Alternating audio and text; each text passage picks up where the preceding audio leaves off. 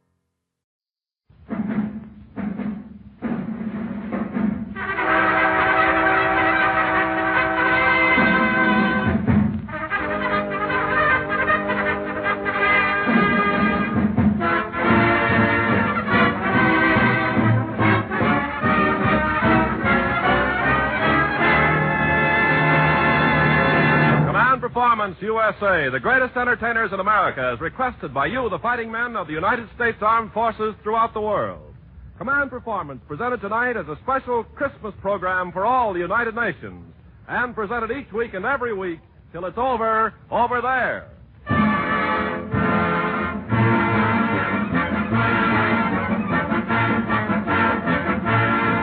Christmas greetings from the USA to the AEF and to you folks in the Allied Nations as the American entertainment industry joins with the Special Service Division of the War Department in Los Angeles to close the second year of Command Performance and begin another year of serving you fighting men and women who serve the cause of freedom. This will be a year of Command Performance rolled into one star-packed night. This will be Hollywood running wild on a gigantic spree, a celebration with more stars than the greatest world premiere in the history of the movie capital. This will be super colossal. In fact, I might go so far as to say that this Command Performance should be fair to middling. And here to knock a few fast ones down the third base line is that struggling young comedian who sat up all night shooting craps with Santa Claus, Francis Langford's bodyguard in North Africa, Bob Hope.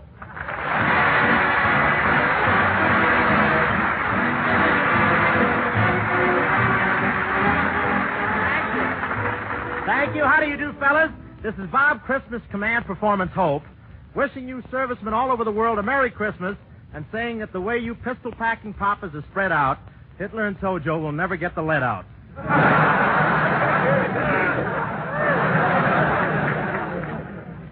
Christmas, this is the time of the year all civilians go to restaurants, pick up the menus, look at the meat selections, and reminisce. But the last few weeks, everybody's been busy shopping and sending presents to the boys overseas. Crosby's got a novel idea. Crosby's going to find the boy who's farthest away from the United States, and he's going to send him a wonderful gift, Frank Sinatra.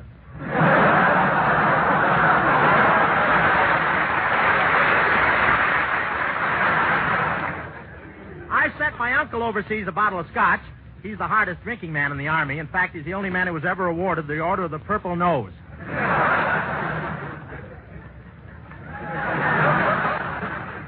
Do they laugh for me too, Kay? But Christmas in Hollywood is really different. In California, Santa Claus doesn't come down the chimney with a bag. He just staggers around the patio with a blonde. And And this Christmas spirit of fellowship and goodwill has affected all the members of our armed forces.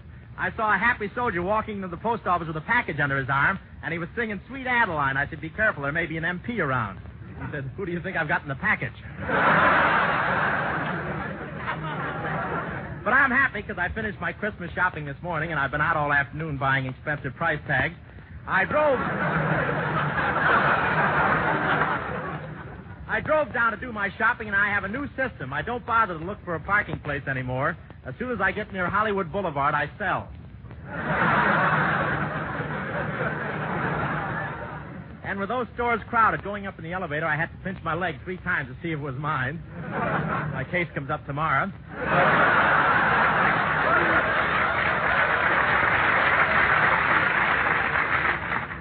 One little kid wouldn't get in the elevator. He didn't want to be a rising sun. But I'm more of a descending egg, isn't it, huh? And I've never seen such crowds of people. One store was so crowded they posted an hourly list of survivors. There was such a mob of pickpocket asked me to breathe in so he could get his hand out of my pocket. I walked over to a man with a gray beard and said, Santa Claus, what do you think I'll get for Christmas? He said, don't Santa me. I came into the store 3 months ago for some razor blades.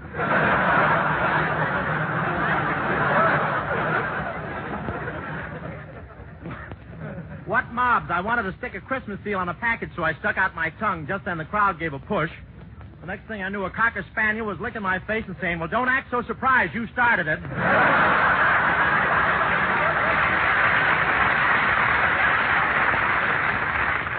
I bought a nice gift for my girl, an ermine wrap. Well, not exactly ermine. It's really a brown rabbit that worried. But enough of that. You guys have gathered around the old Command Performance Christmas tree and hung up your GI socks. And old Professor Kaiser is going to fill them up with the stuff that's made his band a top favorite of the AEF. Here's the gang that stood by you ever since Command Performance was a pup. Hey, Kaiser and the whole outfit playing St. James Infirmary Blues.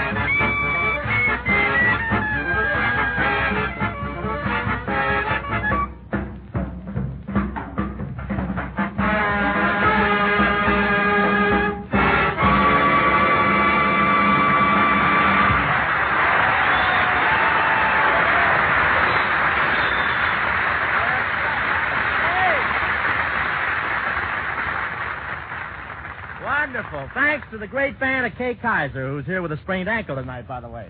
We'll bite into another chunk of that as the evening wears on. Well, gang, we've got a fella here tonight that you're always raving about in your letters to Command Performance. A lot of you argue that this boy's an institution in show business, but this being the jolly old Xmas tide, we're willing to settle it peacefully and agree because we sort of like this character ourselves. Fellas, a Command Performance for that inimitable buffoon, that incomparable raconteur, that titillating thespian, Jimmy Durante.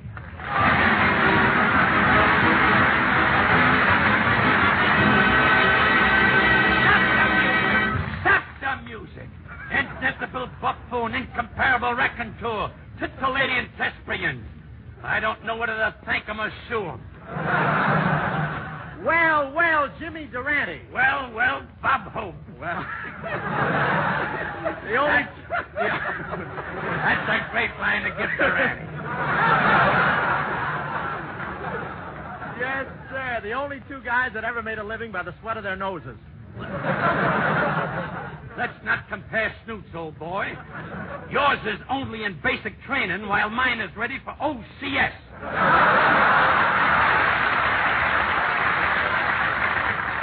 Well, let's not argue, Jimmy. What I want to do right now is to wish you a Merry Christmas. Thanks, and a Merry Christmas to you, Robert, plus a usual low-tide greeting. Low-tide. Just a minute, Jimmy. You mean Yule-tide. Robert, I know where my greetings come from, and it's low-tide. I'm sorry I said that, Robert. After all, this is Christmas, the time of the year for giving and receiving. That's right. This is the time of the year for giving and receiving, Jimmy, but I tried it, and it didn't work. Why not? I don't know. I guess what I had to give, Dorothy Lamour didn't want. I admire her foresight. Oh. Not to mention several other things. Yeah. You've been hearing. I sent Bing Crosby a present, too, a beautiful package containing 12 Frank Sinatra records. That Frank Sinatra. When he sings, the girls swoon. So what? When that Crosby sings, the stork swoons. Trouble is, the stork didn't swoon often enough. But, Jimmy, I heard that you dressed up as Santa Claus last Christmas. That's right, Robert. I suppose you stuck a pillow in your pants? Naturally. But would you believe it? Before the evening was over, the pillow split wide open, and all the feathers came out. I bet you were very uncomfortable. On the contrary, Robert, I was tickled. I got a meaning at him.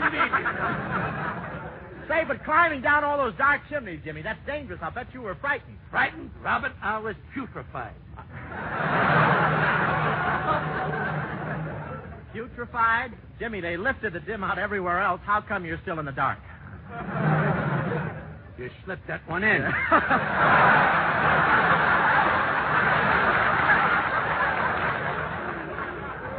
I wish I could pull it out right now. But look, tell me more about your playing Santa Claus. Well, Robert, I even climbed down the chimney at Betty Grable's house, and there was a stocking, so I filled it up. You filled it up? Of course. What would you do? I'd hang around and wait for her to fill it up. I got a million of them.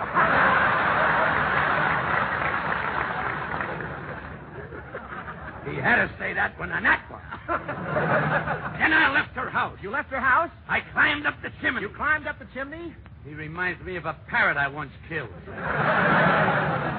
I gets into my sled, but right away I have trouble with my reindeers. I yelled, up, dunder, up, blitzen, up, dunder, up, blitzen. But they don't move.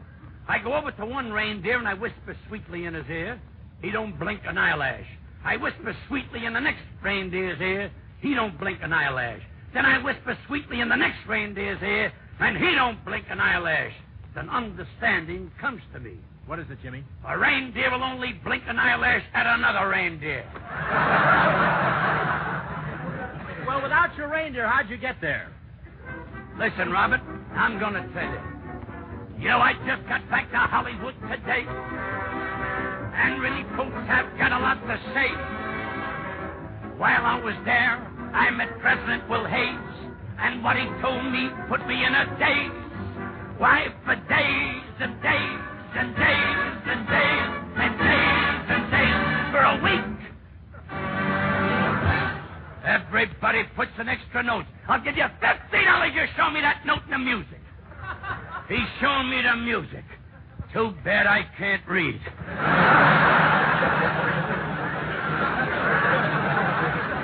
What a racket that leader's got with the stick. I wonder what he'd do with the stick if the band didn't show up.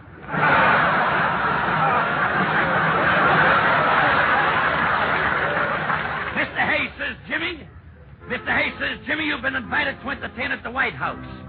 He said it'll be a gather of the intelligentsia, the hoi polloi, the 400, the 300, the 200, the 100. That's when I walked in. Mr. Hayes says, Jimmy, what do you do when you're called upon to entertain? I said, Mr. Hayes, what'll I do? Why, in the midst of festivities, I'll get up, and do my strut away in my cutaway. It's just a hop away, a slide away, and a scram away. And then you skid right down, you go to town with a twist away. When you strut away, this way it's a holiday. You know, all over town, they're doing the Susie Q. Why, they did that dance years ago on the Rue de la Pooh, but not my strut away in my cutaway. Why, it's a dance that's gonna gain great renown. You know, I walked into a drugstore.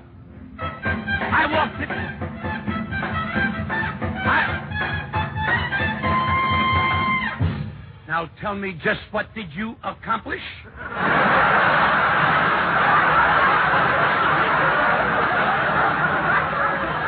You know, I walked into a drugstore and I ordered a banana split with whipped cream. When for nothing, a guy hit me on the head with a bottle and said, "Consider yourself launched." Well, I'm a gentleman. I apologize, but he wasn't satisfied. He demanded an autopsy. So I ups to him. I face with my right. I face with my left. I sees an opening. I'm flat on my back. So what did I do? I did the crawl away, not the strut away. Did you ever have the feeling that you wanted to do the strut away, the hop away, the scram away, and then you skid right down and you go to town doing the strut away, the scram away, the hop away. Hey, hey.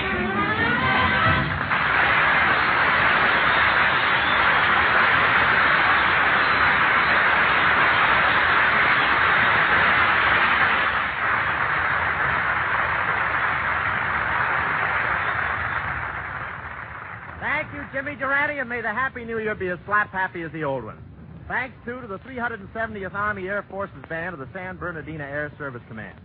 Gentlemen of the AEF, a word to the Army. We do not here highlight one fighting outfit above another, but at this moment, your Christmas command performance takes you to Washington for a greeting from Army's Chief of Staff, General George C. Marshall. Christmas this year finds our Army deployed in greatly increased strength throughout the world. An army of battle-tested veterans. Victories, some of them great victories, are constantly being won in the air, on the ground, and over the beaches of the Aleutians, the far Pacific and the Mediterranean. German industries and cities are being pounded to a pulp. The German and Japanese air forces are being bled white with rapidly accumulating losses. However desperate the fighting or difficult the climate, however tragic the losses of fine young American lives, our opponents are suffering far more severely, and suffering with the knowledge constantly before them of impending defeat and destruction. All America is filled with pride in the feats of the Army. The troops at home, inspired by what has been done in the field, are impatient to get into the fighting. Every resource we possess is being employed to hasten the victory. Wherever you are, especially you in lonely, isolated posts, this Christmas message goes to you with my heartfelt thanks, with my prayers for your success and safety, and with complete confidence in your soldierly determination to crash through every barrier and enemy to a triumphant test of our democracy and of our people. God bless you all. May your Christmas be a cheerful one.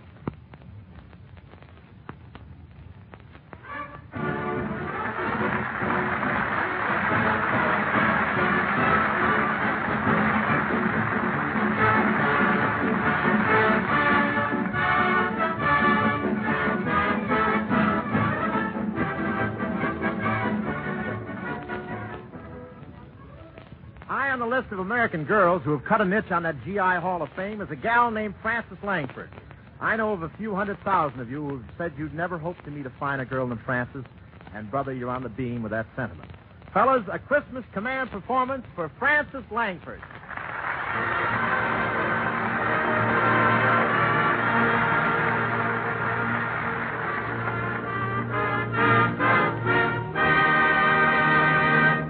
Thanks, Bob, and Christmas greetings, fellas.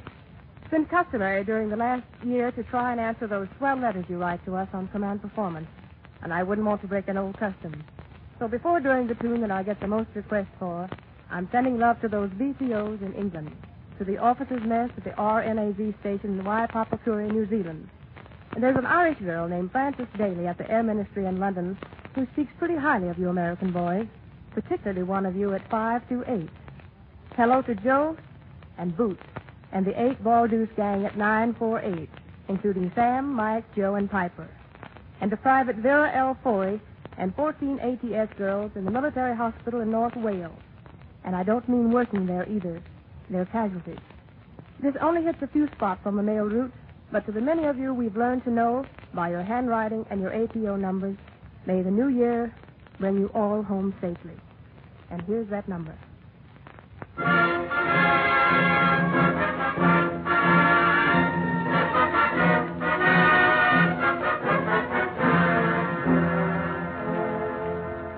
Like the beat, beat, beat of the tom-tom when the jungle shadows fall, like the tick-tick-tock of the stately clock as it stands against the wall, like the drip, drip, drip of the raindrops when the summer shower is through.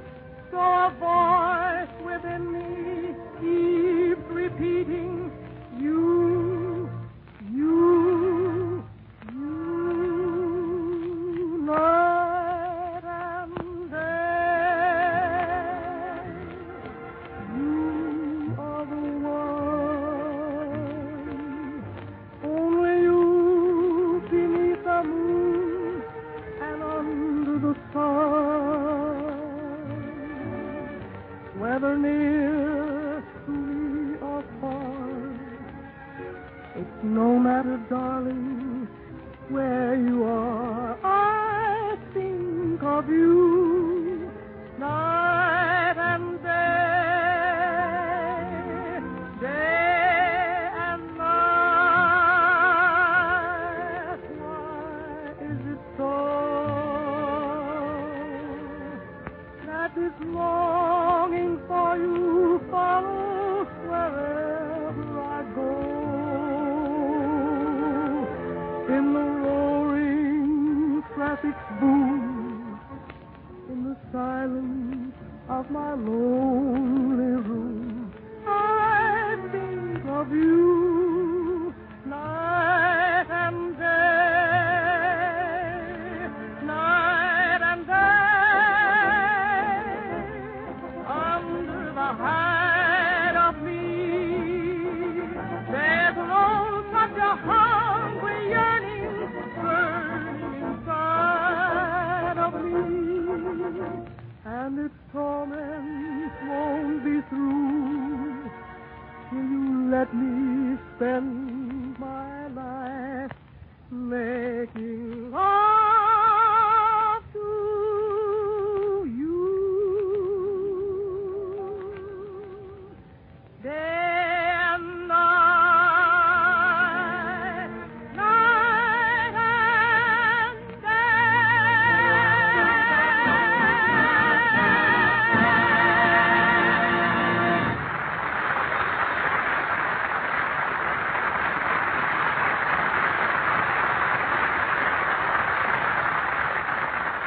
Thanks and Merry Christmas, Francis. You know, we got so many bands here tonight that if we had egg sandwiches, lager beer, and ants, this command performance would be a musician's union picnic.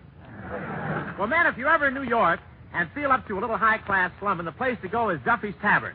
At Duffy's, they have a choice of food anywhere from pig's feet to pig's knuckles, and silverware from every depot restaurant in America. The head cheese at Duffy's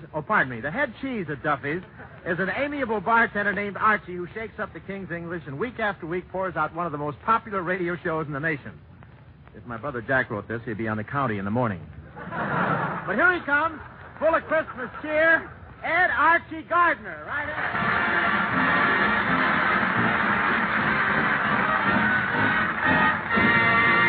Robert, thank you very much. Archie, tell me, this boss of yours, Duffy, is he as dumb as they say he is?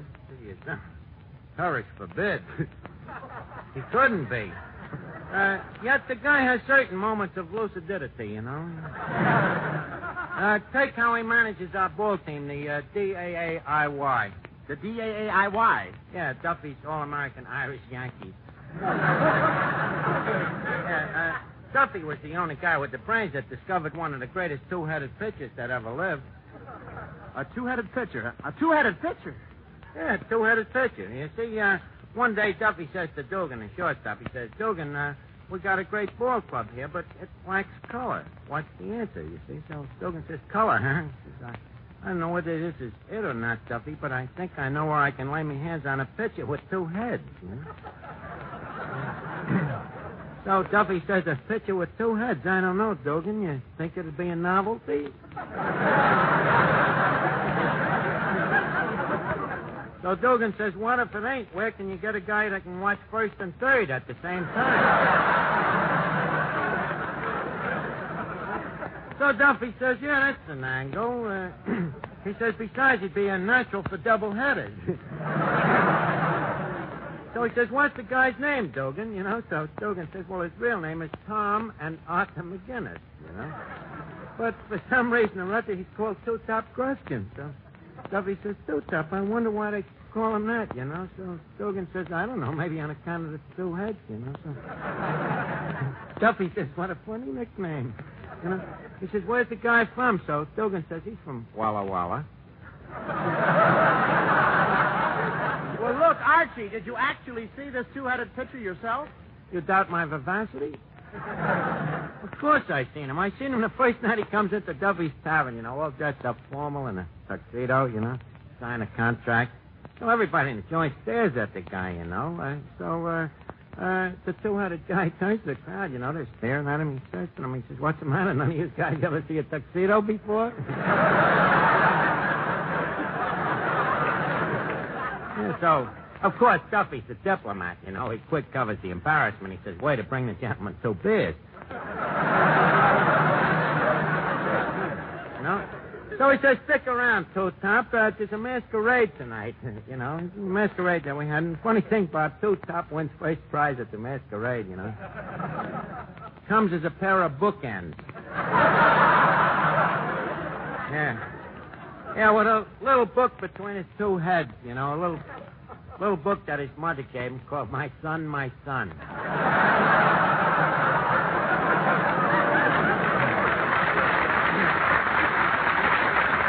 Well, anyways, Duffy says to him, he says, Two-Top, I'm a man of few words. Report at the ballpark tomorrow morning.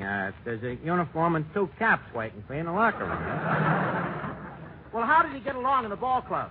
Well, not too good. You see, the trouble starts in the first game. We got this catcher, Gorilla Hogan, you know, a natural-born catcher, stands 6 feet 14 inches high.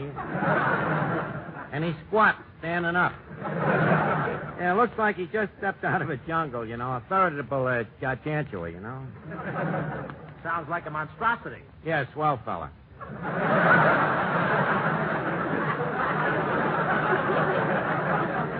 Well, anyways, the trouble starts right away. You see, the gorilla signals for fast third, you see. So the two-headed guy nods one head yes and shakes the other head no. Well, this naturally confuses the gorilla, you know. He ain't a bright guy anyhow. Even for a gorilla. So he makes a beeline for Duffy. So the gorilla says, Duffy, I'm getting sick and tired of nothing but two-headed pitchers around here. See, so Duffy, you know, calms him down. He says, cool off, gorilla. Go out and talk things over with a guy. After all, three heads is better than one.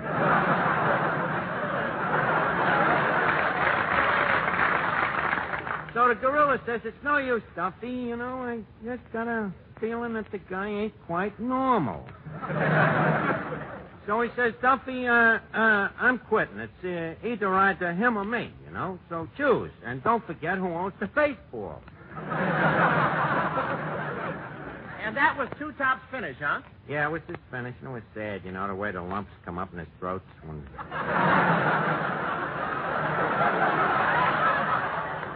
And Duffy told him that he had to go. The guy really liked to play baseball, you know. Well, what's he doing now? Oh, he went back to his old job, watching tennis matches for Pate News. Yes,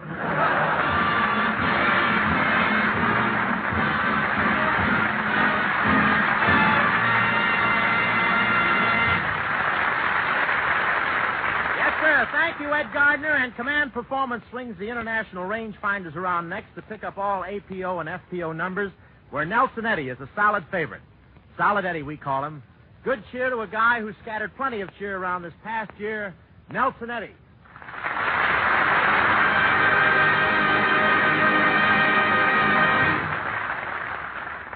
Thank you, Bob, and hello, fellas. Along about this time of the year, the air is thick with New Year resolutions. Personally, I haven't caught up to my 1941 resolutions. Of course, most resolutions are tough to keep, so I'm going to make just one that'll be a cinch. Namely, to pop around to Command Performance and do my stuff whenever you guys cue me in with your letters. Tonight, we can't spend much time dropping letters in your post box because the line here is a mile long. But a quick note of Christmas greetings to all points of the GI compass, and a howdy to a gang of Canadians in London, including Mac, Shrimp, Baldy, Slick, Eddie, Beautiful, and Jiggerbag. And here's a song I put beneath your tree.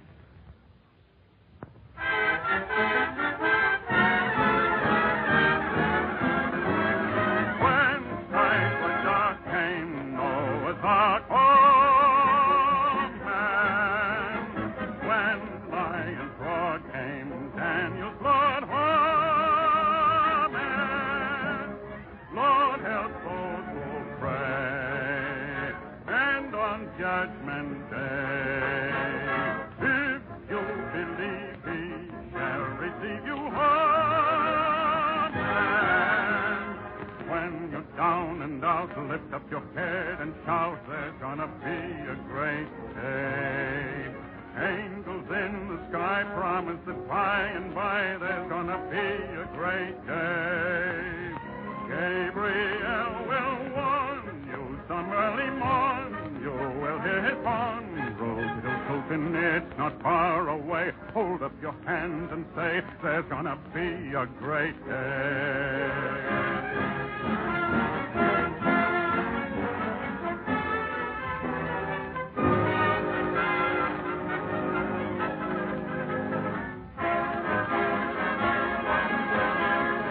There's gonna be a great day.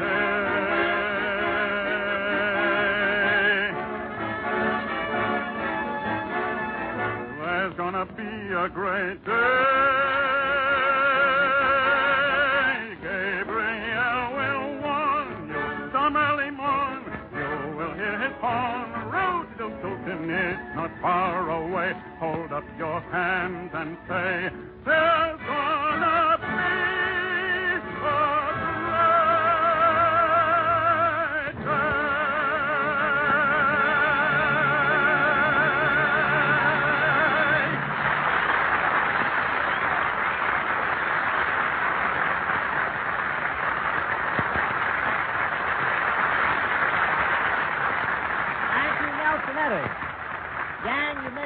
somewhere about the historic explosion of the volcano Krakatoa in 1883, when a whole island in the Thunder Strait blew up, scattering ashes across the entire Earth. That was the loudest noise the world ever heard prior to Spike Jones and his City Slickers. But don't let him kid you. This outfit is a musical organization. The fact that Spike uses a washboard for certain tonal effects is merely a sign of the times. These kids are doing their own laundry. Tonight, the City Slickers have prepared their version of Chloe featuring Red England and the Saliva Sisters. And if it goes good here, they're going to use it New Year's Eve when they headline the floor show at the Barber Stag Party. Command Performance presents Spike Jones and the City Slickers.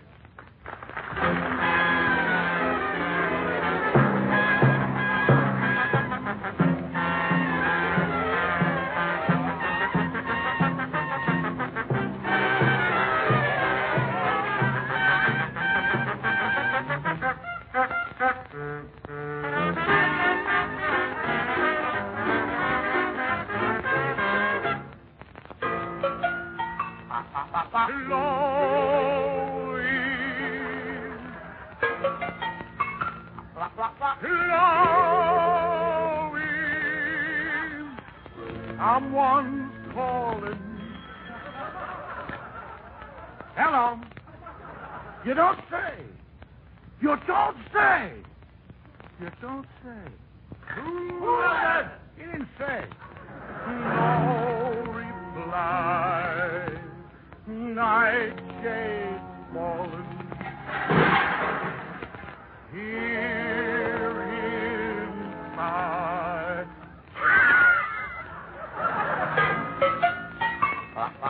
Glowing.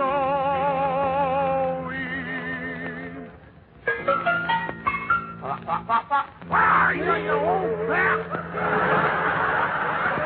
Empty faces meet his eyes, and the arms outstretched.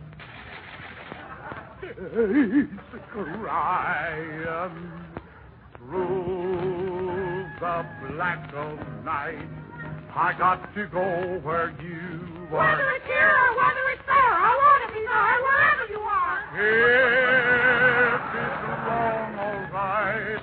I got to go where you are. Thunder and lightning, shower and snow. When I hear the call, I gotta go.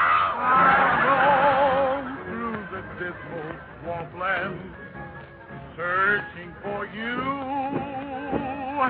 Oh, if you are lost there, let me be there. 2, 3, 4, 4. Through the smoke and flame, I got to go where you are. Hello, Chloe. What do you know it? I just came back from a vaudeville show. For no place can be too far where you are. Ain't no change can find you. If you live, I'll find you. Love is calling me. Hello. You don't say. You don't say. Who was it? Same guy. I got to go where you are.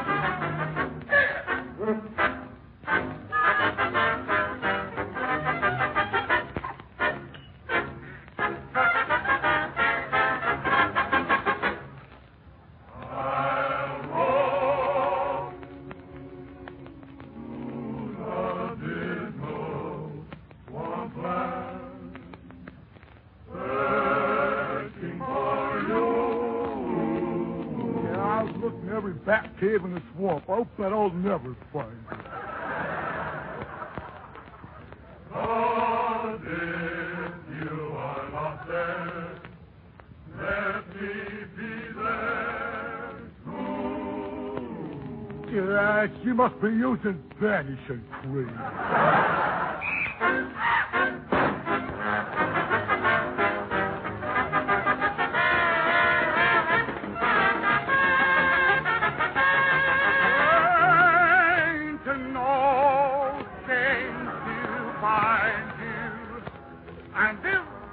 And if you lose, ha-ha, I'm going to find you, my pretty baby. Love is calling me.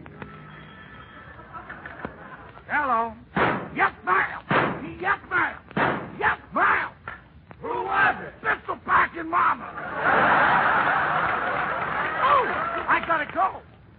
I got to go where she's at.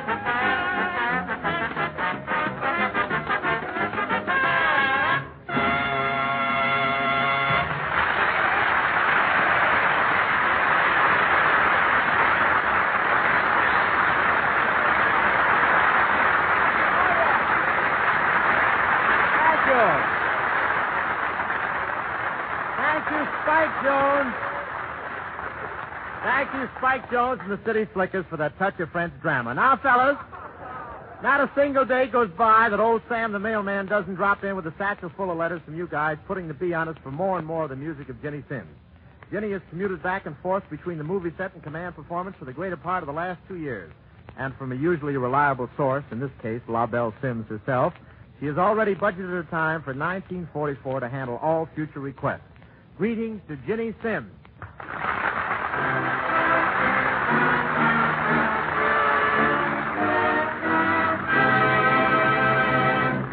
Thank you, Bob. Hi, fellas. And all of our love to all of you on this Christmas occasion.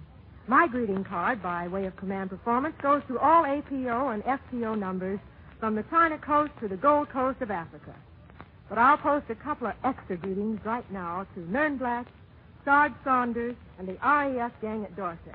That's Red Nunn, Old Bill Whitlock, Algie O'Neill, Dan Fowler, and Snowball Shingles. And over in Blackpool Lanes, A.S. True says, after we win the war, I'm coming to America to visit the stars.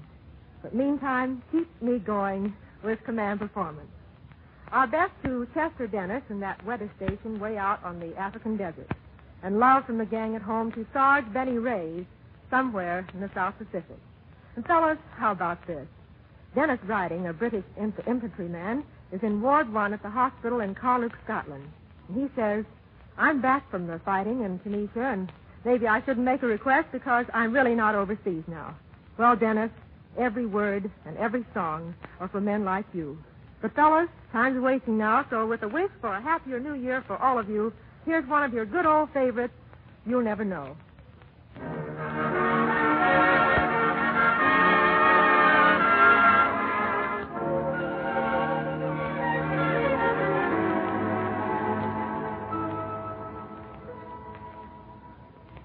You never know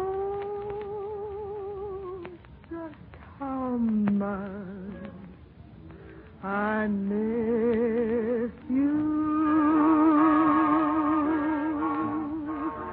You never know just how much I care.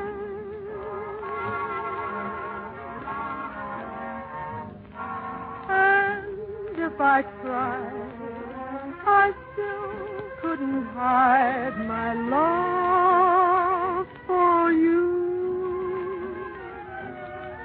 You ought to know, for haven't I told you so?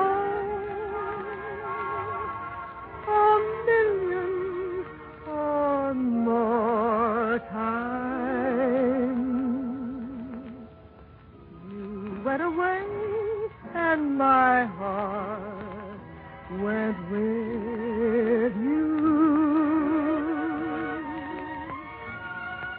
I speak your name in my every prayer.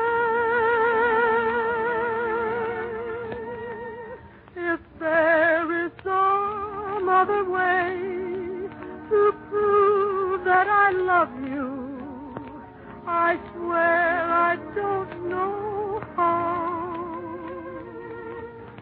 You never know if you don't know now.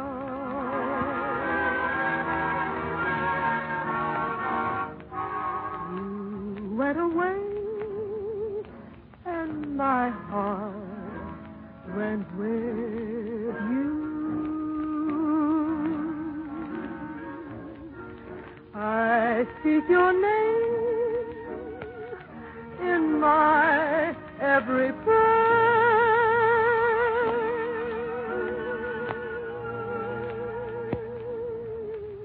If there is some other way to prove that I love you, I swear I don't know.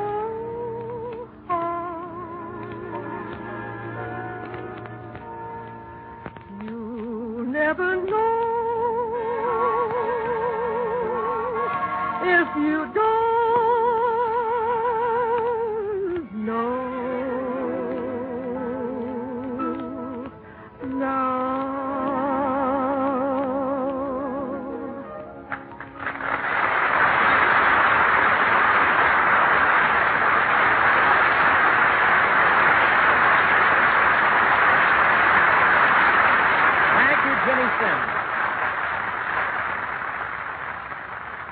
great American said, without a decisive naval force, we can do nothing definite, but with it we can do everything honorable and glorious. Well, in that book of victory of the armed forces, Navy is writing a glorious chapter. And it's our privilege on this Christmas occasion to bring to you, men and women of our first line of defense, the voice of Navy's chief.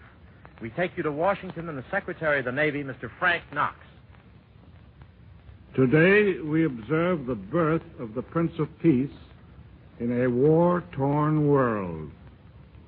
That cannot help but seem a travesty on the meaning of the day. Our comfort and inspiration is that this world is 1 year nearer to the preservation of the principles taught by the Master. Since I cannot personally greet each man and woman in the United States Army, Navy, Marine Corps, and Coast Guard, I take this method of wishing you well and expressing my hope that all of you will have a successful year to come. We are joined in a struggle against evil forces, forces that challenged our right to try to live as Christ taught. He lived and died that men might be free, and gave us the ideals of peace on earth, goodwill to men. Unfortunately, there arose to positions of power men who were ambitious to substitute a philosophy of cruelty, force, and slavery for the ideals of charity, goodwill, and peace. To them, our way of life was a sign of weakness. They are beginning to find out how wrong they were. I know that many of you are observing Christmas in strange and unhomelike surroundings, with the sounds of battle in your ears, many more on ships at sea. Your thoughts are naturally turned back to a familiar street, or farm, or community here at home. I can assure you that all our thoughts are equally turned to you wherever you are. We are joined in spirit over thousands of miles. The months past have been hard ones, but for our cause, they have also been successful. Our losses have been great, but the enemy's losses have been infinitely greater. During the time since last Christmas, we have learned much in the coordination of efforts, in the ability to work together with our allies. At the same time, builders at home have added hundreds of new ships and thousands of new planes and guns to make us stronger and more able to carry the tremendous task before us. We face what lies ahead with confidence, a confidence born of the knowledge that well-trained men and resolute women of the services are determined to end this struggle with victory in the shortest period of time.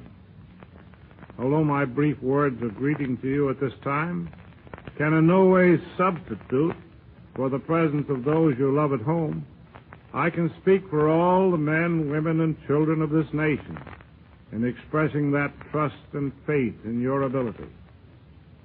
The freedom-loving peoples of the earth are engaged in a struggle against tyranny and to liberate from bondage the millions who are snared by the chains of Nazi greed and brutal Japanese militarism. I wish you good hunting in that fight. As individuals and as fighting units of the Army, Navy, Marine Corps, and Coast Guard, a Merry Christmas to you and a fruitful and victorious New Year.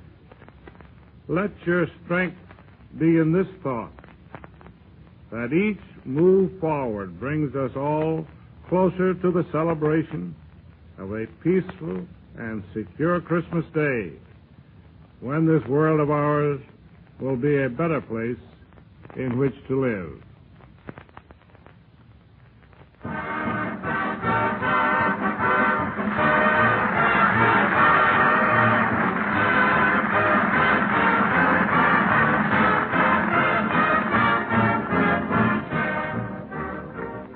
Well, gang, when it comes to four-part harmony tailored to fit the taste of the four branches of the armed forces, that aggregation familiar to all of you as a charioteer sort of rings the bell and wins the cigar.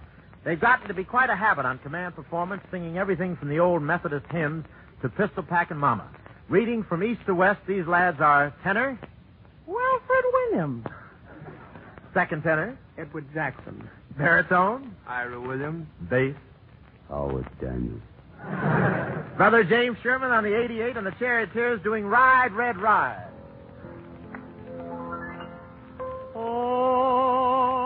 Oh, the name of the song is Ride, Red Ride, Ride, Red.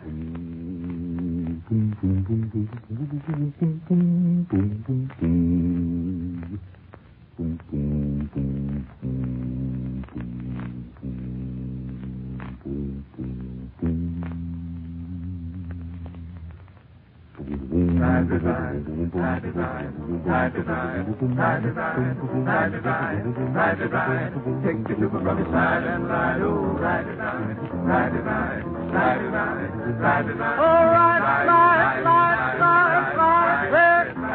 Take your two bolts from your side, red. Stick out your chest with pride. Don't be ashamed when I call your name. I give you the send me with the rhythm you win me. Well, it takes the whole town red, red. Boy, you heard what I said. Goodness gracious, you threw me bodacious. So ride, red, ride. take your trump from side, red. Stick out your chest with pride, red. Don't be ashamed when I call your name. Okay, but you send me with rhythm you win. Well, it paints the whole town red, red. You heard what I said. My goodness gracious, you thrill me bodacious. So ride, red, ride. Well, London bridges are falling down. Why don't you help me go to town?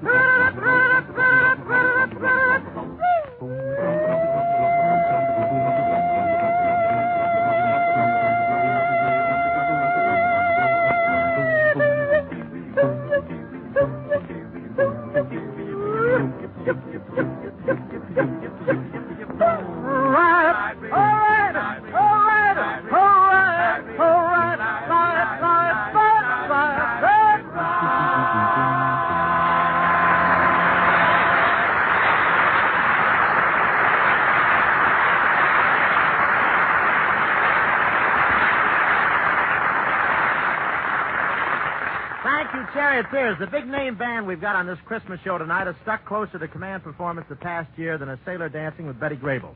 I'm referring to that big name Kay Kaiser. Yes, sir, when it comes to playing the camps and those 20,000-mile bond tours, this Kaiser outfit has broken plenty of records, and I don't mean phonograph records. It's another command performance for one of your best-loved band leaders, picture and radio stars, and the swell guy, the old fest himself, Kay Kaiser.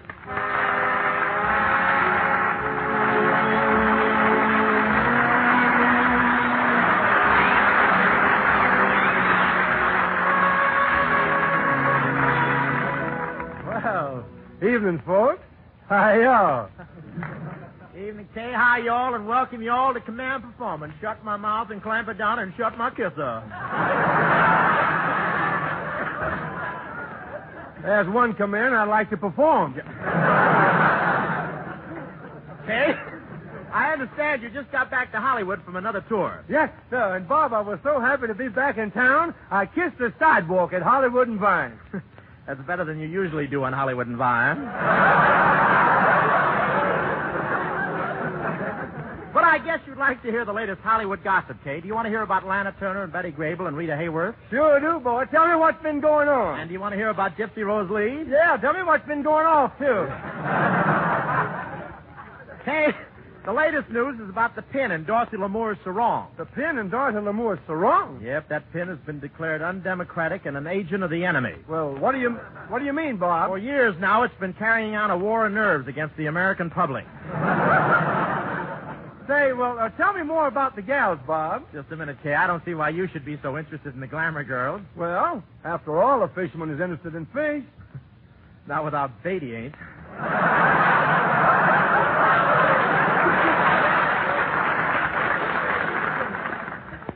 You better watch your step, Bob. Another crack like that, and You're I'll telling me to watch my step. Success went to your dog, old boy. Look at that. You should see this mitten on Kay's right foot. Just read any line through there. It's all right. Where were we? Oh, yeah. Say, that's your say, right you there. better watch your step, Bob. Hope. You're about 50 pounds off, old boy. You better watch your step, Bob. Another crack like that, and I'll tell Crosby to leave you out of his next picture. Yeah. Now listen, listen, Kane. Let's keep that overgrown jockey out of this. But tell me, have you had any dates since you got back? Why, only last night I went out with a gal, but she gave me up. Well, why did she give you up? Well, she was a pistol-packing mama, and she wanted some live ammunition.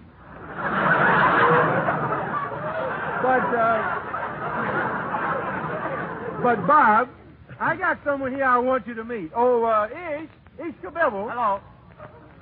This is Ish Kabibble. Yeah? Why don't you take your problem to Mr. Anthony?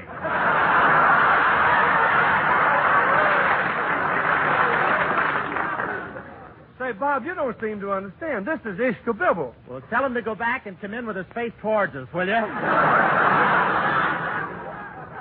Bob, his face is towards us. Then tell him to just go back, huh? Just a minute, Mr. Hope. I may not be very handsome, but I'll have you know I got an IQ at 22. 22, that's lower than a moron. Well, we can't all be as smart as you.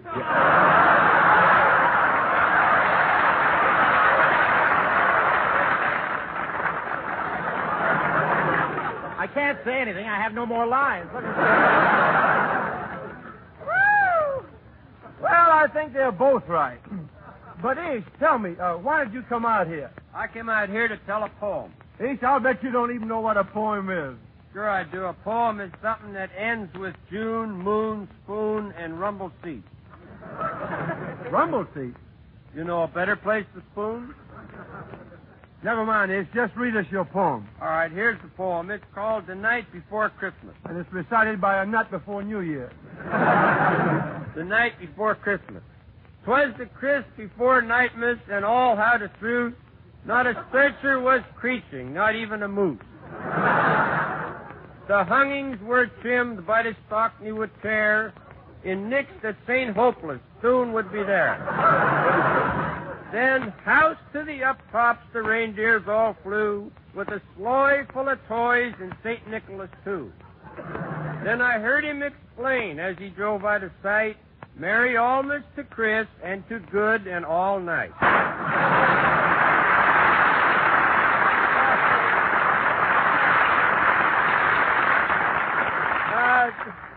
Slight correction. Merry Christmas to all and a good night to each. And now, fellas, the whole gang's going to dish out a very special greetings to you all from us all. It's Sully, Mason, Julie, Harry, Diane, Jack, and Max in Paper Doll.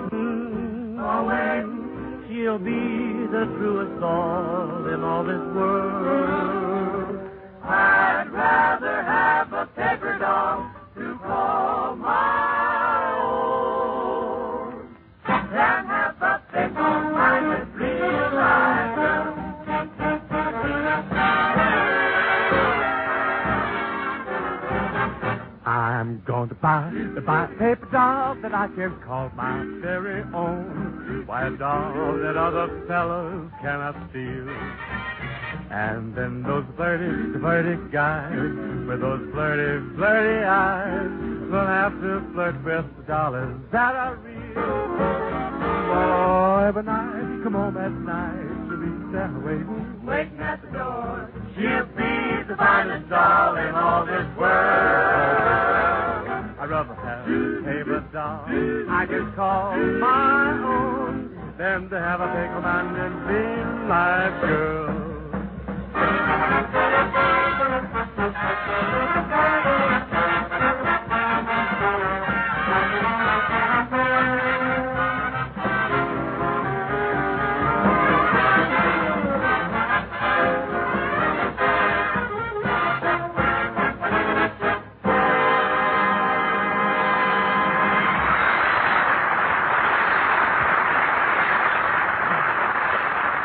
Well, thanks a lot. Thank you, children. And say, gang, you know, all during this past year of command performance, we've been answering your commands for the familiar sounds of life here at home. You've asked us for crazy sounds, farm sounds, city sounds, and anything that seems to spell home to you. And lots of you have asked us to repeat them. So tonight we're going to do just that in a kind of a one-act play. Now, just imagine that a guy named Private Joe Goose is sitting up there at a lonely outpost on the Arctic Circle. He gets to dreaming of his hometown, San Francisco, the Golden Gate, and that symphony of foghorns booming across the bay.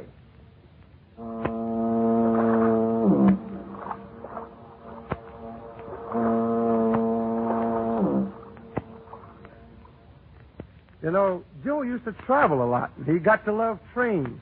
One thing he especially liked was the long, drawn-out whistle of the 20th Century Limited as she highballed it through the countryside.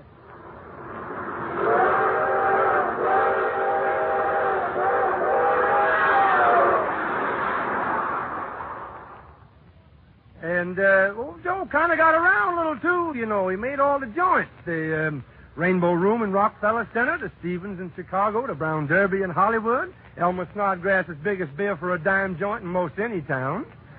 And sitting up there on the rim of the Arctic Circle, Joe says, boy, would I go for the barkeep mixing me up a long, tall bourbon and soda. And no Mickey either. And one day, Joe gets a letter saying that Baby Joe Jr. has arrived. That the baby weighs 8 pounds, 3 ounces, and is a swell little guy. And Joe would give anything just to hear the sound of that kid's voice. Especially he'd like to hear him crying.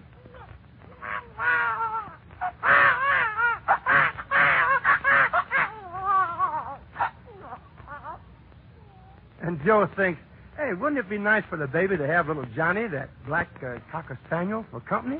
And what about Johnny? Wouldn't it be good to hear that little dog bark again? You know, and that gets Joe to thinking of when he was a little kid, how he'd spend the summer up in the hills of Colorado. And he'd lean against the stanchion in the cow barn while his Uncle Gus milked the cows. That was pretty music. Those 2 streams of milk hitting the bottom of that tin milk pail.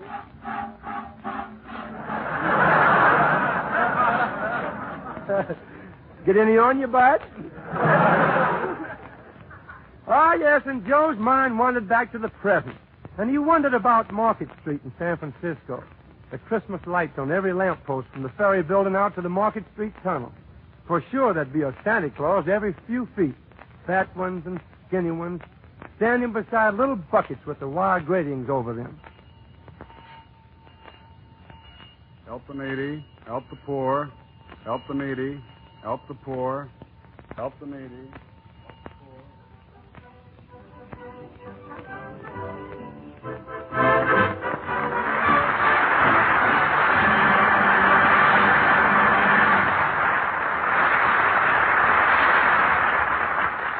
On this Christmas, with the United Nations steamrolling toward victory, Command Performance switches you to the nation's capital in Washington, D.C., for greetings from the Secretary of War, Henry L. Stimson. In the midst of war, the coming of Christmas has a very deep and special significance. Christmas becomes the symbol of our hope for the future of our nation and its people. Irresistibly, our thoughts turn to the men and women in uniform who will spend this Christian holy day far from their homes, many of them on the field of battle itself, striving to bring about the victory which will realize this Christian hope of a future peace. These thoughts are in my mind as I send you my greeting. Whatever and wherever your station, I know that you are performing with soldierly devotion the duty to which you have been assigned. And at this Christmas season, I wish to express to you my profound appreciation of your fidelity and achievements. You have accepted hardship and sacrifice with a rugged fortitude which recognizes that these are the necessary price of victory. Your heroic deeds have been an inspiration to millions of your countrymen. To the love which your families and friends hold for you has been added the gratitude of the nation. In this spirit, I send you my greetings. Throughout America, the light of Christmas burns brightly in remembrance of you and in prayers for your return. God grant that your hands may be strengthened to hasten the day of final victory. Upon you and your comrades in arms, the world depends for the restoration of Christmas Day as a symbol of peace on earth.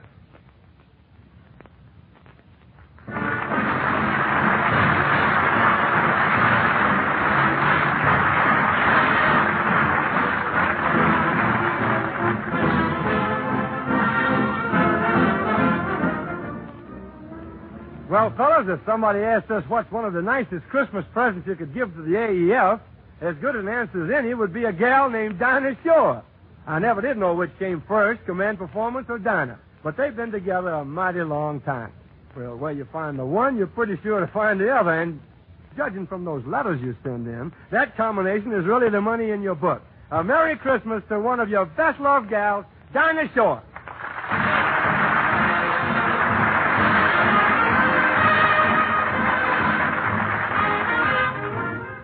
Thank you, Kay, and hi, fellas. This is Dinah. I sure wish we could all be sitting around a fireplace talking about nothing much in general.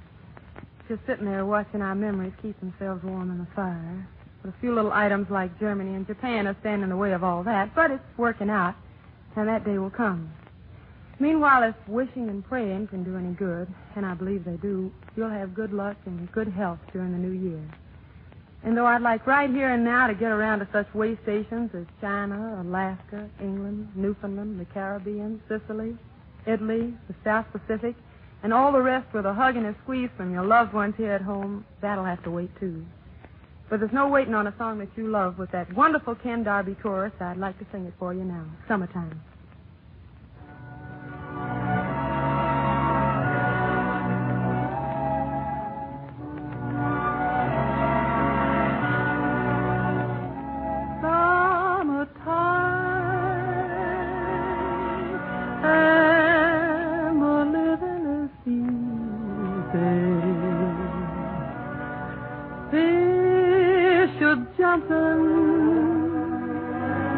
And the cotton is high.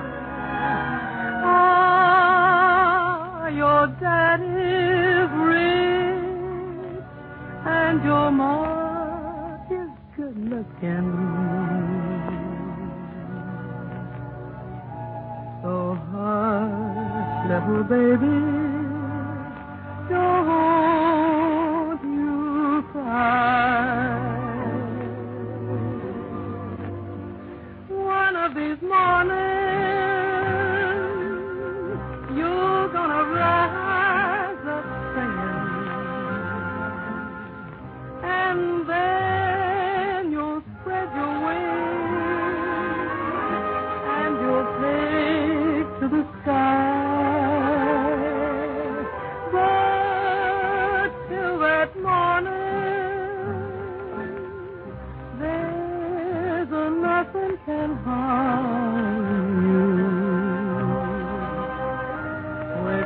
Daddy and Mammy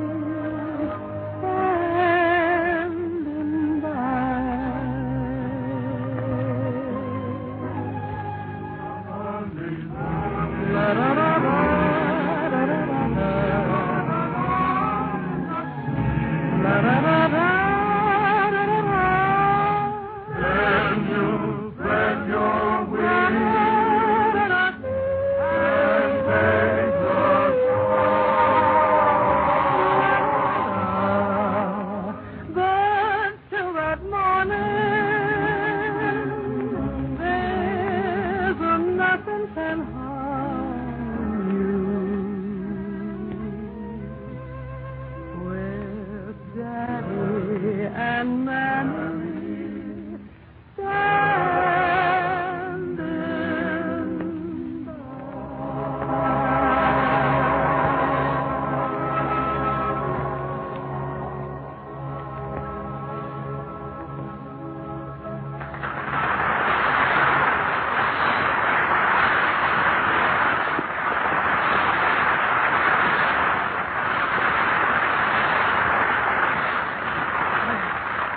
Thank you very much, Dinosaur. Fellas, we've got some hot news to slip in right about here, and it calls for a commentator with a nose for news. And this guy's nose has been making news for years. Dr. Luke Snoot Hope. Doctor, would you honor us with a few words? God forbid. Luke Snoot. Get the nose on an orchestra leader. He doesn't need a baton. Get a load of him, will you? And now, fellas, I'd like to present a couple of men you all know. And it took a lot of us to bring these two men together tonight. And it'll probably take a lot more to pull them apart. Jack Benny and Fred Allen.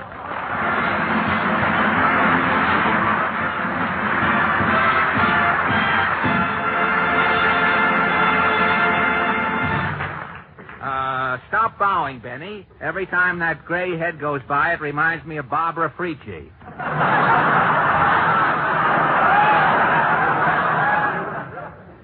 You're jealous, Fred, because I can bend without creaking. Well, Jack and Fred, it's good to see you back together for Christmas and not fighting. After all, two middle-aged men should watch their blood pressure. Look who's talking, middle-aged men. Listen, Hope, your middle is aged more than ours. That's just a figure of speech, really. Well, with a figure like yours, I wouldn't go around making speeches, Besides, Bob, you've got us all wrong. There was never any ill feeling between Jack and me. What are you talking about, Fred? I heard you say on the air one night that Benny squeezed a dollar bill so hard that Washington got buck teeth. He did not, Bob. All he said was, I wouldn't pay a nickel to applaud a bubble dance with a hat pin.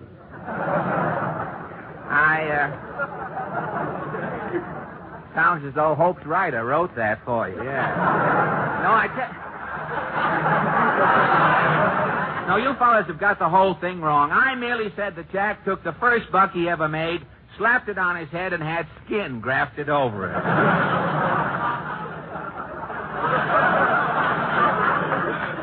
Every time he walks down Hollywood Boulevard on Dollar Day, his scalp twitches.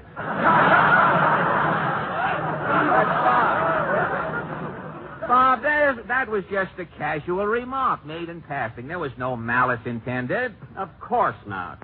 Hey, that's a straight line. What am I doing with that? I'd settle for a line, but just a second, Jack. How about the time you said Fred's eyes looked like fly specks peeking over two ping pong balls? Now, wait a minute. Bob, now wait. I've got the face, and you guys are doing all the mugging. I mean, Jack never said that at all. All Jack said was that I looked as though Santa Claus had come down my nose and left a bag under each eye. I did not, Fred. Remember, I said you were the only civilian I know with a sad sack under each eye.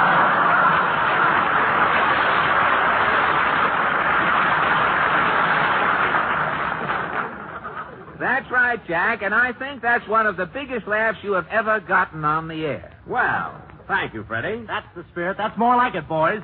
What's more like it, son? Yes, we can straighten this out ourselves, Mr. Skelton.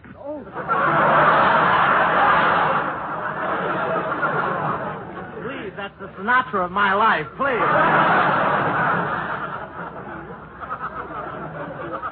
You have a line coming up, Mr. Hope. That's you, though. All right, I'll give you the other line. Who asked you to squeeze toothpaste on these troubled waters? Well, I was only trying to be nice, but that's out of character for me. I'm going to get out of here. You two guys lean on each other. So long. Nice exit.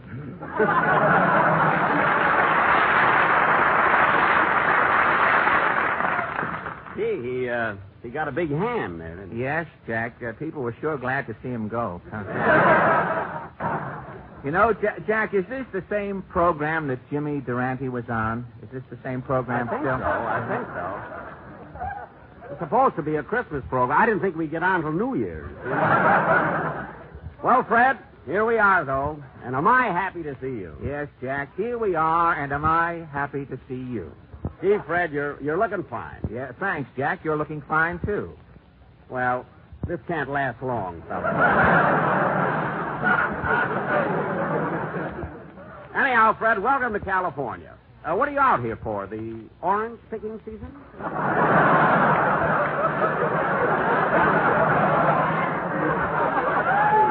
Well, I have been doing a little picking while I'm waiting to hear from Monogram.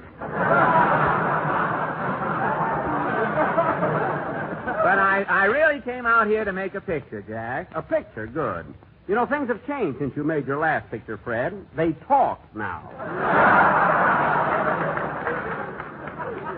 Well, I talk a blue streak. I'm ready for Technicolor, if they Well, I see you brought your... Now, wait a minute. That's my laugh. I know.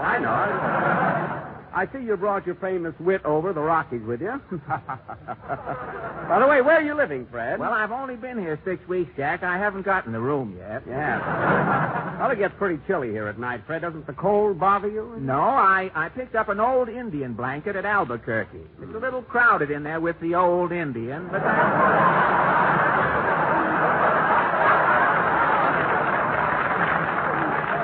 that's housing in California today, Jack. You know, when you're away from home nowadays, Fred, things are pretty tough. Travel is difficult, too.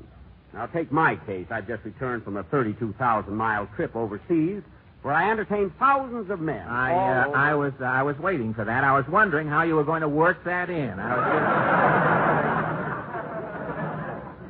It was a thrilling trip, Fred. South America, Africa, Sicily, the boot of Italy. The heel finally reached the boot. Fred, you're jealous, that's all. When I was in Egypt, I did a special show for King Tut. Now, wait a minute. King Tut has been dead for 3,000 years. I know. He was a very tough audience. And he still looks better than you do. Well, I wouldn't talk. Every time I look at your scalp, I think of that song, The Surrey with the Fringe on Top. I don't get the connection, Fred. I drive an automobile. Well, all right. Surrey with the fringe on top, Maxwell with the jerk inside. What's the difference? Lucky to you, Alan, that I don't understand that type of humor. You don't understand my humor? Why, I remember you in vaudeville, Benny. The only reason you carried a fiddle was to beat off the audience.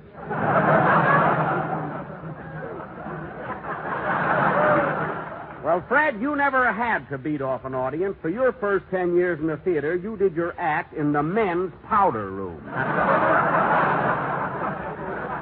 And that reminds me, Benny, you still owe me 40 cents for towels, by the way. Ah, those were the happy days, though. Fred, remember the time we played South Bend? Krause and his mathematical cat were on the bill with us. Krause with his mathematical cat. Remember the opening show? The cat had kittens on the stage, and we couldn't top it? Yeah.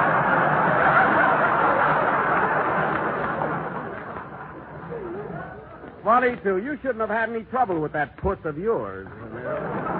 See, I thought that would have been a yell. I did, too. Puss seldom best. Cat, well, Puss has seen its best day, I guess. Say, Fred, will you ever forget Mrs. Swallow's boarding house in Baltimore? Oh, in Baltimore. I had a room, Jack, that was so small, the ceiling was so low, the mice had to run around on their hands and knees. Well, Fred, in your room, they had to pray for something to eat. Well, of course, in your room, they were sure of a crumb. They had little...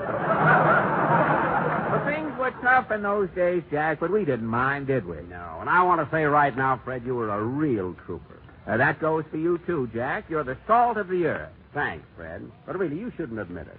I mean, even if it's Christmas, we shouldn't be so friendly. Why not, Jack?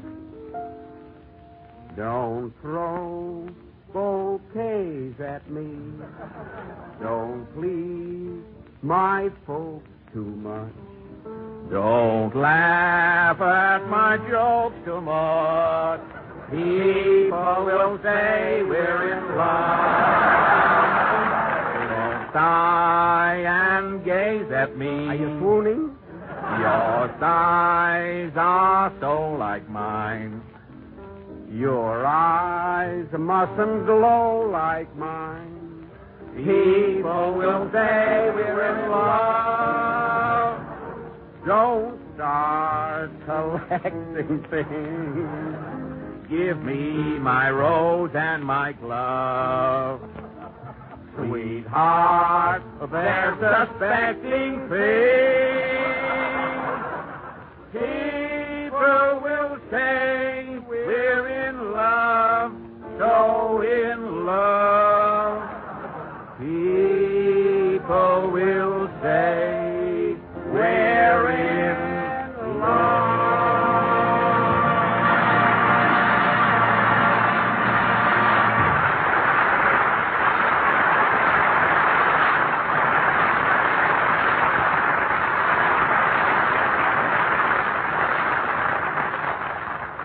Well, fellas, on this command performance, we thought we'd take a little bit of the heart of every town and city in America and pass it on to you.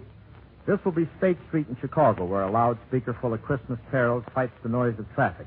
And this will be the little towns up north where the night is cold and still, and you can smell wood smoke and pine trees and hear a baby crying 2 blocks away.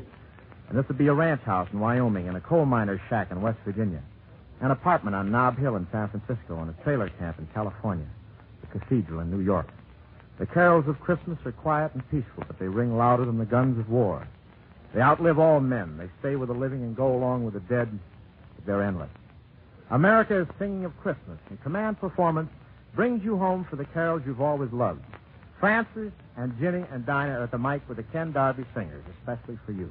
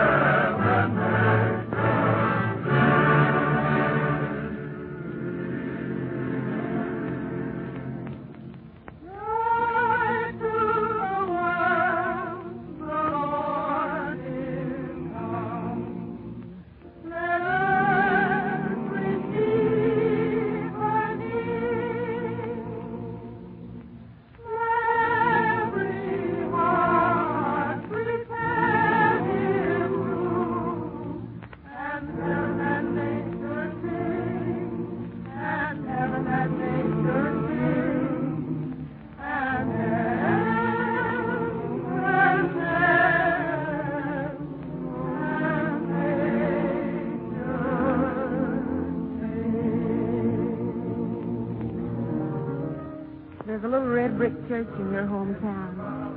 And the white snow lies deeply around it, and the trees are bare, but the sun is bright, and it picks up little diamond flashes in the snow. Inside, the grown-ups and the kids are gathered for Christmas service. Mosaic windows let sunlight rainbow through to fall upon the congregation. Francis, will you do a bit of the carol they might be singing?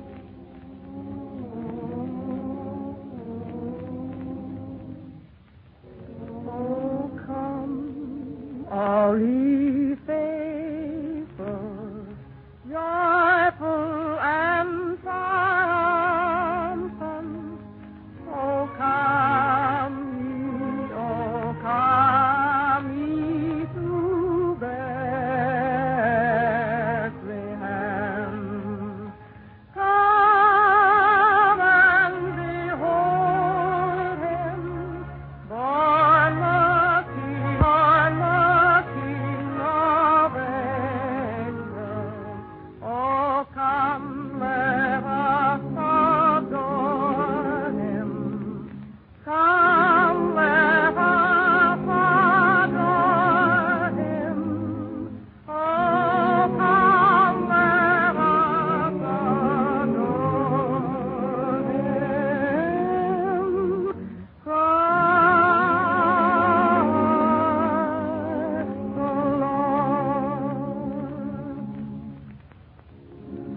Jenny, a lot of the fellows all over the world have memories of bright Christmas mornings in that same little church, of scrubbed faces and eyes shining with the excitement of new toys, and that's something that's in the air on every Christmas morn. And in memory of all that, won't you do a bit of Hark the Angels Sing? Hark the herald angels sing, glory to the newborn King. Peace on earth and mercy mild, God and sinners reconciled. Joyful all ye nations rise, join the triumph of the skies. With angelic host proclaim, Christ is born in Bethlehem. Hark the herald angels sing, glory to the newborn King.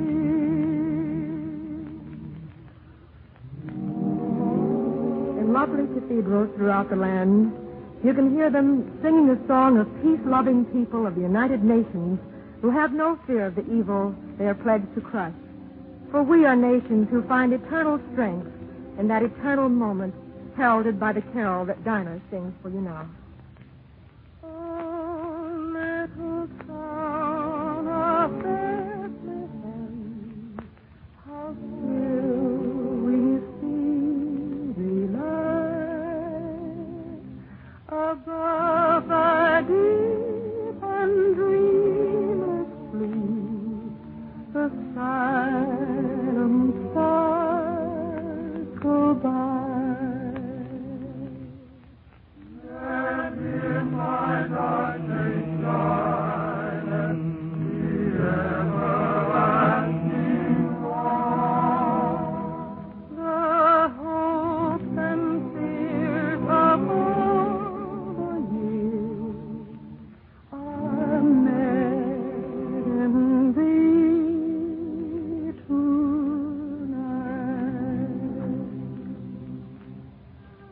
Yes, we know Christmas has many memories. Little fir trees and strings of dime store lights that get all tangled up, and you never can find the one bulb that's gone out. And even the happiest Christmas has a bit of tears and sadness, too. But everything that Christmas has always meant to us and will always mean to us is wrapped up in the silent night. We three girls don't mind admitting from the very bottom of our hearts that it makes a little shiver stand out on our arms to have the honor of joining with the many voices of the Ken Darby Singers and this big Air Force Orchestra in the carol that we hope to be singing with you next year at this time.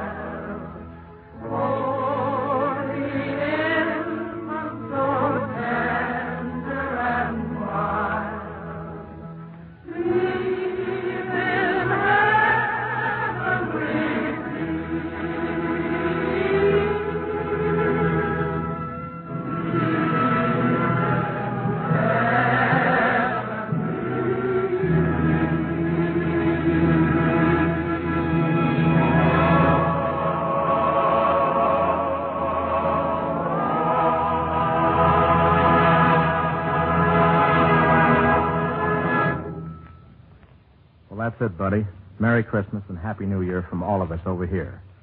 God bless all of you over there.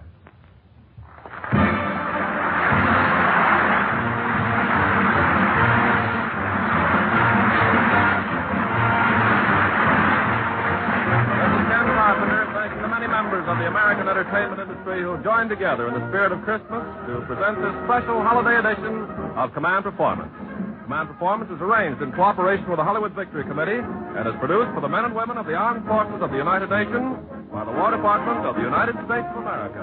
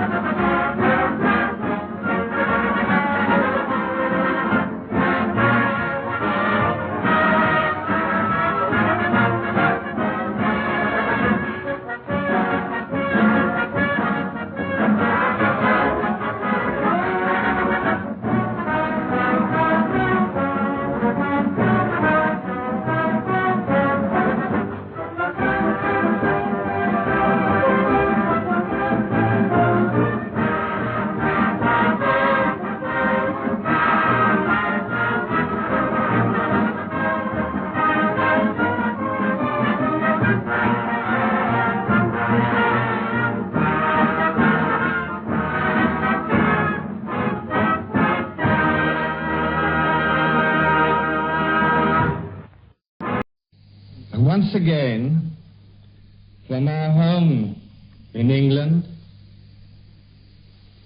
the Queen and I send our Christmas greetings and good wishes to each one of you all the world over. Some of you may hear me on board your ships, in your aircraft, or as you wait for battle in the jungles of the Pacific Islands or on the Italian peaks.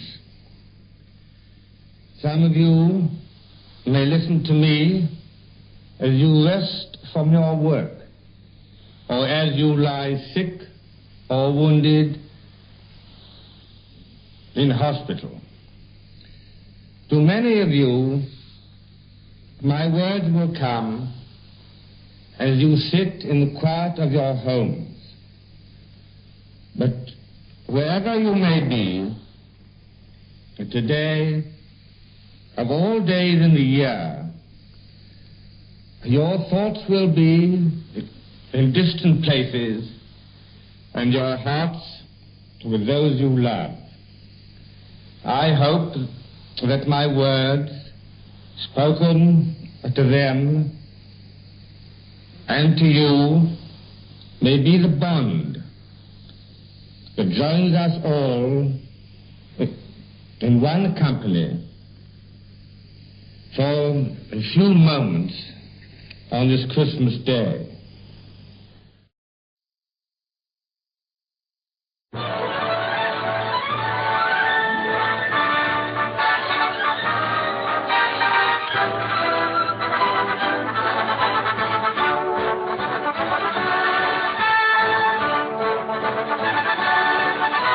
From Hollywood, California, the men and women who build Lockheed Aircraft present America's Ceiling Unlimited, written by Harry Cronman and starring Joseph Cotton, with songs by Constance Moore and music by Wilbur Hatch, his orchestra and chorus.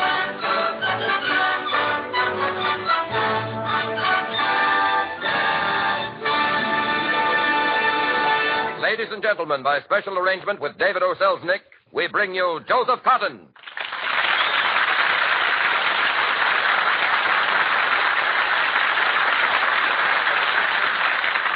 Thank you. What are we Americans saying? What are we singing? What are we reading? What news are we making? The event of the week. It's as old and venerable as Santa Claus. It's as young as the year about to be born. It's American, English, French, and Norwegian. In happier times, it was German, too. It's the event of the week. More than that, of the entire season. It's Christmas.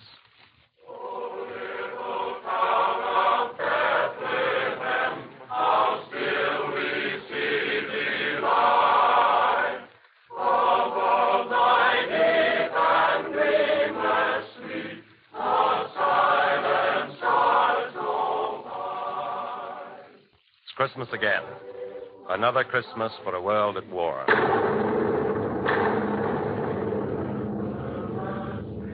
The gentle carol can be scarcely heard. The bell tolls not for life, it seems, but death. The Christmas candle dims to nothing. to nothingness before this other flame. This conflagration that would spread and ravish all that man has built since time began. Christmas and war. Yes, they're strange companions. And thinking America, facing facts in the American way, might ask, was it for this a child was born in Bethlehem? I don't presume to know the answer. All I can do is tell you a story. Possibly you'll find the answer there.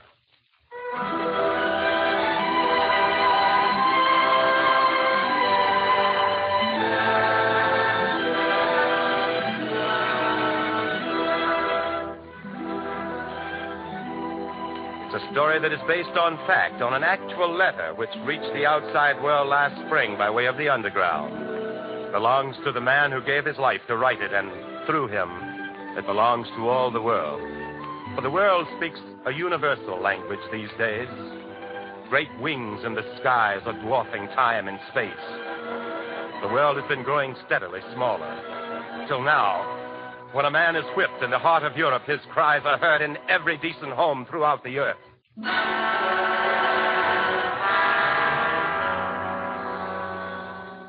The time is mid-December 1942. The place is Yugoslavia. In a grim and desolate mountain region, a group of starved and frozen partisans have made their camp. It's late of a grayish winter afternoon. The wind is sharp. There's snow in the air. And yet no fire can be lighted against the cold, for German patrols are everywhere about the countryside. One of the ragged group, seated with his friend, a little distance from the others, huddles deeper into his greatcoat. A little fire, that's all I ask. A little fire, is that so much? Would you light a torch to lead the Nazis to us here? Let them come. I'd rather fight the Nazis than this wind. Listen to it. It'll be worse in the night. Well, it will be better in the spring. I will need more than spring. It'll take a lifetime to melt the marrow in my bones. War is not easy, Joseph. War is a thing... Did I ask for war? Did I ask to freeze and starve? Did I ask to see my crops destroyed, my father and my brother killed? Yes, you've given a great deal, Joseph. Why? Tell me that. Why? Will my land yield better crops? Will my cattle give more milk? Will I be warmer than I was? Why? Why do we creep through the hills like hunted animals, without shelter, without comfort? Why do we suffer? Why do we fight? They've told us, Joseph, to leave a better world for our sons. Our sons. I could have had a son by now, this very moment. Draga and I might be watching him, listening to him laugh, holding him in my arms. Oh, Joseph, you must not embitter yourself. You must not think of Draga now. 2 years. 2 years we were betrothed. 2 years. That summer I counted every day, every hour almost. Draga and I would have been married at the harvest. But there was no harvest. No harvest now, only suffering and death. Joseph, perhaps it's not for me to say. I do not think that I'm wise beyond all other men, but sometimes in the night, when I cannot sleep for cold, sometimes I think these things too. Because it's true. No, Joseph, no. I smile and I tell myself, this is not death. This is life. This is the withered stubble in the field.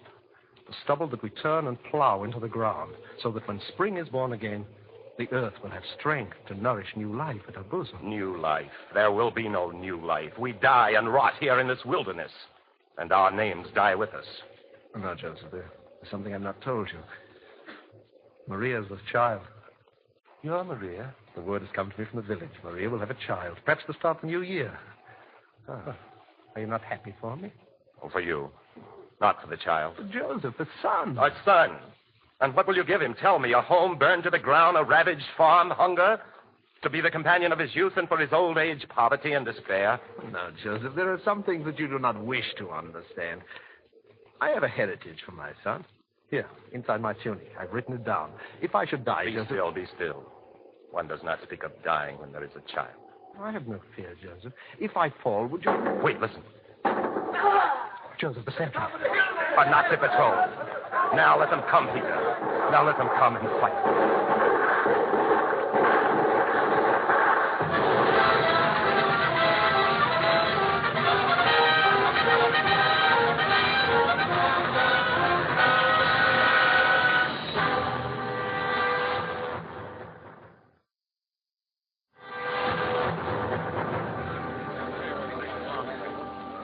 Oh, it's no use, Joseph. He's badly hit. We'll have to leave him, I'm afraid. Leave him here? The Nazis know our position. That patrol will go back and bring more men. We must move out fast. But to leave him here to die alone. We must.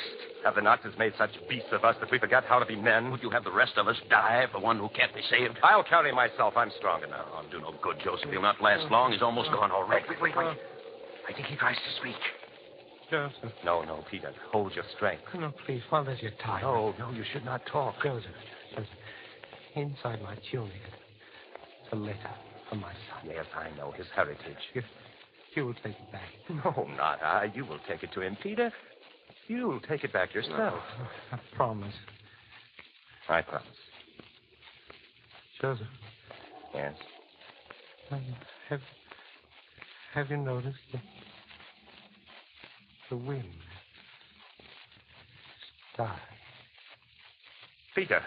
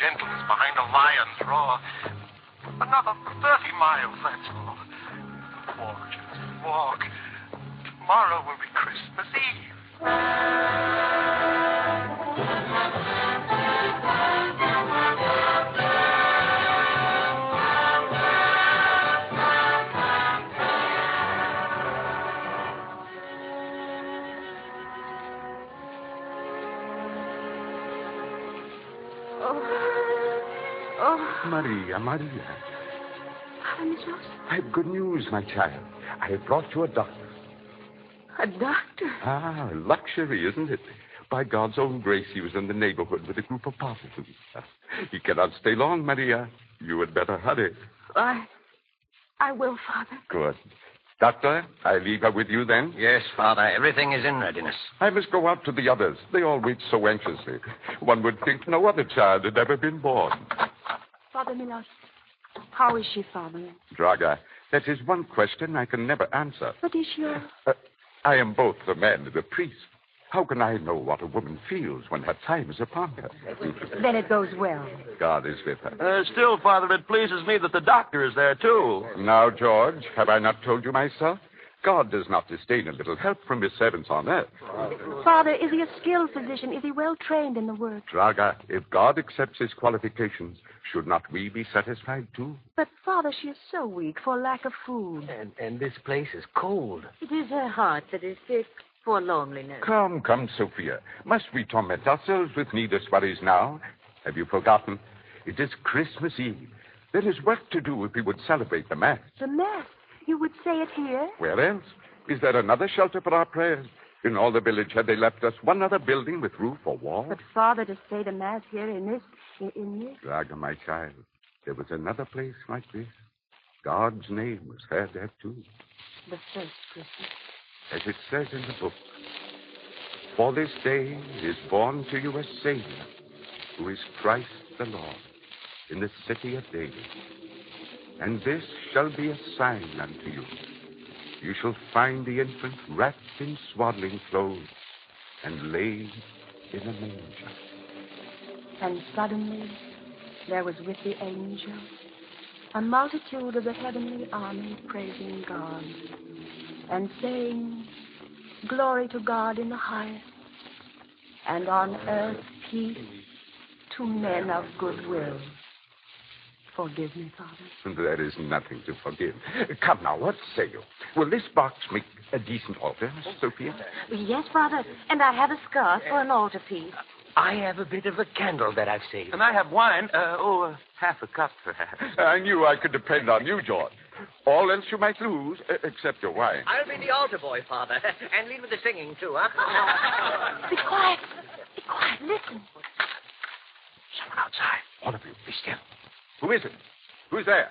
Joseph. It's Joseph. Joseph, are you man or ghost? Come in. Joseph. Joseph, you're back. Draga. You're back. Draga. If you only knew how many times I've dreamed of this. Oh, To hold you in my arms again. Draga. Draga. My son. Oh, Father, forgive me. I forgot myself. What brings you, Joseph? You must know it's dangerous for you here. I come with news from Maria. Where is she? Where is Maria? She's in the other room. Her time is near. Joseph, do you bring news of Peter? Yes, Father. Good or bad? Oh, God rest his soul. Joseph, when was it? When did he die? 10 days ago. It was a long way. I could travel only in the night, but I had to come. I promised I would bring the letter back. A letter? Do you want to leave it with me, my son? Father, there is a difficulty. I do not have the letter. I destroyed it. Oh, I had to. I was almost taken once. But still, I brought it back. I brought it back in my mind. I learned it every word, every letter, just as he wrote them. Are you sure? Yes, Father. I will tell it to you now so you may write it down again. Joseph, now, before all the others? There is nothing in it that they cannot hear. Very well, then. You may say it now. It was a letter, and at the top was written, to my unborn son. And then it said, My child, sleeping now in the dark and gathering strength for the struggle of birth, I wish you well. At present, you have no proper shape, and you do not breathe, and you are blind. Yet when your time comes, your time and the time of your mother, whom I love deeply, there will be something in you that will give you power to fight for air and light. Such is your heritage. Such is your destiny as a child born of woman, to fight for light and to hold on without knowing why. Go on, my son. Yes, Father. May the flame that tempers the bright steel of your youth never die, but burn always, so that when your work is done and your long day ended, you may still be like a watchman's fire at the end of a lonely road, loved and cherished for your gracious glow by all good wayfarers who need light in their darkness and warmth for their comfort. The spirit of wonder and adventure, the token of immortality, will be given to you as a child. May you keep it forever. With that in your heart, which always seeks the pastures beyond the desert, the dawn beyond the sea, the light beyond the dark. May you seek always and strive always in good faith and high courage in this world where men grow so tired. Keep your capacity for faith and belief, but let your judgment watch what you believe. Keep your power to receive everything. Only learn to select what your instinct tells you is right. Keep your love of life, but throw away your fear of death. Life must be loved, or it is lost, but it should never be loved too well. Keep your delight in friendship. Only learn to know your friends. Keep your intolerance. Only save it for what your heart tells you is bad. Keep your wonder at great and noble things. The sunlight, the thunder, the rain and the stars, the wind and the sea, the growth of trees, the return of harvests, and the greatness of heroes. Keep your heart hungry for new knowledge. Keep your hatred of a lie, and keep your power of indignation. Now, I know that I must die, and you must be born to stand upon the rubbish heap of my errors. Forgive me this. I am ashamed to leave you an untidy, uncomfortable world, but so it must be. In thought, as a last benediction, I kiss your forehead. Good night to you, and good morning, and a clear dawn. Father Milos. Yes, Doctor. A son is born. son is born.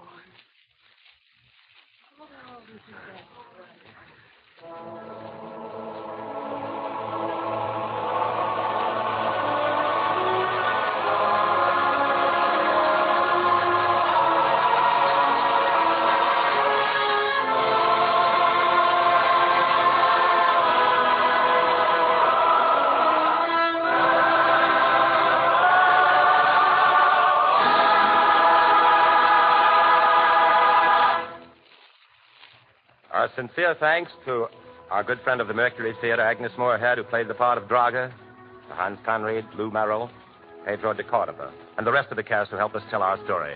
For them, and for the men and women of Lockheed, may I give you the first Christmas greeting of all. Peace on earth, and to all men of goodwill.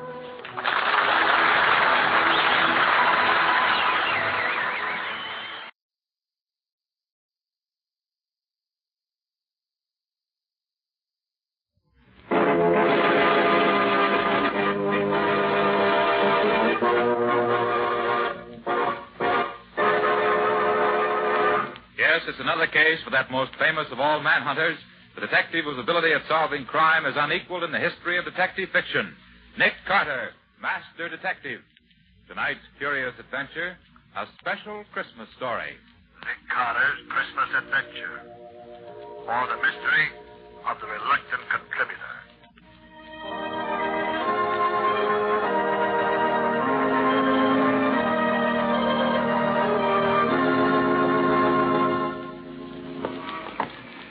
Well, Nick, we've been pretty lucky so far, haven't we? Yes, Scubby, we have. Which is another way of saying that folks are usually willing to contribute to your settlement house Christmas party every year, Nick. You know, Scubby, I was just thinking about this last name on our list. Yeah? Rasper. I don't know him personally.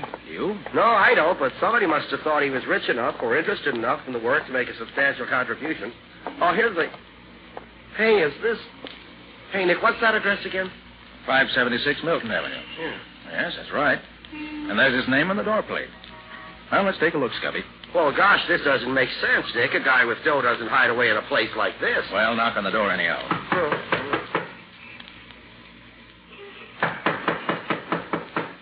Doesn't seem to be anybody here, Nick. No, hold it, Scubby. I hear someone coming. Who is it? I'm Nicholas Carter. May I speak to Mr. Rasper, please? Nick Carter, eh? Yes, yes. And this is my assistant, Scubby Wilson. How do you do? You, Mr. Rasper? Yes. Well, come in. It's cold out there. You're letting all the heat out. Oh, beg your pardon. Come on, Scubby. Yeah, I'm in, Nick. I'm in. Well, what was it you wanted? Oh, Mr. Rasper, I've come to see if you would care to make a contribution to my Christmas party fund. I never make contributions. Oh, but you didn't let Nick finish, sir. The fund provides food and extra clothing for the needy and deserving The children. charity department's still working, isn't it? Well, of course, Mr. Rasper, but my object is to provide an inspiration for the young people who are underprivileged. People who haven't got any money are always trying to get it from those who have. Then you aren't interested in seeing that the children of the Lincoln Hall district are helped to a little happiness on Christmas Day? No, I'm not. Christmas is old-fashioned. I don't believe in it. It's a waste of money and time. Good day. Oh, well, Mr. Rasper, it's always been a lot of fun for me personally, and I must say that I've always felt better for celebrating it. And I'm inclined to agree with Scubby, Mr. Rasper. Christmas has always been a bright spot in my life, and I feel sure that if you knew the good it has done throughout the world, it'd make you change your mind. Rubbish. Well, in any case, a Merry Christmas to you. Good day to you. Merry Christmas, indeed. It's a lot of nonsense. Come on, Nick. Let's get back to civilization. You know, Scubby, that man's wealthy, no doubt about that. And yet he's solid on Christmas. And everything it stands for. You said a mouthful, Nick. You know, Scubby, there must be a reason why he thinks that way. And I'd like to find out what it is. Yeah, but you haven't anything to work on, Nick. Oh, no, Scubby, I haven't. Not yet. But look here. I can finish up whatever has to be done this afternoon. Suppose you hop down to the newspaper office and go through the files there. There might just be something we could learn about Rasper that way. Okay, Nick, I'll be glad to. Then I'll have Riley check through the files at headquarters. It's a long shot, but something might turn up. Sure. Maybe Patsy has run into something while she's been working down at the settlement house. She might know somebody who knows something about Rasper. Yeah, she might have that. I'll ask her about it. Okay. And maybe with all of us working together on it, we may learn why Rasper's so dead set against Christmas. I'd certainly like to find out.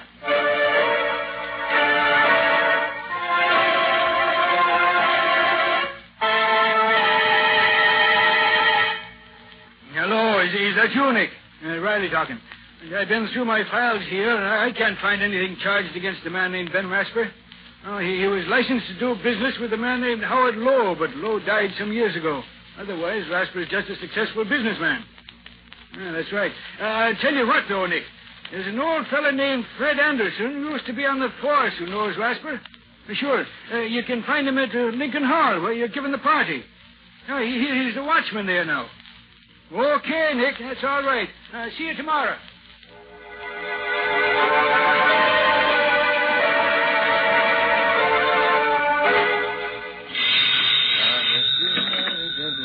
Hello. Oh, yes, Scubby?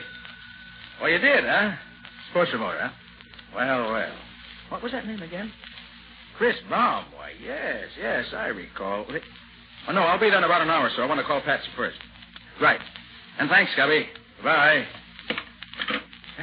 Jingle bells, jingle all the way. Oh, what fun it is to ride in a horse-open sleigh. Jingle bells, jingle all the way. Oh, what...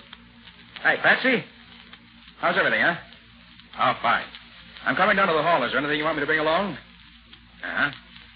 Why, sure, I can do that. But will that be enough, though? Okay. Yeah, Scubby just called. Oh, he found out something about Rasper. What? You did, too?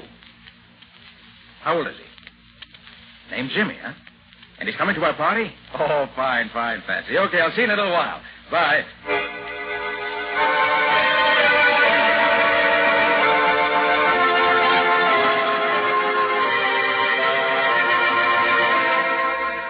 Oh, that's fine. We've collected enough to do this year's party up right. Now let's get organized. Ronnie, your job will be to get the kids and the needy persons rounded up. Oh, sure, Nick. I'll take care of it. I got your list and the list from the social worker and from the church down there. And there are plenty of others who'll need a lift this year, believe me. I know it, Riley, and I'll depend on you. Scubby, it's your job to see that the tree and decorations and gifts are taken care of. Don't worry, Nick. Decorating is my middle name. I'll make Lincoln Hall look like $1 million in cash. Good boy. And Patsy, you'll see to it that there's plenty to eat and drink for the party, so I won't have to worry about that. I'll take care of the bills, and you have the letters of credit the stores gave us. You know how to do that. Sure thing, Nick. I've been through it with you often enough before. I ought to know what you want by this time. Well, what are you going to be doing, Nick? Me? Well, Riley, I'm going to do a little detecting. I'm going to look into those tips you, Patsy, and Scubby gave me about those people who know Ben Rasper. And by the time I'm through, I hope to find out why it is that he hates Christmas the way he does. And then, maybe I'll be able to do something about it.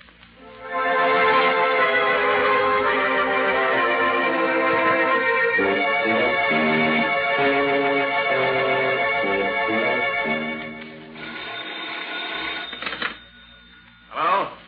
Yes, this is Rasper talking. Yes? I sent you the bill, didn't I? Well, what if it is due on the 27th? No, just because it's the holidays, no reason for a bill to be unpaid. Goodbye. Darn fool nonsense, that's what it is. There's a lot of foolish... Still talking big, ain't you, Rasper? Who's that? What do you want? Don't you remember me, Rasper? No, I don't remember you. Who are you? They used to call me the Kid. Chris the Kid. Chris? Sometimes known as the Human Flash. Chris, you? Well, it's been a long time, Rasper, hasn't it? How'd you find me? Who sent you here? A fellow named Nick Carter told me I'd find you here in your office, even if it is Christmas Eve. Nick Carter? Oh, yes. Wanted me to give him some money for some fool party. Oh, for the party at Lincoln Hall, I guess. He's never asked me for anything. Just gave me what I needed, when I needed it. Yeah, so he hired you to come here and take up my time to get... No, he didn't send me here. Just said I'd find you here, that's all. I came here of my own accord, just to wish you a Merry Christmas. Thought you'd say that. Well, I don't mind, because it's on account of Nick Carter that I can stand on my own feet again. Not on account of you. What's that? You mind if I sit down? It was on Christmas Eve that we won our first fight, wasn't it? Fight? Oh, yeah, a long time ago. Yeah, it was a long time ago. I can remember the noise of the crowd, the glare of the lights, and the smoke curling around, and the brightness over the ring, and you leaning over me with that wet towel. You got him going, Chris. Another one like that last round, and you'll have him in the ropes for the count. How do you feel now, kid? Come on, Kitty Rasper. Just let me at him. I don't have to wait anymore. It's my meat right now. You take your orders from me, kid. I'm the brains here. When you get the signal from me, you give it to him. Okay, Rasper. You're the boss. Go ahead, kid. Keep that left up. Keep your shoulder high. Keep it up.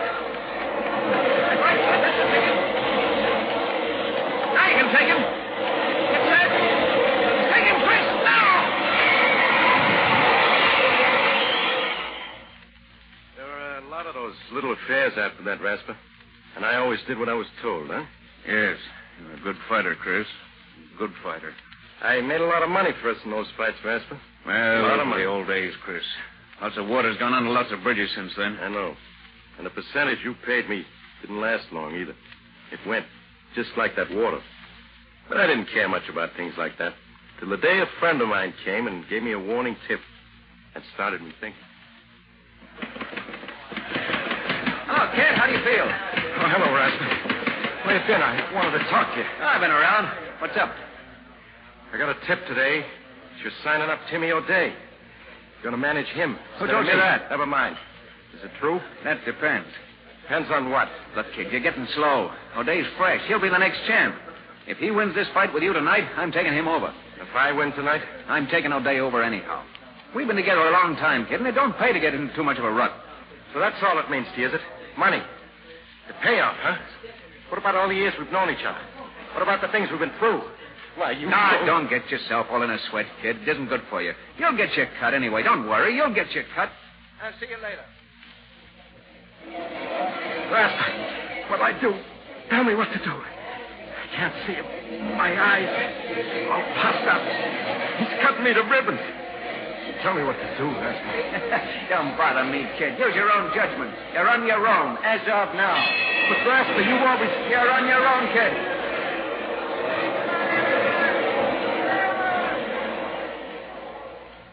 I can still see it sitting there in the ring corner, laughing at me. But that was the last thing I saw for a long time. O'Day saw to that. You must have coached him pretty thorough about my style. And then you really cashed in. Well, I haven't got much myself, but I'm still able to wish you a Merry Christmas, Rasper. Although I don't think you'll ever have one. Chris, I got some things to do, Rasper. Carter asked me to pick up some things for the party at Lincoln Hall tomorrow. We always have a swell time at Carter's Christmas parties.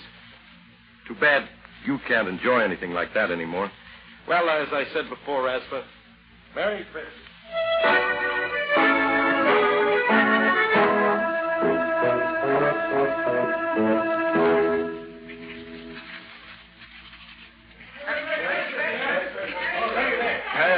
How can a man work with his mind whirling like a merry-go-round?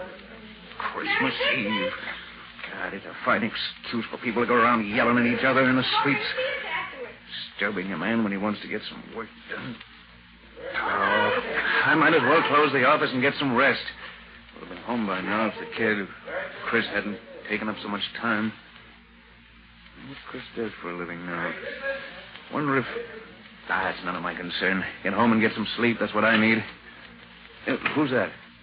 I'm closing up. Come back tomorrow morning. Oh, I'm glad I got here before you left, Ben. Who is it? It's Nina, Ben. Oh, Nina. I only stopped by to speak to you for a moment. It's getting quite late, and Well, sit down for a moment, Nina. Oh, thank you. Here, let me get your chair.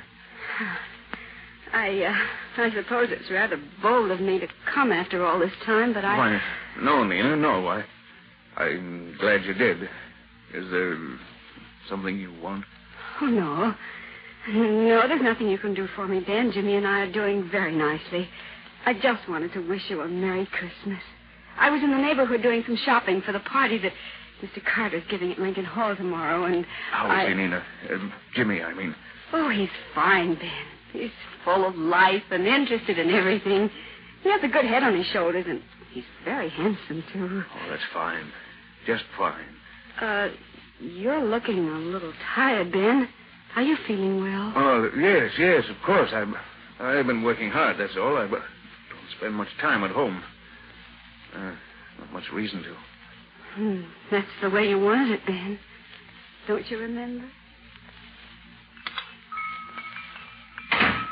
Nina, where are you? Oh, Jimmy, there's Daddy. You wait here for Mommy like a good boy, won't you?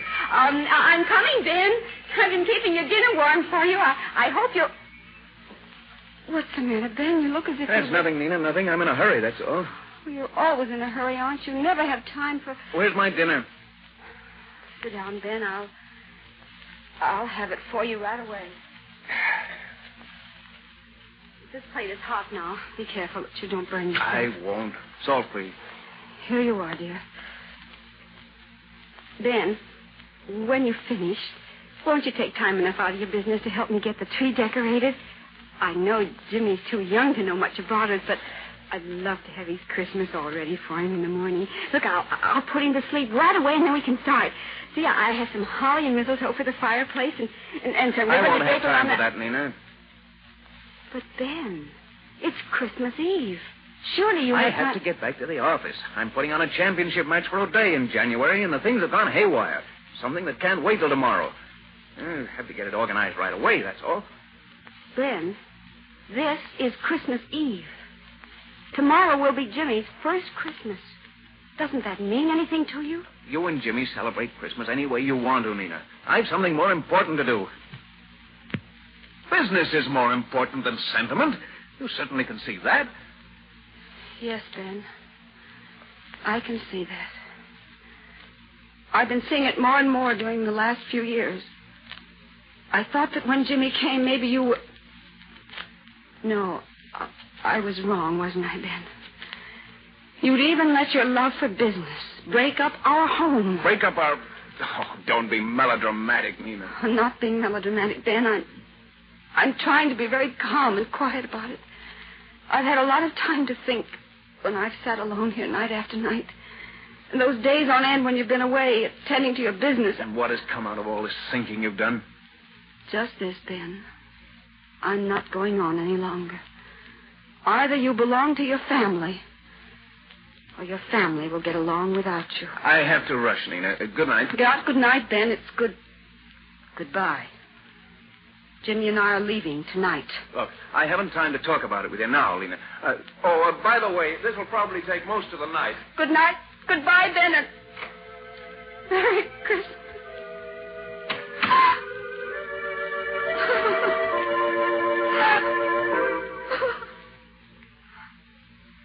I never had much of a chance to make it up to you, Nina.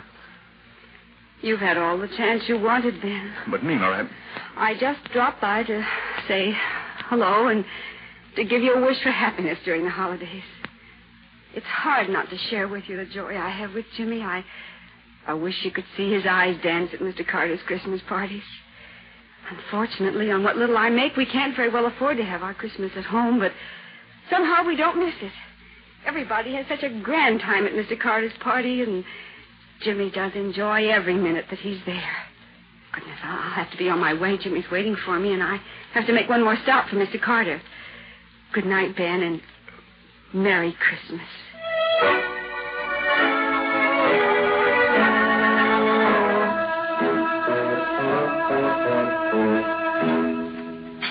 Carter, this stuff doesn't taste like anything.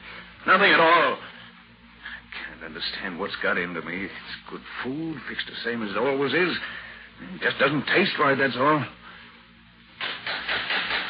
What's that? Someone at the door this time of the night? I'm coming.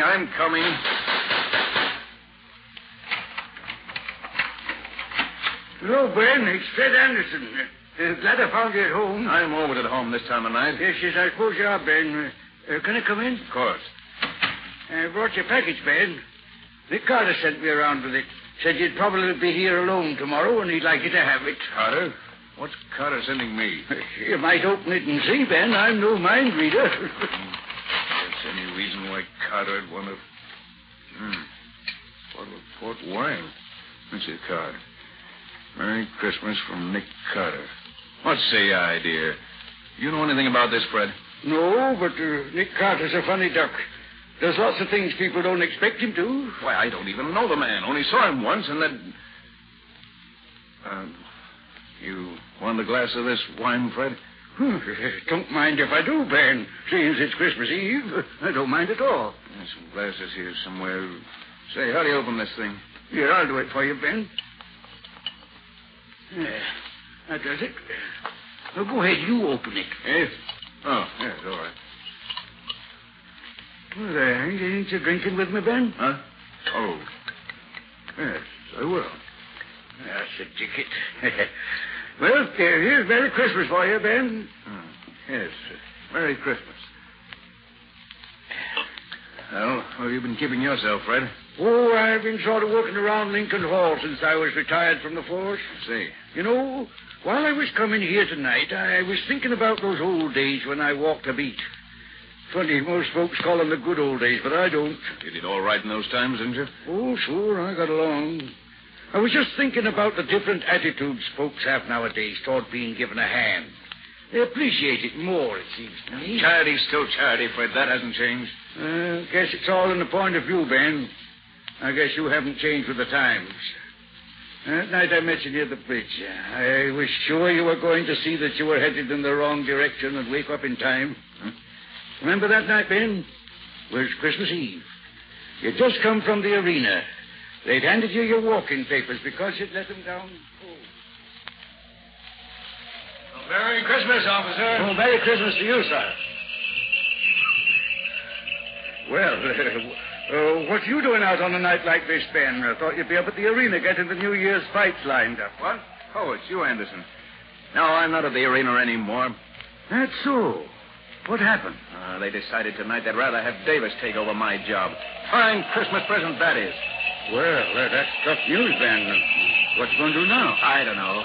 I can't seem to think straight. Oh, that's a crazy way for a man like you to talk. On a Christmas Eve, too? Christmas Eve. That's never been anything but a jinx to me. First I get stuck with that no-good fighter all day. Then Nina leaves me and takes my son with her. And now the arena throws me out. Well, maybe you better stop and find out what it is you're doing wrong, Ben. Maybe you're the one that's to blame, not Christmas Eve. They all take advantage of me. I made all the money I could for them, but I'm not going to do it anymore. Take it easy, Ben. Take it easy.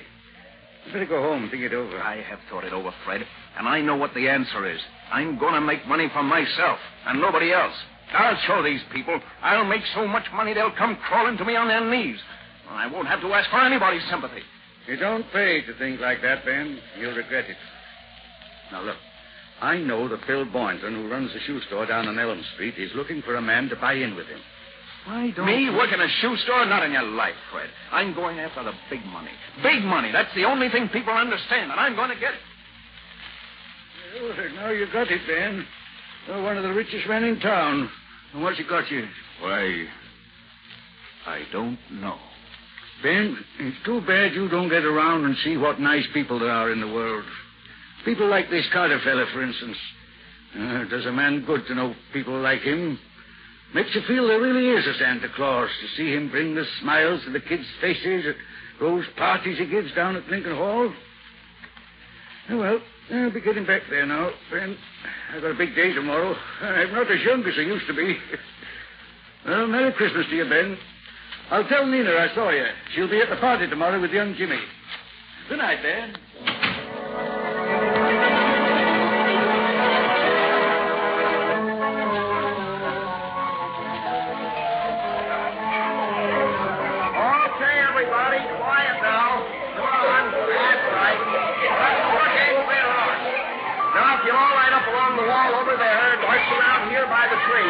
Lieutenant Riley will hand you your gift.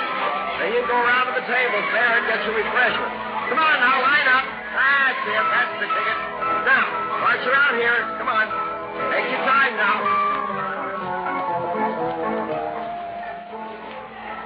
Well, Patsy, how's it going? Oh, Nick, it's wonderful. We're having a grand time. Oh, that's fine, Patsy. Hey, Patsy, look. Over there by the door. What do you see? Where, Nick? Well, who's that? That, Patsy, is Ben Rasper. Oh, I hope he's come to join the party. For heaven's sake, so that's the man I've heard so much about. Well, you look scared to death, Nick. Look, Patsy, will you go over and make him welcome? Well, of course, Nick. Good. Hello there. Merry Christmas. I'm Patsy Bowen. Won't you join us? How do you do? I hope I'm not... Do you mind if I just watch? Well, of course not. Come right in. I wanted to thank Mr. Carter for the gift you sent, and I... Nick's right over there near the tree. Come along. Children seem to be enjoying themselves, don't they? They certainly do. There's Lieutenant Riley handing out the gifts there. And Scotty Wilson with him, standing next to this girl. Yes, I met Mr. Wilson. Look at Lieutenant Riley. He's having as much fun as the children. So I see. Oh, there's a nice-looking boy there, Mr... what's his name? Where? That one over there. Oh, that's Jimmy. He's a nice boy. His mother was a big help to me in getting the refreshments ready. There she is over there on the far side of the hall with the table, see? Oh, yes. Her son. Yes. Yes, Nick. I see. Nick, we have a new guest. Oh, hello there, Mr. Rasper. Merry Christmas. I'm glad you could join us. Thank you, Mr. Carter. I came to express my appreciation for the gift you sent me. I hardly know how to... Think nothing of it, Mr. Rasper. Your being here is thanks enough for me. Mr. Carter, that little boy coming along the line there, Jimmy, I think his name is. Do you think I might give him... I mean, could I hand him his gift, do you think? Why, certainly. Riley. Mr. Rasper here wants to lend a hand. Can you use him? Sure thing, Nick. Come along, Mr. Rasper. Thank you, Mr. Carter. Well, listen, you just handle these packages as they come along, Mr. Rasper, and enjoy yourself, man. I will. There, little girl. Merry Christmas. Oh, thank you. Say, she liked it, didn't she? Well, they all appreciate a little kindness, Mr. Rasper. Now, here's a gift for that little boy there. Oh. Hello. Jimmy? Here you are. And a Merry Christmas, son.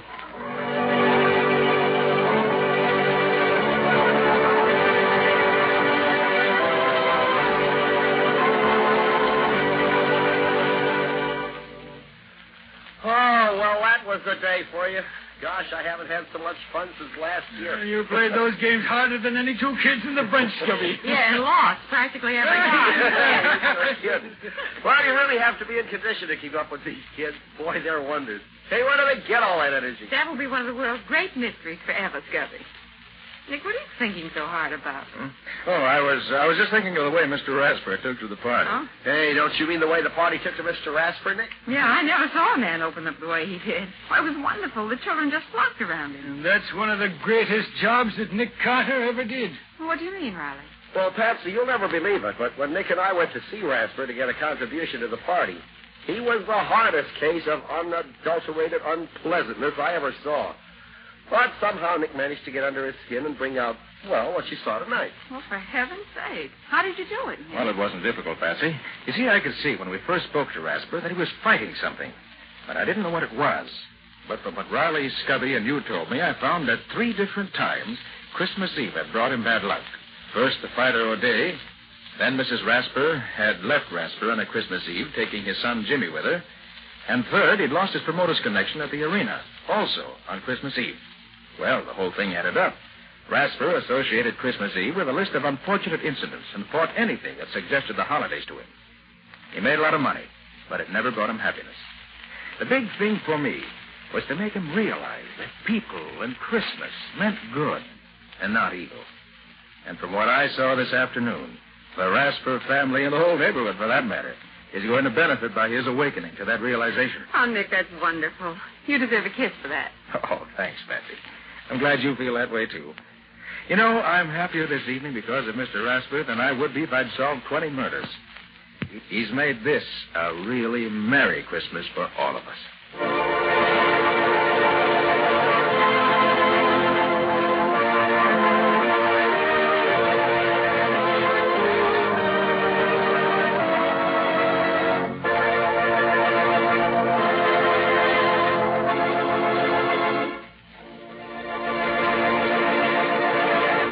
This has been another of the strange adventures of Nick Carter, Master Detective, which are brought to you regularly at this time by WOR Mutual.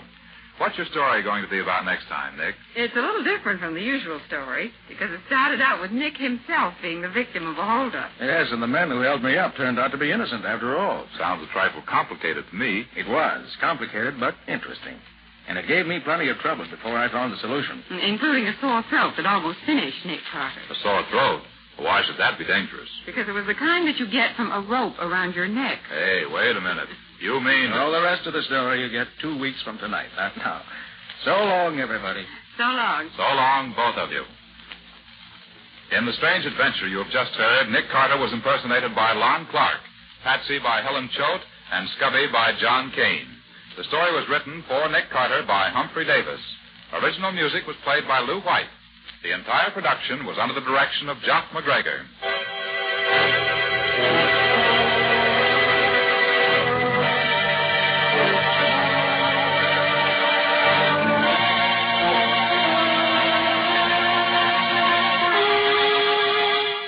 weeks from tonight, at the same time, listen to another curious experience of Nick Carter entitled The Double Disguise, or Nick Carter and the Mystery of the Kidnapped Heiress.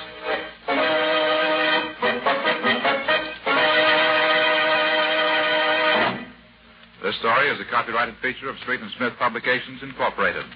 The Return of Nick Carter is produced in the studios of WOR and is broadcast over most of these stations Monday evenings at 9:30 Eastern Wartime. This is Mutual.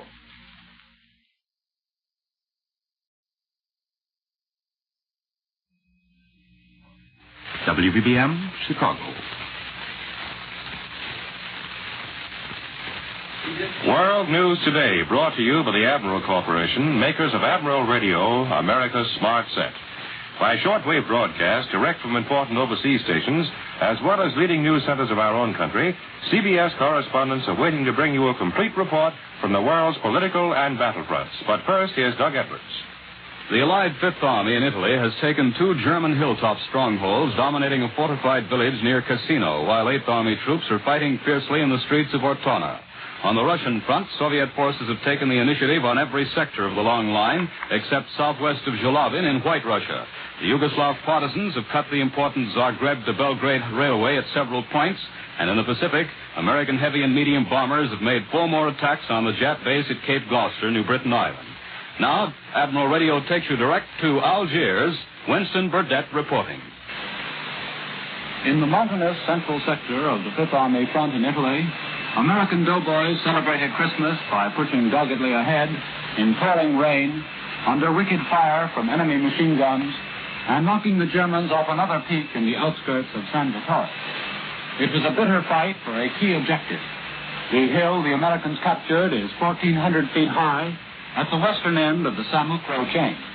It directly dominates the village, which is the enemy's next stronghold on the road to Cassino, 7 miles further up the valley. That is the only gain reported for Christmas Day along the entire front in Italy. Elsewhere, the Germans have fought us to a standstill.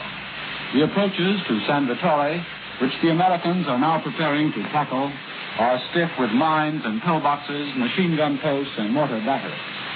This will be another grim job for the infantry. It promises to be the Battle of San Pietro all over again. The greatest immediate threat to the Germans' winter line is in the east on the Adriatic coast. To answer that threat, they have concentrated 3 divisions against the Canadians in and around Ortona. In the furious battle for that port town, the anchor of Marshal Kesselring's left flank, where the Germans are still holding out, both sides are relying heavily on armor. The Canadians have blasted all but a handful of Germans out of Ortona after 5 days of the deadliest tank and infantry fighting of the Italian campaign. But that handful are still clinging to the northwest section of the town. The Germans have blown up all of Ortona's landing keys, just to make sure that the port will be of no immediate use to us once we get it.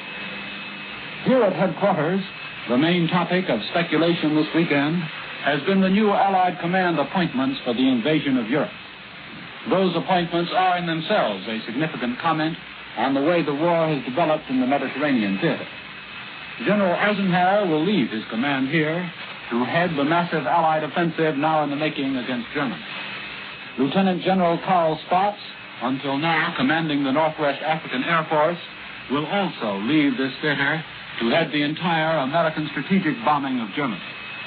General Montgomery will become Commander-in-Chief of British invasion armies in the United Kingdom. Of the top men in the Mediterranean theater, General Sir Harold Alexander is presently slated to remain as commander of the Allied armies in Italy. So the questions which people are asking here are, what next in the Mediterranean? Will further Allied offensives be launched from the south? Will Italy be the springboard for something else? Or will Italy serve mainly as an air base to swell our bombing offensive against Germany?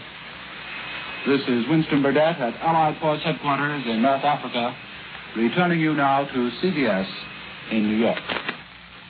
More news in just a moment, but first here is Warren Sweeney with a word from Admiral Radio. Next Friday will mark the 3rd time our country has paused at midnight to look forward to a new year as a nation at war.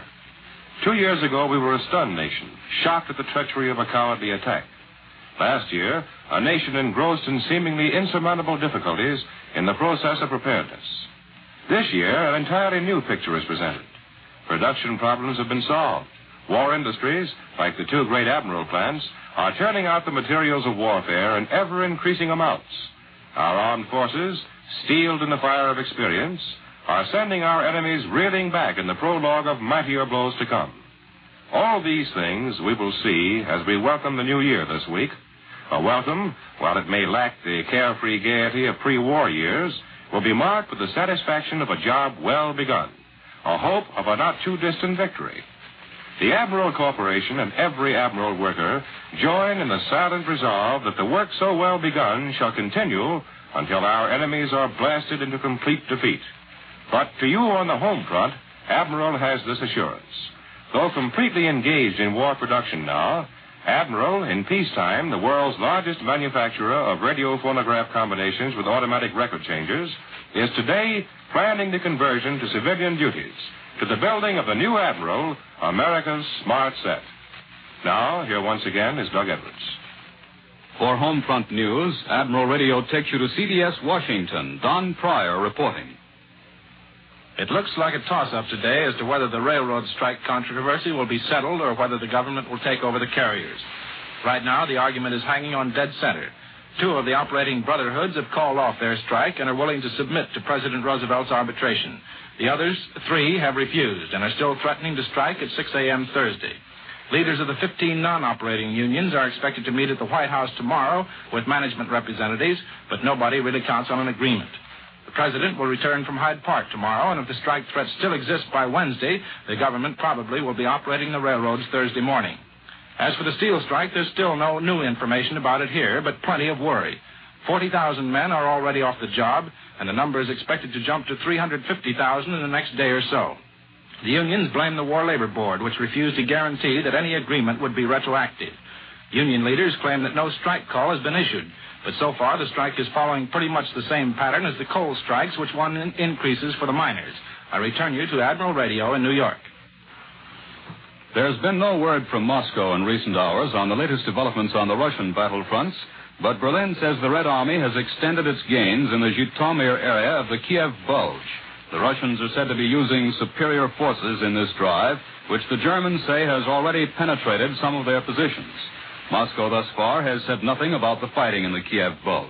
The Russians continue to stress the gains they're making in White Russia, gains which resulted in the recapture of another 200 populated places and put Soviet forces within 15 miles of the enemy stronghold at Vitebsk. The Russians have also cut the important Vitebsk-Polotsk supply highway.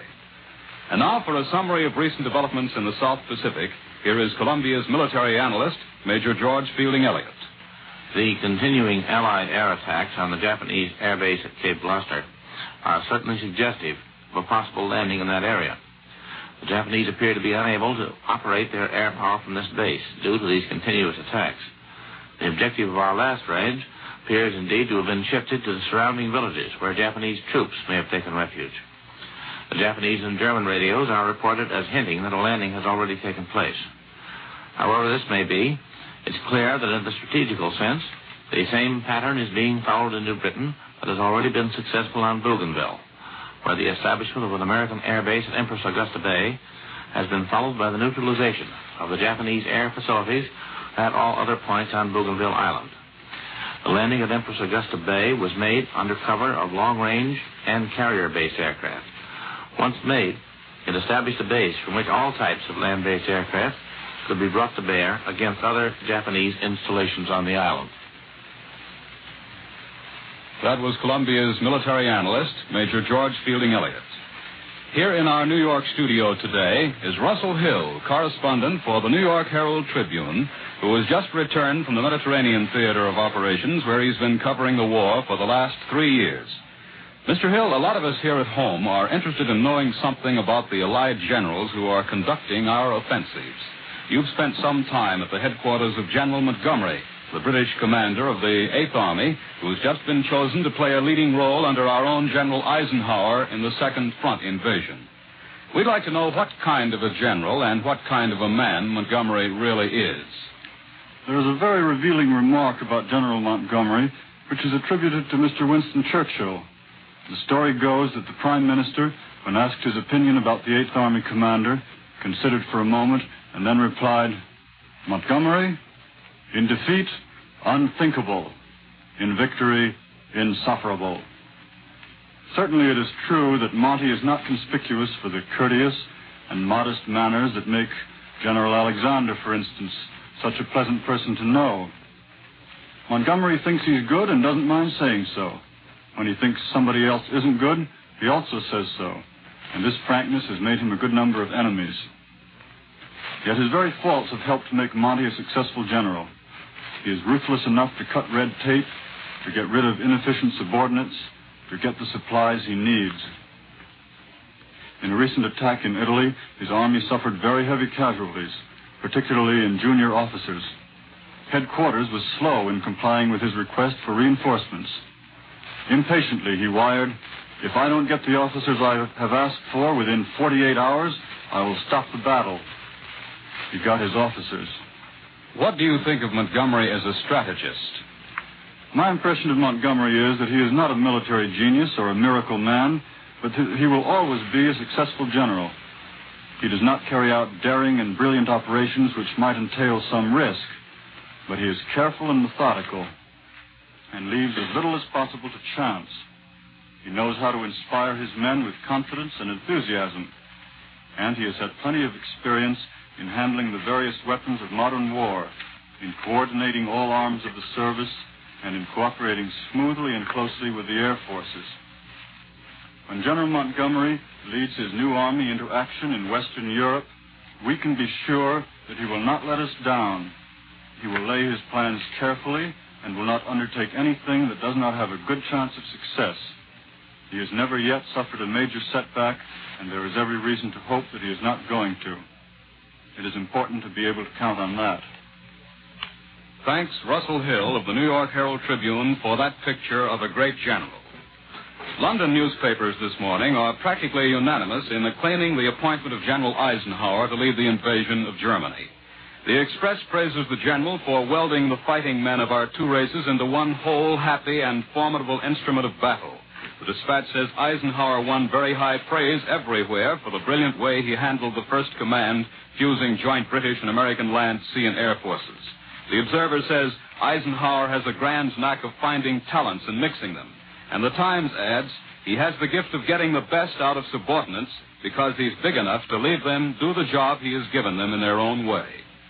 London newspapers are also speculating on the possible formation in Britain of a new tactical air force to act directly with the invading armies.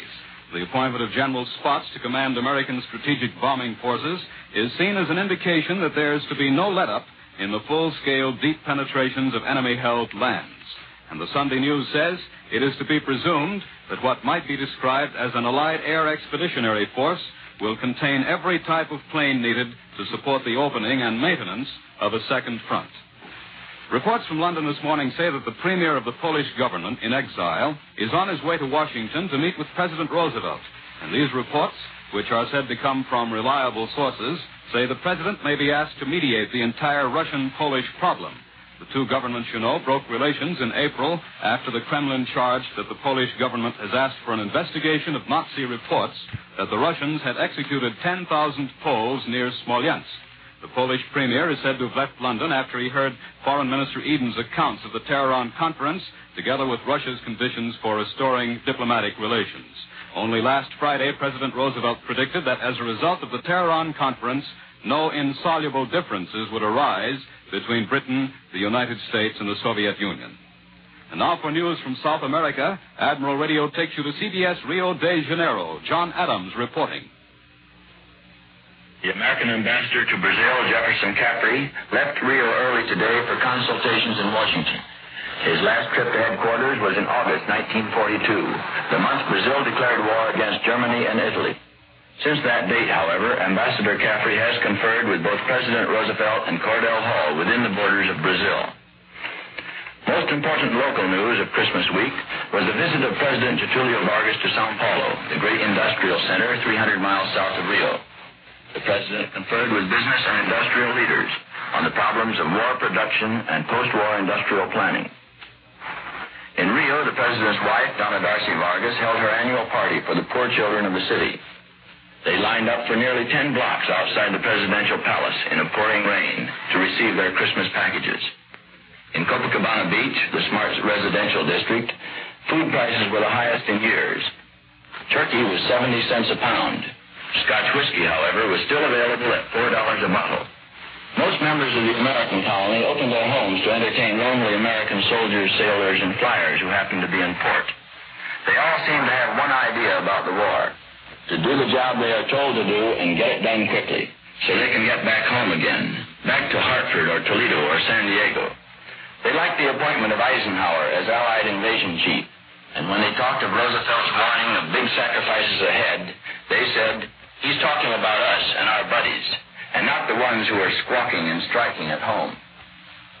One boy got awfully dreamy-eyed as he talked about his Sally, who was expecting a baby next month. He had asked his commanding officer if there was any chance of getting home for the big event, and the skipper said, "Buddy, you were there for the keel laying, but the war has got to go on. We can't spare you for the launching." This is John Adams in Rio, returning you to CBS and Admiral Radio in New York.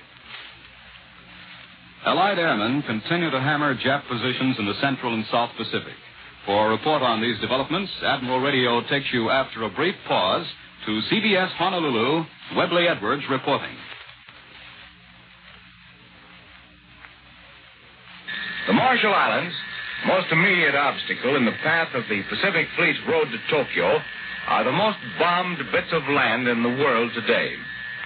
21 times in the last 8 days, Army and Navy planes have made the Marshalls their target, adding to the punishment dealt to these islands since mid-November. Within the last week, 2 and often 3 times a day, our planes have been over the Marshalls, dealing death and destruction to ship and shore installations there. Hitherto unknown names such as Kwajalein, Jaloi, Wotie, and Mili have become commonplace names in the communiques and news releases from Central Pacific headquarters. On the maps of the 7th AAF and of Fleet Air Wing 2, these clusters of coral atolls are hotspots, marked for constant attention by heavy and medium bombers and fighter groups. In land area, the Marshalls are not important, but as airstrips and anchorages, flanking or obstructing the sea lanes to Japan, they are extremely important. And that is why these islands, in total area about the size of Rhode Island, are receiving the lethal attention of our Central Pacific air strength with such regularity. They are the forward group of stationary carriers the Japs have built up during the last 25 years as bastions for their hoped-for conquest of the Pacific and the world. Of all Jap-held bases, they are closest to our defense frontier here in the Hawaiian Islands. It has taken us a couple of years to establish our own bases near enough to them to give them a daily plastering. In the early days, our strikes were by fast-moving carrier planes. And then we started moving toward them through our occupation of the Ellis Islands. And then more recently, through our occupation of the nearby Gilberts. The Marines at Tarawa gave us a most important airstrip there, from which our fighter and medium bomber planes could augment the attacks of the longer-flying heavy bombers from more distant islands. In the middle of the day's news, bombings on Berlin and other key German cities, predictions of an offensive against the European continent, and tremendous gains in Russia, the Marshall Islands may appear as tiny bits of land in a vast Pacific, far from the ultimate objective of our Pacific forces, which is Honshu Island in Japan. But mark this, they are 2,000 miles nearer to Japan from Hawaii, and that would be pretty good ground gaining in anybody's league. This is Webley Edwards at Pearl Harbor, returning you to Admiral Radio in New York.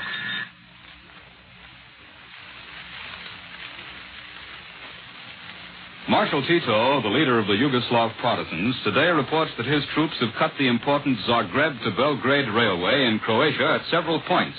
And in central Bosnia, heavy fighting is said to be continuing with additional huge losses inflicted on the enemy. The partisan communique also tells of new fighting against General Mihailovic's Chetnitz in several parts of Serbia. From Cairo comes the suggestion that if and when the Allies open an offensive in the Balkans, General Sir Harold Alexander will be the top man. Back in this country is the Coast Guard combat artist who has been a witness to all three of our invasions in the Mediterranean area. For his story, Admiral Radio takes you to CBS Washington. Don Pryor reporting.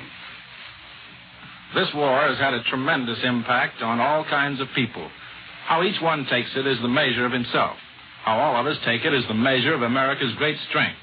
Here is a young Midwestern artist, John Stephen Gretzer, 23 years old. 10 months as an artist for the Omaha World Herald, art study under Thomas Hart Benton, then night school and a job at the William Rockhill Nelson Art Gallery in Kansas City.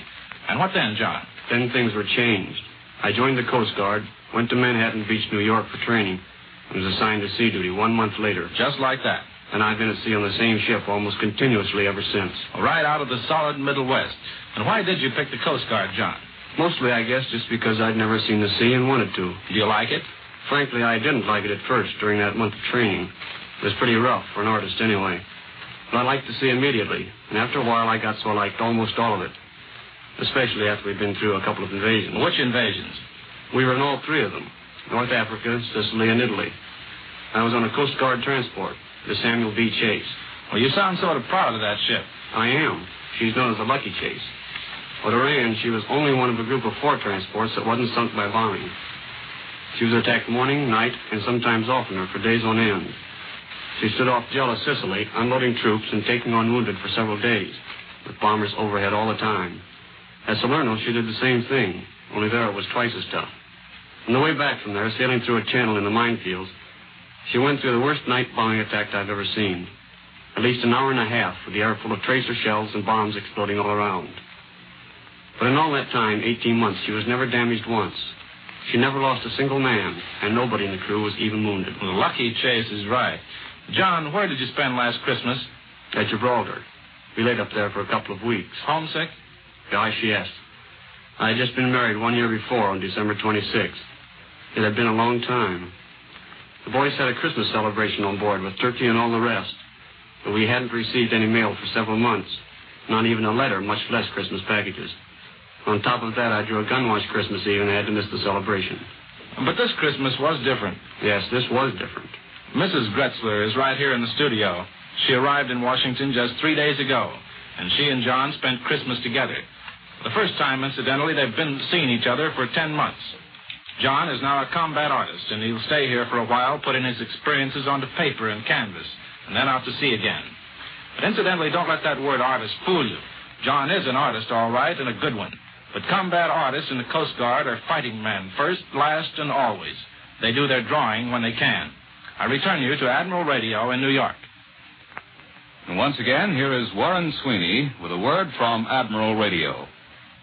With the Admiral Corporation and other radio manufacturers devoted entirely to wartime production, the radio you now have has become practically irreplaceable. But no matter how careful you may be, breakdowns are bound to occur at some time or other. If your set fails to operate perfectly, however, there are some things you can do before calling on your busy Admiral dealer. Certain checks you can make to determine if there is actually a structural failure. For example, are you sure the plug is firmly inserted in the light socket or that the wire on the plug is not loose? Servicemen can tell of many calls made for something no more serious than that. As a wartime service to you in helping to keep your set in operation, and to help save the time of your busy Admiral dealer, Admiral has prepared a home checkup chart giving some 20 suggestions of things you can do before calling your serviceman. To obtain one of these charts, just ask for it at your Admiral dealers or address a letter or card to this station. The simple directions you will find on this chart may be the means of keeping your set in operation and may save you the expense of a service call. Ask your Admiral dealer for a home checkup chart or send your name and address now to the station to which you are listening. Careless talk can cost lives. Words can sink ships, lose weapons, mean the failure of military ventures. Remember these rules in even the most carefully guarded conversation. If you hear it from someone else, don't pass it on. If you see it yourself, tell no one. Don't talk unless you read it in the newspapers or hear it on the air. These are things our enemies would like to know about our men, planes, ships, and supplies. Where, how, when, how many, what kind. Let's make them find out the hard way on the battlefields of the world. The appearance of Navy personnel on this program does not constitute an endorsement of our product for the Navy Department. World News Today is brought to you each Sunday at this hour by the Admiral Corporation, makers of Admiral Radio, America's smart set. Be sure to listen again next Sunday when Admiral brings you World News Today by shortwave direct from leading news centers of the world. This is the Columbia Broadcasting System. The WBBM Air Theater, Wrigley Building, Chicago 11.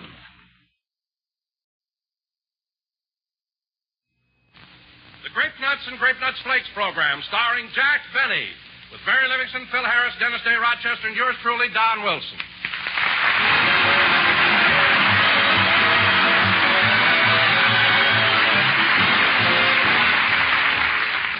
You've all heard the expression, let your conscience be your guide, of course. Well, right now, Uncle Sam is asking every one of us to pledge his conscience to his country to help food fight for freedom. So let's all produce and conserve, share and play square with today's food. Don't patronize black markets. Buy no-rationed foods without giving up the proper stamps. And eat more of the foods that are plentiful, thrifty, and unrationed, such as cereals. Delicious, malty-rich Grape Nuts and Grape Nuts Flakes, for instance. Two swell cereals that are not only thrifty and unrationed, but bring you grand whole-grain nourishment. And you'll find Grape Nuts and Grape Nuts Flakes bring you an extra bonus. They bring you plenty of real enjoyment, too. Grape Nuts, crisp and crunchy. Grape Nuts Flakes, delicate, toasty brown flakes. So help food fight for freedom, friends. Let your conscience be your guide. And let 50 nutritious Grape Nuts and Grape Nuts Flakes help you on your way.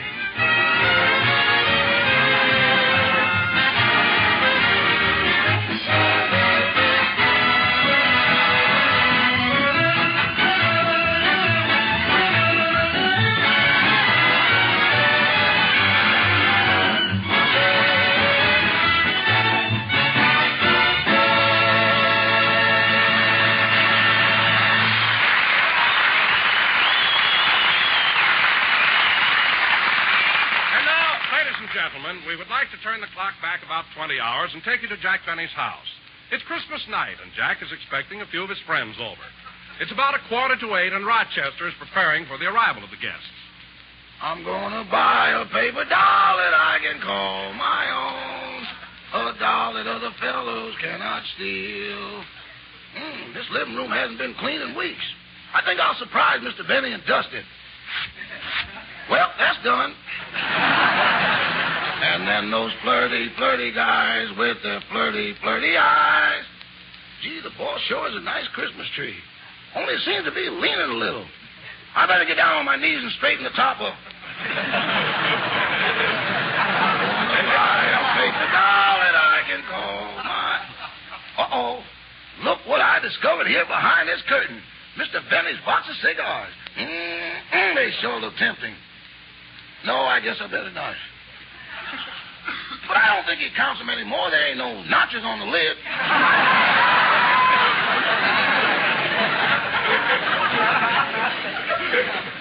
Should I or shouldn't I? Get thee behind me, Satan. I can't reach the box with you standing in front of me. No, I won't. Oh, well, I'll take just one. There. I guess I'll take another one. Satan enjoys smoking, too. Well, now I better sweep up a little bit. I'm gonna buy a paper doll that I can call my own. A doll that other fellows cannot steal. Attaboy, Satan. Rochester, what are you doing? Just dusting around a bit. Okay, I'll be right down. I better go in the next room and get rid of this cigar. I'm gonna buy a paper doll that I can call my own. A doll that other fellows cannot steal. What was that? Must be an echo. An echo that sings harmony? Oh, well, it's Christmas. And the flirty, flirty guys. I smell cigar smoke. Oh, Rochester! Yes, boy! What is this I'm smelling? It ain't Chanel number 5! Rochester, come here. Now, Rochester, anytime you want a cigar on Christmas, just ask me for it. Hey, I think our guests are beginning to arrive.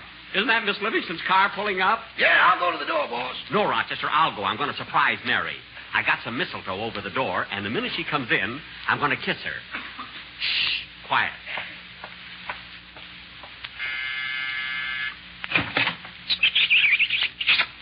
Surprise! Gee, and do I get a Christmas present besides?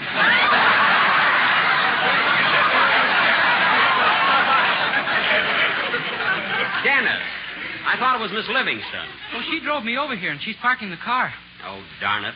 I hung that mistletoe up there especially for Mary. I wanted the kiss to be a surprise for her. Go on. You trap me this way every year.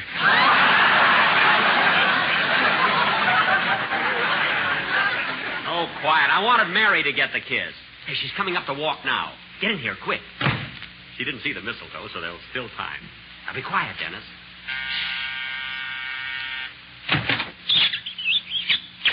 Dennis, I was supposed to do that. For heaven's sake. Hello, Jack. Merry Christmas. Same to you, Mary. Give me a kiss. There. Jack, I was hoping for a white Christmas, not a wet one. Oh, you liked it all right. Say, Mary, come on in the living room. I want to show you how I got things fixed up. Okay. Oh, by the way, I sent my maid Butterfly to help out. Is she here? Yep, she's in the kitchen. Say, you have got the room fixed up nice. It looks swell. It sure does. And, Mary, do you like the Christmas tree? Oh, Jack, it's very pretty, and I don't think the year in the garage hurt it a bit.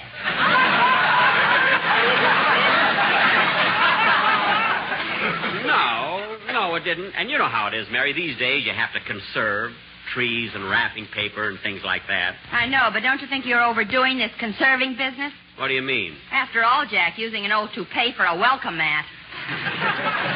Mary, it isn't an old toupee. Oh, no? Every time somebody wipes their feet on it, you have to run out and comb it again. Mary, stop clowning, will you? Say, boss, if you're expecting guests, you better get Mr. Billingsley out of the house. Today he's crazier than ever. He is not. Well, right now he's in his room wrapping up a Christmas present for you, and he's wrapping it in wallpaper. Oh, what's he giving me? A wall.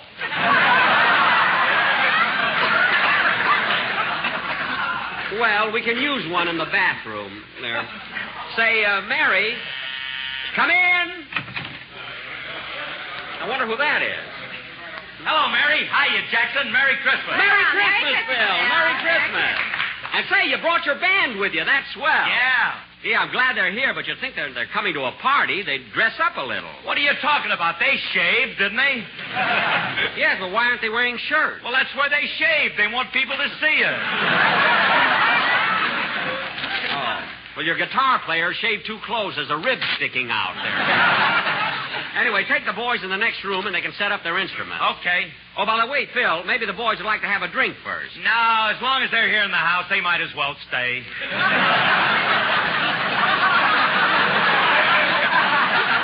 Phil, they don't have to go out for it. There's a big bowl of punch in the next room. Punch, okay. Come on, fellas, punch. Oh. Say, Mary, let's, gee, there must be some more of the gang. I'll get it, boss. Probably Claudette Colbert or Barbara Stanwyck or Ann Southern. You'd be happy if it was Lassie coming home. Now, wait a minute. I've invited a lot. Mr. Benny! Mr. Benny, your riders are here. My riders? Well, let them in. The front way. Of course. Hello, fellas. Come on in. Hey, now go into the den, fellas, and when you finish tomorrow's script, you can join the party. Me too, Mr. Benny. Why, certainly. Wait a minute. I only have 4 writers. Who are you? I'm the guy who writes for them. Oh, so that's how I get my joke. Uh-huh. It ain't no picnic, I can tell you that. They beat me and kick me and twist my arm to force witticisms out of me. They beat you and kick you? Yeah, and that ain't all. They tie me in a chair. Then the first guy shines a bright light in my eyes. The second guy blows cigarette smoke in my face to torment me. And the third guy says, "Give us a joke or we'll send you back to Harvard."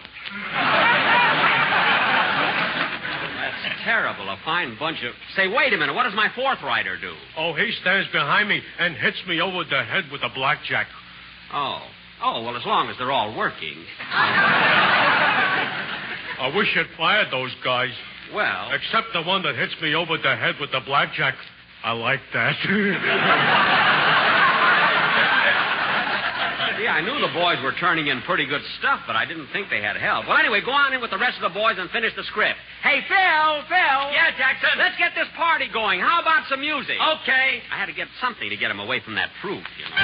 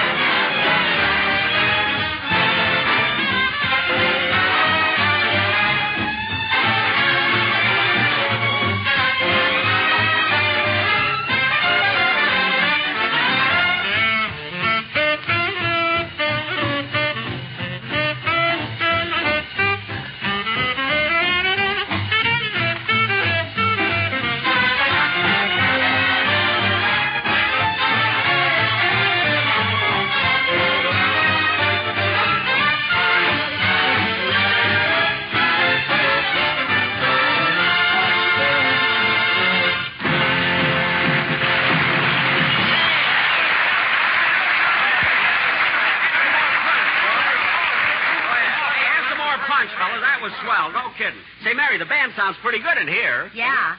Jack, you ought to get the food out. Is it ready yet? Well, I think Butterfly should have it prepared by now. Well, let's go out in the kitchen and see how she's getting along. Okay. Hello, Butterfly. How's everything going? Oh, fine, Miss Livingston. Now, Butterfly, did you put the long stem glasses on the table like I told you to? Yes, sir. Well, what about the bucket with the ice cubes in it? I took care of that, boss. Here it is. And I put the bottle in the bucket of ice. Yes, the bottle's okay. There's enough cracked ice around it. Now put a clean napkin over it. And Butterfly, just before you serve it, you're supposed to turn it slowly in the ice. Like this. See? Oh, boy, what you go through for a bottle of Pepsi-Cola. Well, Mary, I want everything to be perfect. I know. Now, Butterfly, when the guests are at the table, you serve from the left and take away the dishes from the right. I said you must serve from the left and take away from the right. Oh, well, okay, if you're superstitious. No, Butterfly, it's not a superstition. That's just the right way to do it, according to Emily Post. Oh. Was she your last maid? Butterfly, we'll explain it to you some other time. Come on, Mary, let's go. Oh, Miss Livingston. Yes? Please, could I be able to leave right after I serve tonight? I have a date. Why, Butterfly, you have a boyfriend? Oh, come on, Butterfly, tell us. Have you really got a boyfriend? Mm-hmm. He's in the army. Oh. Private? No, I split him with another girl.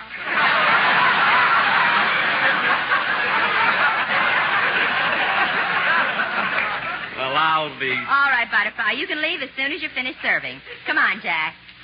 Hey, Jackson, we're waiting. How about the grub, Bub? It's coming. Hey, Don, when did you get in? Oh, just a minute ago. And, Jack, I want to thank you for the bonus you gave me for Christmas. Well, I couldn't think of anything to buy, and I know cash always comes in handy. What'd you do with it, Don? What did I do with it? You see this diamond stick pin in my necktie? Yes? Well, I took your bonus, added a little of my own money to it, and bought the tie. Well, I knew it would come in handy. Come on, Don, let's join the gang. We'll sing and play games and have some fun till the food's ready. Say, Jack, here comes that screwy boarder of yours. Oh, yes. Hello, Mr. Billingsley. Good evening, Mr. Benny. Having a merry Christmas, I see.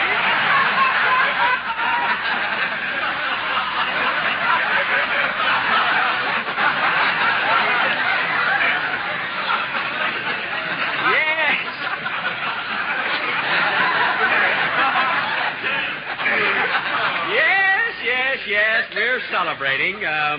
Would you care to join us? Oh, no, thanks, Mr. Benny. I must be running along. I've got to drive into town. Drive? But, Mr. Billingsley, you haven't got a car. I haven't? No.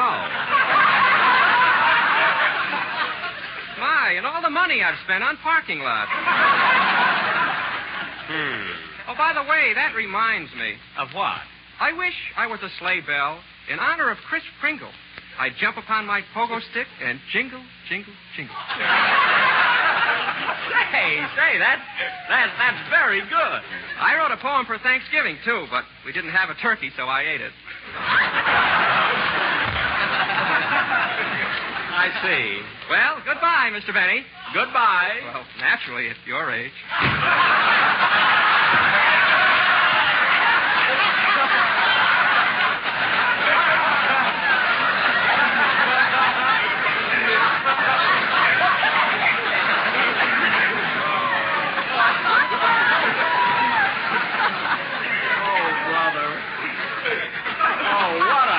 What a guy. Come on, Jack. Let's join the crowd. You said we were going to play games and everything. Yeah.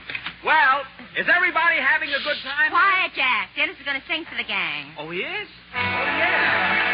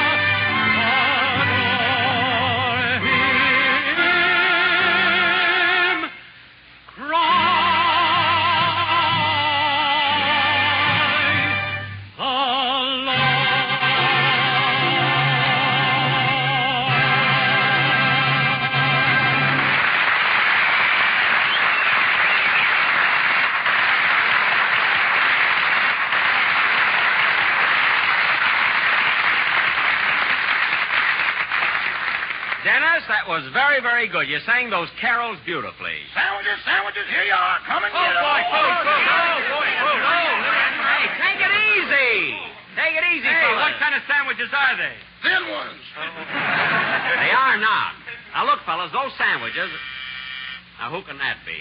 Come in.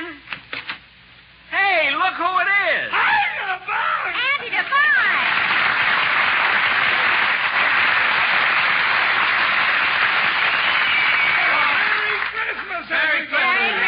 Merry Christmas, Andy. Doggone. Well, Andy, this sure is a surprise. You know, we haven't seen you since last Christmas. Yes, sir. It must be 6 or 7 months. Well, come on, Andy. Grab yourself a bite to eat, and then we're going to play games and have some fun. Hey, wait a minute, Buck. Ma sent you a Christmas present. It's in this box.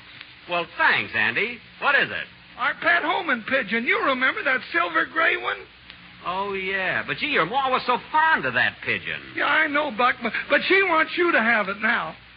Well, won't she miss it? Yeah, but what's the difference? It died this morning.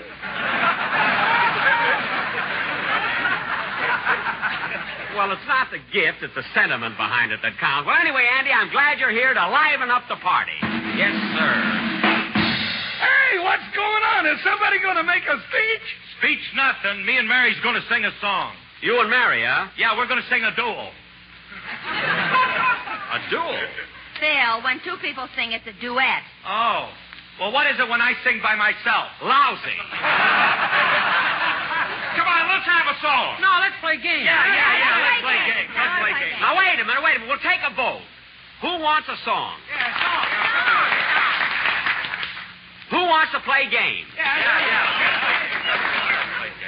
Who wants to hear me play the violin? Well,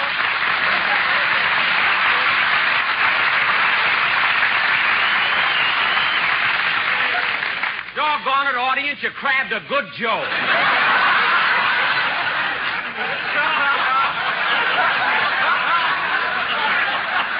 You see, and you fellas think I play lousy. That's so.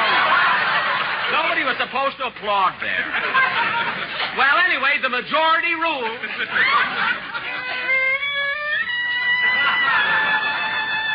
But, Jack, nobody wants to hear you play. Quiet, Mary. My vote is as good as theirs. You know, I've been playing this song for years. Maybe I better learn a new one. You ought to learn that one. Hey, this party's getting dull. We ought to do something to liven it up. I've got an idea. Let's sing Jingle Bells. Okay, let's go. Jingle bells, jingle all the way. Oh, what fun it is to ride a one-horse open sleigh. Jingle bells, jingle all the way. Oh, what fun it is to ride a one-horse open sleigh. Great nuts flakes, eat 'em night and day. What a thrill to get your fill of great nuts in your Bombay.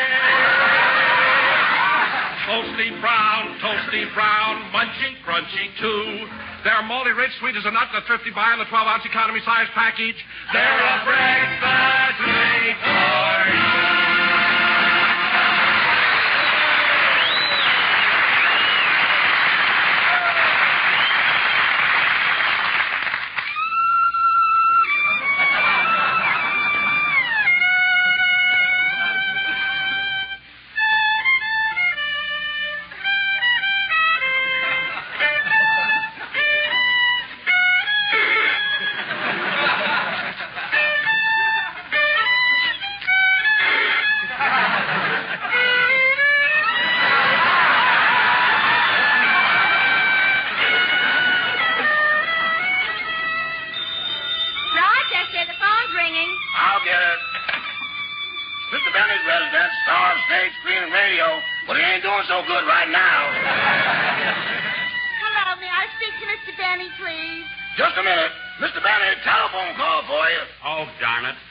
Excuse me, won't you? Oh, go answer the phone.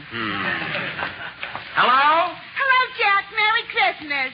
Oh, hello, Gladys. Hey, that's Jack's girlfriend, Gladys Abisco. Well, Gladys, I'm waiting for you. Why aren't you here yet? I'm sorry, Jack, but I can't make it. Hilda didn't come to work today, so I have to wait on her tables, too.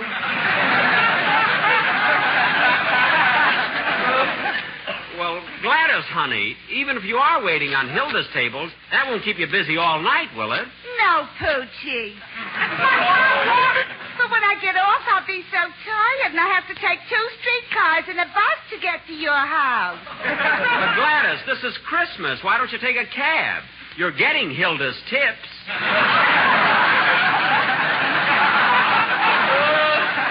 know. I'm sorry, Rosebud. Well, you can't. I guess you can't. Anyway, I'll see you tomorrow night. I'll meet you at our usual rendezvous. All right. Gee, I hope there's a full moon. It's so dark in the La Brea tar pits. Yeah. Well, see you there tomorrow night, Gladys. Goodbye. Goodbye. Oh, honey. Yes? Don't forget to wear your hip boots. Well, fellas, Gladys won't be here, so what do you say we... Hey, Rochester. Yes, boss? Where is everybody? Have they gone home? No, boss. The party's just starting. They're all out in the backyard. Oh, good. What are they doing? Burying your violin. Burying my violin? Well, for goodness sake, you'd think that Miss Livingston would stop them. Stop them? She was the head pallbearer. Well, I'll show them. Imagine burying my violin.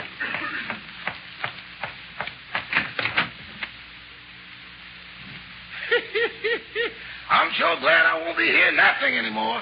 I hope they bury that fiddle so deep it'll never get out. Yes, sir.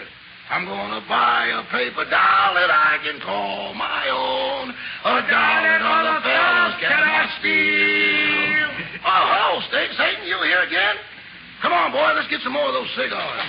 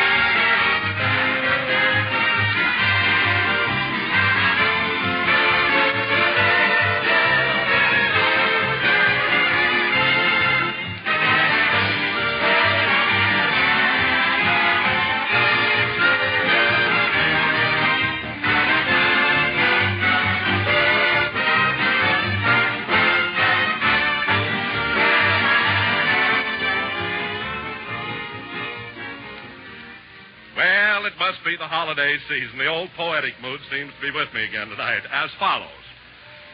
J. Algernon Withers had a case of the dithers and lost all his zip by 11. Because this poor bloke neglected to stoke with the right kind of breakfast at 7. Well, there you are. How can a big, tall guy like J. Algernon expect to go out and do a good day's job on a canary bird breakfast? How can anybody start the day right, folks? Started with a big, tempting bowl of grape nuts or grape nuts flakes with milk and fruit. That gives you a swell, wide-awake treat, crisp and refreshing and delicious. And it gives you just what dietitians say the adequate breakfast should include. Milk and fruit plus a cereal with whole grain nourishment. And I mean malty-rich grape nuts and grape nuts flakes do bring you whole grain nourishment. Plenty of it. Yes, eat a good breakfast, do a better job. And don't miss those two grand sweet-as-a-nut cereals, Grape Nuts and Grape Nuts Flakes.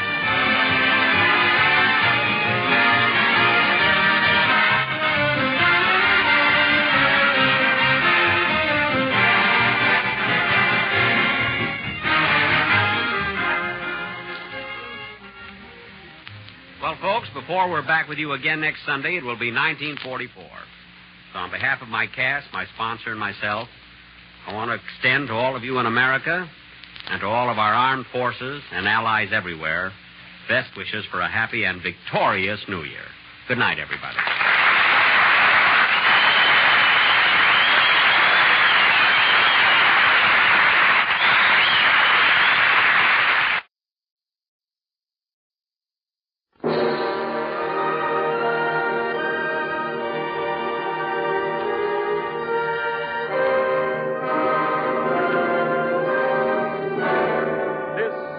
Radio Hall of Fame.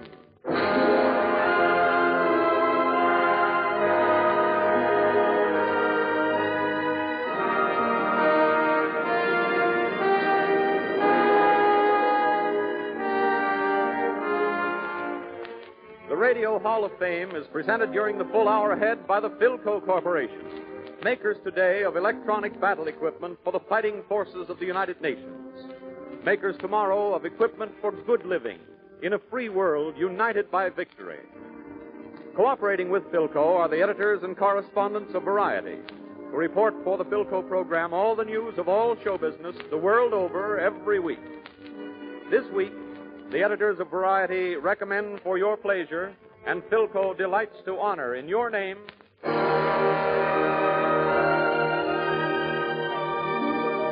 from radio, Fred Allen with Horton and Hopper and the entire Allen Company. From opera, the celebrated Metropolitan tenor, Lauritz Melchior. From the Broadway stage, Lou Holtz, master storyteller, and Raymond Edward Johnson, substituting for Orson Welles to bring you a New Year's message written by Stephen Vincent Benet. From the popular music field, Helen Forrest.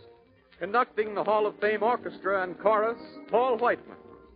Our Master of Ceremonies, the distinguished composer, critic, and commentator, Deems Taylor.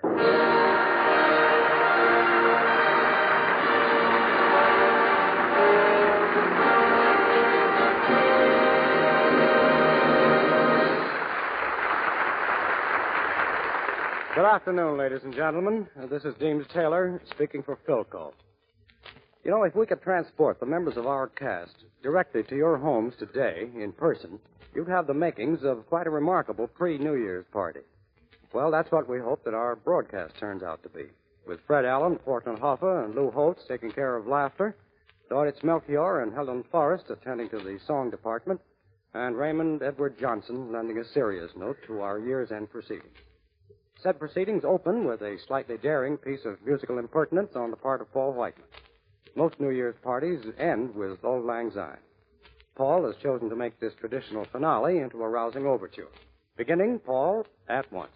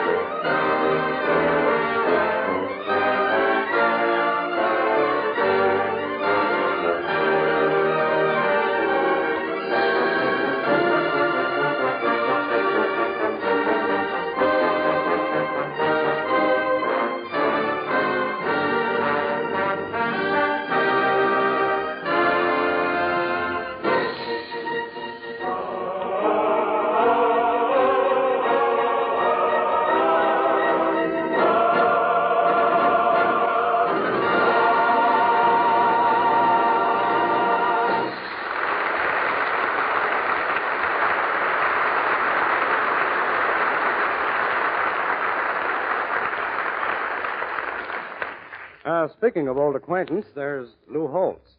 Lou is a producer now at Metro-Goldwyn-Mayer. Before plunging Kane first into a 10-week shooting schedule on the new movie version of the Ziegfeld Follies, he's enjoying a busman's holiday at the Capitol Theater on Broadway. In other words, he's back at his old trade, making people laugh. For our New Year's program, Philco has asked Lou to reach back into his inexhaustible bag of tricks for a couple or so of typical Holtz stories, including a continuation of the immortal saga of Sam Lapidus, a gentleman who surely belongs in the Hall of Fame. Enter Lou Holtz.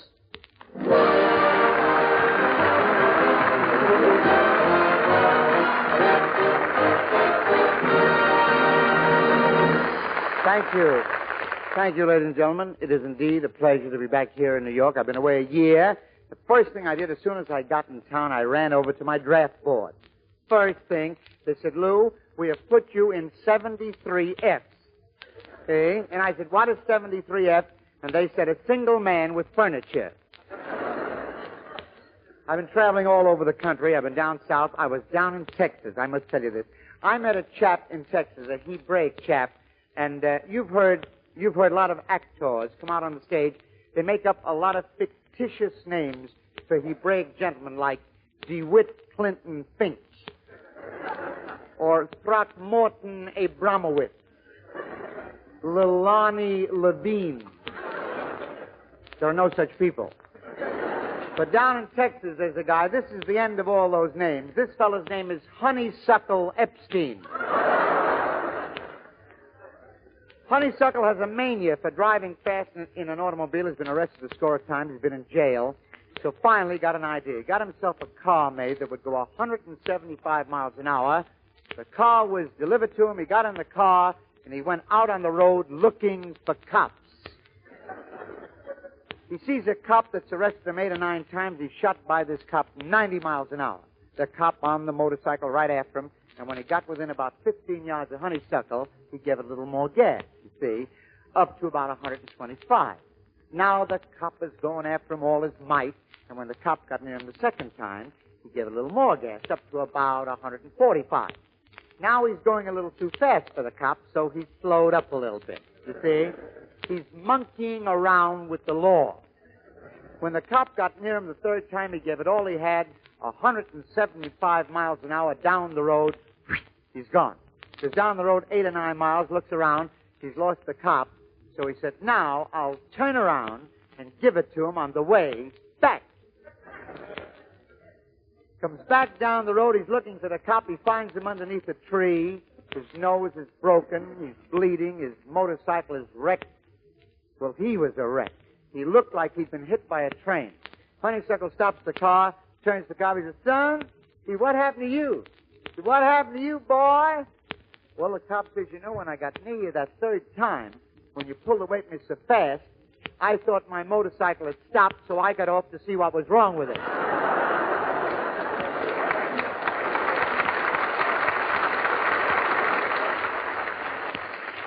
There's an Irishman who lives in Brooklyn. His name is Sullivan. Now, this is an Irish story, a little out of my line, but say, I'll try. Mr. Sullivan lives in Brooklyn, and he's in this country about 4 weeks. He's walking down the street, and he finds $245 in a purse on the sidewalk. He looks at it. He says, this is the most fantastic thing I've ever seen in my life. The most amazing thing is this gold in the sidewalk. Fantastic. The most fantastic thing I've ever heard of. What a land. What a land. He says it's fantastic. He sees a streetcar. He gets on the streetcar for the first time. He's in the streetcar about 5 minutes. The car has gone about 6 blocks. And the conductor hollers out, Myrtle! And a woman got off.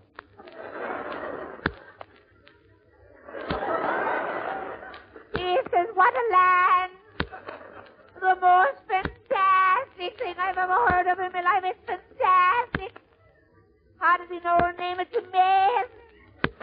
They ride about 5 more blocks. The conductor hollers out, Marcy! And another woman got off. He says, what an organization. Fantastic. The most fantastic thing. They go about 6 more blocks. The conductor hollers out, Sullivan. He says, that's me. He gets off. He's walking up the street, and a nice old lady walked up to him. She says, I beg your pardon. Is this Sullivan? He says, it is. She said, I'm looking for $2.45, and he handed her the purse.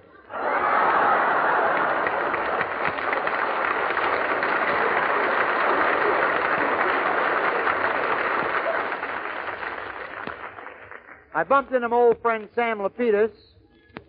Lapidus is walking down Park Avenue. He passes a very high-tone place. On Park Avenue, they call them salons. Salon.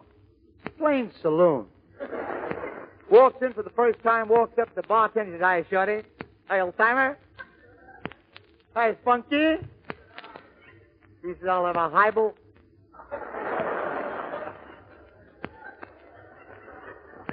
He says, hold it. I think I'll take a cocktail. One cocktail.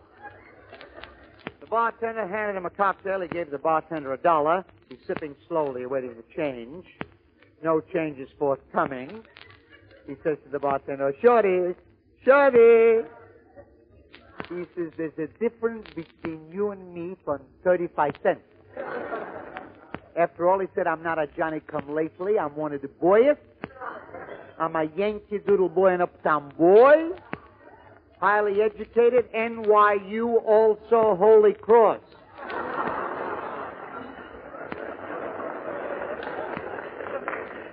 He says, kick in with a 35, boy. Kick in there, boy. Bartender said, I'm very sorry. We charge $1 for all drinks here. Peter said, for what reason? For what reason? Specify. The bartender said, you see that oil painting on the right? That's a Rembrandt worth $40,000. The one on the left is an old Gainsborough worth $60,000. The one in the middle is invaluable. Well, Peter said, I didn't know you had these kind of facilities. See you again. Comes in the next night, he says, hi, Spunky. Says, I'll have a cocktail. The bartender handed him a cocktail. He put 65 cents on the bar, put his hands over his eyes, and he says, I saw the pictures last night.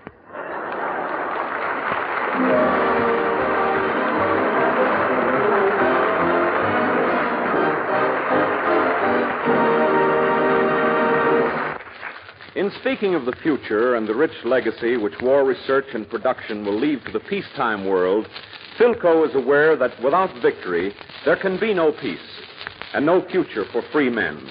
So the only thing that the men and women of Philco are thinking of today in their laboratories, at their desks and machines, is the only thing that matters for us all: winning the war.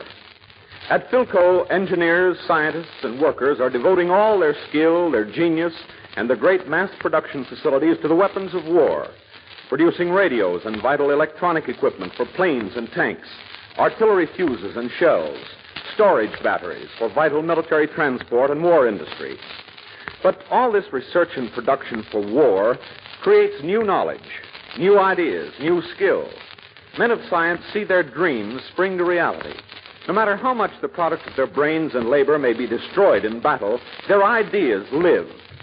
And they will survive after victory to bring you newer and finer products under the famous Philco name in radio, television, refrigeration, and air conditioning.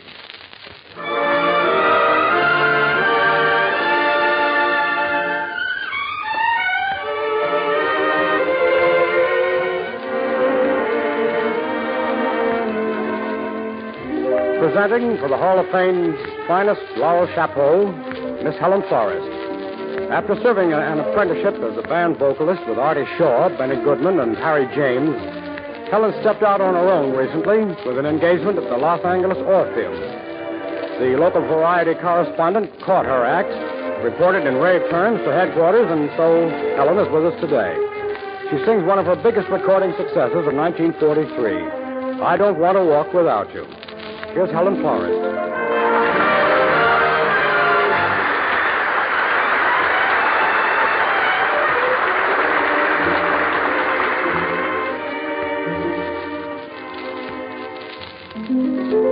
Oh, all our friends keep knocking at the door. They've asked me out 100 times or more, but all I say is leave me in the blue, and here I stay within my lonely room.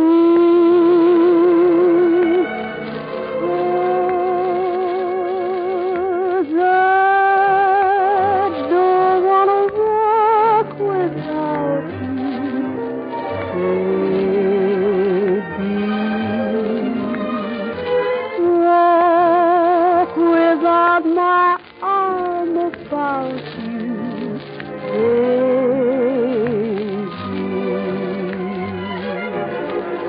I thought the day you left me behind,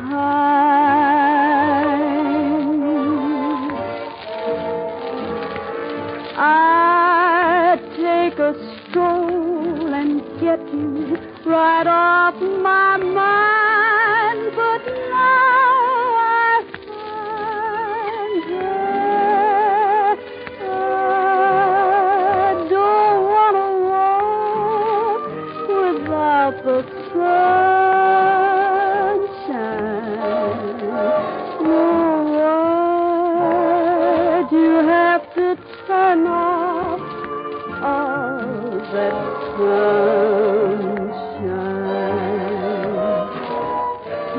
Oh, baby, please come back, or you'll break my heart for me.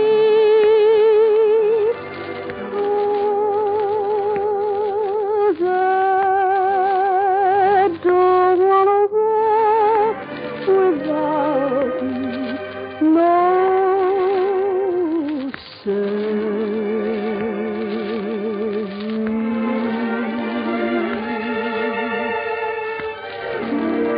I thought the day you left me behind,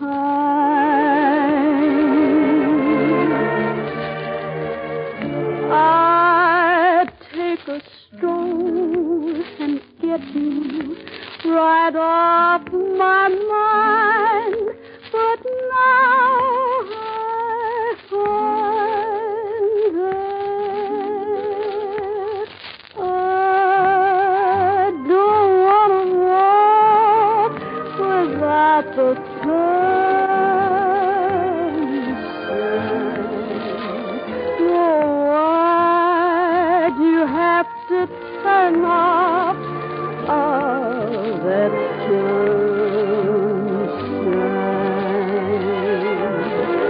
Oh, baby, please come back, or you'll break my heart for me.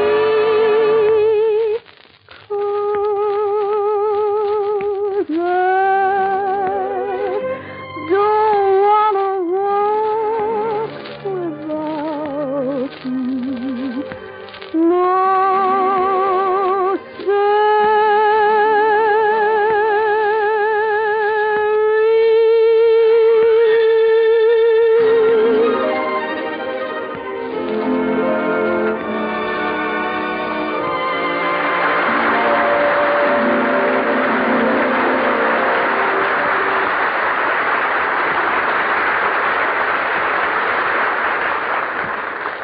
As the year draws toward its close, in the sound and fury of global war, it is natural that our thoughts should turn toward the future.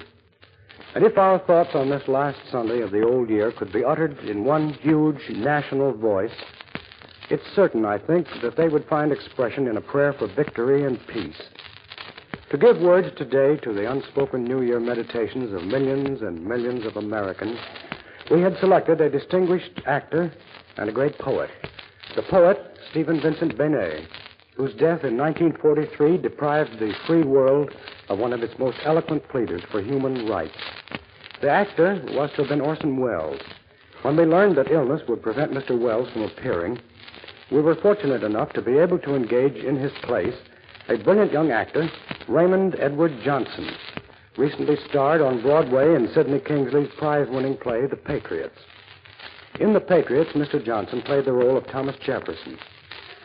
Tonight, he speaks as Jefferson might speak to Americans about to enter a third year of war. Raymond Edward Johnson, then, in Toward the Future, a combination of two celebrated radio works by Stephen Vincent Benet.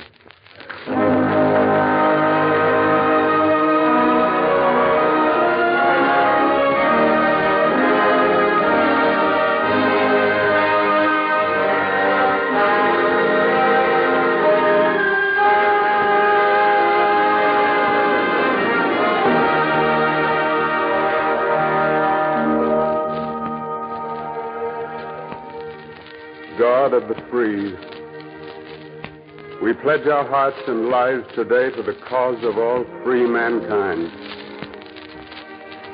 Grant us victory over the tyrants who would enslave all free men and nations. Grant us faith and understanding to cherish all those who fight for freedom as if they were our brothers. Grant us brotherhood and hope and union, not only for the space of this bitter war, but for the days to come, which shall and must unite all the children of earth. Our earth is but a small star in the great universe, yet of it we can make, if we choose, a planet unvexed by war, untroubled by hunger or fear, undivided by senseless distinctions of race, color, or theory.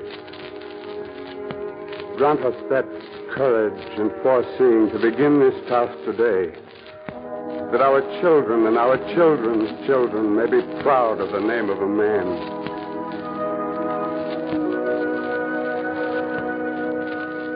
The spirit of man has awakened, and the soul of man has gone forth. Grant us the wisdom and the vision to comprehend the greatness of man's spirit that suffers and endures so hugely for a goal beyond his own brief span. Grant us honor for our dead who died in the faith, honor for our living who work and strive for the faith, redemption and security for all captive lands and peoples, yet most of all, grant us brotherhood, not only for this day, but for all our years. A brotherhood not of words, but of acts and deeds. We are all of us children of earth. Grant us that simple knowledge. If our brothers are oppressed and we are oppressed, if they hunger, we hunger. If their freedom is taken away, our freedom is not secure. Grant us a common faith that man shall know bread and peace, that we shall know justice and righteousness, freedom and security, an equal opportunity and an equal chance to do his best, not only in our own lands, but throughout the world. And in that faith, let us march toward the clean world our hands can make. This I ask in the name of all Americans everywhere.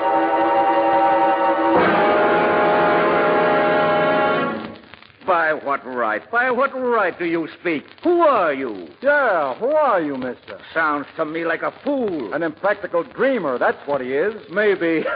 Maybe he's a poet. Impractical dreamer, I always say. Impractical dreamer. Listen, mister, what's your name?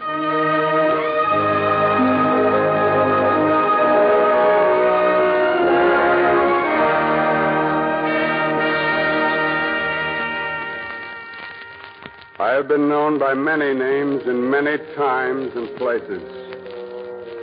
I crawled out of the sea in the mud long ages ago.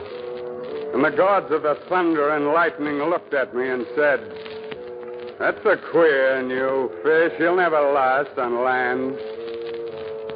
I hid in the forest, small and frightened.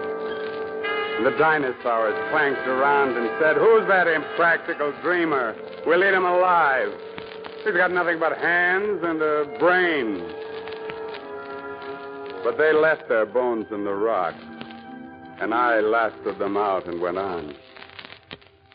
I crept out of caves toward the sunlight, and I built the free cities of Greece and the law that was Rome. I gathered the wisdom of China, and I sent a word crying through Palestine, a word that cries through the centuries to all men and nations. There is neither Jew nor Greek, there is neither bond nor free, but we are all brothers. And that word goes on.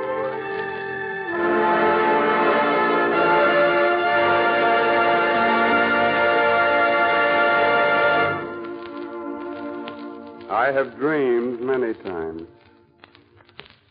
I found a new world in small ships, and none but the believers believed in me when I first dared that unknown west.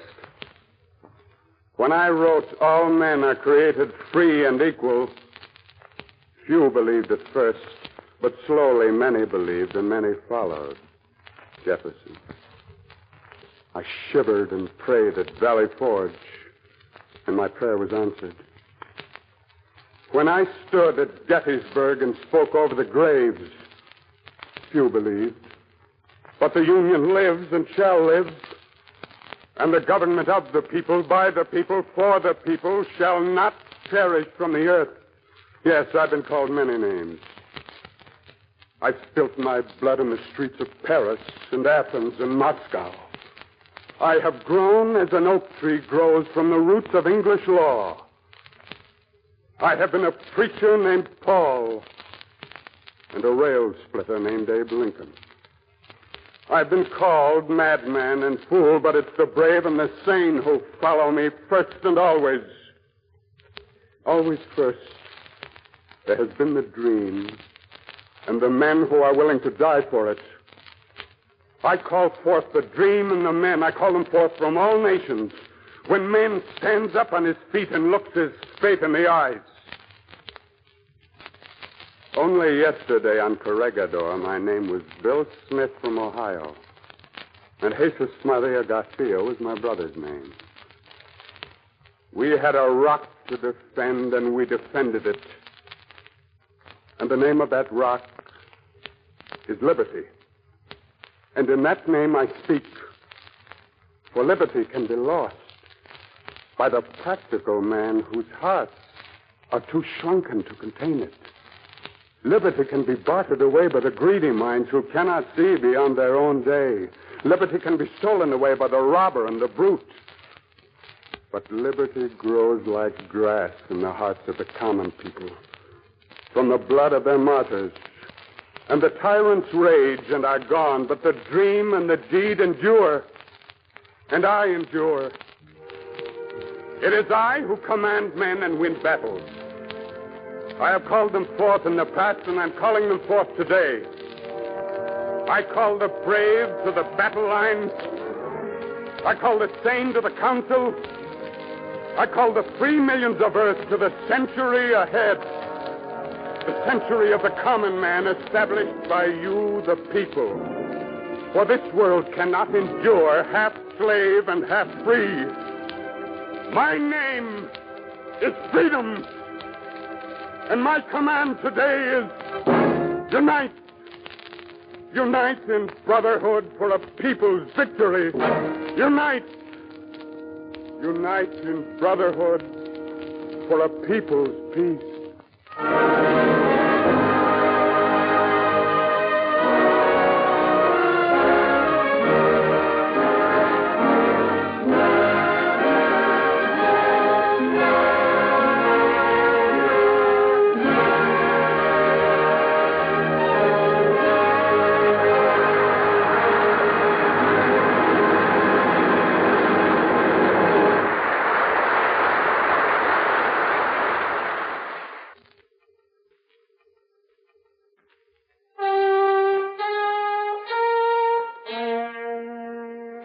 And to ring up the second act curtain, Paul Whiteman provides a Paul-esque, or should it be Pauline, version of two melodies from the score of The Desert Song, recommended by Variety as the musical movie of the moment.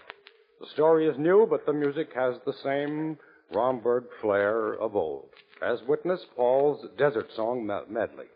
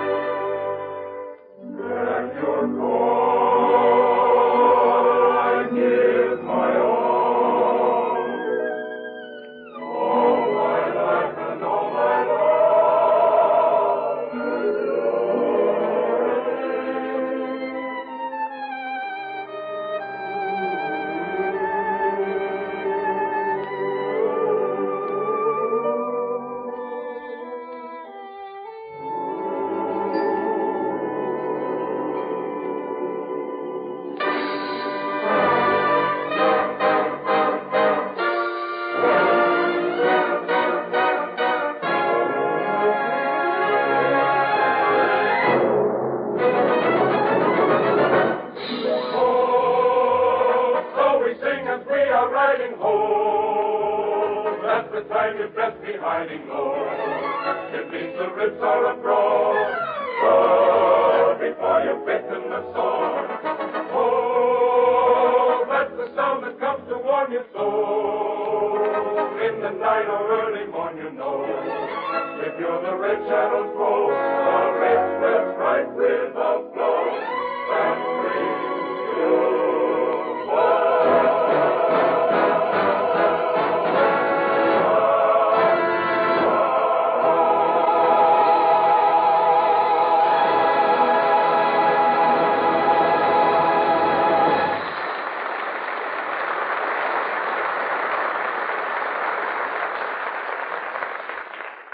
Greetings of the season. What feelings do they convey for this holiday week of 1943? Against a background of war, at a time when so many hearts are filled with anxiety, what is the meaning of this gesture of goodwill among men? Today we offer for each other the greetings of the season as an expression of our faith courage, and hope. It is a pledge of unity among free men. It is a symbol of our determination to work and to sacrifice that the ideals of peace on earth and goodwill toward men may not perish from the earth. In this spirit, the men and women of Philco Corporation, who are helping to fight the battle of production, look with confidence to the future and to the dawn of a brighter day for all mankind. And for themselves, as well as for Philco dealers everywhere, they send to their many friends in the far corners of the United States and Canada the greetings of the season.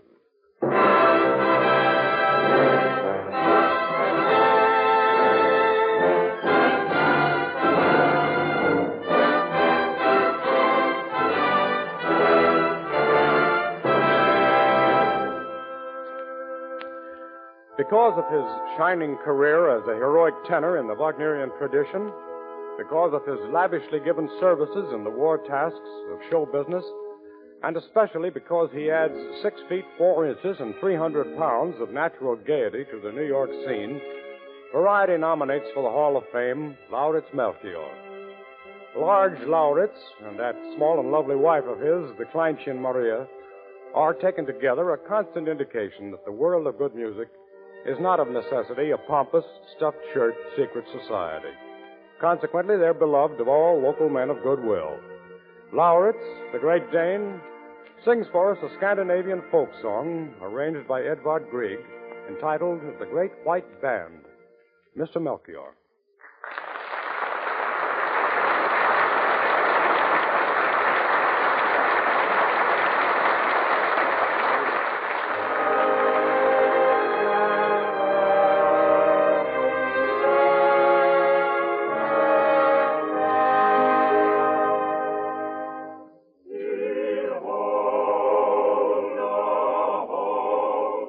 Behold,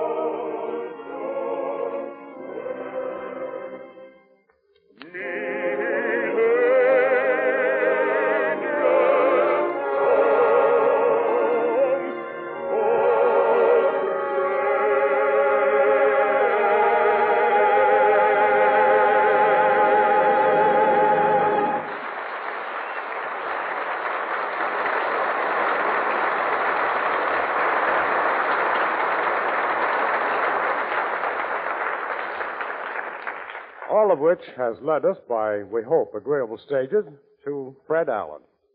And Fred is accompanied by Portland Hoffa, together with the remarkable denizens of Allen's Alley, formerly known as the Mighty Allen Art Players.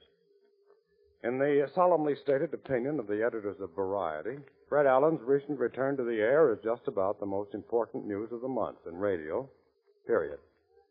If you missed Fred's opening show, you have our sympathy. And to make up for your loss, a condensed version now coming up. To appropriate music, enter Fred Allen.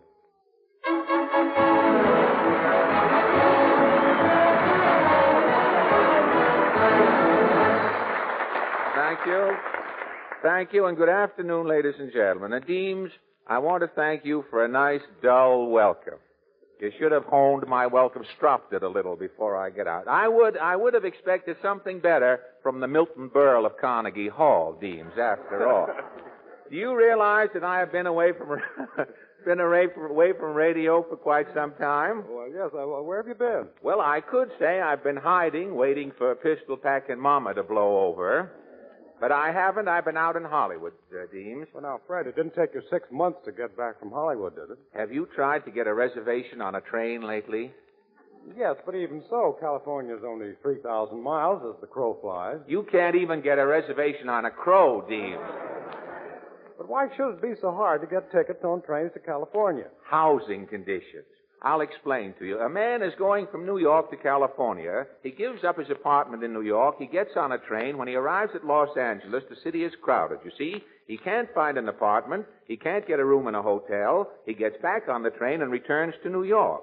Well, by now, the apartment he did have here has been rented. He can't find a place to live in New York. He gets on the train, and that's why it's impossible to buy a railroad ticket to California today. Deems, thousands of people are living on trains. Thank you very much. A commuter. Thank you very much. Yes, it must be homey. It is homey, Deems. I came back from California on the cheap. One little old lady named Levy had been living in an upper berth with her 2 daughters and a rubber plant for 6 months, going and coming from Albuquerque. Wasn't that a bit crowded? Well, it was crowded at first, but one of the daughters married a man named Schwartz who was living in the lower berth under them, and the 2 families pooled their space, and now they're all very happy living in a section, Deems. And that's the way it goes. Mr. People are just... Allen! Well, Portland, even here.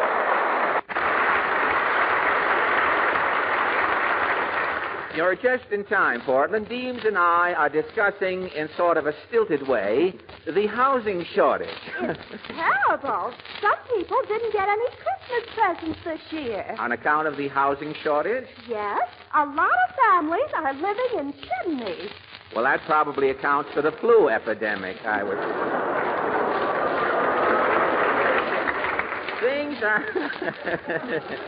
Things, it shows what people will stoop to for money, doesn't it?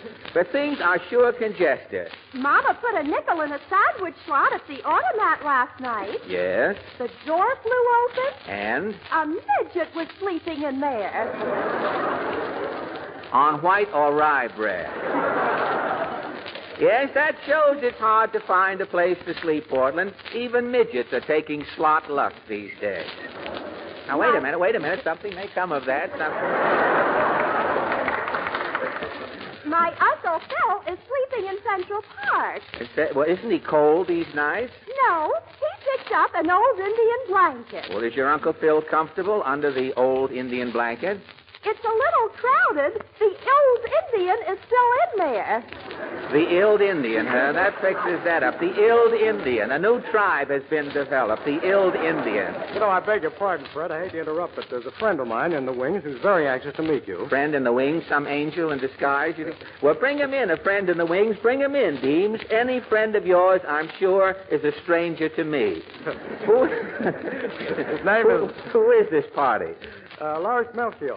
Uh-huh. Come on out, Lawrence.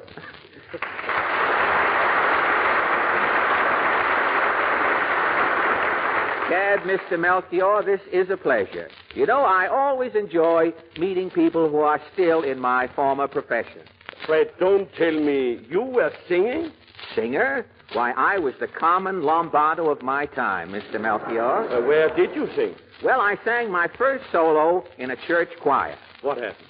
200 people changed their religion. After a short talk with the minister, I gave up choir work and went into opera. For 2 solid seasons, we played The Barber of Seville. Then, bang, Lawrence, the electric razor came in, and The Barber of Seville was through. But enough about little old E-flat me, Mr. Melchior. What about you? You have been in opera many years, I know. Yes. When I first went into opera, Madame Butterfly was only a caterpillar. You must have known Boris before he was good enough. Oh, Fred, I am not here to tell jokes. I came to talk to you. To talk to me? Well, of course, Mr. Melchior. What's on your mind? Fred, I have a problem. You, Lawrence Melchior, the Metropolitan's greatest tenor, you have a problem? Yes. I want to quit opera and go into radio. Oh, Lawrence, you're kidding. What's wrong with opera? Long hair and short dog. Long hair and short dough. Yeah, in radio they pay singers big money. What singers? Yesterday, I read that some young boy in the radio is making $30,000 a week. $30,000 a week? $30,000 a week. And what does he sing? Won't you tell me when we will meet again? Someday, Monday, and always. Now, look. Look, Mr. Melchior. Oh, Fred, make me another Sinatra. You, the great Melchior, want a croon? Yes. Oh, the maestro is jesting. The maestro is hungry. But, Mr. Melchior, your opera audience is top hat, white tie, and tails. You want to sing for sweatshirts and bobby socks? $30,000 for... Now, look, please, Mr. Melchior, think of those phonograph records you make, those beautiful big 12-inch records. You want to give those up to be on the other side of Spike Jones and his City Slickers? Think, Mr. Melchior. $30,000, and all he sings is war. No, well, look, no, please. But who will take your place starring at the Metropolitan? Jessel is in Hollywood. Take a baritone's advice, Mr. Melchior. You stick to opera. I'll try that Sinatra of the hit parade. But you're not the Sinatra type. You've got to be thin. Think I'm too robust? Robust? Why, your tonsils weigh more than Sinatra.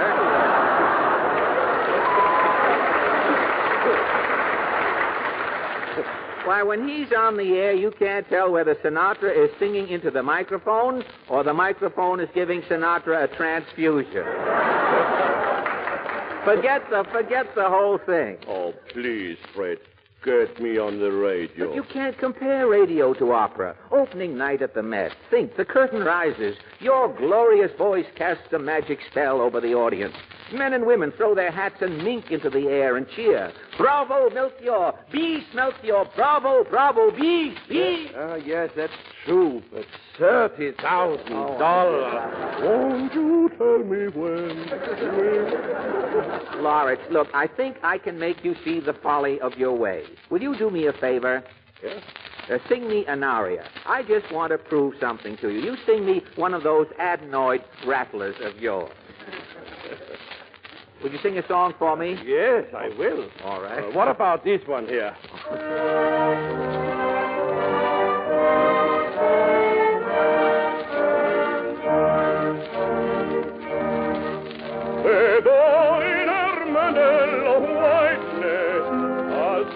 Shining eyes of the sun, while roses reflecting a brightness announce that the day has begun.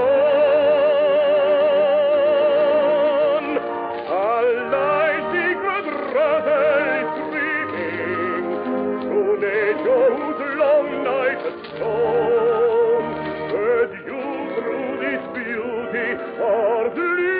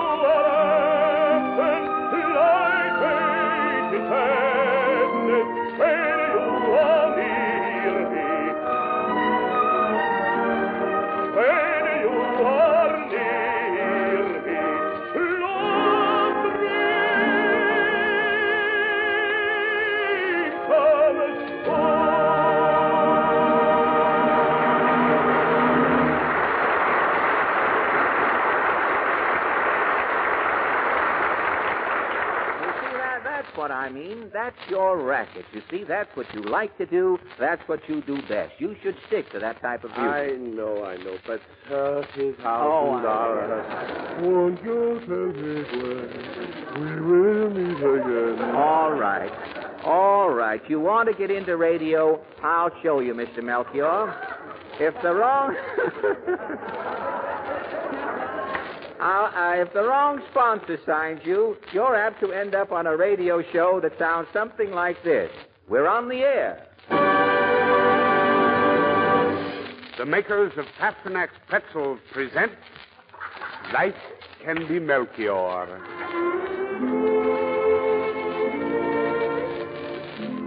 Life Can Be Melchior is brought to you every hour on the hour, every day, 168 times a week, by the makers of Pasternak's Personality Pretzels. Today, while every other pretzel is made by machine, untouched by human hands, only Pasternak pretzels are made by hand. Pasternak himself takes a handful of wet dough and steps into a red-hot oven. A few twists, a few turns. When Pasternak is lifted out of that red-hot oven, in his hand he holds a pretzel. No deceit, no trickery. No other pretzel can make this claim. With men who know pretzels best, it's Pasternak, 7 3/8 to 2. And now, Life Can Be Melchior.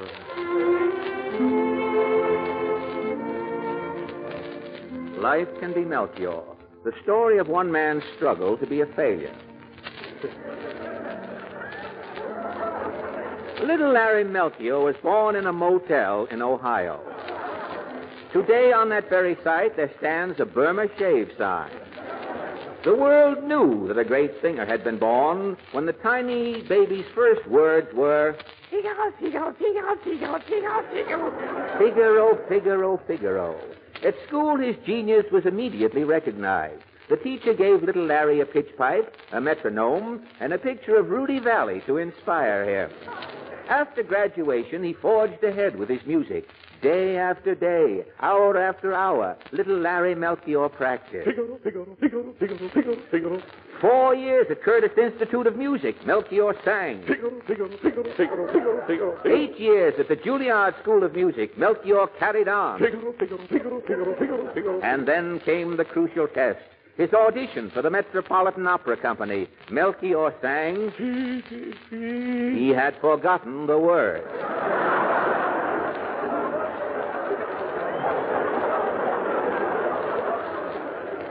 But this did not stop Lawrence Melchior. Oh, no. Back to 10 more years of... Figaro, Figaro, Figaro, Figaro, Figaro, Figaro. And then Lawrence Melchior finally reached his goal. He became a star at the Metropolitan. His golden voice sang... Figaro! And now he was ready for his crowning achievement, starring on his own radio program. And here is the star of the Pasternak Pretzel program, Lawrence Melchior, bringing you the music he has spent a lifetime to achieve. Maestro, please.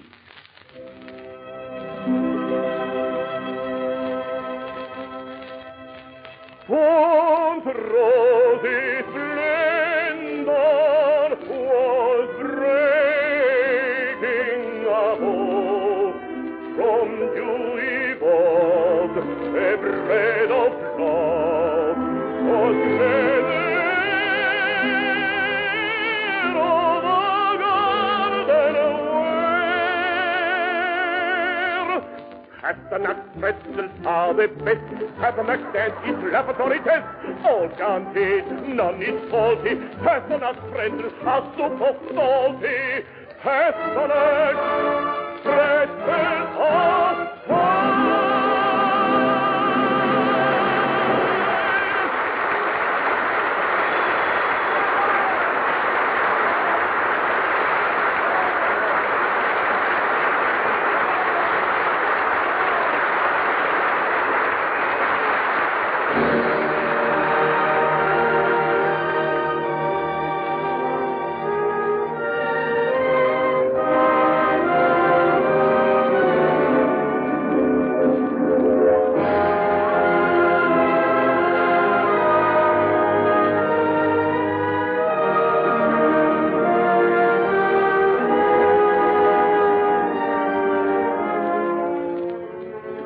Next week on the Radio Hall of Fame, Burns and Allen, Raymond Graham Swing, Georgia Gibbs, and another group of star personalities recommended by Variety for your pleasure. We'd expect you at the gates of the hall this time next week, this station. Signed, Deems Taylor. The production and writing staff of the Radio Hall of Fame includes D. Engelbach, George Faulkner, and Abel Green, editor of Variety. Fred Allen was presented by arrangement with his sponsor, Texaco. This is Glenn Riggs wishing you a happy new year from Philco dealers and distributors throughout the United States and Canada. And from the Philco Corporation, makers today of radio, communications, and electronic materials to help win the war. Makers tomorrow of materials for good living in a world at peace.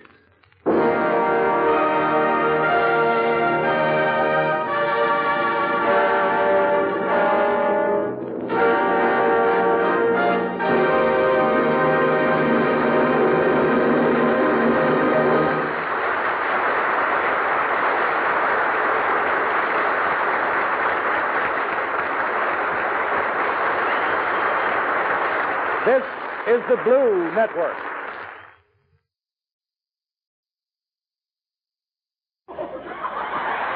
For the safety of your smile, use Pepsodent twice a day. See your dentist twice a year. Again this week, the Pepsodent Company presents another in a series of broadcasts to our men in the armed forces throughout the United States. Tonight, for the women of the Navy, the waves, and the nurses at San Diego, California, the Pepsodent Show, starring Bob Hope and our special guest, Cary Grant.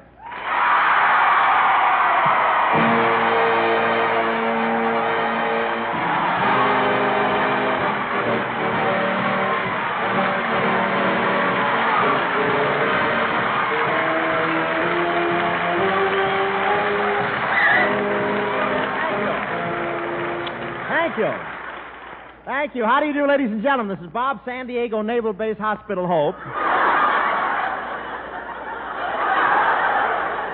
Telling you waves and nurses that as you go about your official duties, to use Pepsodent, and you'll never have artificial tooties.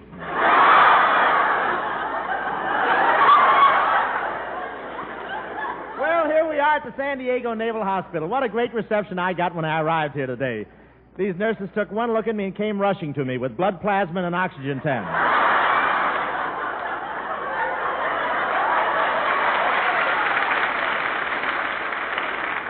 And I don't know whether these girls all got a chance to have dates over Christmas or not, but when I arrived, one of them said, "Look what's coming through the gate. Too little, too late."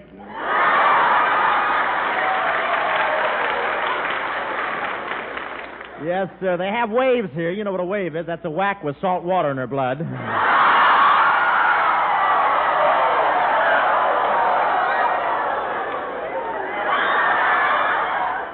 And it's very hard to choose between the whacks and the waves, but the waves are very pretty. They must be. Anyway, it's the first time my drool ever had white caps.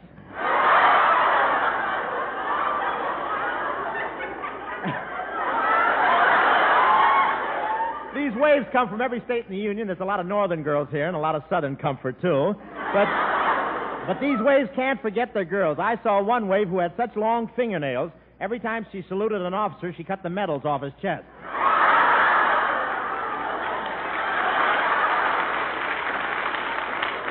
I called up a wave I used to know here, but I found out she's married now and has 4 little ripples.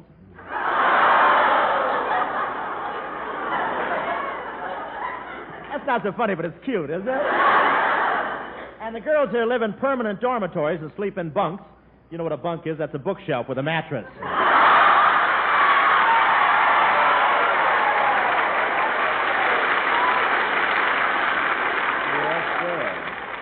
And it's wonderful in those dormitories. The service is like in a good hotel. Yes, sir. If you want breakfast in bed, you press a button and an arrow points to the nearest psychiatrist.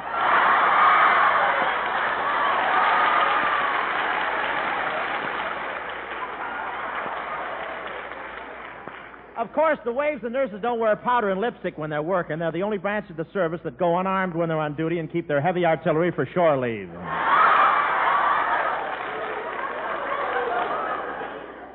And the Waves here had a wonderful Christmas party. You should have seen it. It was the first time I ever saw a Santa Claus with legs like Betty Grable.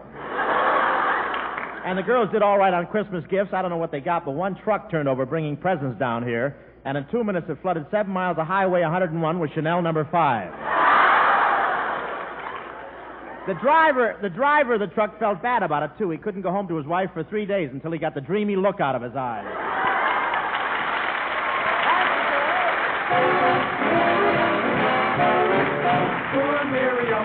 Poor Miriam, neglected using Irium. Past the corner she'd walk, not a guy would walk. Hello. Oh, no. Uh-oh. Let's go. Yeah. So girls, don't be like Miriam. Use Irium. It's the film you feel on your teeth that makes your teeth look dull. Pepsodent toothpaste with Irium removes that film, uncovers the natural brightness of your smile. You see, Pepsodent, and only Pepsodent, contains Irium. It loosens film and floats it away quickly, easily, safely. And when film is gone, Pepsodent toothpaste brings new brightness to your teeth. No wonder more people than ever before use Pepsodent toothpaste today. No wonder it's number one with the men in the service. Try Pepsodent toothpaste for just 1 week. See if your teeth don't feel cleaner, look brighter. See if it doesn't uncover that natural brilliance of your smile. Get a tube of Pepsodent toothpaste. And remember, Pepsodent, and only Pepsodent, contains Irium. Dear Miriam, sweet Miriam, now she's using Irium. Up and down the street, all the boys repeat. Some smile. Well, naturally. Well, of Some course. smile. Thank you. When Wendell now said Pepsodent, that's what he meant. And here comes Francis Langford.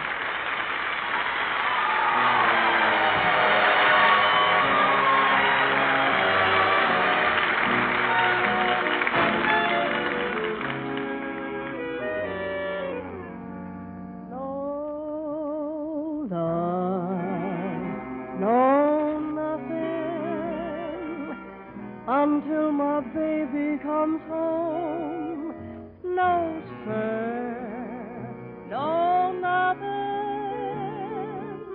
As long as baby must roam, I promised him I'd wait for him till even Hades froze.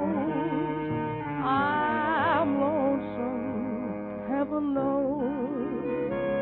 But what I said still goes. No love, no nothing. And that's a promise I'll keep. No fun with no one. I'm getting plenty of sleep. My heart's on strike, and though it's like an empty honeycomb, no love, no sad, no nothing till my baby comes home.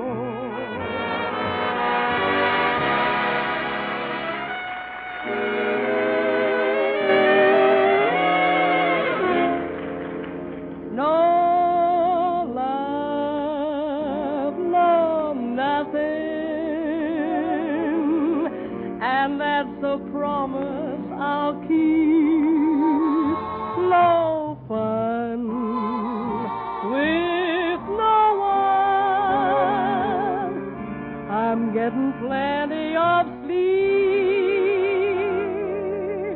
My heart's on strike, and though it's like an empty honeycomb, no love, no sir, no nothing, till my baby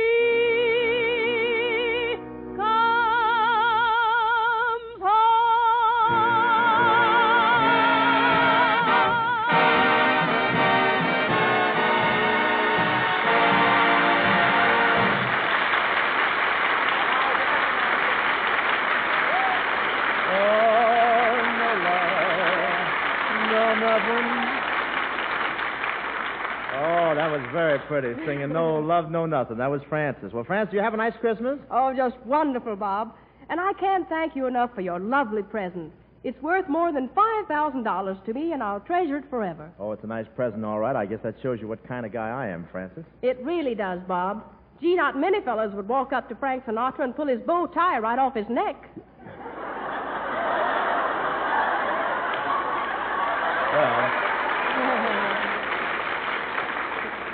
Well, that Crosby will do anything for money, you know.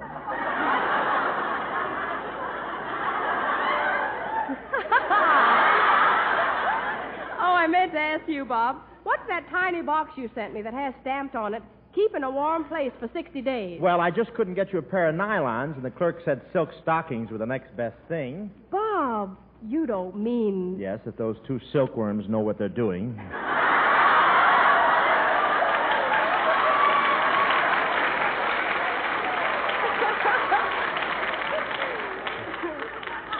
They tell... I haven't heard from their agent lately, but I imagine. Tell me, Frances, did you like that party at my house Christmas afternoon? Oh, it was wonderful, Bob. But there's a point of etiquette I want to make. At the entrance to the dining room, you should have had a butler. A butler? Yes, not a cashier.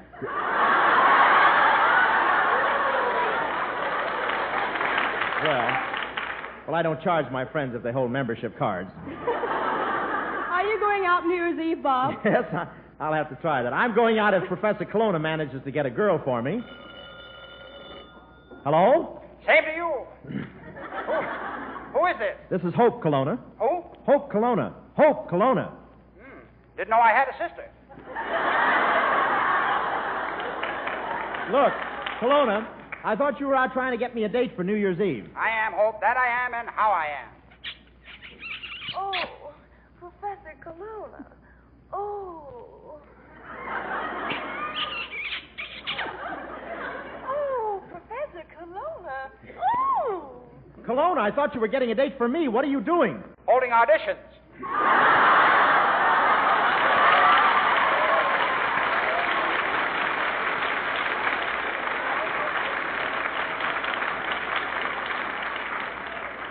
You get pretty good parts, don't you, huh? Colonna, what's the matter with you anyway? Well, Hope, I never told anybody this, but the day I was born, I was dropped down 29 chimneys. When you were born? When you were born, you were dropped down 29 chimneys? How come? Stark had hiccups. Well, look. Professor, get busy. You're supposed to be getting me a date for New Year's Eve. Yes, Hope, and I've got one for you. She's beautiful, got big blue eyes and soft brown hair, and you won't have to spend much money on her. You think she'll be a good date for New Year's Eve? Certainly. Moo. You see? She'll even bring her own drinks.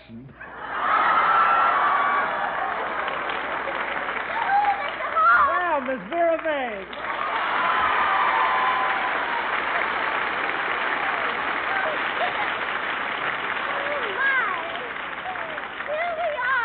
Hope, and I'm so glad to be here. Oh, my goodness, girl sailors.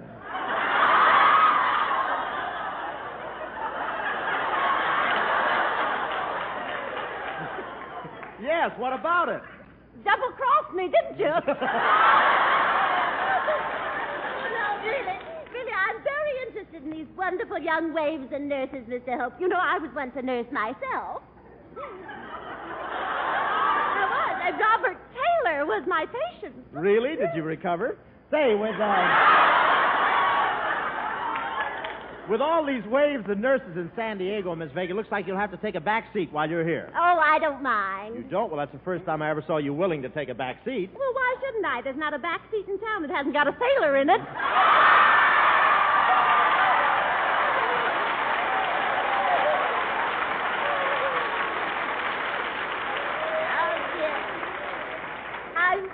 Yes, Mr. Hope. you should know if anybody should. Quiet. What did I say? Well, I won't repeat. I must tell you, Mr. Hope, I loved your Christmas party.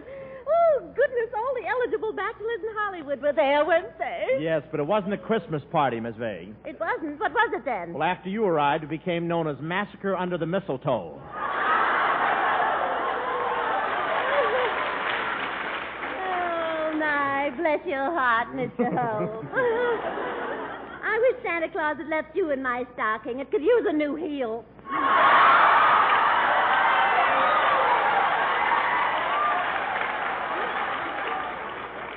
Well, Miss Bank, have you made any of your New Year's resolutions yet? Oh, yes, I have, Mr. Hope. 1944 would be a different Vera Vague. Cool, aloof, waiting for the men to come to her. Well, what happens if they don't come? It's back to the flying tackle again.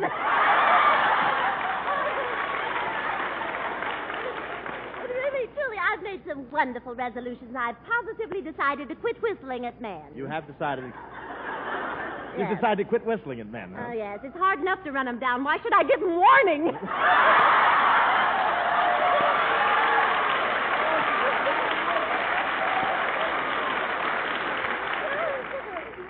Seriously, Mr. Hope, I've resolved to quit thinking about men so much. What's that? There goes my other ear. Did this fall out of your nose?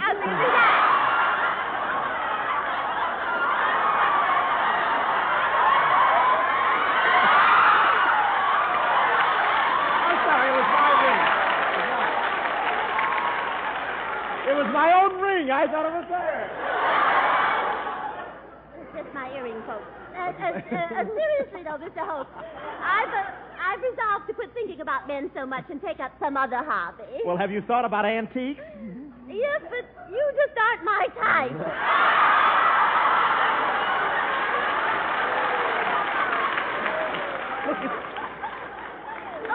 I'll still take my boyfriend, Waldo. Oh, Waldo. Tell me, Miss Vague, how is that little drink blotter, huh? Is Waldo going to turn over a new leaf this year? No, not exactly. He's going to turn over a new label. He wants to see what's on the back of old Granddad's picture. It'll probably be him, Miss Vague. I'm afraid Waldo is getting in a rut. Oh, Mr. Hope, Waldo never gets in a rut. Waldo never gets in a rut. Of course not. If he can't find a gutter, he just stays up all night. He had a wonderful Christmas Eve, though. I sat up with Waldo and we played gin rummy. I just died laughing. I guess Waldo isn't very good at gin rummy. That's why you were laughing, huh? Yes, I told him he was a pigeon. You know what he did? He flapped his arms and flew out the window. Of course, at that time, he was more Jimmy than rummy.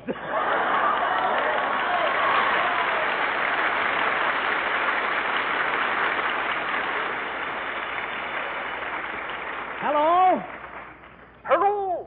Say, Kelowna, you sound muffled. You're in San Diego, aren't you? Yes, phone booth is underwater. Yeah. Well, Kelowna, you're supposed to be finding me a girl. Where are you? I'm in the burlesque show. You're in a burlesque show? How are you getting me a girl there? Got a bear trap on the runway. Kelowna, 2 weeks ago you told me you were at a burlesque show. I know, Hope, and I'm still sitting here. 2 weeks sitting at the same burlesque show? How do you explain that? Gum on my seat. But I'm really here trying to get you a girl, Hope. Here comes one toward me now. What do you know? She's a Ubangi. Kelowna, what makes you think she's a Ubangi? Using her lower lip for a fan. Stop fooling, Kelowna. Get me a girl for New Year's Eve. Just find her and bring her to me. She must be beautiful, blonde, about 5'2", and very, very affectionate. Beautiful, blonde, 5'2", very, very affectionate. And when I find this girl, Hope, you expect me to turn her over to you? Yes, Kelowna. Always glad to meet a tourist. Thank you, Jerry. Thank you, boy. And now, by request, Professor Jerry Kelowna singing Conchita. He was a handsome young Irish lad, and she was a Mexican beauty. It was fiesta, and I might add, romantically he was on duty. A boy and a girl, beneath the Hasataras. I can't tell it in the simplicity for a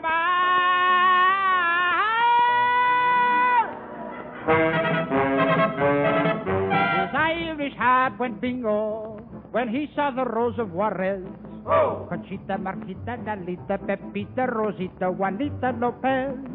Oh, you're a lovely thing, oh. For me, there's but one girl, he said. Oh. Conchita, Marquita, Lalita, Pepita, Rosita, Juanita Lopez. Yes, she won her heart one night with a serenade beneath the moonlight.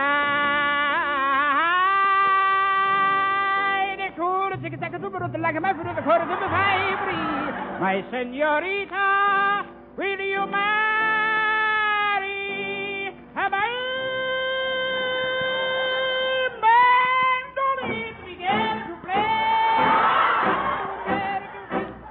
As the next I heard him say, New Jersey was never like this. The bells began to ring, and they rode away on a mule. To prove I'm not joking, if you're in Hoboken, drop in for a minute and you'll meet Conchita, Marquita, Dalita, hip hip, here be Rita, Juanita,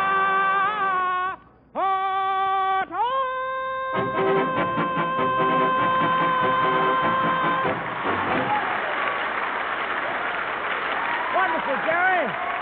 Take it, Wendell.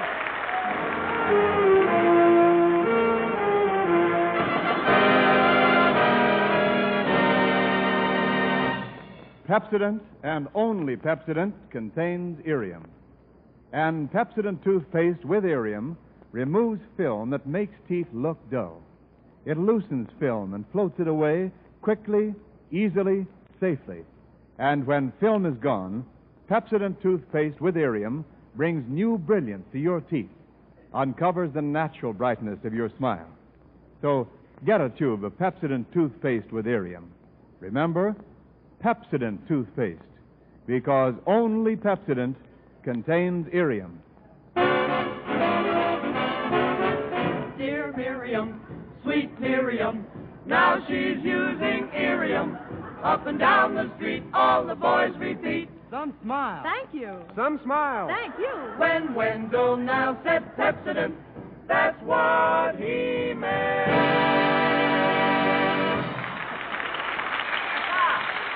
And now, tonight, ladies and gentlemen, I have a special surprise for you. One of Hollywood's most charming and talented actors, recently seen in RKO's Mr. Lucky and soon to be seen in Destination Tokyo, and once upon a time, Mr. Cary Grant.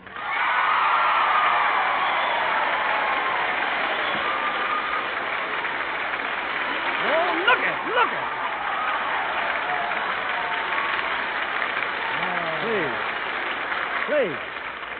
Please, we have to talk, too, you know. I want to talk. Say, Bob. Yeah.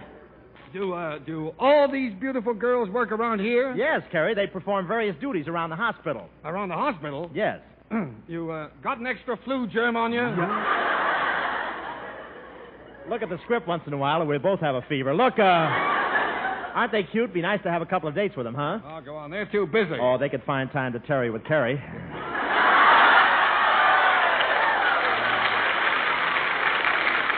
Yeah, but they'd be wasting their time to mope with Hope. Yeah.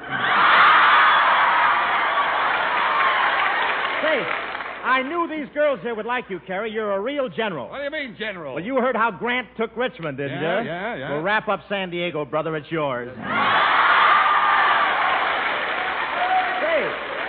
I've seen you on the screen, Cary. Tell me, how did you learn to kiss like that? Practice, Bob, practice. Constant practice. Yeah? What do you do with your old targets?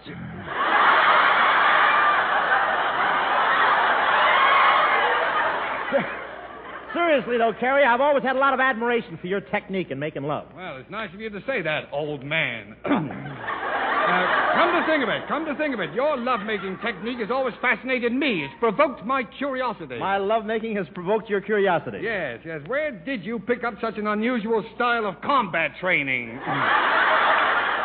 No, it's no use talking, Bob. Your approach is all wrong. Oh, my approach is bad, eh, Cary? Yeah, now, I've been practicing that Charles Boyer technique. You have, Yeah, huh? Now, for instance, when I meet a girl on the street, I remove my hat, bow low, and say, Vous êtes très jolie. Vous êtes chic. Vous êtes charmant. I see. You just let the charm ooze out of you.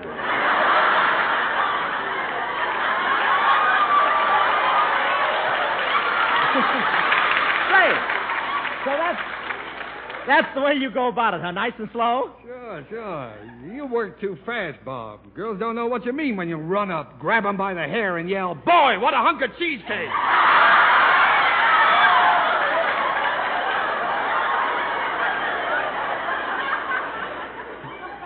Well, look, Carrie, do you think if I had more polish, I could get parts like you had in Mr. Lucky? You played the part of a gambler in that, didn't you? Sure, Bob. I'd bet on the drop of a hat. Yeah, well, I once played a gambler in a picture with Dorothy Lamour. You did? Yeah, I'd bet on the drop of a pin. Say,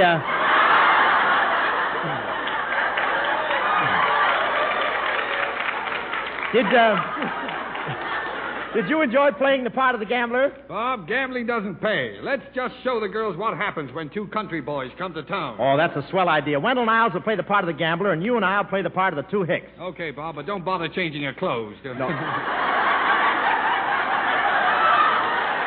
Stan, play a little gambling music. You know, something like All or Nothing at All. Anything.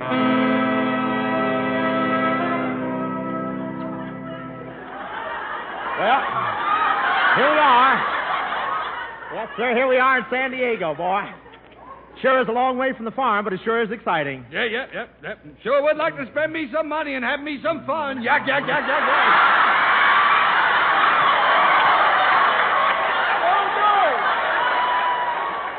no! He does it better than me.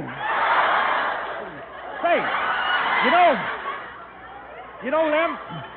Yep. You know, Lem, I don't care for these here city girls. Why, what's wrong? Don't you like their looks? Not the ones they give me. You're not doing so good yourself, Lem. You need a shave. I know. I didn't have a chance this morning. Ma was using the bread knife. You shave with a bread knife? Yeah. I'm kind of ashamed. We ain't got no good silverware. Yeah. You look bad tonight, Elmer. You're so pale. How come you're so pale?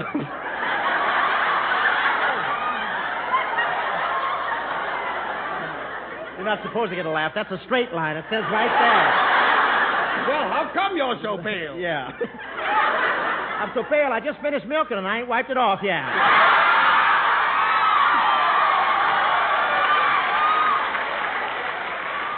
Well, don't tell me.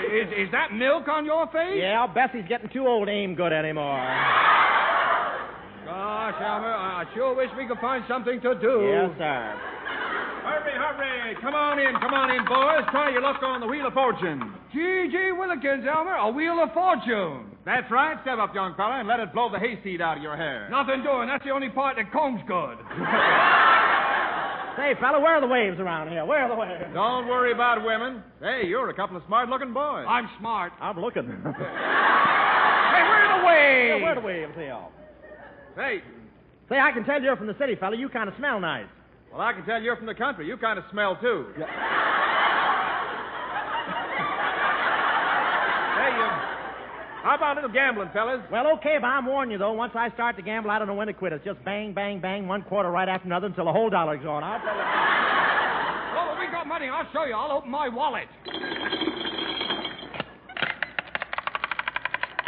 You see, this is also where I keep my Kleenex. Say, you seem to be a pretty intelligent fella. Yep. In my class at school, I was a moron. A moron? That isn't good. Wasn't my class. Well, we're wasting valuable time, boys. I'll deal the cards out. Yeah. Okay. Now, say, how about you? What have you got? I got 3 aces. Oh, shucks. You just beat me out. I only got 2 pairs of kings. Well, that's right. For a minute, I was afraid you didn't know the game. Say, how about betting on something me and Lem's good at? Whoever gets the next wave that goes by to kiss him wins $10. Okay, it's a deal. See you in a few minutes, fellas. Well, here she comes. Now, I'll show you how it's done. Hiya, babe. Oh, you didn't do so good. Well, I'll try my luck. Hiya, babe. Okay, Lem, now you dress up like a wave and let me win $10.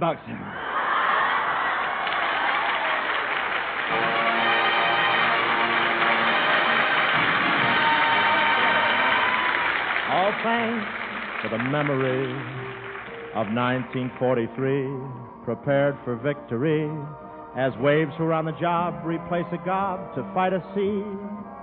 And we thank you so much for folks old job to fight a sea. And we thank you so much for folks old job to fight a sea. And we thank you so much. The Kraft Music Hall with Bing Crosby, Trudy Irwin, John Scott Trotter and his orchestra, the Music Maids and Lee, Yuki, the Charioteers, and Bing's guest for this evening, Paramount star of the Technicolor musical Riding High, Miss Cass Daley. And here's Bing Crosby. Happy holiday. Happy holiday. While the merry bells keep ringing, may your every wish come true. Happy holiday. Happy holiday. May the calendar keep bringing happy holidays to you. If you're burdened down with trouble, if your nerves are wearing thin, pack your load down the road and come to holidays. If the traffic noise affects you like a squeaky violin, kick your cares down the stairs, come to Holiday Inn.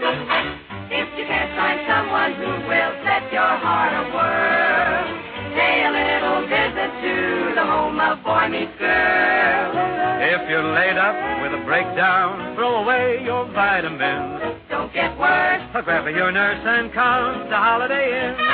Happy holiday. Happy holiday. While the merry bells are ringing, may your every wish come true. Happy holiday. Happy holiday. May the calendar keep ringing. Happy holiday to you. Happy holiday. Happy holiday. While the merry bells keep ringing, may your every wish come true. Happy holiday. Happy holiday. May the calendar keep bringing happy holidays to you.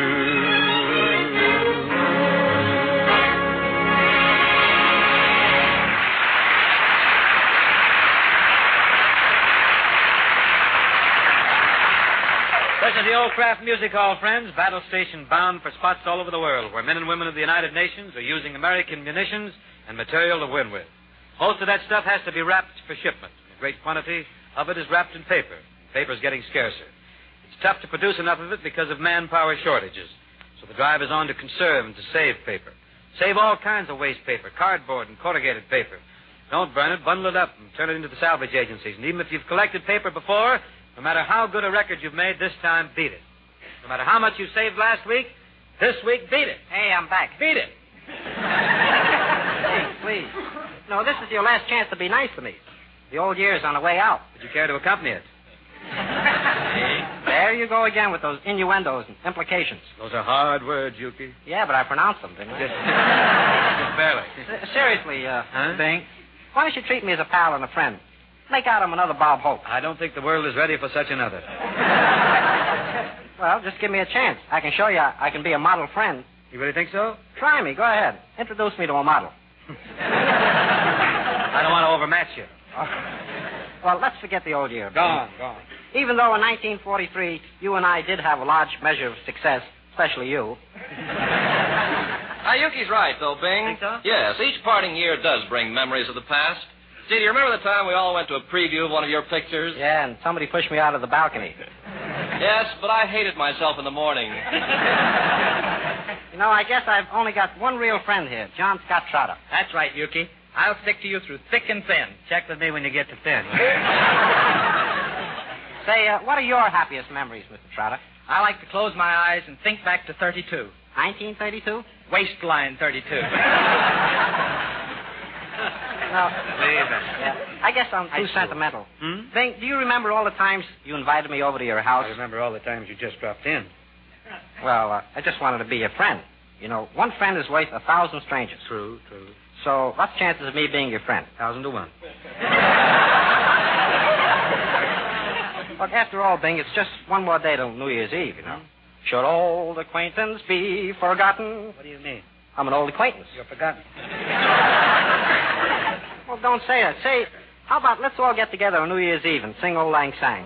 How about you, Mr. Carpenter? I think I'm going to be sick. Oh, too bad. Say, how about you, Miss Irwin? Well, I'll be busy that evening, Yuki. Oh. Well, how about you, Mr. Trotter? Likewise, I'm sure. You, Bing? I'm sorry, old man. We're opening up a case of cooking sherry. Yeah, I get it. Well, just get the whole thing. Oh, no, you I didn't think... Don't take it so hard. I'll tell you what, as long as we're all here now, why don't we get together and sing Auld Lang Syne right here? Oh, gee, that's swell. Let's give a lick and a promise to it, huh, for the kid, huh? Ready? Old acquaintance be forgot and never brought to mind. Good old acquaintance be forgot and never mind. Why are you crying, Yuki? I'm so happy. Happy about what? Happy we won't all be singing like this New Year's Eve. It killed my whole night. Well, dry your eyes, son. Pull yourselves together as Judy and I delve into a bit of a duet here.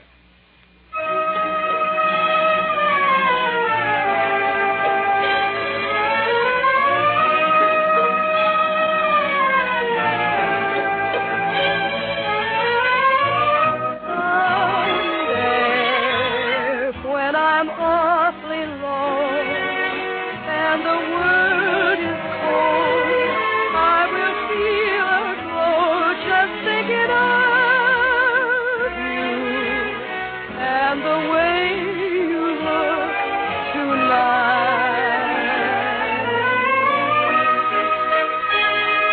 Oh, but you're lovely with your smile so warm and your cheeks so soft. There is nothing for me but to love you just the way you look tonight.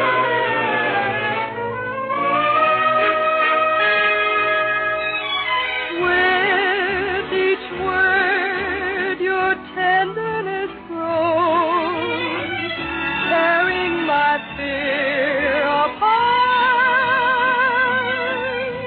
And at last, that wrinkles your nose, touches my foolish heart. Love me, never, never change. Keep that breathless charm. Won't you please arrange it? 'Cause I really love you. just the way you look tonight.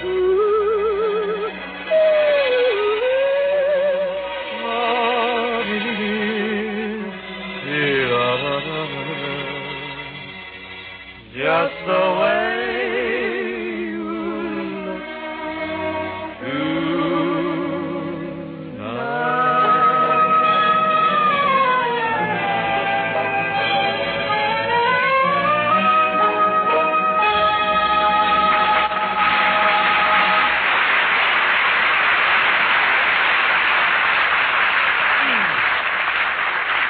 Thus, friends, the way you look tonight. Now, dear friend, how do you sound tonight? Tomorrow's the day to get your refrigerator all set for snacks. Sounds good. good. You know, there's bound to be a call for snacks over the holiday weekend. One of your best bets is Kraft cheese spreads, a selection of them that you make up yourself from Kraft's 9 wonderful varieties. Take your pick of pimento, olive pimento, pineapple, Roca, Old English, Limburger, Relish, American, or Pimento American spreads. Get a box of crackers and some rye bread, too. And then let the folks come. Let them drop in at any hour, for you're all set for refreshments. Any Kraft spreads left over from the weekend festivities will come in handy for nutritious luncheon sandwiches next week, so the few points you put out will be well spent. Remember tomorrow, Kraft cheese spreads. Say, Jack, do you know who's beat to his sock? Who's that, man? Nobody but me. What's the matter, Bub? Been loading up a tanker all day long. Convoy's supposed to shove off soon. You know one thing, Jack. You ought to keep your big mouth shut. Now, my advice to you is... What? Don't talk too much. Don't know too much, Jack. Don't be too hip, 'cause the slip of the lip might sink a ship. Don't see too much. Don't try too much, boy. Don't be too hip, cause the slip of the lip might sink a ship. Walls have ears, And the night has eyes. Let's be wise and trick those nasty, nasty spies. Don't talk too much. Don't know too much. Boy, don't be too hip, cause the tip of the lip might sink a ship.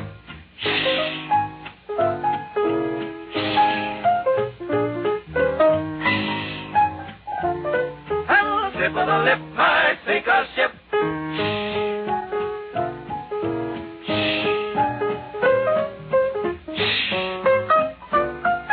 Look out, Dipper Lip. Don't let nothing slip. Walls have ears, And the night has eyes. Oh, Let's be wise and trick those nasty, nasty spies.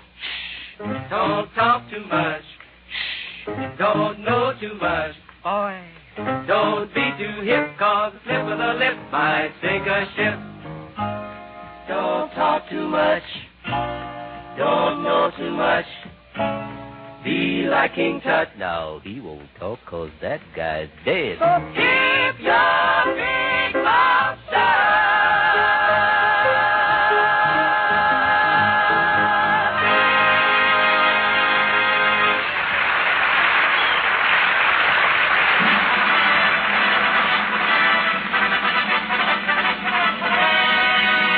Time marches back. 1931, Herbert Hoover issues moratorium on intergovernmental debts. 1931, Great Britain, Denmark, and Japan go off gold standard. And on the last day of disappointing, discouraging 1931, on the eve of formidable, foreboding, looming 1932, men with their eyes on world affairs are saying, Oh, been a great year, ain't it, Trudy? But old 1932 is going to be even better. Oh, Harry, I hope so. Wouldn't it be wonderful if next year you could find yourself? What do you mean, find myself? Find yourself a job. Work, work, work, work. All I hear is work. Must be some easier way to make a living. Oh, that's ridiculous. How can you make a living without working? Why, have you heard about that guy singing down here with Gus Arnheim? He sings, when the blue of the night meets the gold of the day. Call that work? Boy makes a happy dollar. Makes or steals? If he gets by, why can't I? See, have you heard how he does this one? Kind of in the mood, too, for New Year's Eve. As time goes by. Goes like this, here. You must remember this. A kiss is still a kiss. A sigh is just a sigh. The fundamental things apply as time goes by. And when two lovers woo, they still say I love you. On that you can rely. No matter what the future brings as time goes by. Moonlight and love songs never out of date. Hearts full of passion, jealousy and hate. Woman needs man, man must have his mate. That no one can deny. It's still the same old story, a fight for love and glory, a case of do or die. The world will always welcome lovers as time goes by.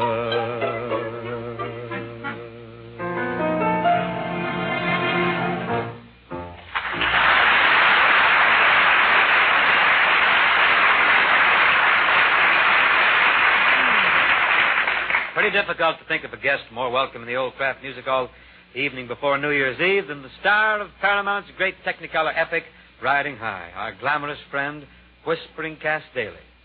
Soft-voiced, dulcet-toned, lovely, timid Cass Daley, sweet, demure, tender, murmuring Cass Daley. Roaring Cass Daley. Oh, you know, Bing, I'm really proud to see you What this evening. goes, Cass? Especially after what what you said about saving waste paper. You been picking up much?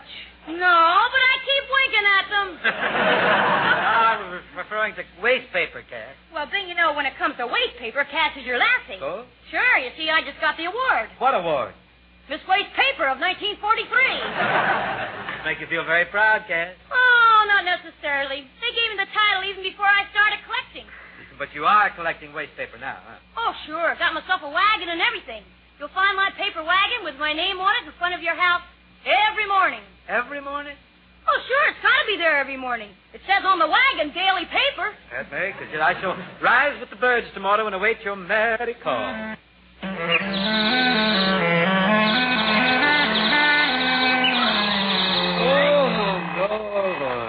Cass will be here with the wagon in a minute. I got to hurry. My shorts?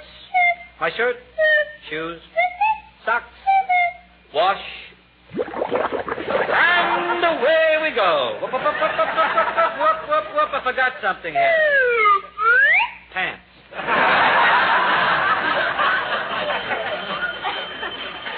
Who's there? I'm here to get your paper doilies and your magazines, because paper's going to help us with it. Oh, more. Oh, bravo, Cassie, bravo. I'm glad to see that you've thrown yourself into war work. That I have, Bing, thanks. But the whole waste paper shortage, you know, could be eliminated if you just let me go through your pockets. How would that solve the waste paper shortage? All those torn-up pari-mutuel tickets. Where's your wagon, Cass? Well, right here, Bing. Come on, climb in and ride with me. Sure thing. Let me handle this whip. I'll show you how to make a wagon fly. Get up there. Get up there. Come on there, G.R. Get up there. Yeah. Come on there, Mark. Oh, gee, just a minute, Bing. Now, if you think it's easy to get this wagon rolling, come on down here and get in the harness and pull yourself. Okay, Cass, we'll pull together. Come on, pull. Oh, gee, isn't it wonderful? Imagine being in double harness with Bing Crosby. Oh, boy.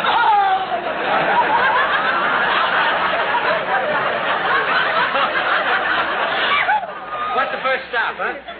Well, you know, Bing, I've got one deal on for waste paper. Yeah? And if it goes through, I won't have to pull this wagon anymore. I'll be way over my quota. What one deal you got that could get all that waste paper? Tommy Manville's promised me all his old marriage licenses. Oh, forget it. Whoop, whoop, whoop. Here's John Scott Trotter's place. Let's hit him for some spare pulp, huh? I saw you all coming. What did you want? Well, we came to find out if you've been collecting waste paper. But I see you've been concentrating on fat. If you just pay attention to your work, there's a big bundle of waste paper standing right there in the hallway. Gee, Whittaker's, Bing! Look at this bundle of waste paper. Now, never mind, I'll carry it out.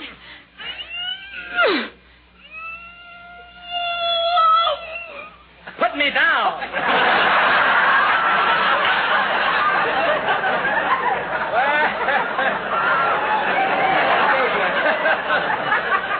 Thought I was having a julep, I think. Well, that's all we can get here. Come on, Cass. Grab a shaft. Pull the wagon, Cass. Help me pull the wagon, Cass. Say, Bing, you know, I was thinking maybe we should specialize. I mean, should we...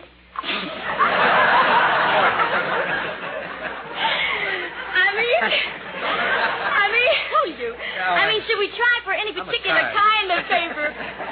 No, Cass, anything from newspapers and cardboard right down to paper bags and tissue. Tissue? Yes, tissue. Well, of course I have tissue. Come on, Mr. Crosby, to be nice with you. Break it up. Spread out.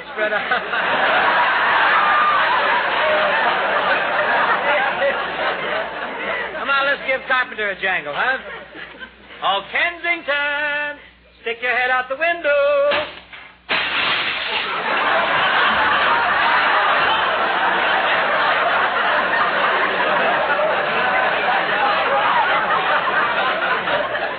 Very clean window.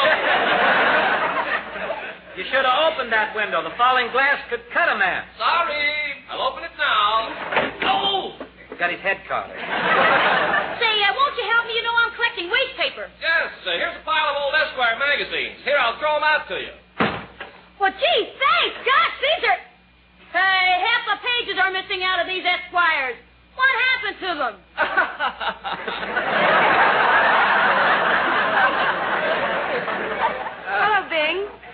you and Cass dragging that wagon for? Well, you see, we're collecting waste paper. You got any? Well, just a little memo book full of my boyfriend's phone numbers, that's all. Oh, well, it's enough. I'll take it.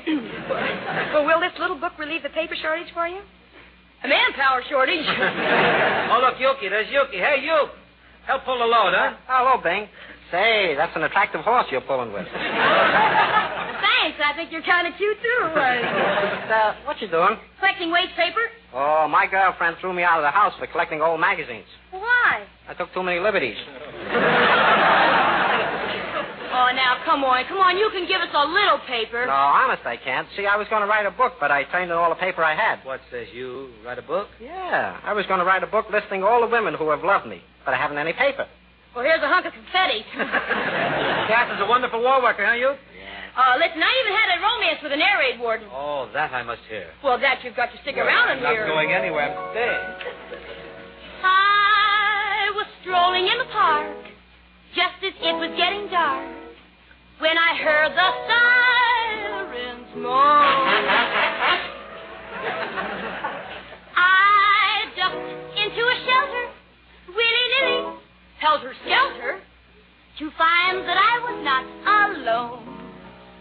There was someone next to me.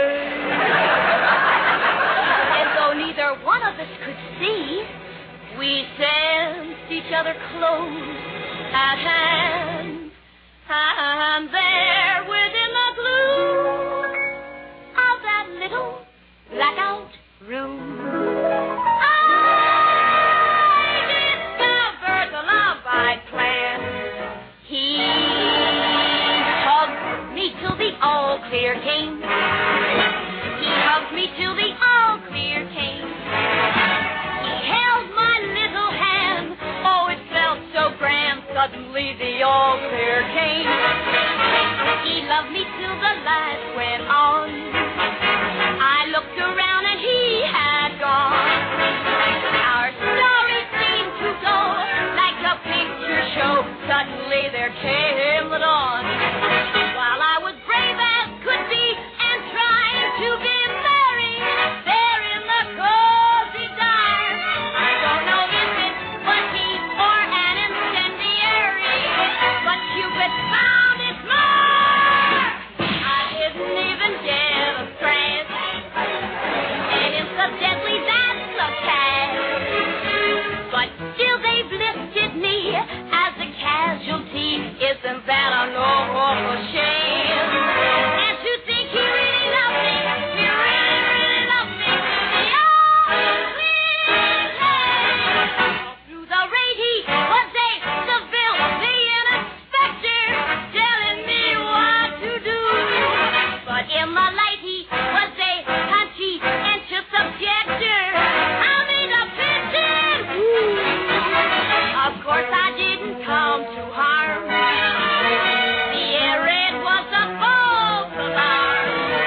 And confidentially, Lady Doherty, my lawyer's gonna file a claim. And to think he really loved me, he really, really loved me.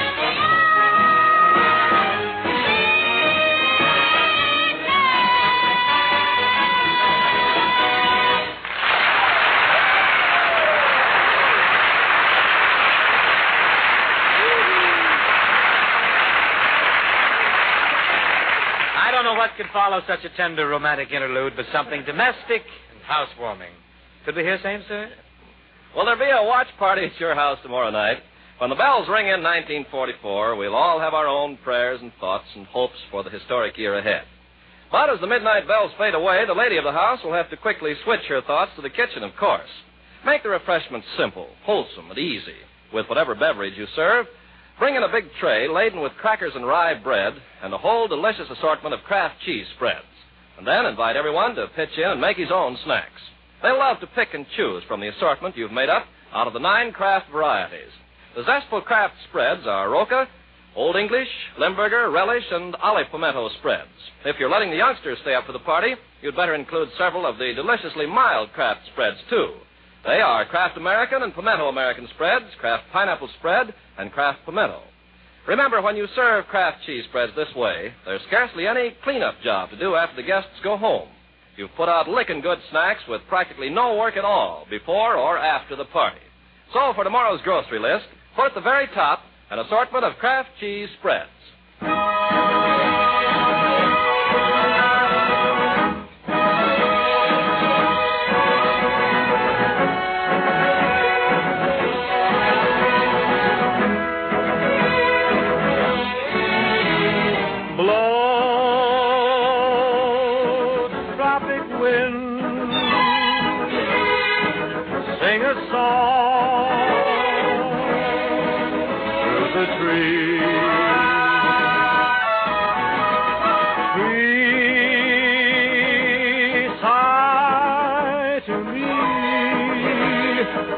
Soon, my love, I will see. Poinciana,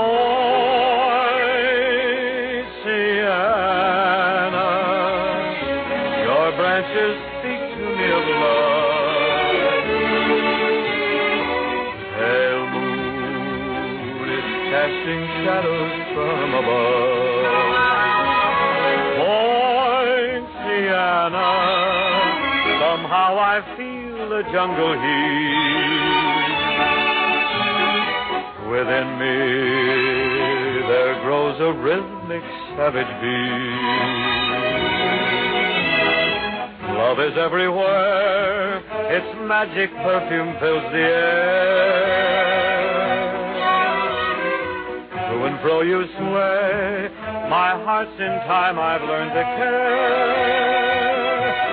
Poinciana,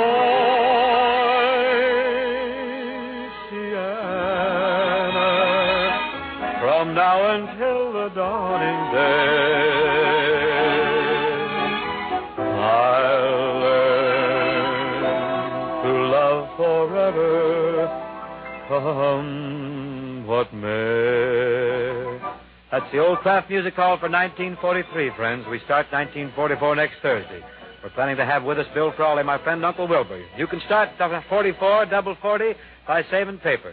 Let's not start thinking the war's in the bag when we haven't even got the bag. Good night and good luck in 1944. The Kraft Music Hall comes to you from Hollywood's Radio City. New Year's Eve spirits will be gay, appetite sharp, so liven the foods on your buffet with the taste-tingling flavor of Kraft Salad Mustard. This delicious salad mustard, light golden and creamy smooth, is sure to win you a chorus of compliments. Then, too, there's that other popular mustard with horseradish added, also made by Kraft. Buy them both for delicious variety.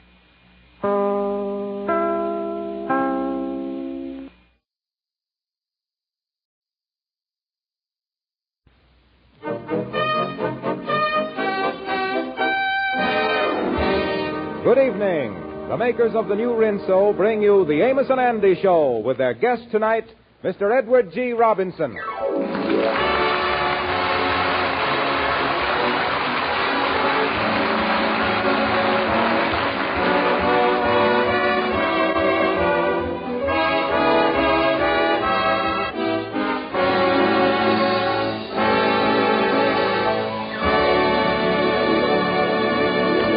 Well, it's New Year's Eve, and our friend Andrew H. Brown hopes to go out on a big date with the very attractive Amethyst Dunbar. His one great problem is finding a tuxedo, and after scouring the whole town without success, things look bad for Andy. At the moment, he is telling his troubles to Amos. So you couldn't find a tuxedo in the whole town, huh, Andy? Not one. Well, I did find one, but you ought to see the shape it was in. Mm-hmm. There was not only fraying on the cuffs, but there was fraying on the frame. Yeah, that's bad, all right. Yeah, and my gal won't go out with me unless I dress up formal. Oh, the whole tuxedo situation is just like everything else this past year. You can't get nothing, nowhere, nohow. Yeah.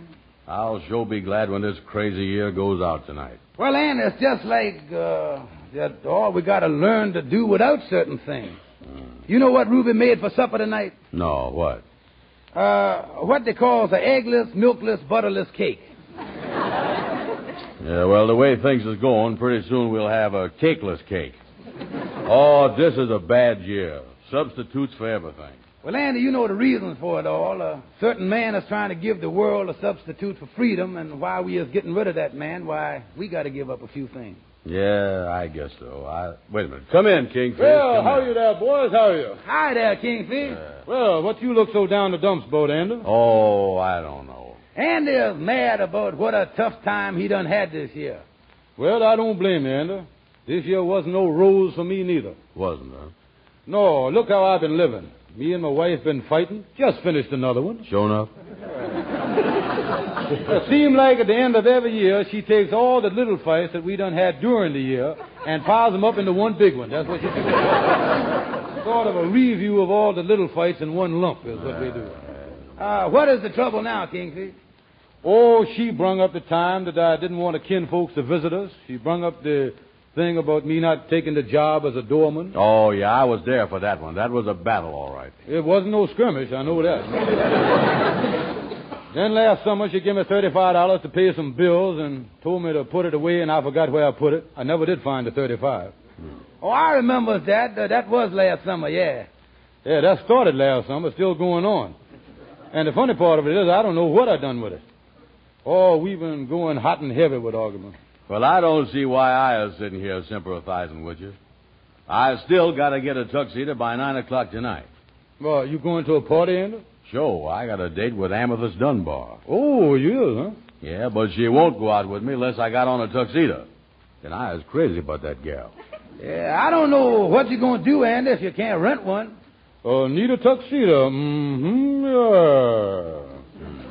Of course, I would lend you mine free, Andy, but I done sent it down to Georgia to my wife's brother to get married in, and he ain't sent it back yet. Yeah. Oh, Andy's crazy about the gal he got a date with, too. You know, I was just thinking, maybe through my disconnections, I might be able to dig you up a tuxedo somewhere myself. How much would you be willing to pay, Andy? Well, of course, I don't want to pay too much. Oh, I would protect you there, you know.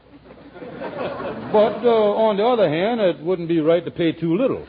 No, but if you could find me something somewhere along there, in between, not quite too much and almost too little, that'd be all right. Oh, I am sure that we can work out something, Andy. Name your price. $2. Name another one. Look, Kingfish, if you think you know where you can get Andy a tuxedo, why don't you find out how much it's going to cost and then let Andy know about it? Well, you see, Amos, unless I knows how much Andy's got, it's kind of hard for me to dicker. Yeah. But the trouble is, Kingfish, I don't know whether you is dickering the tuxedo man or dickering me. What you think of me trying Henry Van Porter? Maybe he ain't using his tonight. No, now, wait a minute. Don't call up Henry. You wouldn't want to wear that old tuxedo Henry's got. Why wouldn't he, Kingfish? What's wrong with it? Yeah. In the first place, his tuxedo got so many mark holes in it that unless you put on underwear made out of the same material, people are going to think you're wearing a polka dot suit. That's what they're going to think. Yeah, that's bad, all right. Oh, don't worry, Andy. I'll find you a tuxedo. I'll even get you right size. 44, I know that. Meet me at the Lodge Hall in an hour, and I guarantee I'll have you one. Okay, Kingfish. Get on the job right away and don't fail me. Count on me, son. I'll do everything I can to help you. Yeah. Well, I tell you, Andy, if the Kingfish digs up a tuxedo, I'll lend you that old set of studs I got for your stiff bosom shirt. Oh, great, Amos. Thank you. I could use them all right.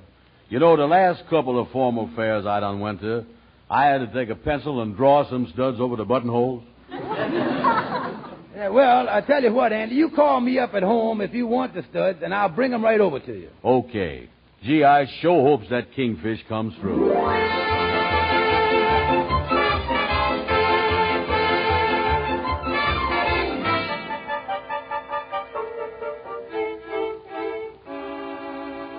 You sure is nervous, Miss Andy. Yeah, what is you doing here at the Lodge Hall on New Year's Eve, Lightning? I was just killing time waiting for my wife to get through working at the lunchroom. Then we're going to a New Year's Eve party. Yeah, well, you ain't seen the Kingfish around here, is you, Lightning? No, sir, Miss Andy, I ain't. I've been sleeping in the reading room. Look like I'm going to be up till 12:30 tonight, so I won't be in shape. Well, you can sleep late in the morning, can't you? No, sir. I got to get up at 7:30 to wake up my wife so she can get to work, you know. Seem like I always on the go. Yeah. Well, the thing for you to do, Lightning... hello there, Brother Andy. How is you? Oh, Kingfish, did you get me a tuxedo? Well, yes and no, Andy. I done found a man that's got a tuxedo that fits you. The question is you got the money to fit the tuxedo? Now, that's the thing. How much does the man want? Well, now, I tell you, Andy, this fellow works in a defense plant. Yeah. And everything with him is by the hour. Now, I done tried to sell him the idea of 75 cents an hour for renting you the tuxedo. But he said that from 4 to 12 is the swing shift. It happens to be $1 an hour. That's the scale. That's $8. Mm-hmm. But, Kingfish, I can't get the tuxedo back by 12 o'clock midnight. I don't want people at the party saying the old year went out at 12 o'clock and Andrew Brown went out at 11:30. Maybe you could get it back by 1 o'clock, Miss Andy. Quiet, Lightning. Andy, let's say that it do run till 1 o'clock. Well, to tell you the truth, Kingfish, it'd most likely be 2 o'clock before I get home. Mm-hmm. Then, in case we decide to have some scrambled eggs or something after that, why, the whole thing might accumulate up to 5 or 6 o'clock. I sure was not accumulating in it. Yeah. Well, now, the thing is, Andy, after midnight, the rate on the tuxedo goes up to $1.50 an hour. See, the man wants time and a half overtime on the suit. That's the way that is. Let me see. That's $8. $4 more dollars at $1.50. That's $6, ain't it?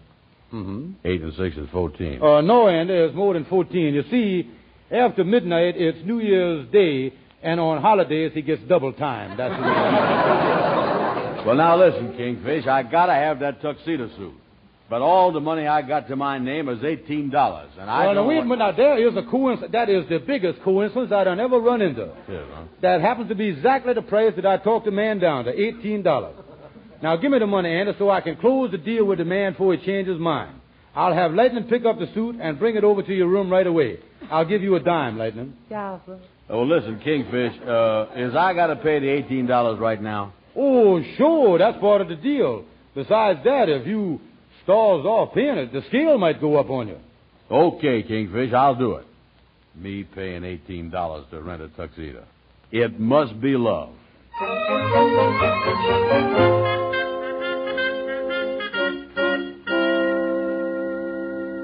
Here's the tuxedo, Miss Andy. Yeah, hurry up and unpack the box there, Lightning, and let's look at it. It's getting late, you know. Yeah, sir. Here it is now. I'll put them on. That's it, Miss Andy. Yeah, let me see here. I'll put them up. Yeah, them pants look a little long to me. Yeah, well, they'll do all right. Give me the coat. Yeah, here. I'll slip this on. Yeah, it's a 44, all right. Now, tell me this. How do it look? Pretty good, Miss Andy. That sure look like an old style tuxedo or something, though. Yeah, it do, don't it? I guess it ain't out of style too long, though. I wonder how old it is. Sometimes they got a label on the inside coat pocket that's got the date on it. Yeah, let me see here what it say. Yeah, the writing ain't too clear. March the 23rd, 1924. Wait, here's the name of the man that owns it. George Kingfish Steve. Lightning, this suit belongs to the Kingfish. And he charged $18 for it. That big bum. This is a fine way to finish up the year. This is the climax to everything. Well, he sure has done pulled a fast one on you. Yeah. Well, I guess ain't nothing I can do about it right now. No, sir, it ain't. Listen, Lightning, stop by Amos's house and tell him to bring the studs over here. Yeah, sir. Oh, me, this is a mess. Well, I guess I'll have to forget it. Listen, Lightning, I think I'm going to take a little snooze till Amos gets here. That's all this year's been good for anyway. Yeah, sir. Well, I'll get going. I better take off your coat so you ain't going to wrinkle it all up. Yeah, I'll leave on the pants. I won't get them wrinkled. Yeah.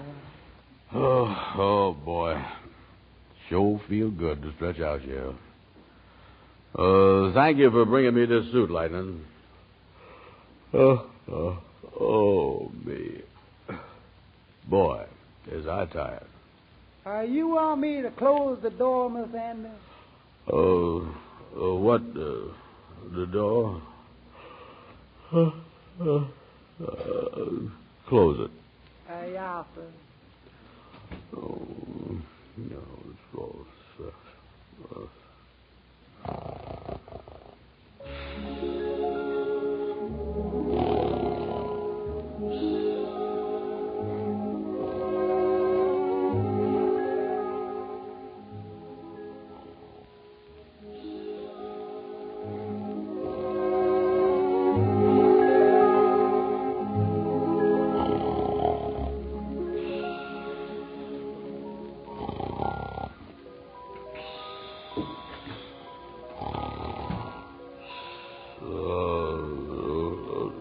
Who that coming in the door? All right, buddy, stick him up. Oh, hey, wait a minute, mister. Wait a minute. Don't point that gun at me. Please, sir, don't shoot. Get up. Oh, yes, sir, yes.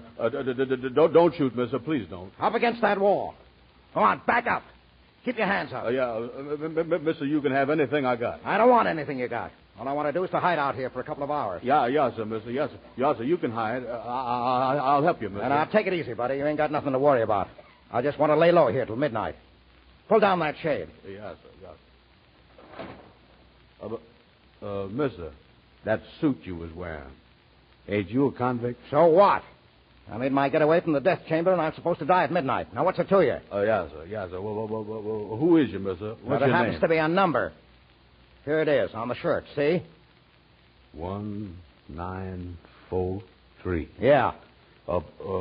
Excuse me, Mr. 1943, but what was you in for? Plenty of things, plenty, but mostly murders.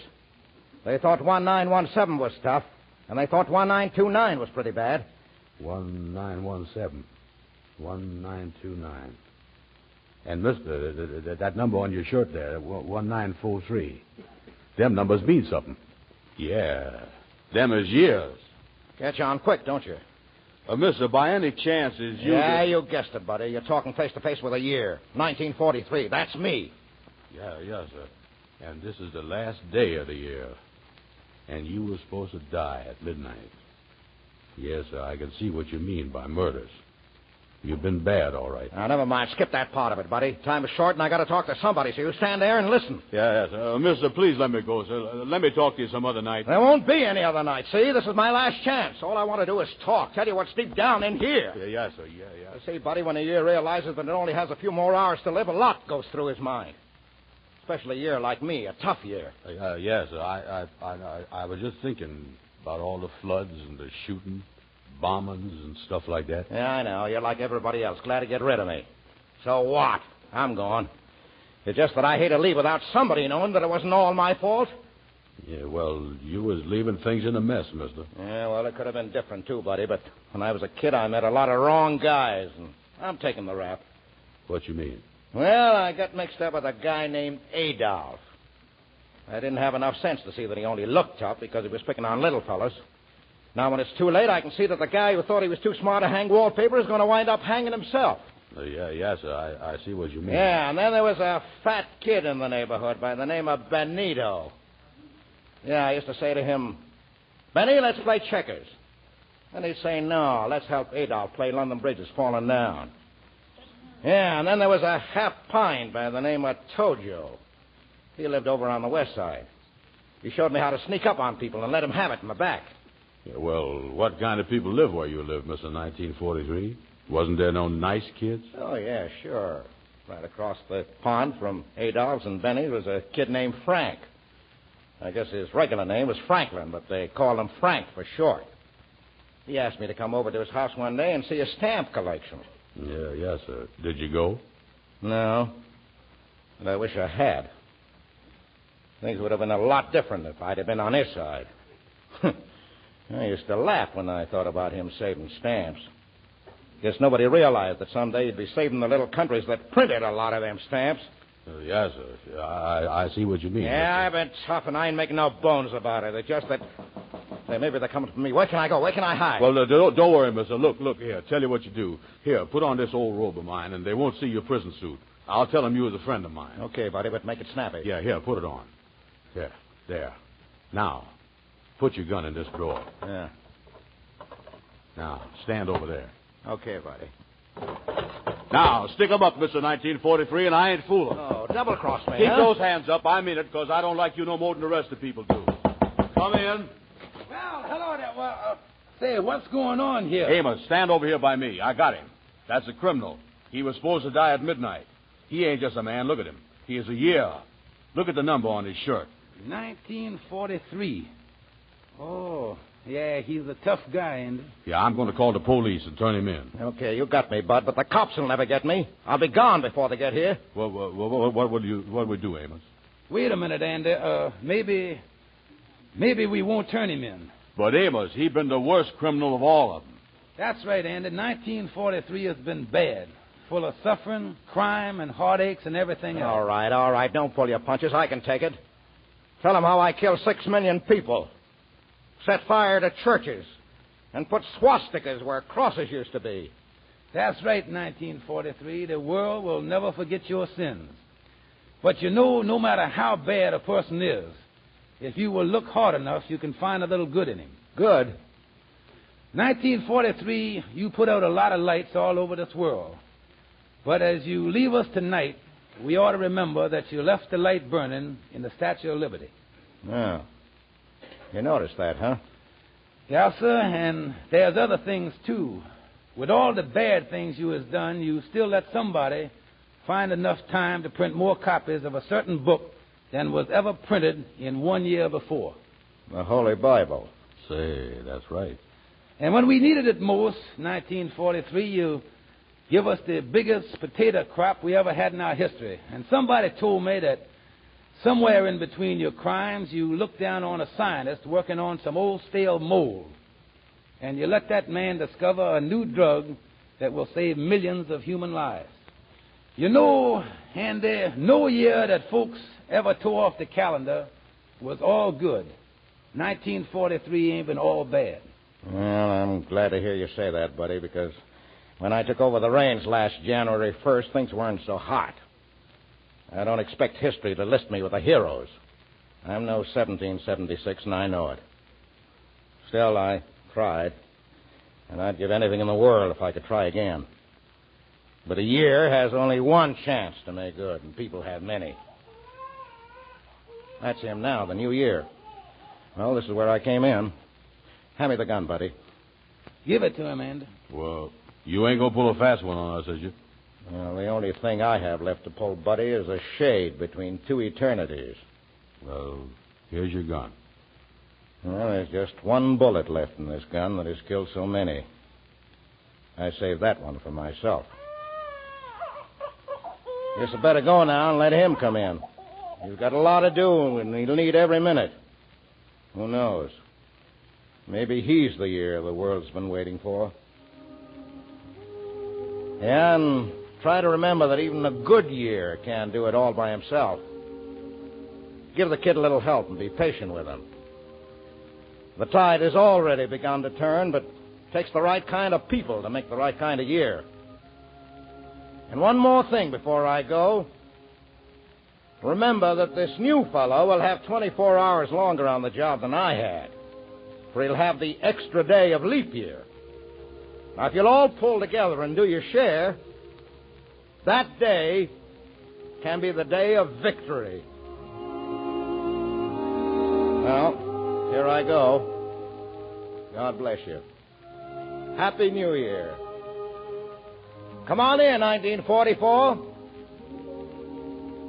Goodbye, world.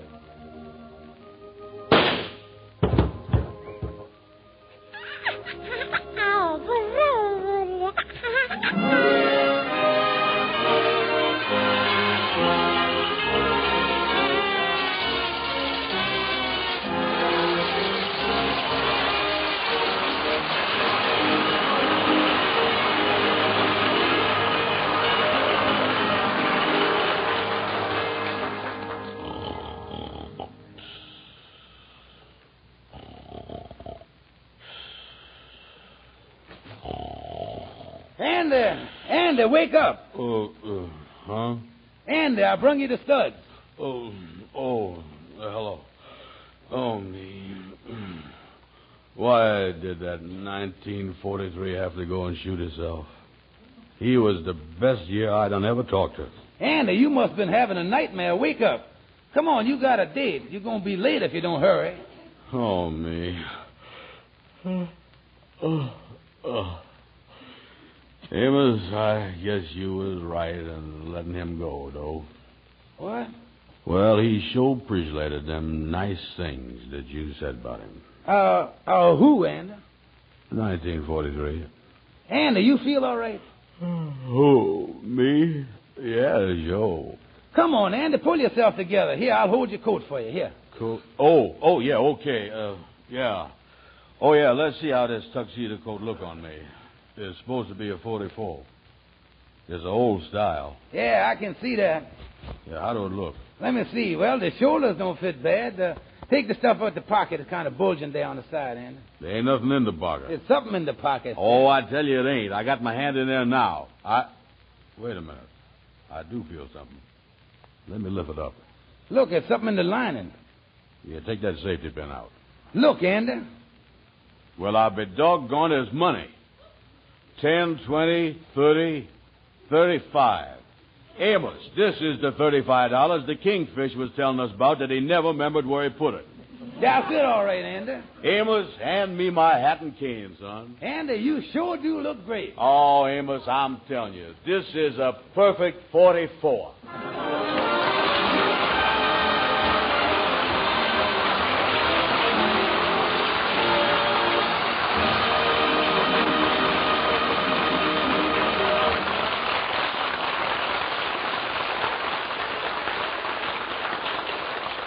And now, ladies and gentlemen, here are Amos and Andy, who would like to say a few words to their listeners.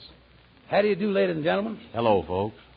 Well, this being New Year's Eve, we have asked permission to say a few words to our friends on the air.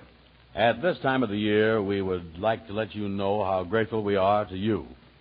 We wouldn't feel right to let this old year pass over the hill without expressing our deep appreciation for the people who sponsor this program and make it possible for us to be here.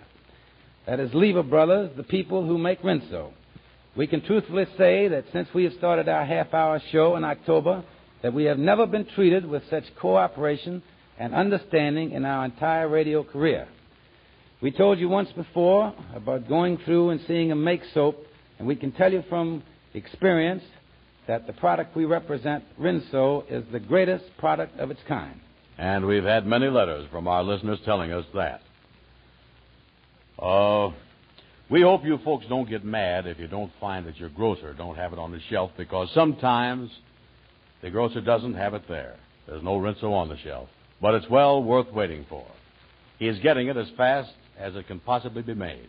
And by waiting for it, you'll be helping yourself and helping us a lot, too. At the end of the year, everybody sort of takes inventory, and in our checkup at the end of 1943 tonight, we find that we are rich in friends, and truthfully, that is the most important thing we know of. We are deeply grateful to you for this, and so from our hearts, we want to thank you sincerely, as two people can thank their many friends. We promise you that during the coming year, we will redouble our efforts to bring you the best that's in us. And for the splendid cooperation that we've received from the boys in the orchestra, from our guest stars, from Harlow Wilcox, members of our cast, and everyone connected with our show, we want to say to them many thanks and a Happy New Year. And to you, our friends, we say may the new year bring victory to us and our valiant allies all over the world. That is our wish for a Happy New Year. And now let's all join in the chorus of Old Lang Syne.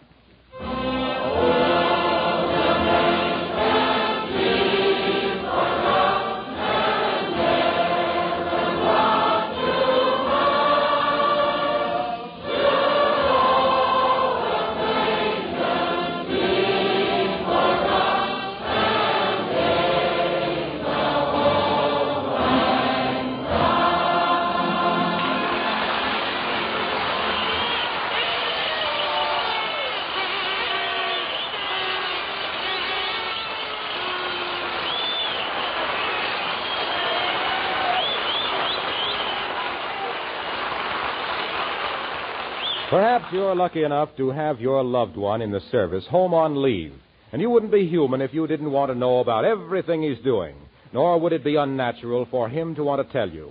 And yet that very enthusiasm, that desire to confide, can bring tragedy. Even when you're with family or friends and are sure no enemy agent can hear, it isn't safe to mention items of war information. Remember, things which don't seem important to you may be of vital importance in a link of information. So don't ask and don't tell where our soldiers are, how many there are, how they are being transported, when they're going, or what kind of duty they're going on.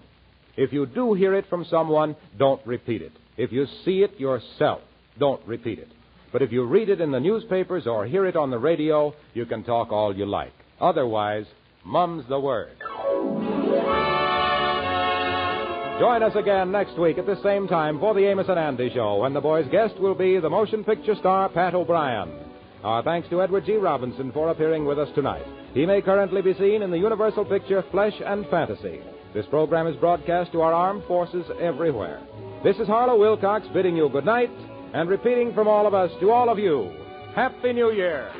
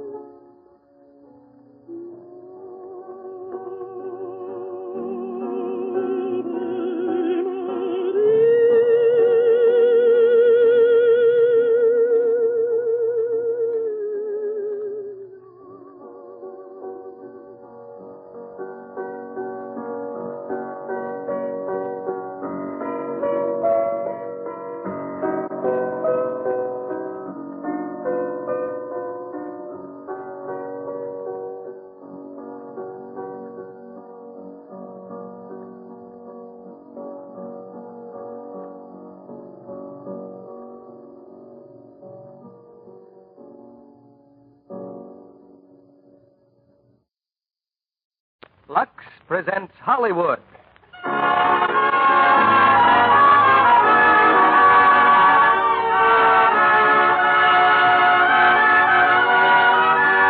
The Lux Radio Theater brings you Irene Dunn and Joseph Cotton in Penny Serenade with Edgar Buchanan. Ladies and gentlemen, your producer, Mr. Cecil B. DeMille.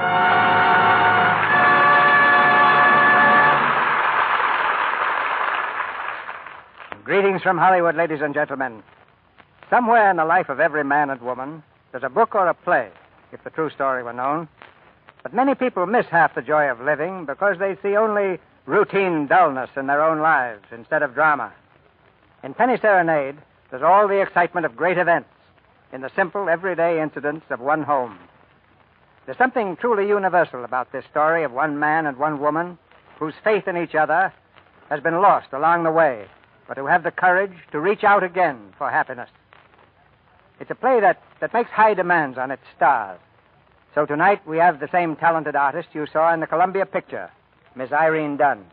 And co-starring with her is one of the important discoveries of recent Hollywood history, Joseph Cotton. Irene, incidentally, has just returned from New York, where her new Metro-Goldwyn-Mayer picture, White Cliffs of Dover, is opening this week. You know, there's quite a story behind the production of any one of our plays. Actually, it begins in stores all over the nation, when you go in and ask for Lux Flakes. But here in this theater, it begins with the selection of a script from the best that Broadway and Hollywood have to offer. In the casting, our stars come first, but the same careful attention is given to even the smallest bit parts. And then all the different elements meet at rehearsals, with actors, writers, engineers, sound technicians, musicians, and stagehands, each a part of the human machine that does the job. Teamwork makes any task easier, and Lux Flakes is ready to join the team at your house at the drop of a soap bubble. And here's the signal for the curtain to go up on the first act of Penny Serenade, starring Irene Dunn as Julie and Joseph Cotton as Roger, with Edgar Buchanan as Applejack.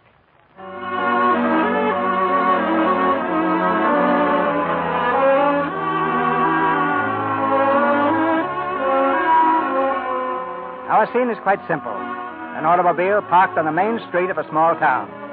Two people, a man and a woman, are sitting quietly in the front seat. The passerby would see nothing wrong. But in this everyday setting, tragedy is taking place, and the lives of two people are changing course. The man is silent, brooding. With a sudden movement, he opens the car door and gets out.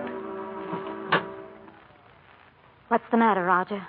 Take the car on home. What about you? I'm not coming home. I don't ever want to see anything or anyone that reminds me. All right. Goodbye. Oh, Roger. Yes? When you do come home, I may not be there.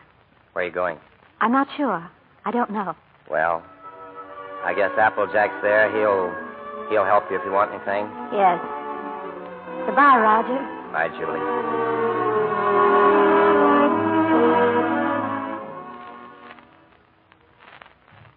I guess that's everything. Will you call the station, Applejack? Make sure they've got my reservation. That if you'll carry the grips down to the car for me, I'd like you to drive me to the train, please. Miss Julie, you'd better think this over. I have been thinking it over, Applejack. I've been thinking it over for days. I'm leaving. You and Roger have been married a long time. But we don't need each other anymore. And when that happens to two people, there's nothing left. Miss Julie, I guess I've known you two people better than anyone in my whole life. What with working with the boss on the paper here and seeing everything that's happened, well, somehow it just doesn't seem right. Applejack, please. I'm leaving. Yes, Miss Julie. Oh, I meant to ask you. I found these records. You want to take them along with you? Which records? These phonograph records you've been collecting all these years. Oh. You made them into an album, remember? The story of a happy marriage. A happy marriage. Well, you were out before I played a couple of them. Nice tunes. You remember this one, Miss Julie? Let me see. Oh, yes. Yes, I remember when we bought this record. I remember the first time I ever heard it. The day I met Roger. It was in the phonograph store I worked in 12 years ago.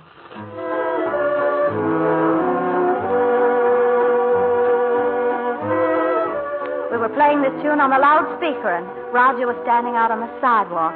I was fixing some records in the window when I looked up and saw him. He was smiling at me.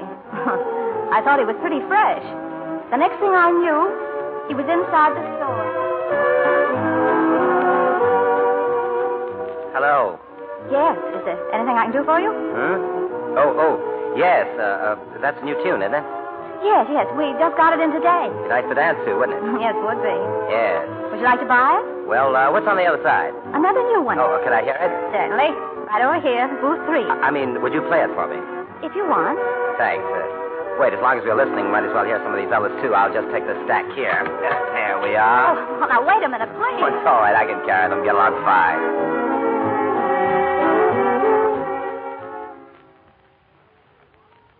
Now, let's see. You sure you want all these? Oh, yeah, sure. 27 records at 50 cents. That'll be, $13.50, please. $13.50. Here you are. Thank you. Say, it's pretty late, isn't it? Yes, we're closing now. Oh, I'm sorry. Say, you must be tired. Maybe I can take you home. I'll get a cab. A cab? You certainly like to throw your money around. What are you, a bootlegger?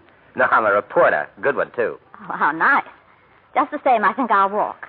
All right, maybe a walk would do us good. But I didn't invite you to walk with me. It's all right. I got nothing to do till 10 o'clock.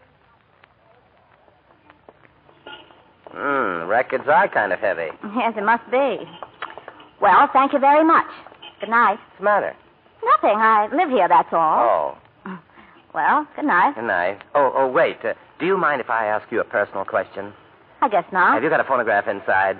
Yes, why? Well, would you let me hear this record? Otherwise, I'll have to take it home and imagine how it sounds. Haven't you got a machine at home? No. Well, then why on earth did you buy 20... Silly, wasn't it? Oh, really?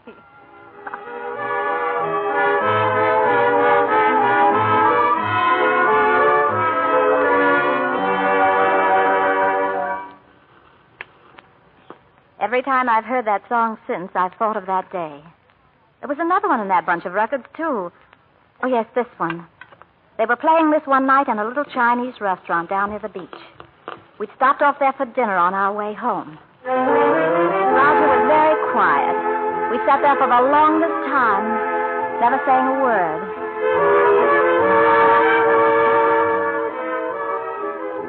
What are you thinking about? Just wishing. Wishing we could always be together like this.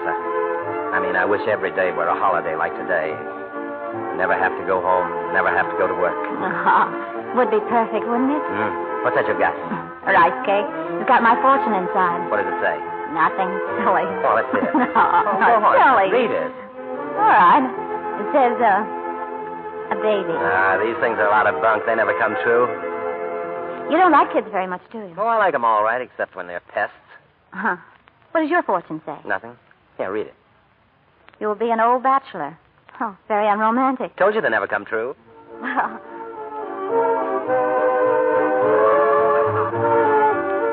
We played this one at my New Year's Eve party. Guess I'd known Roger about 4 months.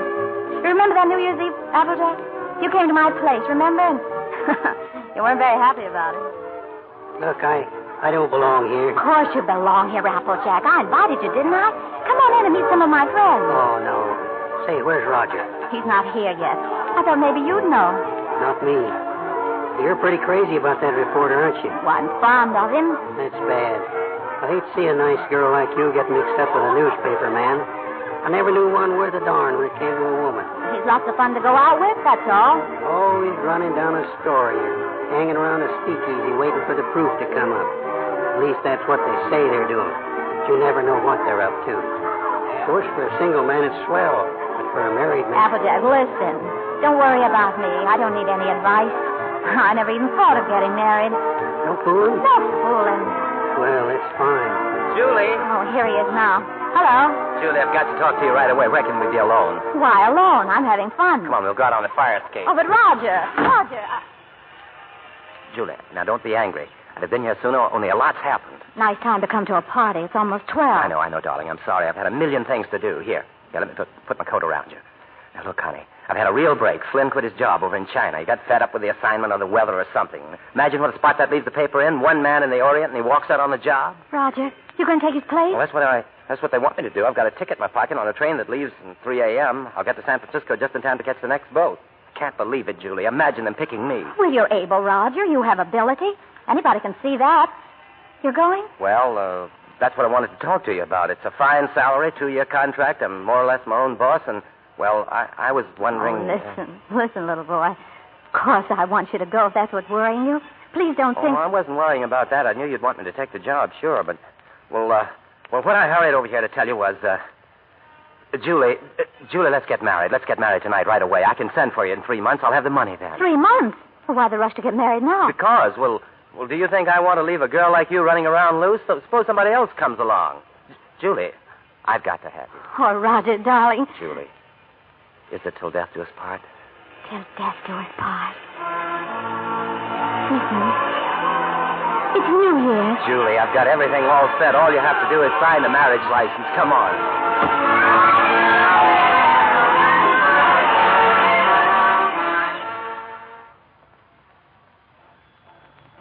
Get in, Julie. There isn't much time, Roger. It's all right, darling. Porter, compartment G. Compartment G, yes, sir. How much time before the train leaves? Just about 2 minutes, sir. Thanks. Go in here. Well, Mrs. Adams? Mrs. Adams. Oh, it sounds strange, doesn't it? Not strange, darling. It sounds great. Oh, it does sound great, doesn't it? You know, there's something about a train. I don't know what it is. The way it looks or smells or something always makes me want to be off somewhere. I know. I feel the same way. Oh, Roger, I wish this was our honeymoon. But why, dear? Darling, I can't say goodbye to you. Well, it isn't really goodbye. It won't be for long. It's just... I'll see you later. That's it. I'll see you later. Let's never say goodbye. Yes, dear. Promise me something. Promise me never to take your ring off. I won't take it off, no matter what happens. Thank you, darling. Roger, the train's moving. All right, now. Don't worry, darling. I'll get you off at the next stop. Oh, well, how far is the next stop? About 3 hours.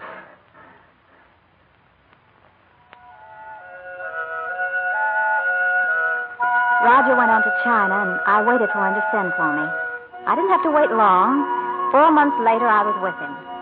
He had a great big house and 4 Chinese servants. Roger was living like a prince. Darling, what do you think of your new home? Well, Roger, I didn't expect anything like this. It doesn't seem real. Are you sure you can afford all this? And don't be so practical when I'm romantic. Nothing's too good for my little wife. Well, are we going to keep it? I mean, stay here right along? Certainly, it's yours. I bought the lease from an American who went back. Furniture, 4 servants, 3 kids, everything. Kids? Whose? The servants, they live here. Oh, I thought you didn't like children. Who, me? They're all right. Anyway, I got the whole shebang for $1,000 American. But how in the world did you do it? I mean, get the money to send for me and buy all this, too. Got an advance. An advance? Sure, an advance on the salary. Everybody does that out here. That's how you operate. Oh, Roger, Now, you're not going to be one of those wives always worrying about money and budgets, are you? No, but I sort of hate to start off in debt, especially now. What do you mean now? Roger, remember this? What? Oh, the fortune. Sure, I got it at the beach. Imagine you keeping that. You were wrong, darling. Sometimes those things do come true. Sure, they do. Certainly. Let's see it. A baby. Say, if that... Hey, wait a minute. Roger. Julie, why didn't you tell me? Why didn't you write me? But you don't like them. Of course I do. Why would I have 3 of them running around here? And this one will be ours, an American kid, ours. Oh, gee, that's great. Oh, darling, I'm so glad you want it.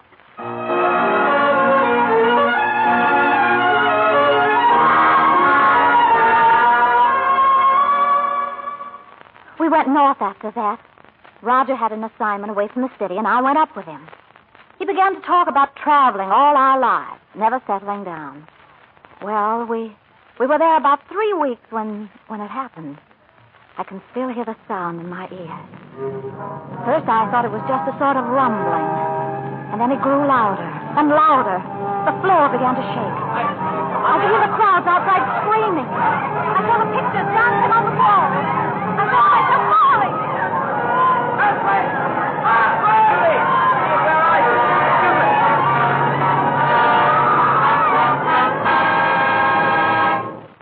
We came home on the next boat, back to San Francisco. I think I knew then that I would never have my baby. And in the hospital, a few weeks after, the doctor told me. Well, that's all, Mrs. Adams. Otherwise, you'll enjoy the best of health. Now I've got some good news for you. I'm letting your husband see you today. Come in, Mr. Adams. Hello, darling. Hello, Roger. Oh, Julie, I'm so glad to see you. She's doing well. You'll be able to take her home soon. Thank you. Oh, darling, I've been miserable without you. I've had a chance to do a lot of serious thinking. I've been out scouting around the nearby towns looking for that little paper I once talked about buying. And no more silly ideas like traveling around. You were absolutely right about that. I think I found it too, honey. A little place just north of here, a place called Rosalia. Ever hear of it? No. Best of all, we'll have a home of our own, one that'll always be ours. If I get the paper going good, I can give you everything. Furniture, cars, clothes, everything.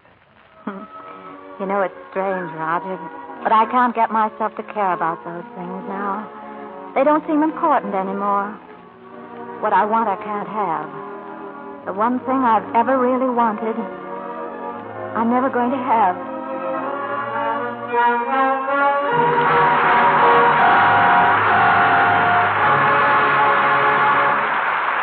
And now, in our brief intermission before Mr. DeMille presents Irene Dunn, Joseph Cotton, and Edgar Buchanan in Act Two of Penny Serenade, here's a popular song.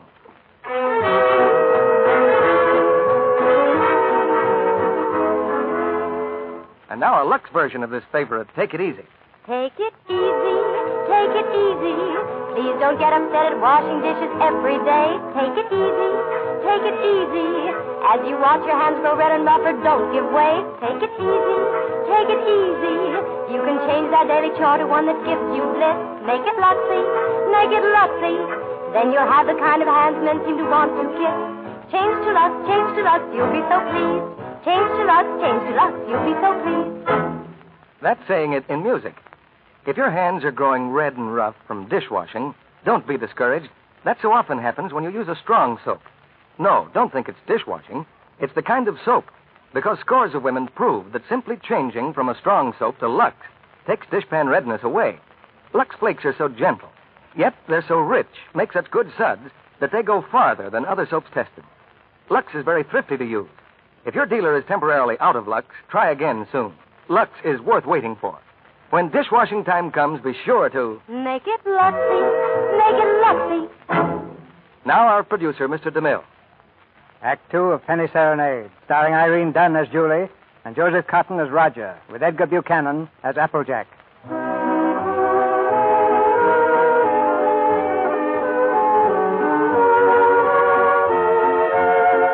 An album of old phonograph records, an album of memories.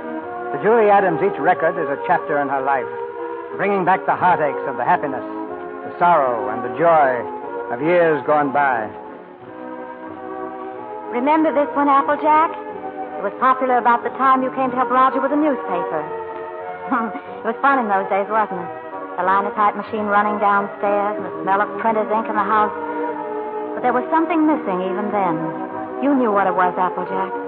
You mentioned it one night at dinner, remember? Roger's out running down subscriptions and said he might not be home till late. Well, come on, sit down, Applejack. We might as well have our dinner. Yes, Miss Julie. You know, Miss Julie, I think we ought to have a kid around this house. Why, I thought you knew, Applejack. Oh, sure, I know about that. I'm talking about adopting one. You get some pretty good ones that way. I'm an adopted kid myself. Of course, I know that's not much of a recommendation, but I didn't turn out so bad. Want some bread, Applejack? Miss Julie, I wish you could have seen some of those little sons of guns. They was the cutest little rascals you ever want to look at. Well, I don't think Roger would want a child that way, Applejack. One that wasn't his own. Why not? He's no sucker. You don't want to gamble. How do you know what they're going to be like when they got to be your own? This way, you walk in and help yourself to exactly what you want. There's no guesswork. I've thought a lot about it, Applejack. I want one. But Roger was so disappointed when... Well, I just haven't had the courage to suggest it. Miss Julie, do you want to know something? He's all for the idea. Well, only a few days ago when we were working together, I was talking to him and he... You were talking to him about this? Sure, and he was all for it. Why didn't he say something to me? Well, he was afraid to say anything to you. He was afraid you might have some fool notion. Fool notions? What the very idea. My own husband talking about things like this with a printer. Press manager, please. All right, press manager. You going to be the mother? No, I just thought... A fine thing. Hello? Well, Roger, come here. What's going on, a fight? Hey, Roger, I want you to look at that new ad. Would you come downstairs? Oh, no, wait a minute, Roger. Why didn't you tell me? Tell you what?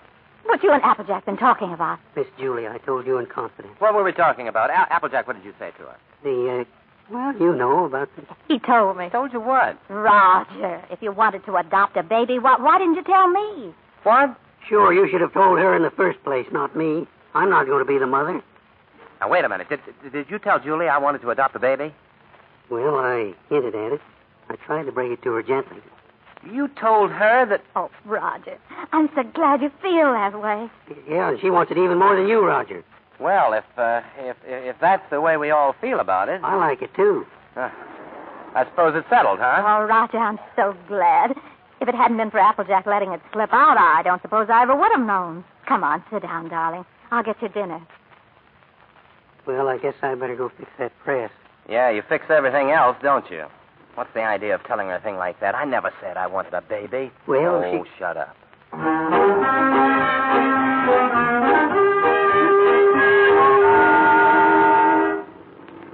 Roger, hurry. The lady said 3 o'clock. Now, look, Julie, while I think of it, when we get to this place, don't get enthusiastic right off the bat. You know, don't just rush in and grab the first kid you see and go nuts about it. What makes you think I'll grab the first one I see? I've been doing the shopping in this family for some time now. I just don't bring home anything. Well, you came home with this tie, didn't you? Oh, but, darling, it's nice. Everybody's wearing bow ties. Yeah.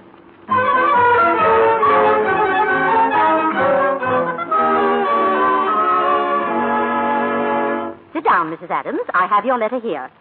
You want a 2-year-old child, blue eyes, curly hair, dimpled chin, sweet disposition. We prefer a boy. But we like to look at the girls, too. Now, Julie, you know we agreed on a boy. But it won't hurt to look at it, then, will it? All right, we'll look. Now, what can you show us, please? Well, this is the administration building. We don't have any children here. Oh. Everybody wants blue eyes, curly hair, and dimples, and everybody wants a 2-year-old child. Now, will you tell me why? Well, you see, in our case, that would have been the age of our own child. Oh, I see. Anyway, when they're 2 years old, they're more or less housebroken, aren't they? Well, not always. At the moment, we haven't any children available at all. And there's a long waiting list. If you get one within a year, you're lucky. What? A year? You mean we might have to wait a whole year? Well, after all, real parents wait almost a year. Yes, certainly, But you see, Miss Oliver, we've waited so long already. I know, my dear, but you're both very young. Then, too, we have to have time to make our investigation. Investigation? Oh, yes. You see, we're just as particular about you as prospective parents as you are about the child. Oh, well, naturally. yeah. What is your business, Mr. Adams? I'm a publisher. I run Rosalia Courier. A publisher. That's right. I see in your letter that you live in the country. I presume that means, then, that you have a house and a yard. Well, No, we don't have a yard. We live in an apartment over the newspaper office. But you have a separate room for the child, haven't you? Oh, sure. Yes, yes. We have a lovely room. It's practically fixed up now. Well, that's fine. Now about income. Approximately, how much do you make a week? Well, I couldn't tell you offhand. I imagine about $100 a week. Of course, I'd have to look at the books. Well, that's excellent. Now, if you'll just take that application home with you and mail it in to us so we'll have all the details, in due time, one of our investigators will call on you. Oh, fine. You'll call us before you come, won't you? No, we just drop in. That's our policy. You see, we want to find your house as it really is every day and not when it's fixed up for company. Oh, I see. Goodbye. Goodbye, Miss Oliver. Goodbye. Miss Oliver, it doesn't matter if he hasn't got curly hair. It doesn't really matter. Very well, Mrs. Adams. Goodbye. Goodbye. Oh, Roger. Hey, they are darn choosy, if you ask me. Why do you always have to be a big shot? What do you mean, big shot? Well, you know we don't make $100 a week. Well, you want the baby, don't you? Anyway, they can't prove it. We don't keep books.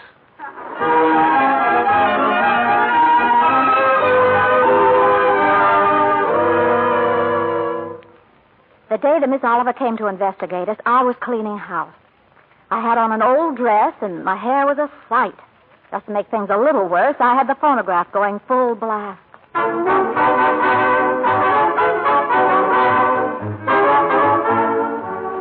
afternoon. Does Mrs. Adams live here? Yes, upstairs. I'll call her. No, don't bother. I'm Miss Oliver from the orphanage. I'll find her. Oh, well, I don't think she's home just now. I think she's in church. In church? This time of day? Well, you see, she and Mr. Adams go there quite a lot. They just go there and sit.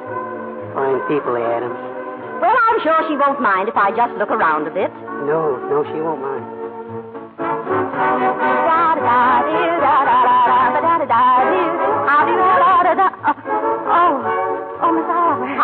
Mrs. Adams. It's I'm all right. sorry, It's all right. Oh, you've come to see the apartment. That's right. Well, this is it. It's not very neat at the moment. We're cleaning. I see. Julie, where in blazes did you put my pants? Roger. Do I have to go around the house in a bathrobe all day just... Uh-oh. Hello, Mr. Adams. Well, hello, Miss Oliver. We weren't expecting you. Mr. Adams was working late last night getting out the paper. I understand. Well, I think I have a surprise for you, Mr. Adams. A baby came in yesterday. No. Miss Oliver, you mean... Here, come, sit down. Thank you. That's the reason we came around to see you sooner than we expected. It's a little girl. Oh, well, we don't want a girl. 5 weeks and 3 days old. 5 weeks? Well, we did speak of an older child, you know. Sure, 2 years. You might have to wait a long time. After all, aren't you making too great a point out of the child's age, Mr. Adams? Eventually, this child will be 2 years old. But we don't know anything about such little babies. Well, no one does until they have them. And this is such an unusual little baby. Actually, there's another couple who have first choice, but somehow, well, I feel she's exactly the child for you. That's why I wanted you to see her first. And I couldn't resist giving you the chance. Did you bring her with you? Oh, no, she's in the nursery. You and Mr. Adams will have to come over to the city to see her.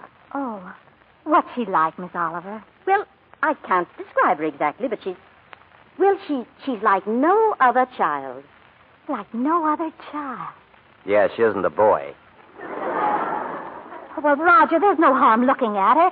If you don't like her, I won't say a word. What's the use? We don't want her. Oh, but please, darling, it won't hurt just to look at her. Oh, all right. We'll look, Miss Oliver. Well, that's fine.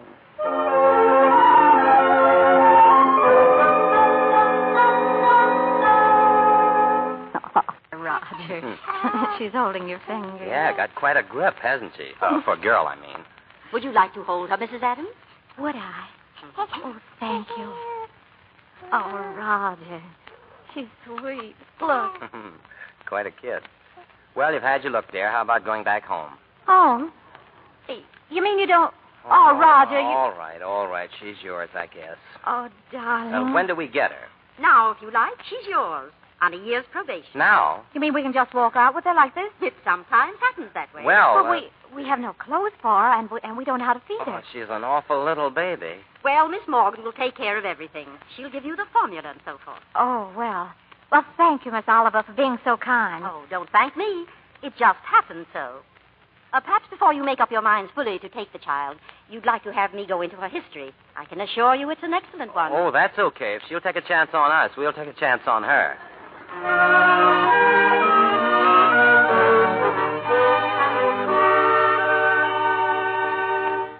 Put the chairs around the bed. Look out. You're in the way. Darling, don't make so much noise. If she wakes up again, you know what that means. There, that'll do. You think she'll be all right in here? Sure. It'll be okay. She? Yeah. Now, come on, let's go to bed. Well, I don't know. I don't think I'll go to bed. She eats again in a half hour. Directions say so. I'll set the alarm. Come on. No, maybe I better just sit here and watch her. Don't be silly. But she might wake up. It won't wake up. Roger. What's the... Well, turn it off. I'm trying to. Well, quick. It's stuck. I can't move the thing. It's... Oh, Roger. I couldn't help it. Well, look at the baby. Is it awake? No. No? Well, what's the matter with it? I don't know. You think she's all right? I don't know. Is it breathing? Yes. She's all right. Come on. Oh, she's certainly a good little baby, isn't she? Yeah, we were lucky to get her. Let's go to bed. Now be quiet, closing the door. Don't worry. Go ahead. Roger. What's the matter? Roger. Here, do something. What do I do? Well, do something. Can't you see the baby is suffering? But I don't know what to do. Well, don't just stand there. Do something. Well, take her. Pick her up. Huh? Well, go on. Do something. Oh, no, you must. I'm going to call Miss Oliver. You can't call her at this hour. I'll pick her up. Come on, baby. But Come. Oh. Hey, look. It's shut up. Oh. Darling. Just wanted a daddy, that's all. Yeah. Oogly, oogly, oogly.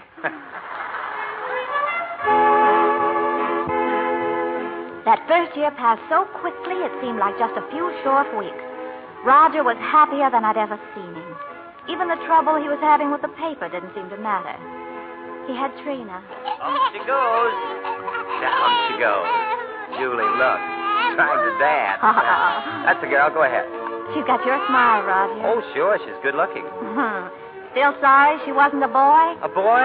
What do you mean, a boy? Don't let her hear you say that. You wanted a boy. I didn't want a boy. Trina's daddy's little girl, aren't you, Trina? Now, Roger. Roger, be careful. Hello. Oh, hello, Miss Oliver. Roger, turn that off. How do you do, Mrs. Adams? Sit down, Miss Oliver. Thank you so much for letting us know you were coming this time. Hello, Miss Oliver. Trina, this is your fairy godmother, Miss Oliver. Say hello, sweetheart. She's not very timid, is she? I can plainly see that she adores her father. She means everything to us. When are we going to own her outright, Miss Oliver? You go before the judge the 27th. 27th, fine. Mm-hmm. Now, these are the same questions that you answered last year. We just want to bring them up to date. Now, let's see. Religion? Same. Age? 1 year older. Yes, I have that. Profession? Still publisher, isn't it? Yes. Income? Income? Well, you see, Miss Oliver... None. None? Well, I don't understand it. Oh, that's the way it is in the newspaper game, Miss Oliver, especially when you're starting one of your own. You have to close down once before you really get going. Oh, it's only temporary. I'll have it humming by the 27th. Yes, I'm sure you'll find a way, Mr. Adams. But you and I have to prove to the judge that your income is enough to take care of Trina. Well, you know we'd give Trina everything she wanted, Miss Oliver, no matter who else had to suffer around here. I realize that. Well, I must go now. That's all we can do today. Goodbye, Miss Oliver. Goodbye. Mr. Adams, you'll bring the baby when you come before the judge. It's 27th. We'll be there.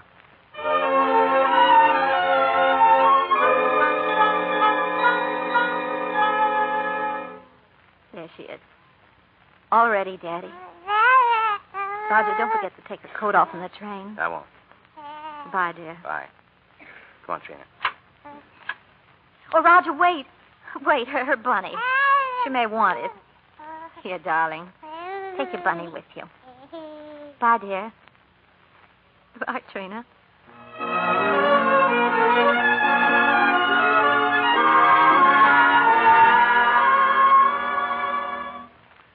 Mr. Adams, in looking over these adoption papers here, I see that you have no income at present. Is that correct?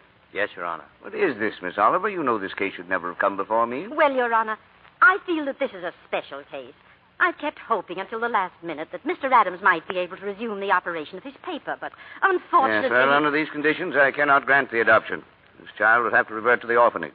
Mr. Adams, will you draw up a chair, please, while I prepare these release papers for you to sign? It's just a matter of routine. If you please, Your Honor, it can't be just a matter of routine for people to have their baby taken away from them. And those are the requirements of the law. Yes, but, well, you see, we've had her since she was 6 weeks old, and it just doesn't seem reasonable that she should have to go back now to strangers. Mr. Adams, you're not here to plead your case.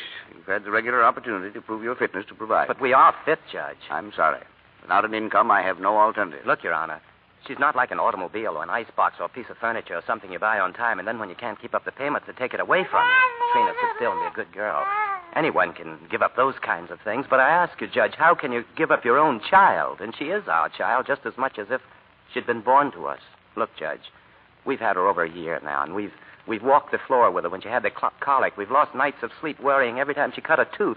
We've gone through everything that real parents have with one of their own. And you sit there and say it's a matter of routine for you to take her away from us. Please, Mr. Adams, I'm sorry, Judge. But, well, you see, we weren't as fortunate as most people. We would have had one of our own, only, well, you don't know how badly my wife wanted a child. It wasn't so important to me. I don't know. I suppose most men are like this, but children never meant a great deal to me. Oh, I liked them all right, I suppose, but, well, what I'm trying to say is, Your Honor, the first time I saw her, she looked so little and helpless, and when she took hold of my finger and held on to it, she sort of walked into my heart, Judge, and she was there to stay. I didn't know I could feel like that. I'd always been, well, kind of careless and irresponsible. I wanted to be a big shot. I had to be my own boss, that sort of thing. And now, here I am standing in front of a judge, pleading for just a little longer so that I can prove to you I can support a little child that doesn't weigh quite 20 pounds. It's not only for my wife and me that I'm asking. It's for Trina's sake, too. She doesn't know any parents but us. She wouldn't know what had happened to her. There's so many little things about her that nobody would understand the way Julie and I do. We love her, Judge. Please don't take her away from us. Look, I'm not a big shot now. I'll do anything. I'll work for anybody. I'll beg. I'll borrow. Please, Judge, I'll sell anything I've got until I get going again. Only she'll never go hungry and she'll never be without clothes. Not as long as I've got two good hands to help me.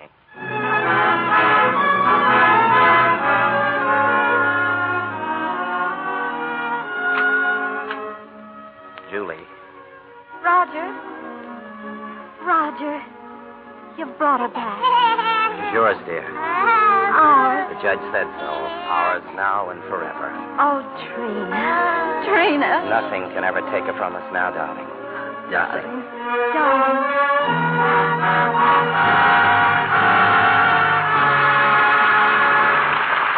We pause now for station identification. This is CBS, the Columbia Broadcasting System.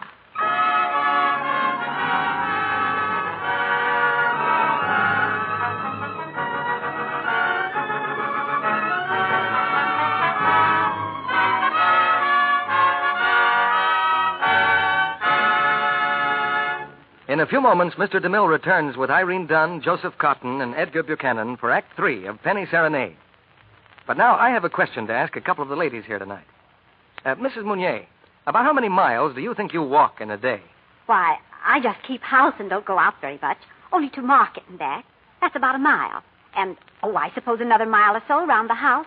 Not more than 2 or 3 miles a day, all told. And you, Miss Gregg, how far do you think you walk? Oh, not more than a couple of miles. I'm a secretary and just sit at my desk most of the day. Well, I'm afraid you both underestimate your jobs. Statistics show that housewives often walk up to 7 or 8 miles a day, and office workers about 3.5 to 4.5 miles. You probably do a lot of bending and stooping in addition to just walking. All those things are hard on stockings. Well, often I do get a run just from bending my knee. I wish I knew how to make my stockings last longer. Then you'll be interested in recent stocking tests. A famous laboratory washed rayon stockings 3 ways. Part of them with Lux Flakes. Others with a strong soap.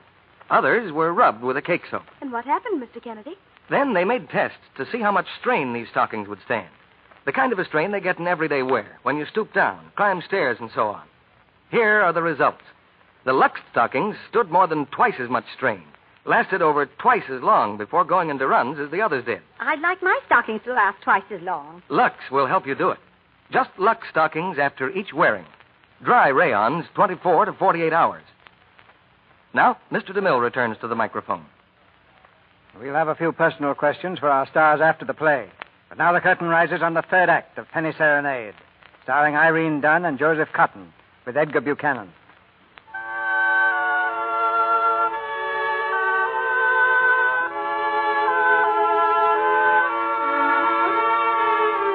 In the little apartment over the newspaper office, Julie Adams plays her album of old records, the story of a happy marriage. She's almost at the end of the album now.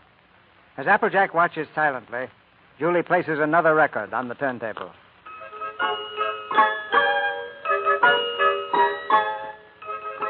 We played this one at Trina's 5th birthday. Remember, Applejack? You bought it for her. Yeah. And we played it again last year on my birthday. That was quite a night, wasn't it? I was really surprised. Surprise! Happy birthday, darling. For heaven's sake. Happy birthday, Mommy. Oh, thank you, darling. Come on, sit down. Trina's going to make a presentation. I'd almost forgotten it was my birthday. Here, Mommy. This is from Daddy. From Daddy? Mm-hmm. Oh, Roger, a wristwatch. Darling, I've always wanted one like this. And this is from Uncle Applejack. Uncle Applejack? Oh, I think I can guess what this is. It's a handkerchief.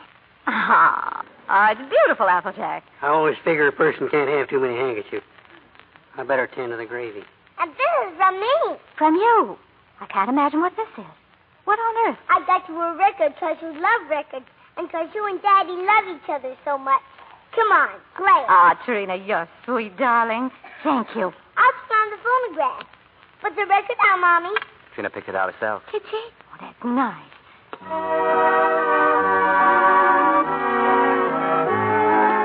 Dance, Mrs. Adams? Dance? I'd love to. You dance nice, Mommy. Thank you, darling. Dinner's ready. Come and get it or I'll throw it in the creek. Oh, this is wonderful. Dinner in my own home, and I didn't have to cook it.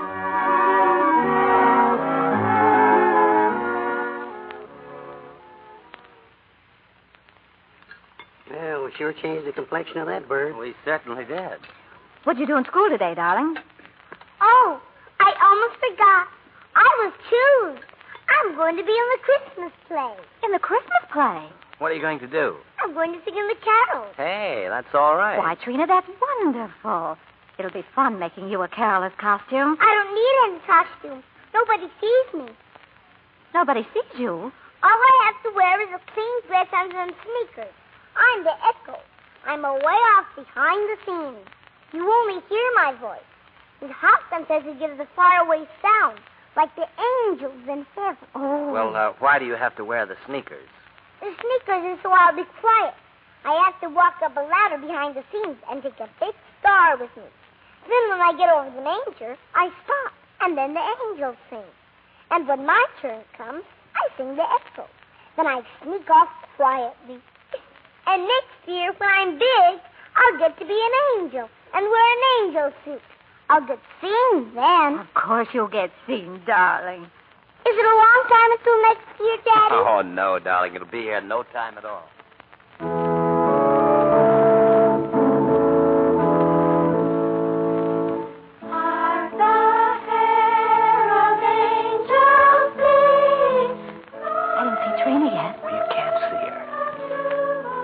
I don't even see the star. Suppose anything's happened? Oh, what could happen? She said she had to climb a ladder. Look. There's the star. Oh, Roger. She's doing very well, isn't she? Oh, Roger, she fell off the ladder.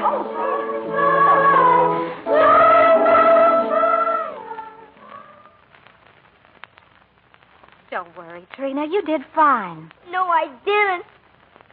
I spoiled everything.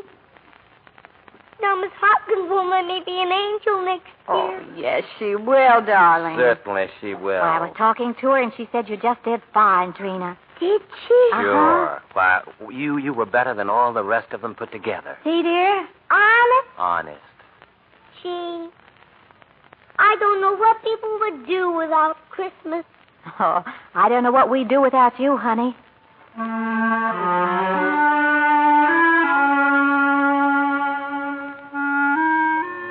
All this past year, Trina was looking forward to this Christmas.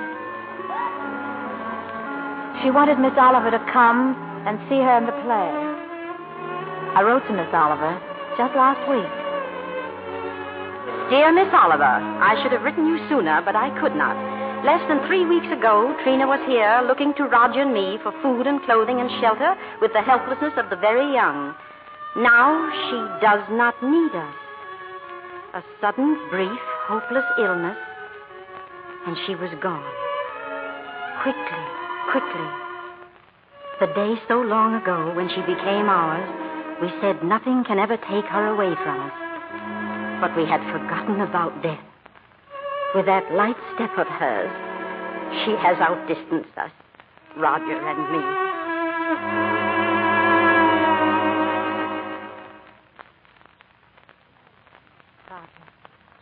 Roger, why don't you speak to me? Roger, don't you hear me? Yes. I'm going out for a while. I wish you wouldn't. I've got to get out of here, get some fresh air. There's someone at the door. I'll answer it. Yes? Oh, may I use your phone, please? Our car is stalled in the snow, and I'd like to call a taxi. Yes, the phone's right there. Come in. Thank you. Come in, Tommy. Thank you. Is this your little boy? Yes. Say hello, Tommy. Hello. We're in such a hurry, and I saw your light burning. Oh, dear, the line's busy. I guess cabs work overtime on a night like this, but I do hope we can get one. Tommy's in the Christmas play. I hope we don't get late, Mommy. Well, our car's right out in front. I'll drive you over if you like. Oh, that's very kind of you, if it wouldn't be too much trouble. Oh, no, it's not much trouble. I'll get my coat. Can't start the car. Battery's dead. I'll have to crank it.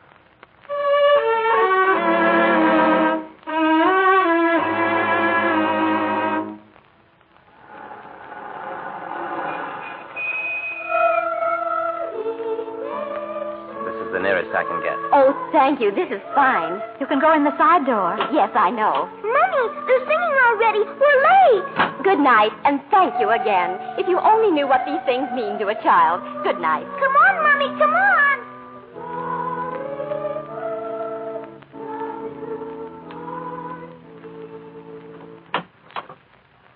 What's the matter, Roger? Take the car on home. What about you? I'm not coming home. I don't ever want to see anything or anyone that reminds me. All right. Goodbye.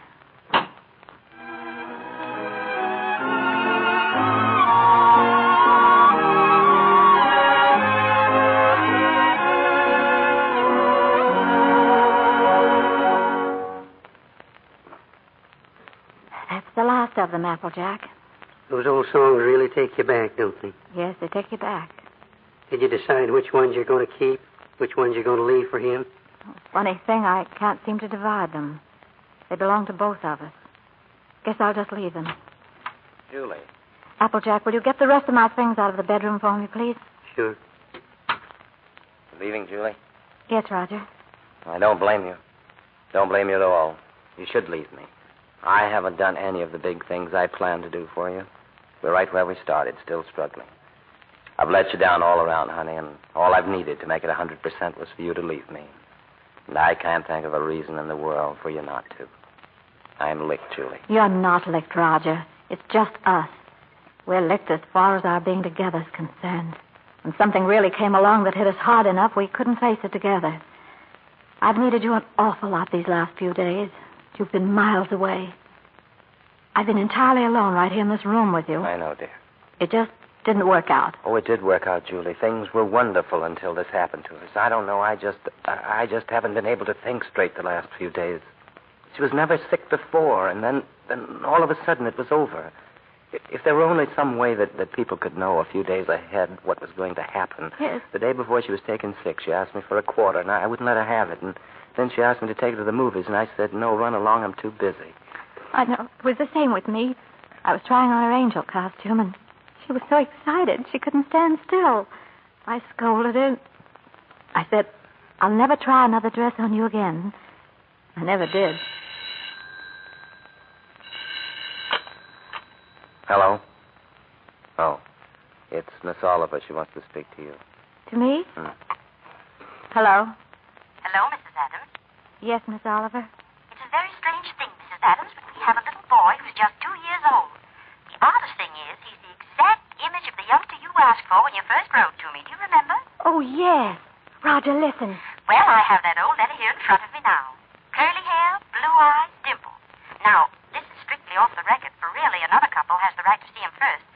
But he's such a remarkable baby that I thought perhaps you and Mr. Adams might want to take a look. Oh, yes, we do, Miss Oliver. We'll come down and see you tomorrow, if that's all right. And, Miss Oliver, please don't let that other couple see him till we do, will you? I won't, dear. Goodbye. Goodbye. Roger, did you hear? Well, if he's only 2 years old, I'd better put up that gate around the stairs again. Yes. Wouldn't want the little fella falling downstairs and breaking his arm. No, and I guess we'd better get out the crib.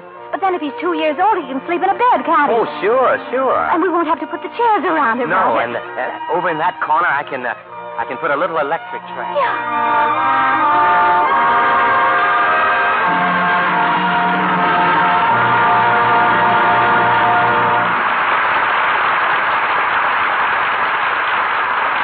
In just a moment, our stars will return for a curtain call.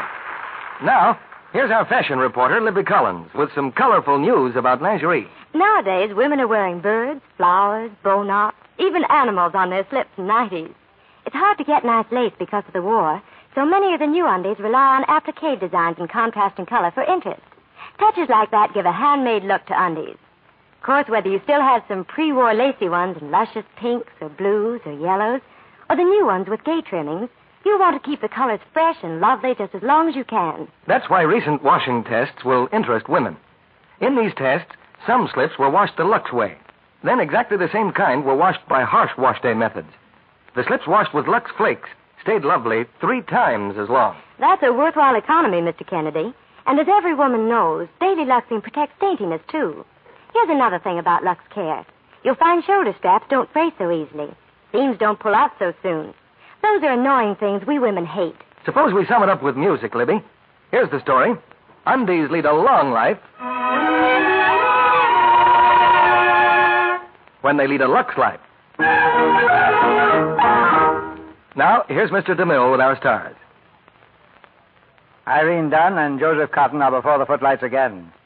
And since Irene has just returned from Broadway, Perhaps she'll tell us how the old street is looking. Very military, Mr. DeMille. Soldiers and sailors and whacks and waves everywhere. And all the whacks and waves out gunning for Irene Dunn, I guess. Irene, is it true that you said the boys in uniform don't ask the girls in uniform for dates?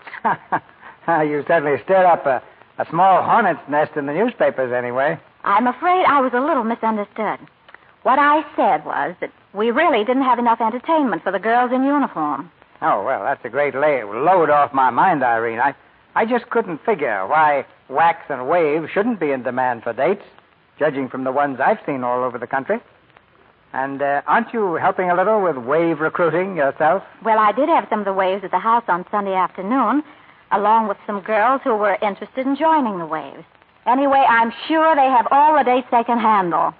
But speaking of dates, Joe, when do we see that new David Selznick picture that you and half of Hollywood are in? You mean since you went away, CB? Very soon, I think. That's the first picture you've made for David, isn't it? Yes, it is. I've been out on Lend-Lease at the other studios all the time. Well, I read in the financial page the other day that cotton was an important item in Lend-Lease. Well, after that, there's nothing left but next week's play. And that's plenty, Joe. Because our play is the Warner Brothers hit, Action in the North Atlantic. And our stars will be George Raft, Raymond Massey, and Julie Bishop. This is the story of the merchant seaman whose days and nights are spent in the shadow of the undersea killer. There's romance and adventure in it. But above all, action in the North Atlantic means action at this microphone next Monday night. Save a seat for us, Mr. DeMille. Good night. Night. Good night. Good night.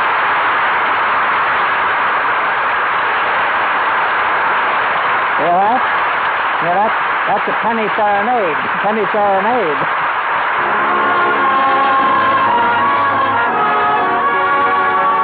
Our sponsors, the makers of Lux Flakes, join me in inviting you to be with us again next Monday night when the Lux Radio Theater presents George Raft, Raymond Massey, and Julie Bishop in Action in the North Atlantic.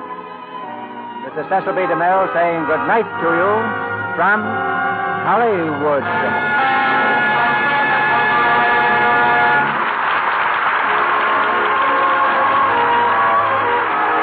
Don't throw away that tin can you used tonight. It will be handy for saving used fats. Any size can will do, but be sure not to use glass. Keep this can near your stove and pour in every drop of used fat from your broiler or frying pan. Even black burned fat or fat skimmed from soups and stews is just as good as clear grease. When it's full, take the can to your butcher. He'll give you 4 cents and 2 extra red ration points for every pound. And in 3 weeks, this fat will be ready to make medicines for our fighting men. Fill it in and turn it in. Heard in tonight's play were Regina Wallace as Miss Oliver, Norman Nielsen as Trina, and Charles Seal, John McIntyre, Leon Ledoux, Dwayne Thompson, and Bobby Larson. This program is broadcast to our fighting forces overseas through cooperation with the Armed Forces Radio Service. Our music was directed by Louis Silvers. 3 bells for 3 great shows. Same time, same station.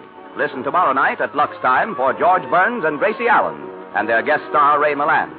Listen Wednesday night for Frank Sinatra singing I'll Be Seeing You.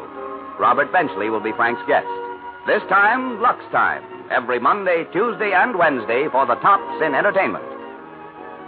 Our Lux Radio Theater production of Penny Serenade, starring Irene Dunn and Joseph Cotton, with Edgar Buchanan, has come to you with the good wishes of the makers of Lux Flakes, the tissue-thin soap used by smart housewives everywhere. In the Lux Radio Theater next week, we will have, as usual, our producer, Cecil B. DeMille. Be part of the coast-to-coast audience that gathers each week to enjoy this hour of dramatic entertainment with the finest artists of Broadway and Hollywood in plays that you yourselves have told us you'd like to hear.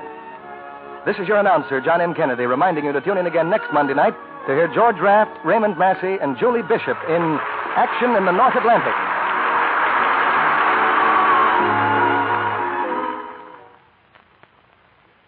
A brand new Spry, ladies.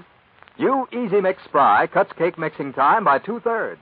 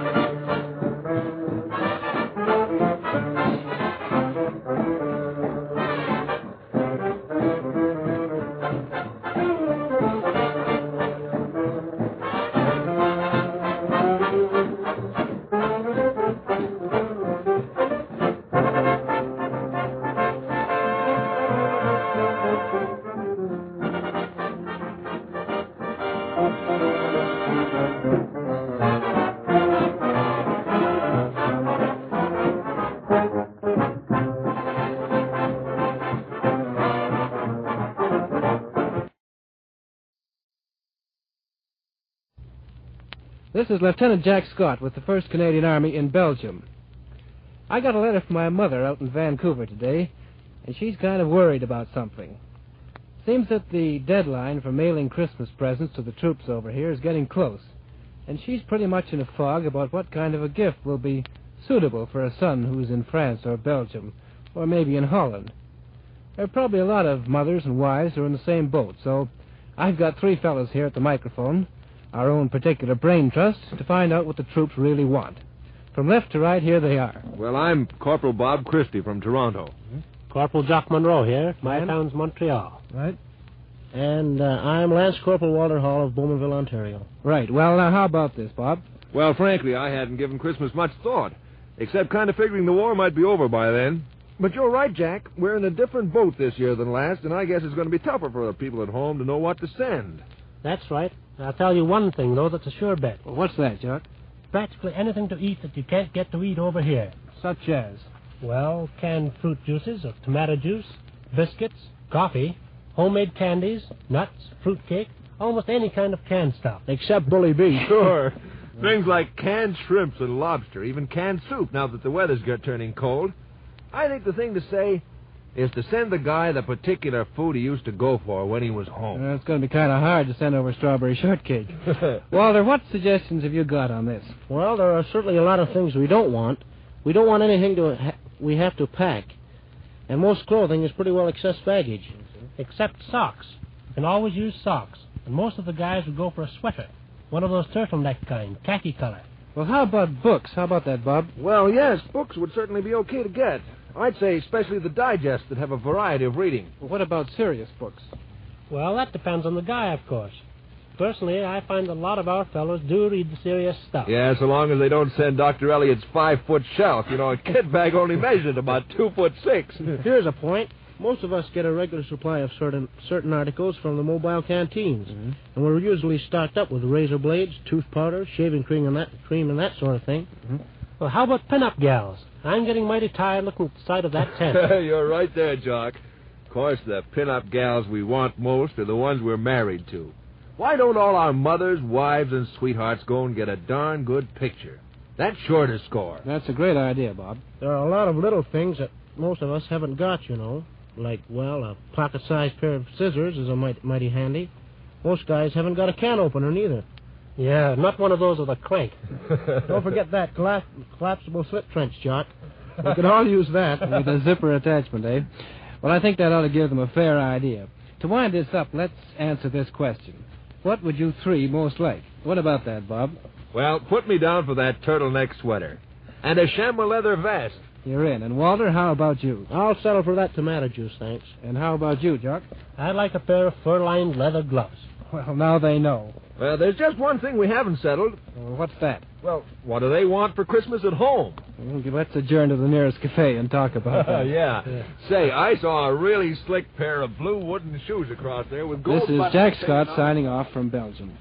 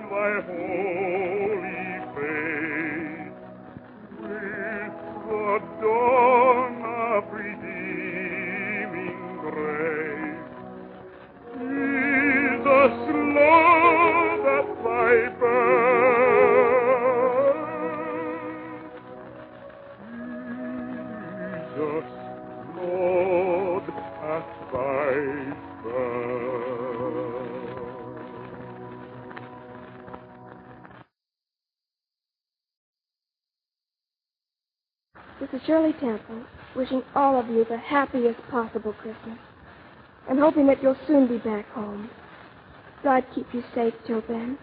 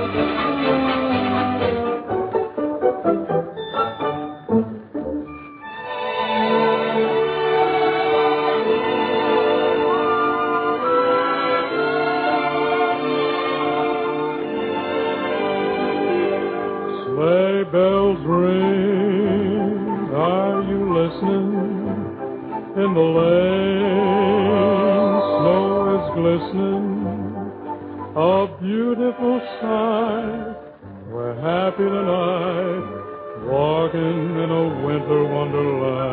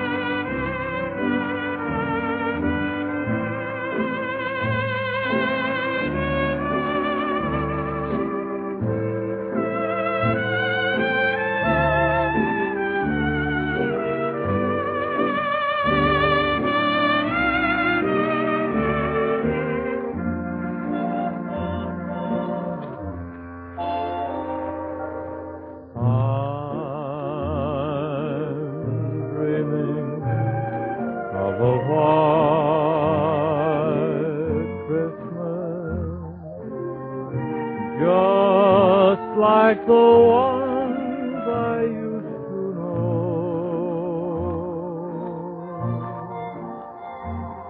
where the treetops glisten and children listen to hear sleigh bells in the snow.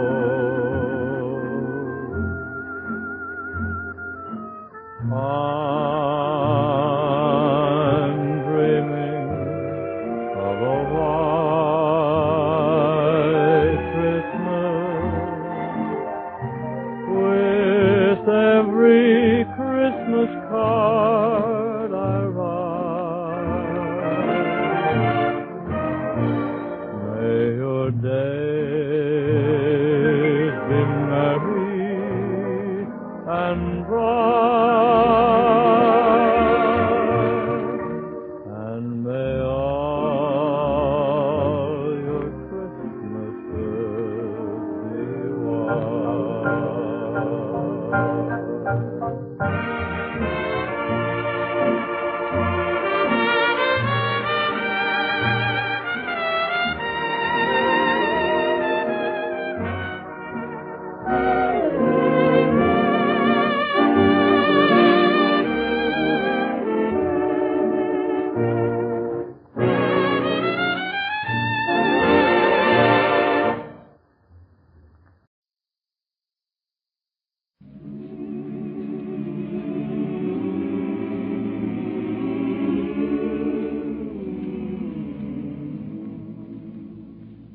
Oh, little town of Bethlehem, how still we see thee lie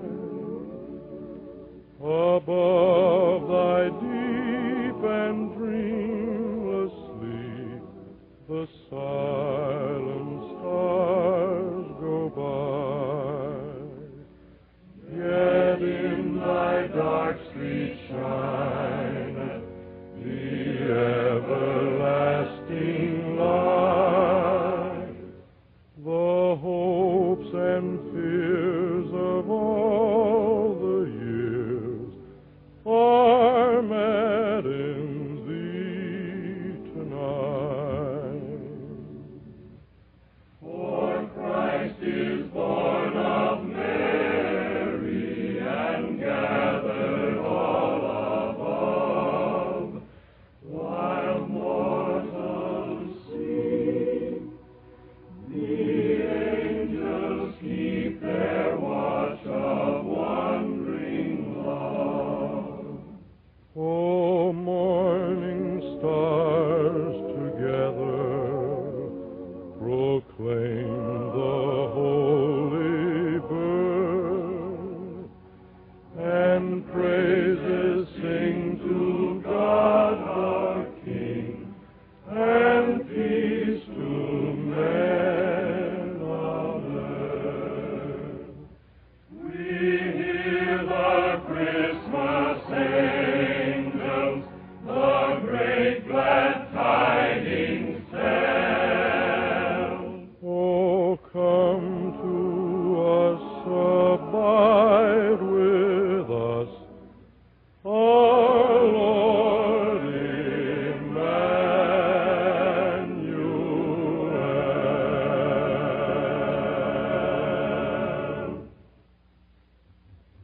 Deck the halls with boughs of holly, la la la la la la la la la. 'Tis the season to be jolly, la la la la la la la la la. Don we now our gay apparel, la la la la la la la la la.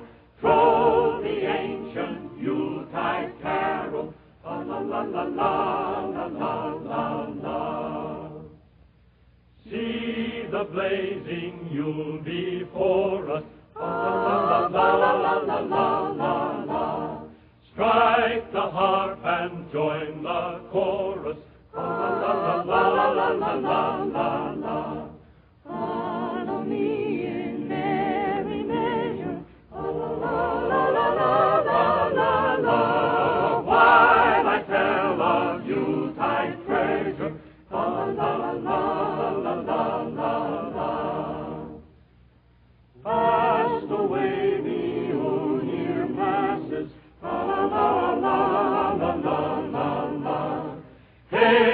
anew, ye lads and lasses.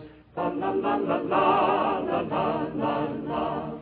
Sing we joyous all together. La la la la la la la la la. Heedless of the wind and weather. La la la la la la la la la. La la la la la la la la.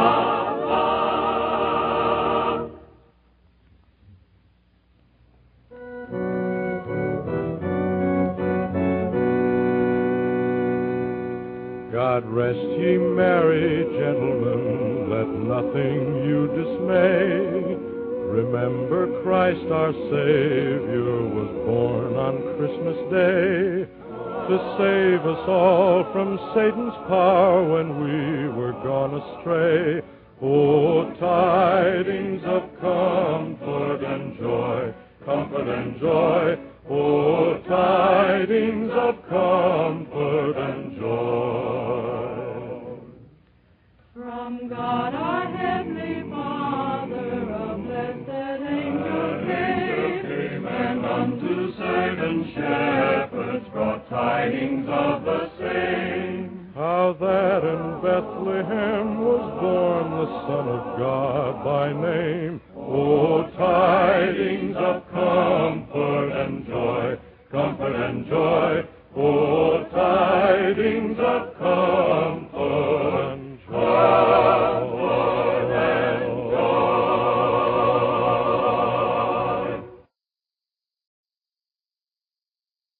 Speaking from a kitchen in Holland, where a Christmas dinner will be cooked for a platoon of Canadian soldiers a few days from now. And one of the cooks is with me, Private Frank Barley of Port Arthur. This kitchen has no enamel or fancy gadgets. It's in a room of a farmhouse near the front. The stove itself is one of those numbers the Army describes as a number 3 petrol burner. Frank, some of our listeners probably never saw one of these. Will you describe it? Well, it's like 5 small ovens laid end to end, and at one end there's a burner that shoots out a flame under pressure. It works very well. And you'll be cooking the Christmas dinner on this? Yes, it won't be any trick this Christmas. No? How come? Well, pretty well our whole Christmas dinner will be out of cans this time. Well, we're getting the bird wrapped in tin this year. Yes, it isn't possible to get fresh frozen poultry up to us here. We'll get it in tins pre-cooked. That'll save a lot of cooks a lot of work. Well, how about the other stuff, the mince pie and Christmas pudding, for instance? Yes, that's in cans, too, just like our regular ration issue. Only our actual cooking here will be some celery soup, which we make with powdered milk. Then we have creamed potatoes and buttered carrots and a crust for the mince pie. Oh, yeah, and some gravy for the turkey meat. I see. Frank, I understand that you get these special Christmas rations on the basis of so much for each man, right? Yes, like it's 4 ounces of Christmas pudding for each man, 7/8 of an ounce of mincemeat, 4 ounces of poultry, 3 ounces of Christmas cake, a quart of beer, 6 cigars, and so on. Good. Any fruit going to be available? Yes, we hear there's fruit.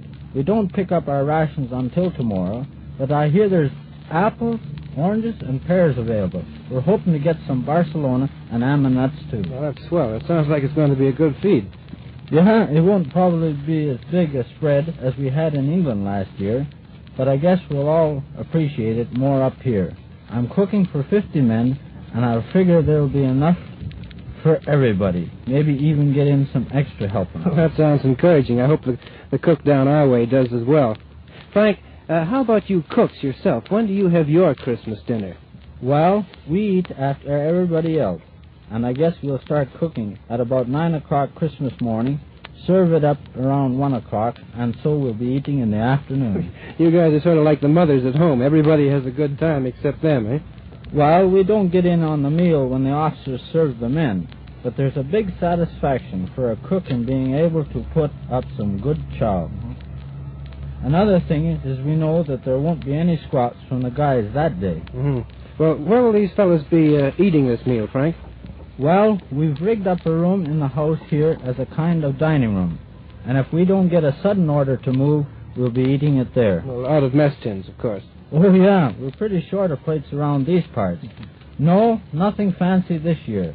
But all the cooks will be doing their best all along the line to make it as much like Christmas dinner at home as we can. Thanks very much, Frank Barley. This is Jack Scott reporting from Holland.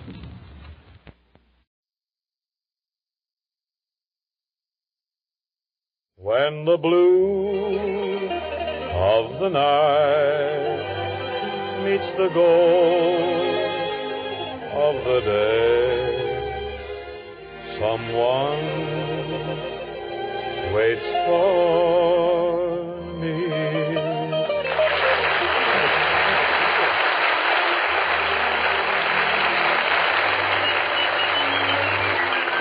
Yes, it's Bing Crosby and the Kraft Music Hall with John Scott Trotter and his orchestra, Eugenie Baird, the Charioteers, Charles Henderson and the Kraft Choir, and the weird and whimsical baritone to end all baritones, Jerry Colonna. What's news, Bing? Well, Kensington, when Cole Porter, who's famous for devising sophisticated ditties, finds himself at home on the range, that's news. I'm doing his brand new cowboy ballad, Don't Fence Me In. Oh, give me land, lots of land, under starry skies above. Don't fence me in. Let me ride through the wide open country that I love. Don't fence me in. Let me be by myself in the evening breeze and listen to the murmur of the cottonwood trees. Send me off forever, but I ask you please, don't fence me in. Just turn me loose. Let me straddle my old saddle underneath the western sky. Riding high on my cayuse, let me wander over yonder till I see the mountains rise in the sky. I want to ride to the ridge where the west commences and gaze at the moon till I lose my senses, 'cause I can't look at hobbles and I can't stand fences. Don't fence me in. Oh, give me land, lots of land under starry skies above. Don't fence me in. Let me ride through the wide open country that I love. Don't fence me in. Let me be by myself in the evening breeze and listen to the murmur of the cottonwood trees. Send me off forever, but I ask you please, don't fence me in, just turn me loose. Let me straddle my old saddle underneath the western sky. On my cayuse, let me wander over yonder till I see the mountains rise. I want to ride to the ridge where the west commences, gaze up at the moon till I lose my senses, 'cause I can't look at hobbles and I can't stand fences. Don't fence me in. Don't fence me in, no, no. Papa, don't you fence me in.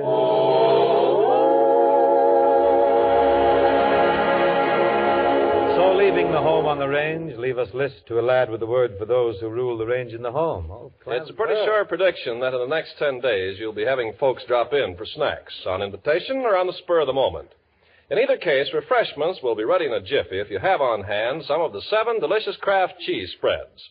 Just put them out in their own neat glasses with some crackers or potato chips. Everybody spreads his own snacks, picks the Kraft kinds that strike his fancy most. That's easy for the hostess and easy on the point budget, too. Consider a Kraft assortment of pimento or olive pimento spreads, zestful roca and Kraft relish spread. Each one of these tempting, creamy-tasting spreads takes just 2 ration points. You better stock up tomorrow so you'll be all set for snack parties. Look for the quality cheese spreads marked Kraft. Here's the Charioteers, friends, in a very practical vein tonight. Very clever arrangement of straighten up and fly right. Hear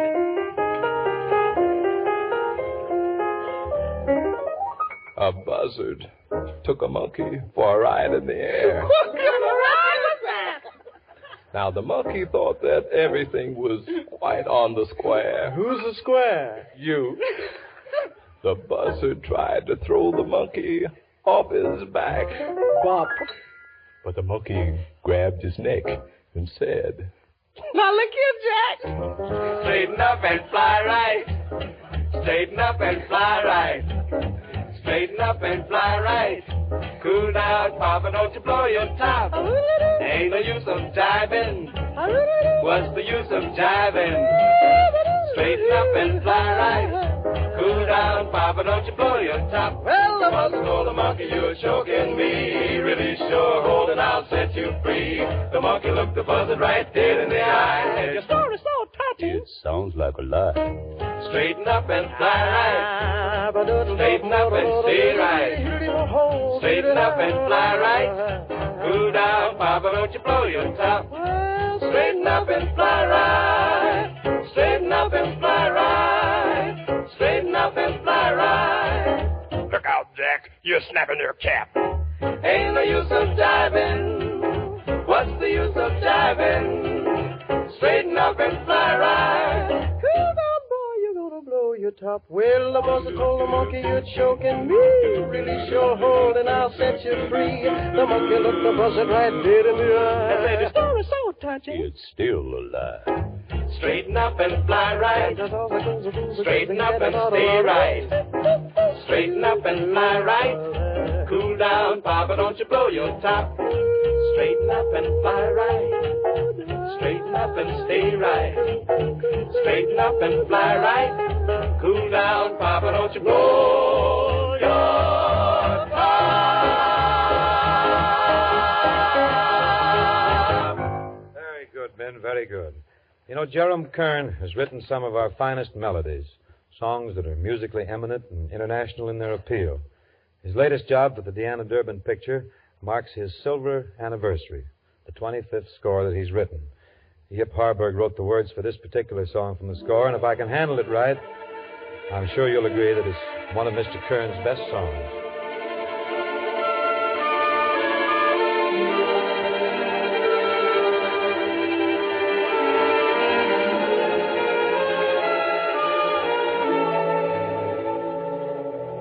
More and more, this heart of mine confesses. More and more, I'm caught in your caresses. Warmed by the breath of your sigh.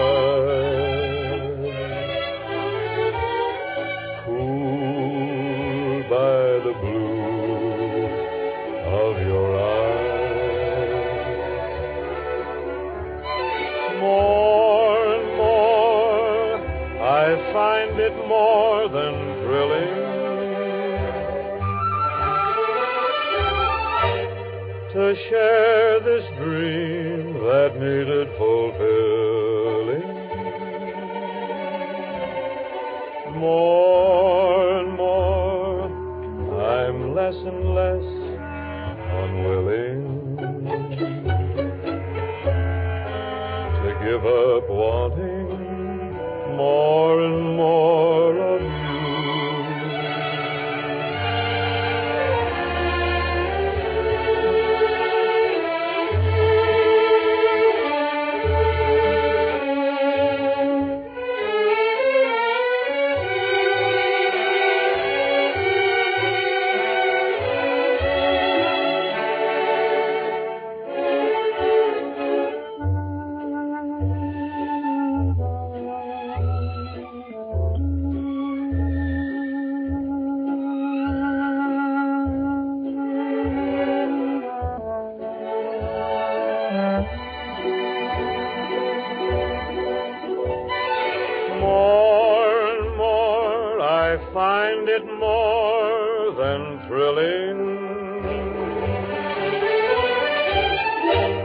To share this dream that needed fulfilling.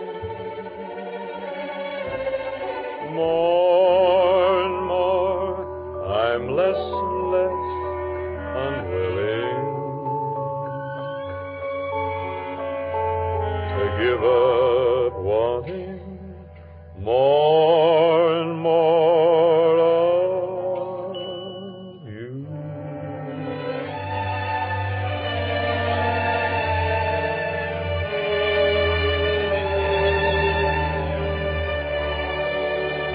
The velvety-voiced young lady who's new in the hall this season, name of Eugenie Baird, has just been here a short time, so California's kind of new to her, too. You like it out here, Eugenie? Well, Bing, I don't think I've ever lived any place where there were so many happy men. Many happy men? What makes you think that? Well, everywhere I go, they're always whistling. Well, you're all right till they begin barking, then you better break into a run. Didn't the boys that you knew back east break out a whistle when they flushed a sharp chick? Why, no, Bing. My boyfriend in New York never wasted time whistling. That's all. Seems a very practical fellow. What say you carry on with the chanson here? Eugenie's going to give us a tune popular in La Belle France. It's known to us over here as My Heart Sings.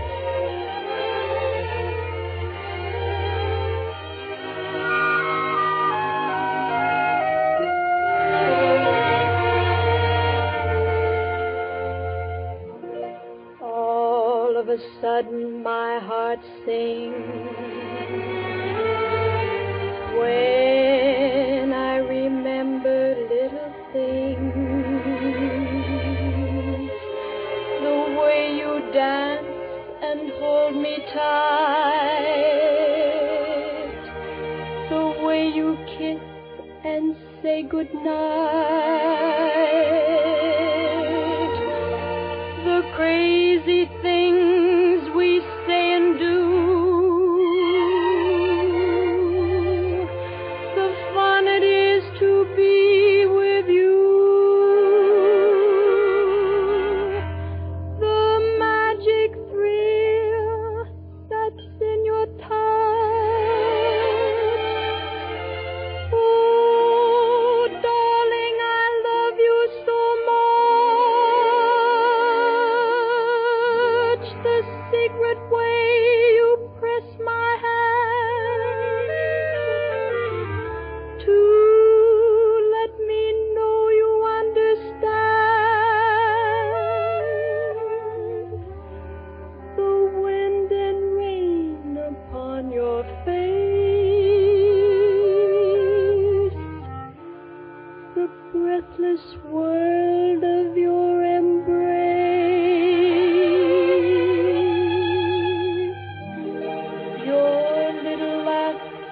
And half surprise, the starlight gleaming in your eyes,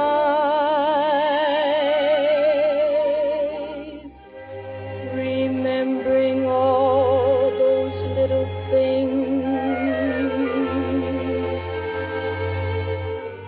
all of a sudden my heart sings. All of a sudden, my heart sings.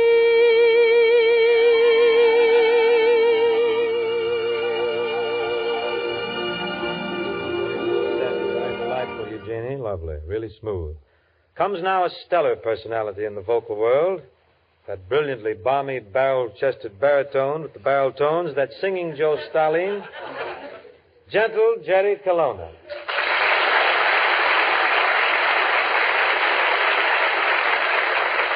Greetings, Bing. Shall we sing high and high? Wait a minute, Jerry. Before breaking into the louder stuff, there's a few things that I must know. Obviously, you've studied voice, but under whom? Whom did you study under? Gatti Cazaza or Gaetano Merola, perhaps? No, under the runway in Minsky's. Oh, yeah. Oh, you jest, Jerry. Not much, but you jest a little. Surely that golden voice, that fabulous breath control, that's not just pure happen chance, is it? Oh, of course not. My mustache is really responsible. Mustache? Yes. That brush there, huh? Well, in what way is that parsley patch responsible? What does it do? Strain out the clinkers or what? No, it keeps my nose warm. Keeps your nose? Well, why do you want to keep your nose warm? Want to be different from the other Cocker Spaniels. Well, I've heard you sing, Professor, on Senior Hope's Tuesday Night Error. Error? Optional spelling in there. Do you just sing at random, or does Robert conduct you through your rousing roundelays? Oh, Hope stands in the wings and gives me a signal. Conducts from the wings, huh? What does he do? Wave a stage brace or something? No, taps me on the shoulder with his nose. Well, tell me, not yet.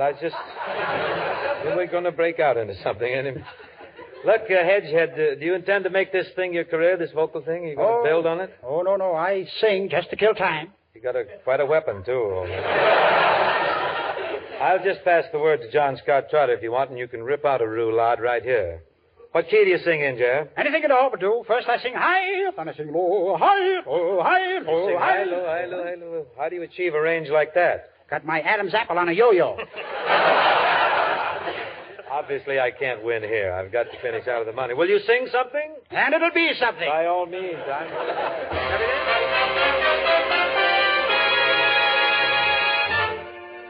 Caroline, I miss you in the morning when old Bob White gives his call. Caroline,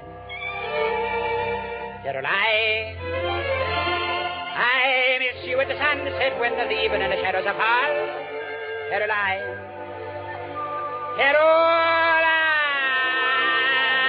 I miss you when the moon beams upon the river shine. Oh, can't you hear me calling? Are you Caroline? Can't you hear me calling, Caroline? It's my heart calling the dime.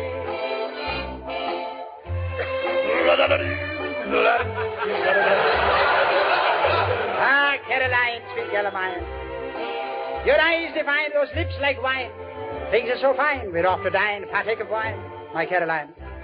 Oh, press to mine, your lips divine. My Caroline, your eyes, they shine with love divine. If any swine dare try to dine you, Caroline, I'll make the swine drink iodine. For you are mine and I am thine. You're just my kind. Do not decline, my love divine, for tears of brine will streak my spine. And when you sign on the dotted line, things will be fine, and I'll be fine, and your hopes will be fine. Fine. But you know I can't find a rhyme. Well, can't you hear my lips praying?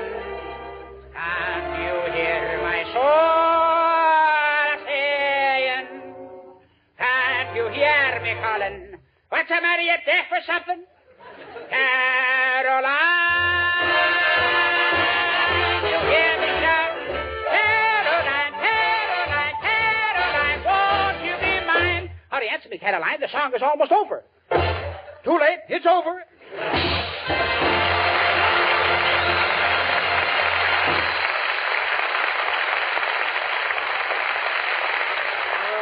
Professor, that was parfait. Every note a nugget. Now, Professor Carpenter, make yourself at home with a few notes for the homemakers, huh? Right in through here. It was an Englishman, the Earl of Sandwich, who invented the portable meal of 2 slices of bread put together with a rich, flavorful filling.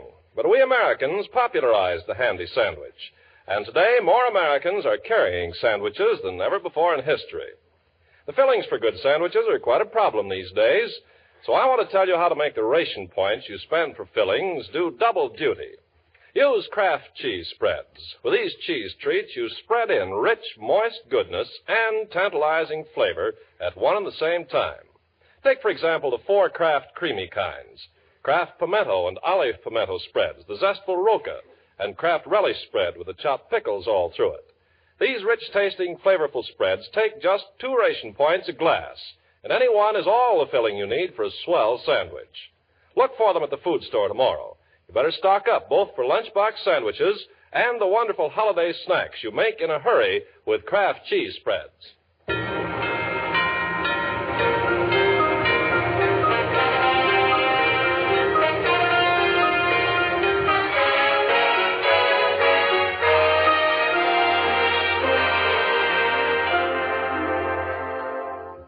Not so very long ago, Mr. Irving Berlin had the pleasant inspiration to weave a story in song around our national holidays. You may recall it as Holiday Inn.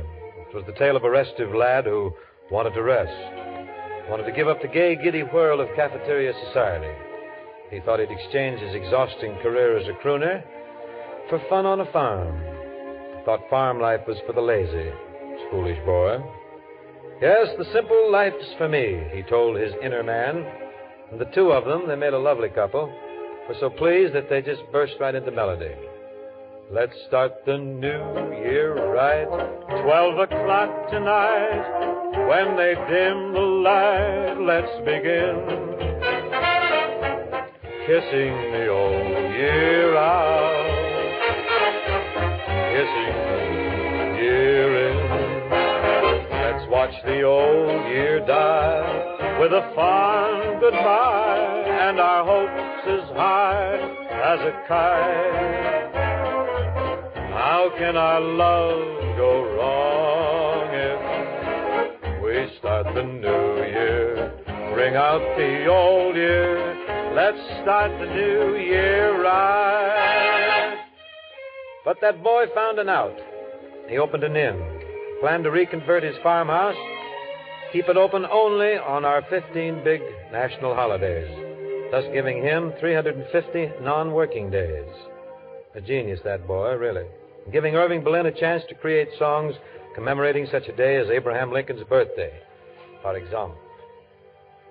Was born a February morn, a tiny baby boy was born. Abraham! Oh, that is Abraham! When he grew up, this tiny babe, the folks all called him on his name. Abraham! Oh, that is Abraham! In 1860, he became our 16th president. Now he's in the Hall of Fame, a most respected gem.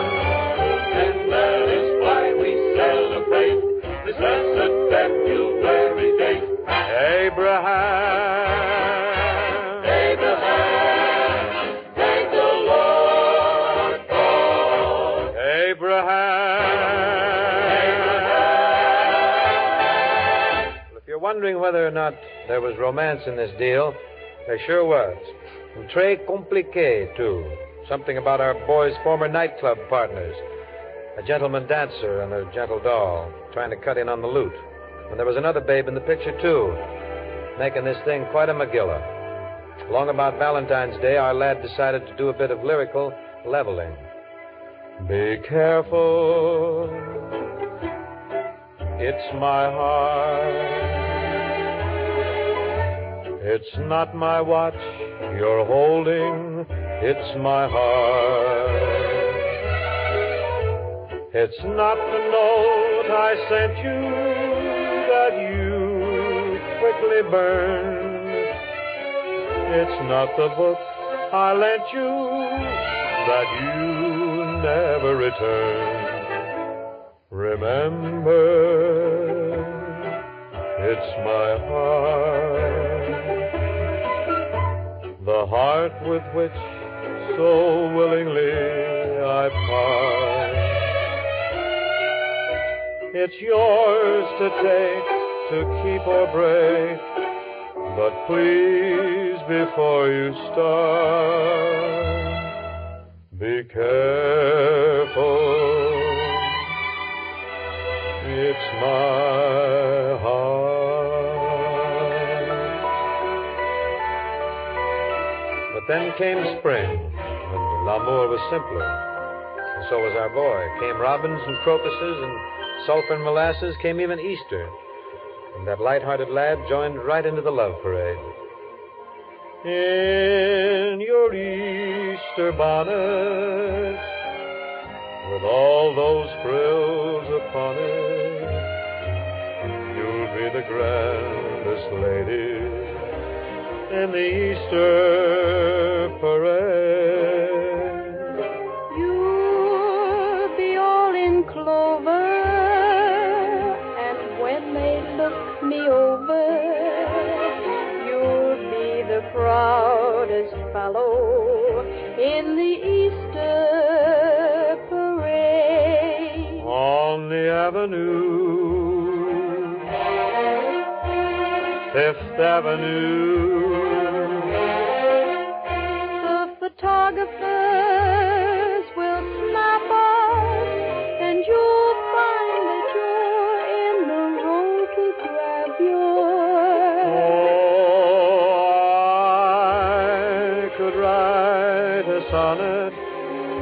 about your Easter bonnet and of the girl I'm taking to the Easter parade.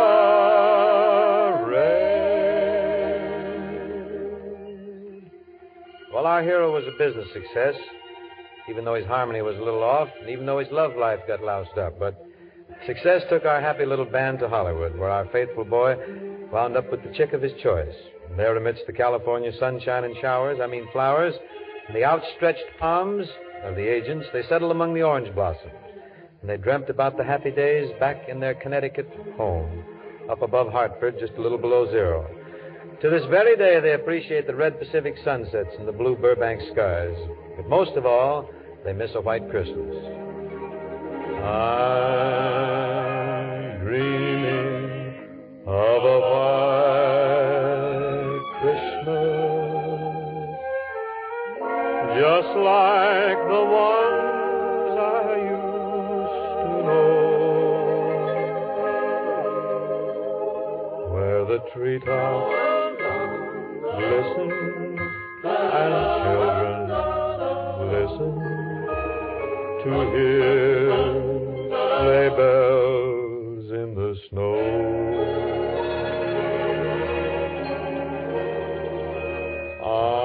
I'm dreaming of a white Christmas, with every Christmas card I write.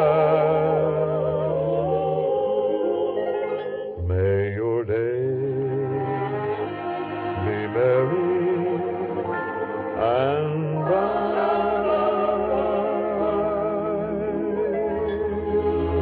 and may all your Christmases be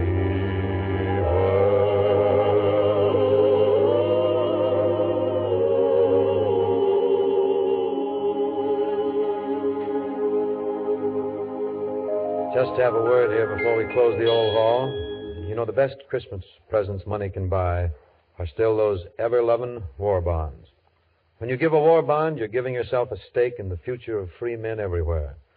When you buy a war bond, you're giving the men on every fighting front the gift that they want most, the assurance that the folks back home know the toughest battles are still to be won. Your war bond is actually just a loan, and the sacrifices our boys make are offered as a gift because they're fighting for the day when Christmas can once again dawn in a world of peace. Let's let them know we're behind them with everything we got. Good night.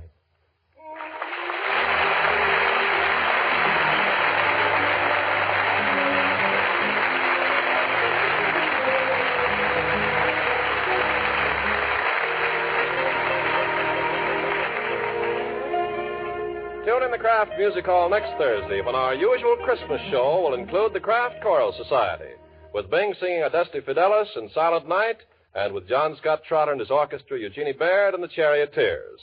Jerry Colonna appeared on tonight's show through the courtesy of Pepsodent.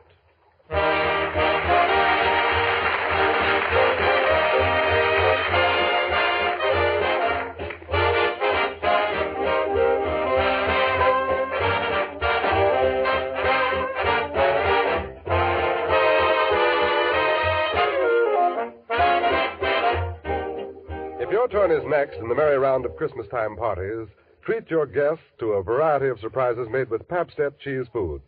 You can serve delicious golden Pabst-ett in 100 or more appetizing ways.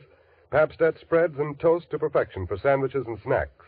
Adds rich cheddar cheese flavor to omelets, Welsh rabbits, and soufflés. Don't forget to buy Pabst-ett. Add delicious, nourishing Pabst-ett cheese food to your shopping list tomorrow.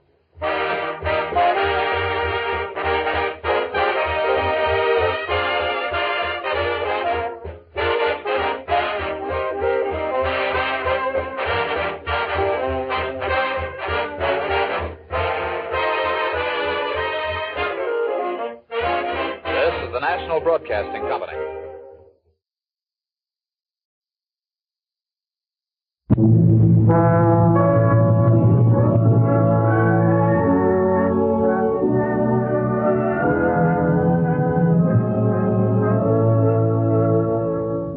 The NBC University of the Air Air, a public service of the National Broadcasting Company and its affiliated independent stations, presents another chapter in the historical series, We Came This Way. Today's story, Valley Forge.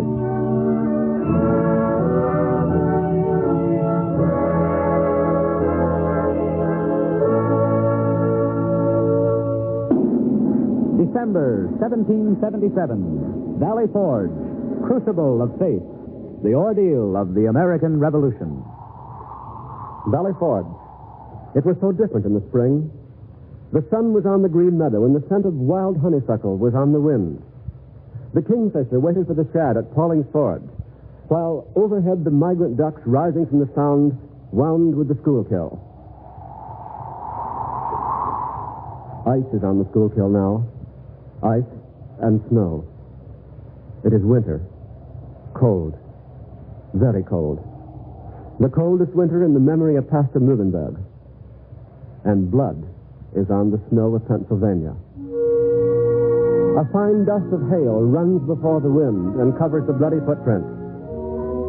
But always the blood reappears. Confirmation in crimson that the army remains. On a rise of ground, a frozen sentry leans into the wind and presents 20 pounds of musket to the officer of the day.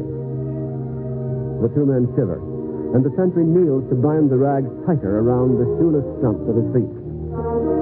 Below in the valley lie the naked, starved rabble of the Continental Army of His Excellency, the Commander-in-Chief, General George Washington.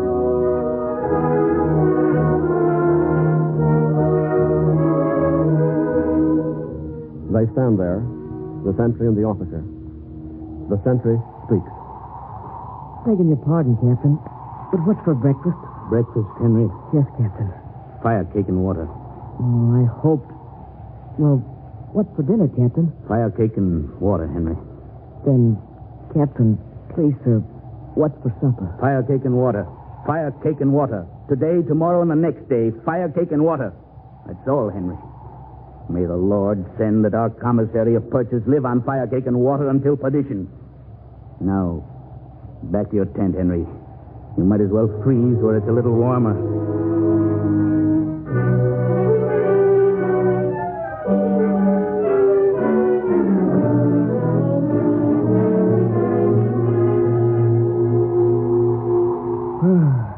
It's cold in here, Burke. How's Andrew? How do you expect him to be? Fever's worse. Oh, if only we could get him some clear broth. Clear and hot. Aye. If only this cursed war were over. If only I were 100 miles away. If only you'd keep your fool mouth shut. Oh, I'm sorry, Burke. I'll be quiet. Forgive me, lad. I'm as cranky as my old woman. Henry. Yes, Burke? There is a way to get him some broth. Meat broth at that. Hmm? Can you still ride a horse? Oh, my legs aren't that weak, Burke. But you don't mean... No, none of that. There's a scouting party going out, foraging for food. Let's go with him. Oh, right away, Burke. But Andrew... He's sleeping, lad. The broth he needs, not us. Come on.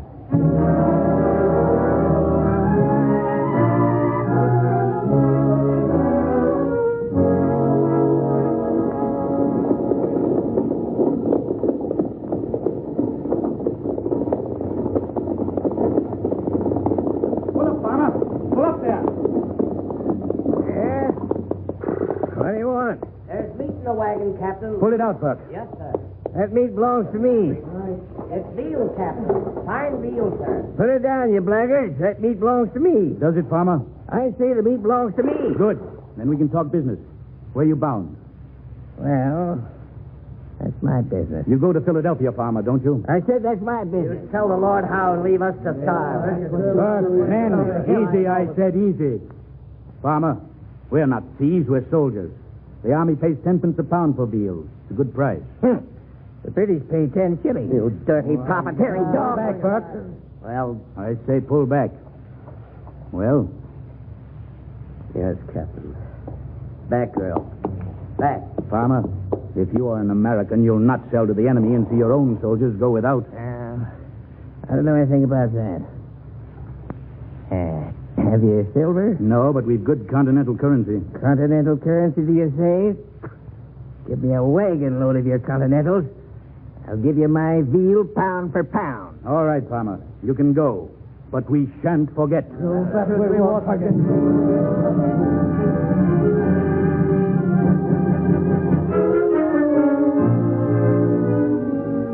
December 1777, Valley Forge, the ordeal of our American Revolution.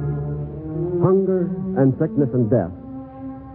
Young Henry King and Bert the veteran returned to their tents without food and watched their tent knight Andrews lie still in fever. Then, wearily, they trudged to Dr. Waldo's surgery for a little medicine for Andrews and some for themselves. You're the next. The name's Burke, sir. All right, Burke. What's with you? Dysentery, Dr. Waldo. A good Democratic complaint, Mr. Burke. Go back and rest. Don't you have anything to give me, Doctor? I told you what to do. Rest. Yes, I see.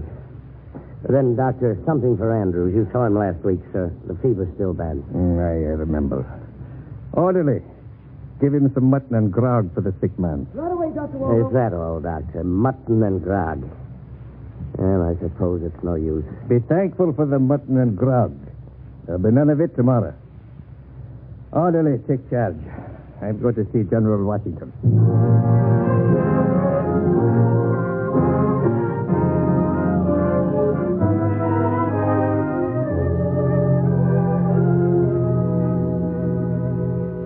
General Washington, I come to you direct. We must have more supplies. I know, Doctor. But see General Mifflin. That's his responsibility. If you please, sir, I've been to him many times. It's no use. General Washington, we need straw. Straw, Doctor? Well, let the horses do without straw. You don't understand, sir. It's for the men. 200 sick men are sleeping on the floor of my surgery. They can't sleep on the floor much longer. Our cattle have better in comfort. Very well, Dr. Waldo. I'll talk to General Mifflin. Thank you, General Washington. And please, sir, vinegar also. Vinegar? Aye, it's for the scurvy. We must have vinegar. I don't ask more now. Only straw and vinegar. All right, Dr. Waldo. I beseech you, sir. There is itchy scabies and typhus. By day and by night, I amputate frozen fingers and toes and arms and legs, sir. More than a man can stand. There's galloping consumption among the men. And the French disease... Oh, spare me the details, Doctor. I'm sick myself. We're all sick. And tired. Dr. Waldo, I'm so tired.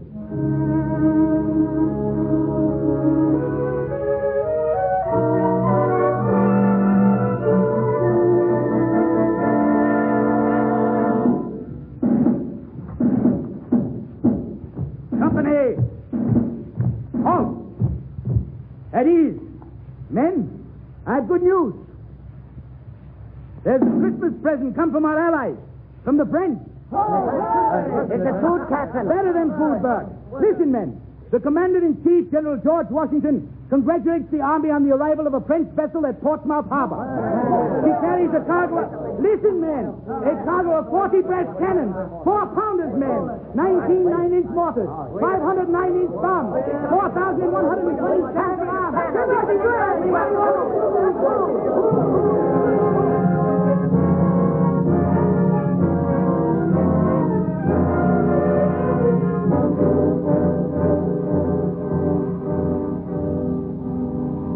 You'll have to keep a better watch of the fire. They'll lay us out like cords of wood. Not for a while, Andrews. Henry, fetch some rails. But, Burke, it said Washington forbids burning the farmer's rails. Good. Then we'll burn the farmer's house. I shan't freeze. Fever and frost, it's more than I'll bear. Not all bad, Andrews. Some of the farmers brought a little food today. It's not them, it's the others. The pious, psalm-singing patriots who carry their produce to the British. I hate them. Yes, and the burghers of Philadelphia. They feast with the redcoats. Turncoat and redcoat. It's the same to me. There's many a good Hessian soldier sits fat and cozy around the stew pot with the wife of a continental soldier. Oh, I think it's going to drive me mad. Here, Andrews. Got to take some cold water. They say it's good for the fever. Andrews, why don't you go to the surgery? It's hard for Dr. Waldo to come here. The boy's right, Andrews. Dr. Waldo's a good leech. No, I'll stay here. I can't bear the smell of the surgery. The sweet stink of putrefaction. If I'm to die, I'd sooner die here. Inside there. Inside the tent. Why is no sentry posted? It's not my turn, Captain. Is it yours, Buck? No, sir. I've just come. Then it's yours, Andrews. And if it is, Mr. Andrews, I don't like your tone. Stand up when you address an officer. The man is ailing, Captain. Never mind that. Stand up, Andrews, and to your post. I'll go. I'll go if you give me food. I have none to give. I said go to your post, soldier. No bread, Captain, no soldier. Pay him no mind, sir. He's with typhus. I'll go for him. Bert, you've just come back. Let me go instead. Thanks, lad, but it's all right. For an old hand like me, this cold isn't so bad. Give us your scarf, Henry, and another wrapping for the feet. You won't report Andrews, Captain, will you? He's not accountable now for what he says. I understand, Burke. You're a good man. I won't report him. Now go to the post.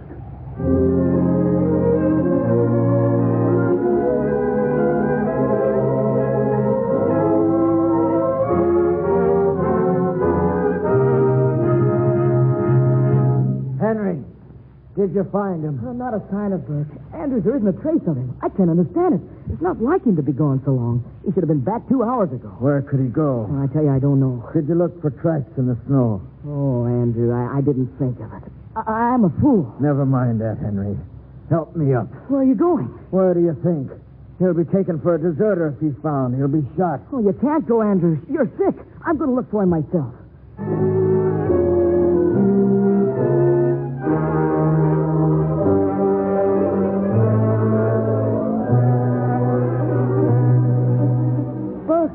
Jonathan Burke! Burke! Jonathan Burke! Do you hear me? Burke!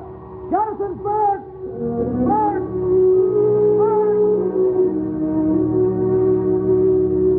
Young Henry King, in the bitter December of 1777. Looking for Burke, the veteran soldier. Looking in the Pennsylvania snow for tracks. Hoping. Going further from the camp. Moving out of bounds. While Andrews waited. Burning up with fever and fear. Burke! Oh, thank God. Did you follow me, lad? You'll be reported missing. They'll take you as a deserter. Gee, are you crazy, Henry? Then why? Look, there, on the road. Deer tracks. Oh. All the way through the woods to the Perkiomen Road. Somewhere nearby, there's a deer run. Meet Henry. Meet for Jack Andrews. Burke, someone's coming. I've nothing to hide. Stay right with me, boy. Burke, it's the captain. Whoa there. Who goes down the road? It's us, Captain. Jonathan Burke and Henry King. Hello. And why are you out of bounds? We're seeking game, Captain. Is that so? Go back to your tent. Both of you. You know better. It's to know better, sir, that a man in our tent is perishing for the lack of a bit of fresh meat. I'm truly sorry, Burke. But don't go any further. Oh, there isn't a man in the regiment knows the woods better than Burke, Captain. Makes no difference. Go on back. Ain't no man to stop me, Captain. Not even General Washington himself. Mr. Burke, do you rebel? Rebel? The word is apt, Captain. Why not? The colonies are rebels. We're an army of rebels, aren't we? Please, Captain, he's lightheaded. He hasn't eaten Don't interrupt, lad. Captain, I ask you, what man set foot in America who wasn't a rebel? Enough doctrine, Burke. Go back to your tent. Here's more doctrine, Captain. Good democratic doctrine, sir. My musket.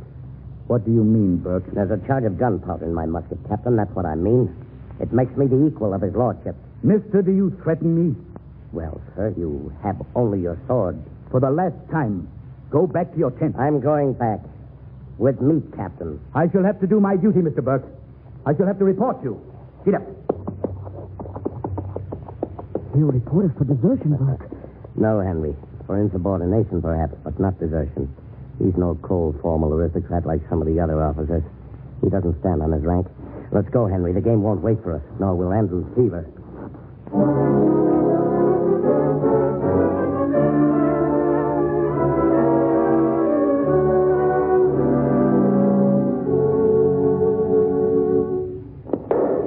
Good shot, Henry. That got him. What's the matter, boy? You're shaking all over. Am I? Buck fever. You shot at a man at Trenton without flinching, but you tremble before a deer.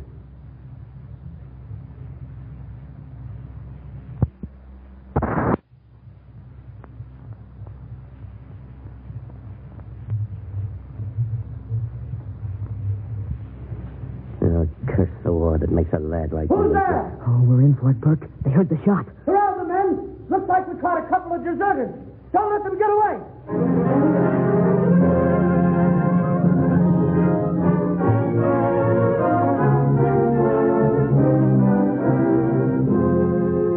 Privates Jonathan Burke and Henry King will stand summary court-martial tomorrow morning at 8 o'clock.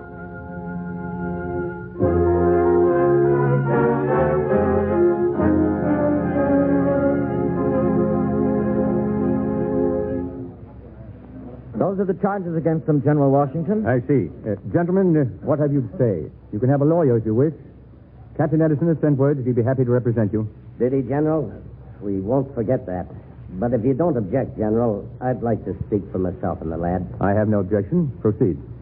Thank you, General Washington. General Washington, gentlemen, I've served the Army since the beginning. The boy since he was 16. We know that, Mr. Burke. The muskets we carry, they're our own. The uniforms, our own rags, sir. We haven't been paid, we've been sick, we've been in hunger. Yet I think I don't complain of that. Yes, I've complained about a good many things like the other men. But complaint for an American is no sin. Well spoken, Mr. Burke. Thank you, sir. The lad and me fight for the colonies. We were at Brandywine in Germantown. Do you think if we didn't desert then, we'd do it now? Oh, yes, sir. I admit to leave my post, but you know why. And the lad went to find me. We aren't deserters, sir. That's the whole truth. Are you done, Mr. Burke? Just one more thing, if I may be allowed, sir. I was one of the Sons of Liberty. Every man speaks his own way for freedom. You've seen some men who sold beef to the enemy and thought they did it for freedom. But I ask you, sir, have you known one carpenter, one cordwainer, one mechanic to betray the cause? If I offend in saying that, sir, well, I'm sorry. But I tell you again, the lad and me are good Americans. What, Mr. Burke, what is an American? An American? I don't rightly know, sir. Unless it's what a man is and not what he has. A philosopher. Tell me, Mr. Burke, do you make texts like Bishop Berkeley when the enemy approaches? No, sir. I leave text for Lord Howe. How so? To explain to His Majesty why he wins every engagement and yet cannot defeat us. No, I like you, Mr. Burke. I think you're a good soldier. Because of it, I'm sorry to say that nothing you've told us has altered our decision. Everything you've told us convinces me that you are fine men, both of you. But an army rises and falls on discipline, and you have broken discipline. I'm sorry, Mr. Burke, but for the good of the army, we shall have to make an example of both of you.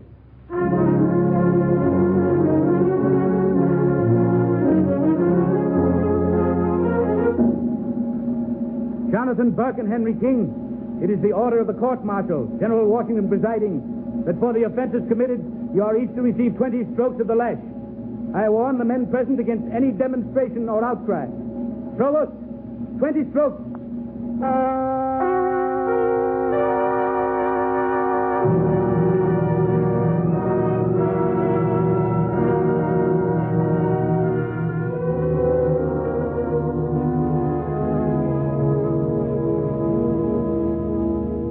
Burke.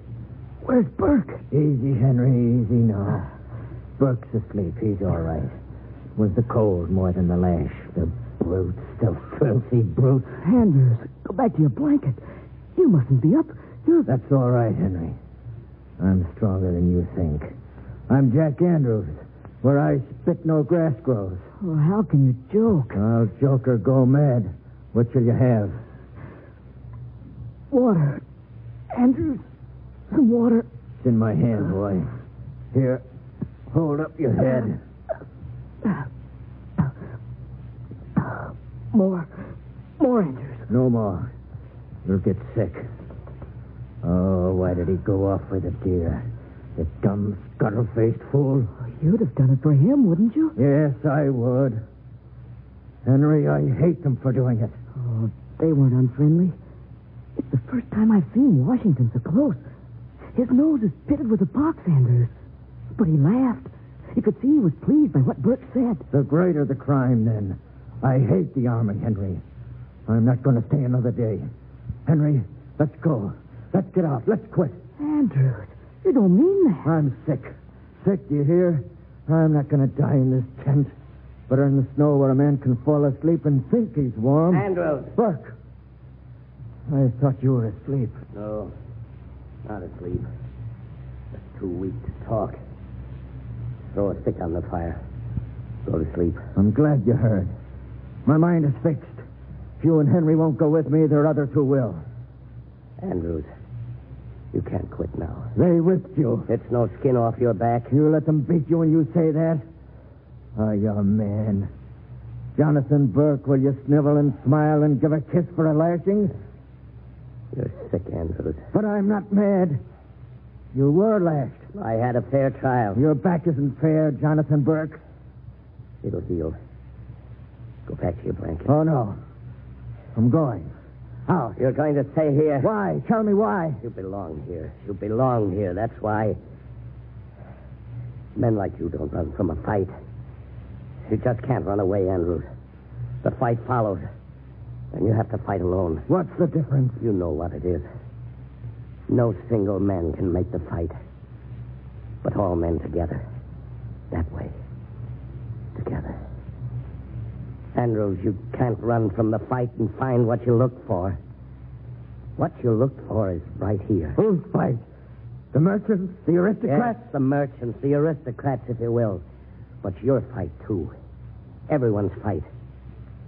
One thing at a time, Andrews. Curse you, Jonathan Burke. May heaven curse you. Then you'll stay? May you have the black clock. But you'll stay? I hope your teeth rot with the scurvy. But you'll stay? Yes, I'll stay. Because you believe me. Quit. Don't plague me. I said I'll stay. What more do you want? Oh, Andrews. Andy, I want you to stay only if you want to stay. It can't. It mustn't be otherwise. Quit, Burke. It's so. You know it's so. I'm no deserter.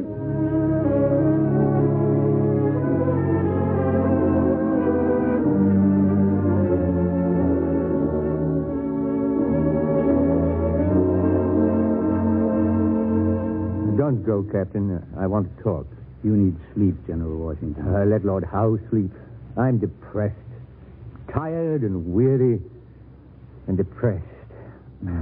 You have tribulations enough for one man. I doubt myself, Captain. Am I worthy of the fidelity of the men? I've always failed. That isn't true, sir. No, but it is true. It's always been true. At Fort Necessity 30 years ago, I failed. The Ohio campaign. Failure. It hasn't changed. New York, Germantown, Brandywine. Failures, all of them. The campaign against Canada. Miscarried. Lost. Sir, you are a rock that grows on adversity. Before God, I hope you're right. Captain, this is a great country. There are 2 million people in it. Something will come of them in spite of our failures. In spite of the Congress that sits and talks and sits and talks and promises. Captain, we need a miracle. Where is there a miracle, Captain? Where?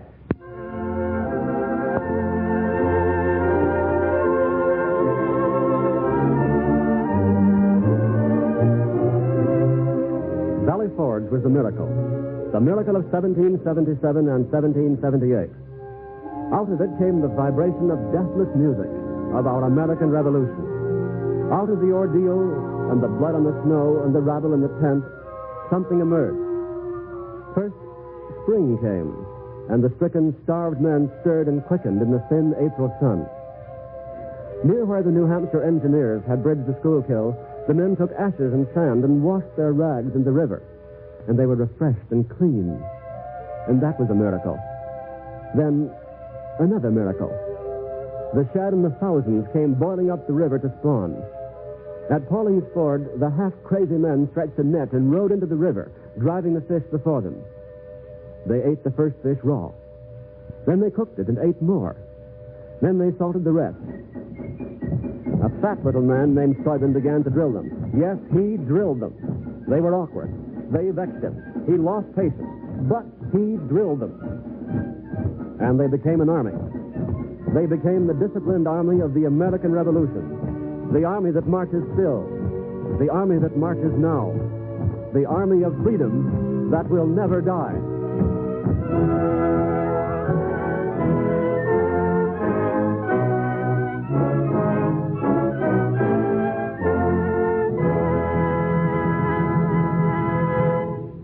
Tonight we have our guest speaker, Martin B. Mangan, Administrative Assistant to the Chairman, War Finance Committee of Illinois.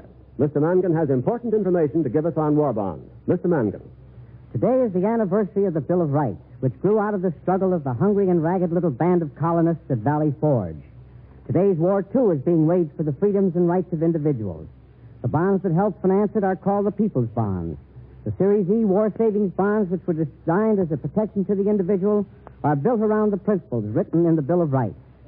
They may be owned only by individuals. The owners alone have the right to redeem the bond. The Treasury Department may not call this bond prior to maturity. The owners have the right to hold the bond during the full 10-year period, so that the total 2.9 9/10% per annum rate of interest may be realized. The bond has no value to anybody other than the registered owner.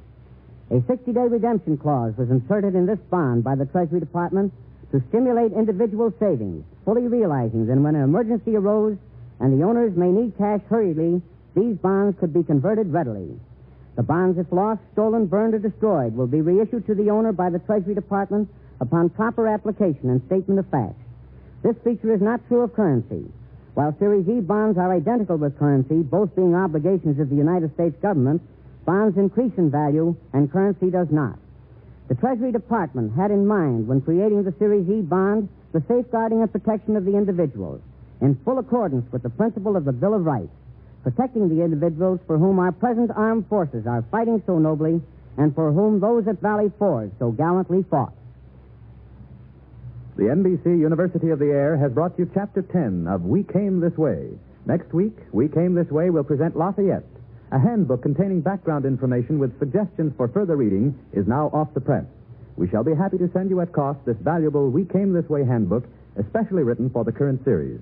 Send 25 cents to cover the cost of printing and mailing to We Came This Way, Post Office Box 30, Station J, New York 27, New York. Again, We Came This Way, Post Office Box 30, Station J, New York 27, New York.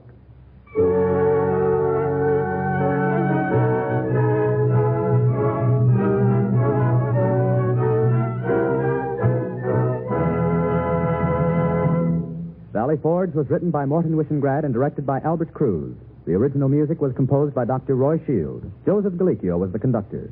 Heard as Jonathan Burke was Mr. Frank Dane. Mr. Norman Gottschalk played Andrews. Mr. John Coons was Henry King. Mr. Arthur Sedgwick was General Washington. The part of the captain was performed by Mr. Arnold Robertson. Dr. Waldo was played by Mr. Jess Pugh. And Clifton Utley was the narrator. This program came to you as a public service feature and is produced by the NBC University of the Air, not only for listeners in this country, but also for our servicemen and women overseas, to be transmitted to them wherever they are stationed through the Armed Forces Radio Service. This is the National Broadcasting Company. The Jack Benny Program. At 45 sold American. Lucky Strike means fine tobacco. So round, so firm, so fully packed, so free and easy on the draw. LSMFT, LSMFT, LSMFT. Sure thing. You said it. Yes, sir. Lucky Strike means fine tobacco. So round, so firm, so fully packed, so free and easy on the draw. It takes fine tobacco to make a fine cigarette. Lucky Strike means fine tobacco. Yes, first, last, and always. Lucky Strike means fine tobacco. At markets now open in the South, independent tobacco experts present at the auctions can see the makers of Lucky Strike consistently select and buy the finer, the lighter, the naturally milder Lucky Strike tobacco. So smoke that smoke of fine tobacco, Lucky Strike. The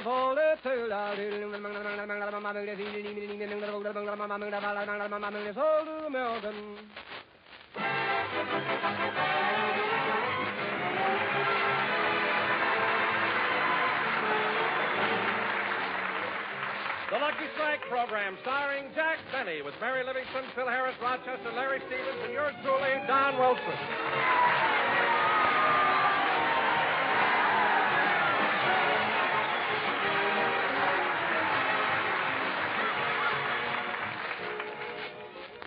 And now, ladies and gentlemen, we take you to Jack Benny's home in Beverly Hills, where we find Rochester very busy addressing Christmas cards.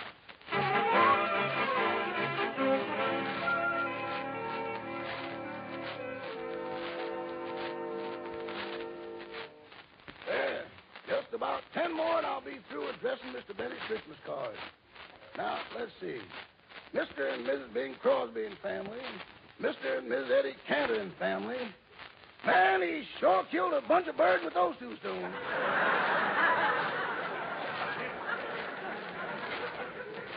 These are pretty nice cards the boss is sending out this year, and he sure knows how to economize on them. Just look at that. Christmas greetings 1944 to 1950 included.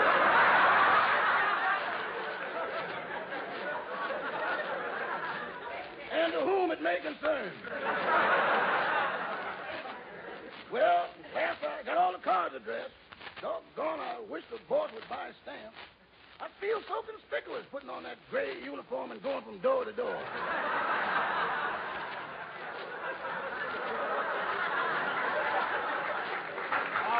Rochester, are you through addressing those cards? Yes, Mr. Benny. Good, I'll be down in a minute. Okay. Say, I wonder what the boss is going to get me for a present. I heard him say he was going shopping this afternoon, so better start dropping a few hints. No, he's immune to hints. I better lay it right on him.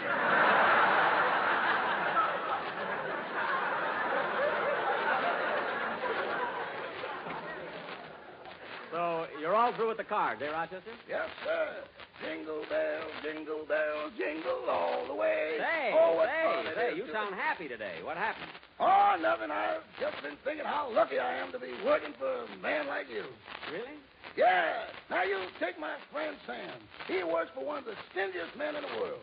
Why, last year for Christmas, all he gave Sam was 3 little handkerchiefs. Well, Rochester, I don't think that's such a bad present. I'll never forget Christmas Day. Down on Central Avenue, everyone was showing off their new wristwatches and gold cigarette cases and diamond rings, and there was Sam with those 3 little handkerchiefs. Oh, that's a shame. Yeah. It really embarrassed poor Sam when people asked him what his boss gave him for Christmas, and he had to pull out those 3 little handkerchiefs. How can a man be that cheap? It's possible, boss. It's possible.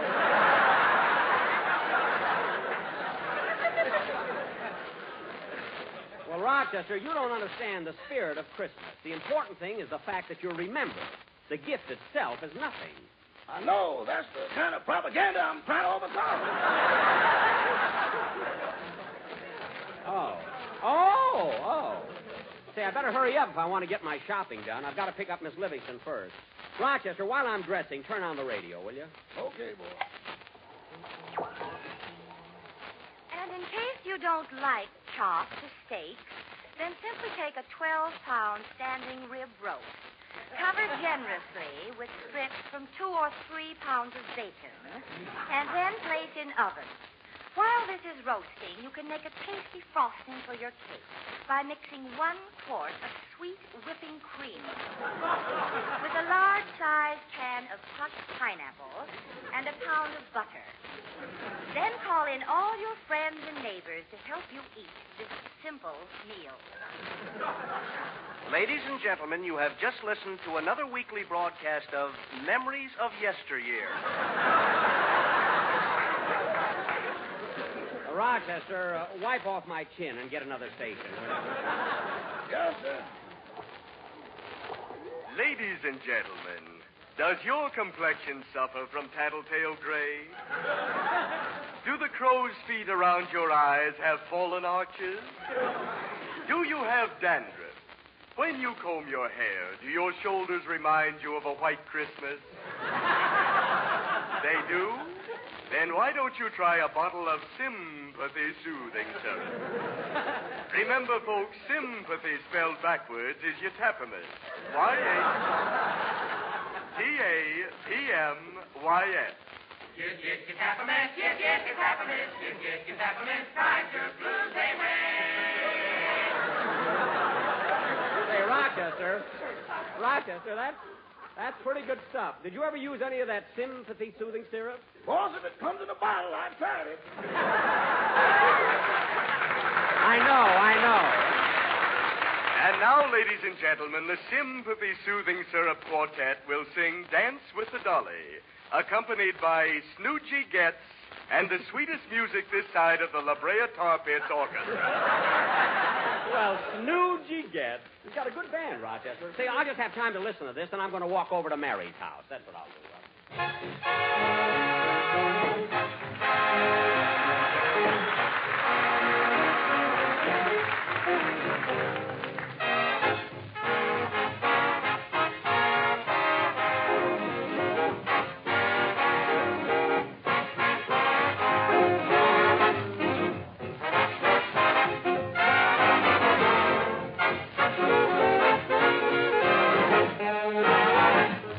As I was walking down the street, down the street, down the street, I met somebody who was mighty sweet, mighty fair to see.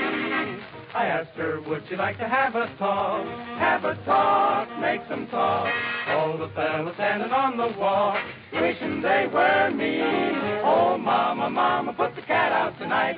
Meow, wow! I worked all day, I'm gonna scat. And I won't be home until dawn. Gonna dance with the dolly with a hole in her stocking while her knees rock and our toes rock. Gonna dance, gonna dance, gonna dance, gonna dance with the dolly, hole in her stocking. Gonna dance by the light of the moon.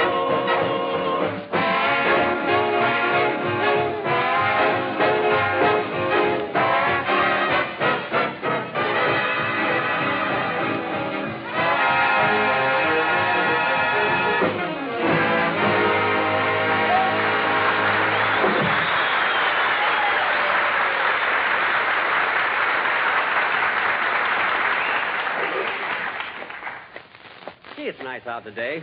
I hope Mary will be ready when I get there.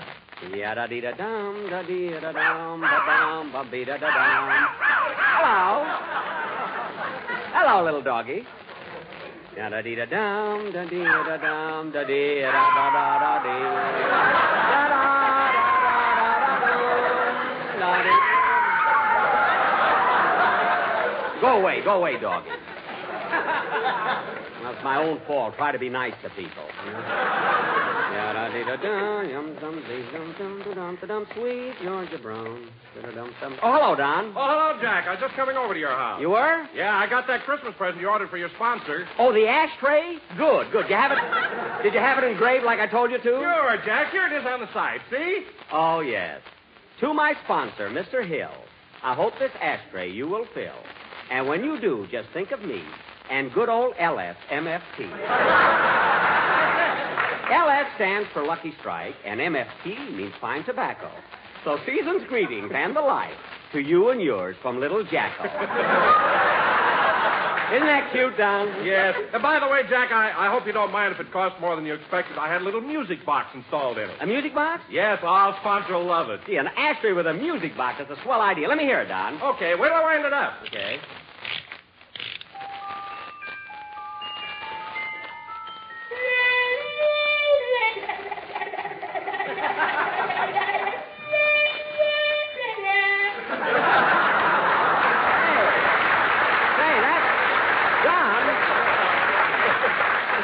That's perfect. Send it right over to him, will you, Don? All right, Jack. See you later. Okay.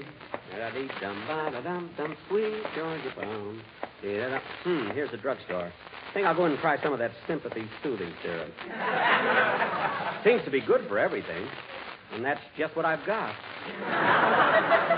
Anyway, I've got a few minutes before I have to call for Mary. Might as well go in. What can I do for you, sir? I'd like to try a bottle of that sympathy soothing syrup. Sympathy soothing syrup? Yes. Sympathy, spelled backwards, is you tap a miss. I know. You tap a miss. You tap a miss. You tap a miss. Drive your blues away. Yes, that's what I want. Well, you know, this is rather an old-fashioned drugstore. Old-fashioned? Yes, I wouldn't want this to get around, but we still have some products in here that are spelled frontward. Frontward? Yes. Frontward, spelled backwards, is Strodnor. I don't care about it. Now, look, I want a small bottle of sympathy soothing syrup. Oh, the 10-cent size. Here you are. Thank you. Would you mind giving me a glass? I'd like to try some of it right now. All right, I'll fix the correct dose for you. I just pour 1 tablespoon of this soothing syrup into this glass of water. Uh-huh. There. Now, listen to it fizz.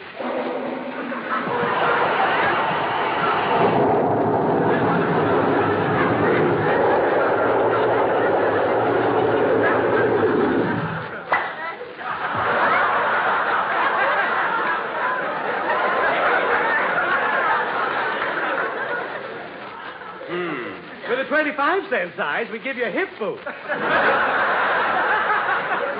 Never mind. Just get me a towel. Now wrap up my bottle. Okay. Hello, Jack. Oh, hello, Frankie. How are you? How's Mrs. Sinatra? Fine. Say, Jack, don't forget you're going to be on my program tomorrow night. Oh, sure, I won't forget. See you tomorrow. Okay, so long. Oh, by the way, Jack, do you know what I found out? What? That Sinatra spelled backwards is Artanas.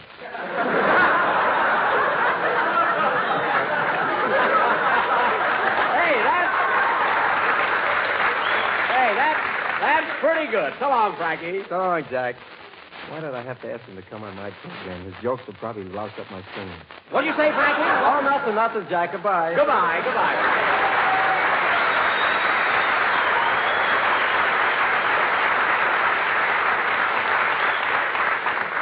Yeah, sorry I promised to go on this program. The singing will louse up my jokes there. Oh, gee, look how late it is. I better go over and pick up Mary.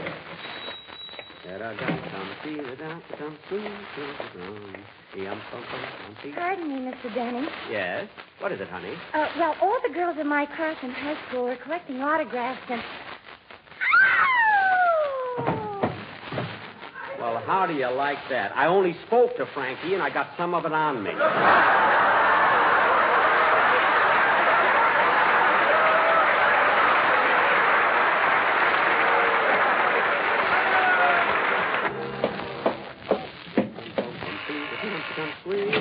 Yes?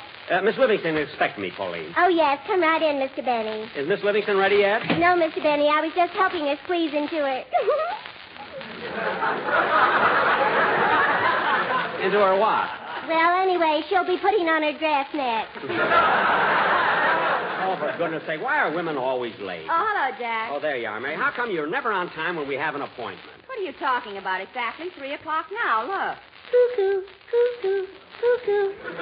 Ruin watch time. What? Cuckoo.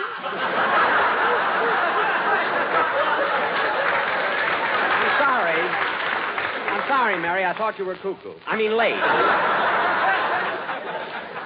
Anyway, you were supposed to pick me up 10 minutes ago, so you're the one that's late. Well, I would have been here sooner, but first I gave a girl an autograph, and when I got to the corner here, I gave an autograph to a little boy. Oh, for heaven's sake, Jack, why don't you stop chasing them? I didn't chase them. They asked me.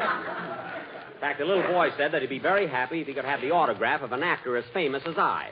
Naturally, I couldn't refuse such a request. Well, Natch. But, Mary, when I signed my name, the boy said, "Oh, pardon me, sir, I mistook you for someone else." Another actor? Yeah. Mary, who is Vitamin Flintheart?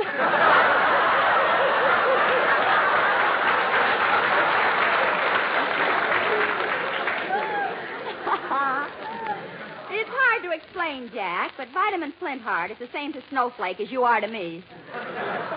Well, thank you, I think. Anyway, come on, Mary. We won't get any shopping done. All right. I've got my car parked in the driveway. Good. Oh, say, Jack, Larry Stevens was here a few minutes ago looking for you. He wanted you to hear a new song he was going to do on the program. Oh, get in the car, Mary. What was the name of Larry's song? It's called A Sleigh Ride in July, and it's from a new picture, Belle of the Yukon. Oh, darn, I wish I'd have heard it. Is it a good number for our show? Oh, it's beautiful. Larry sang it for me. It goes like this.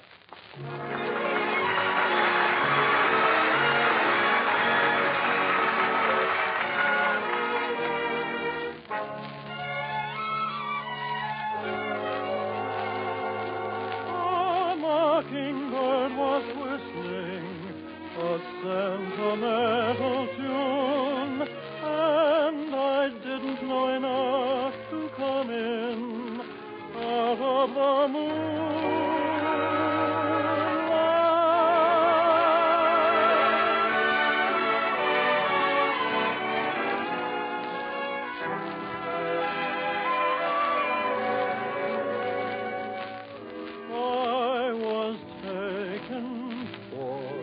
the sleigh ride in July.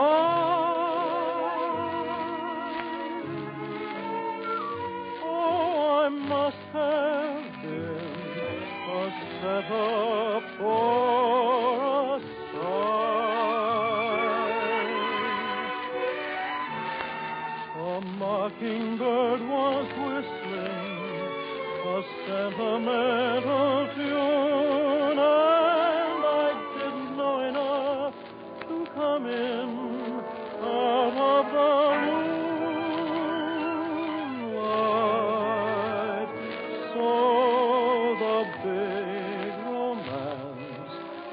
only make-believe.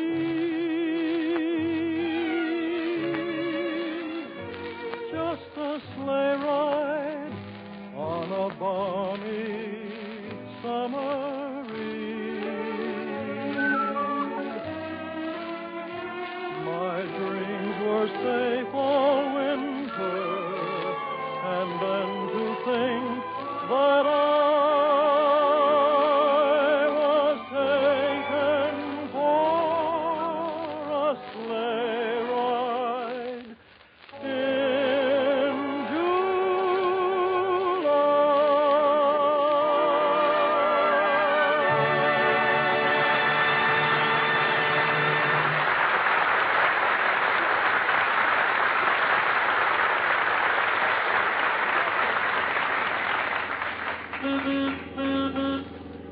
Drive carefully, Mary.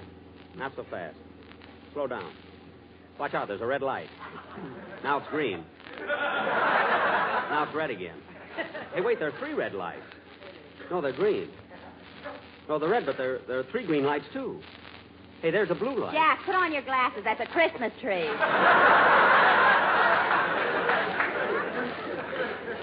Oh, yes. Merry Christmas. Well, take it easy anyway, Mary. Don't drive so fast. Look out. Slow down. You're turning the corner too wide. Oh, Jack, calm down. Don't be so nervous. I can't help it. I'm always frightened when I'm with a woman driver. Woman driver, woman driver. That's all you men always say. Woman driver this and woman driver that. Mary. And I'm getting sick and tired of it. We women can drive as well as you men any day. And lots of my girlfriends are better drivers than their husbands. Mary. And I read in a magazine where scientists have proved that women are better drivers than men. Mary. Because they're less nervous and they concentrate on the road better. They have a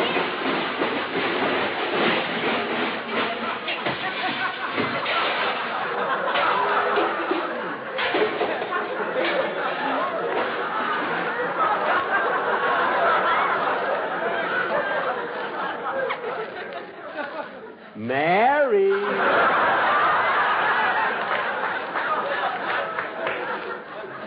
It was the other driver's fault. He didn't put out his hand. But, Mary, you crashed into the side of a house.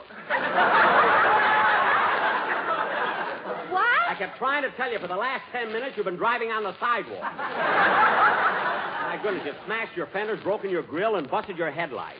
So what? Munce will give me more money for it now. Yes, well, anyway, there's a store across the street. We can leave the car here. But, Jack, we can't leave the car here. We'll get a ticket. A ticket? Where would he tie it?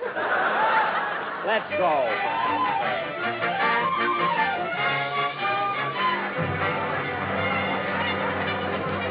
Take it easy, will you? Hey, stop pushing. Mary, are you all right? Yes, Jack, but you better let me hold your hand. I can't. Somebody's standing on it. What a crowd. Say, Mary, let's not get separated. You've got my Christmas list. I got to buy something for Fred Allen and the Quiz Kids. You know, they lived at my house. Mary, what have I got marked down for Rochester? Rochester? Yes. 3 little handkerchiefs. Oh, yeah, I better make that an even 4. I wonder where the perfume counter is. I want to get a present for my sister Florence. Well, why don't you ask the floor walker? Yeah. I beg your pardon. Are you the floor walker? Yes, and stop breathing on my carnation. It's not as rugged as I am.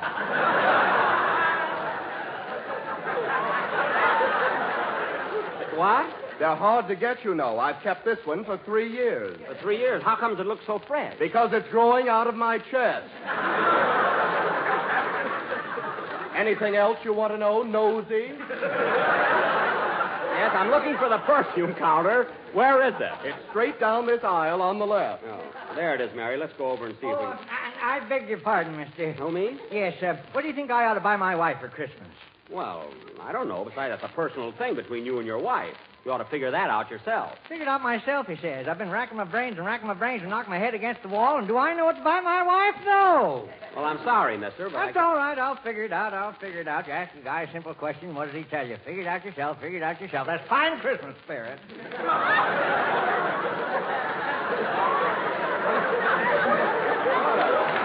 guy.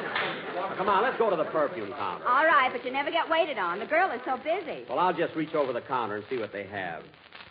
Oh, no, you don't. What? I saw you trying to steal some perfume. I wasn't stealing it. I just wanted to see if it was alluring. At your age, what difference does it make? Now, I told you, I'm not trying to steal this perfume. I was only... Stop breathing on my carnation. I'm not breathing on your carnation, and get out of here. Oh, you're just mad because my eyes are bluer than yours. They are not. It's just this suit I'm wearing. And furthermore... What can I do for you, sir? I'd like to get some perfume. What would you recommend? Well, we have a very popular brand called Friendship, 68 cents a gallon. 68 cents a gallon. What do you think, Mary? The same as you. The price is right.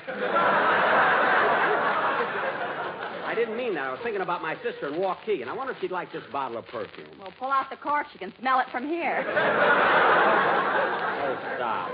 Say, miss, haven't you got something else? What's in that bottle over there? That's the new French perfume that just came in. It's called La Nuit Toujours Très Jolie Ici Maintenant. That sounds nice. What does that mean in English? Condensation of steam that's been forced through a motorman's glove.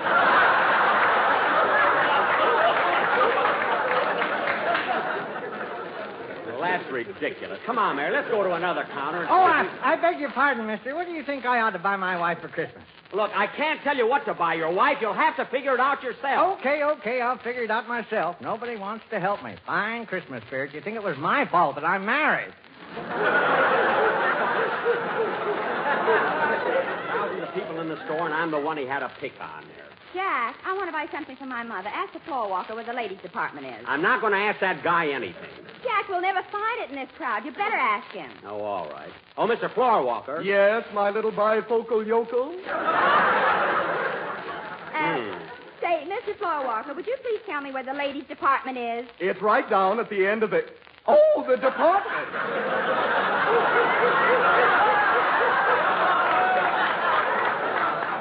That's over to your left. Thank you. Come on, Mary.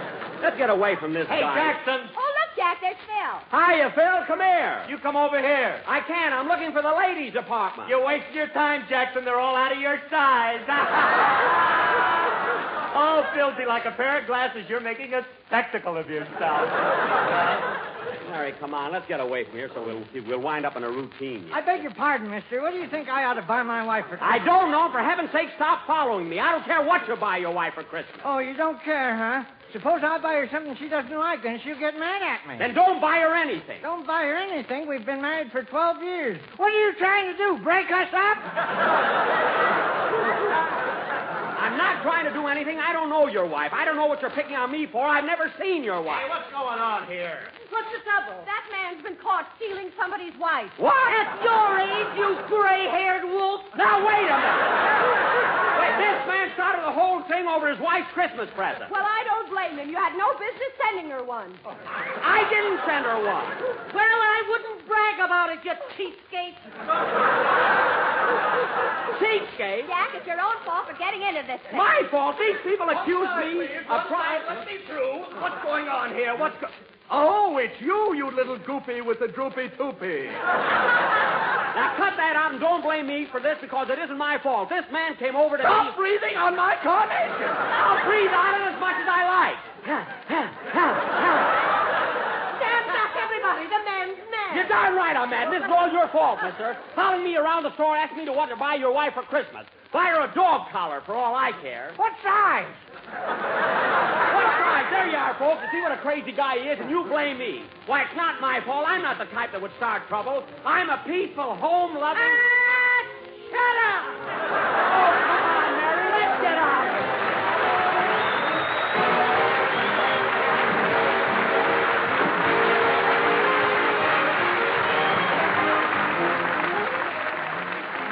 Jack will be back in just a minute, but first, here are my good friends Effie Boone and Kenneth Delmar. Sold American. If you could be present at the tobacco auctions now open down south, you could see the makers of Lucky Strike consistently select and buy the finer, the lighter, the naturally milder Lucky Strike tobacco. This fine Lucky Strike tobacco means real deep-down smoking enjoyment for you. So smoke that smoke of fine tobacco Lucky Strike. So round, so firm, so fully packed, so free and easy on the draw. The famous tobacco auctioneers heard on tonight's program are Mr. F.E. Boone of Lexington, Kentucky. At 45 sold American. And Mr. L.A. Speed Riggs of Goldsboro, North Carolina. Basil Risedale speaking for Lucky Strike. LSMFT, LSMFT, LSMFT. Make no mistake, in a cigarette, it's the tobacco that counts. So smoke that smoke of fine tobacco, Lucky Strike.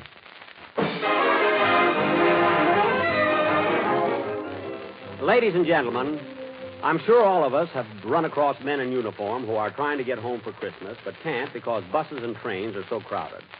We know how important it is that men on furlough get to be with their loved ones at this time especially. Every time a civilian crowds into a train or a bus for a trip that's not absolutely necessary, you can bet 10 to 1 he's preventing a serviceman from being home for Christmas. That serviceman may have spent long months overseas. Mothers and wives have every right to ask, won't you give my boy a chance to get home? We should answer, I certainly will. I promise you I will not travel unless my trip helps win this war. And another important thing, folks, don't forget to buy Christmas seals. Thank you very, very much.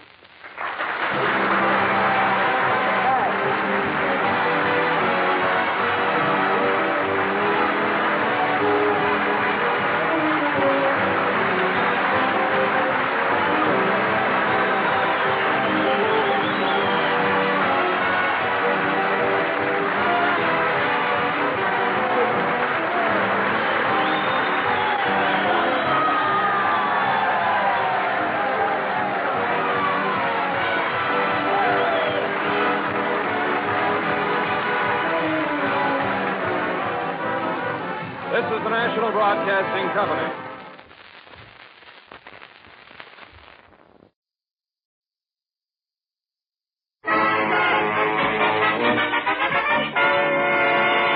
Here he is, folks. During the day, he's busy acting in the forthcoming movie, A Bell for Adano. But tonight, he's just a big kid eagerly waiting for Christmas. The first Christmas Eve I remember, my grandma told me to go out on the porch and drag in the Yule log. The Yule log turned out to be Grandpa. The American Meat Institute presents William Bendix in The Life of Riley.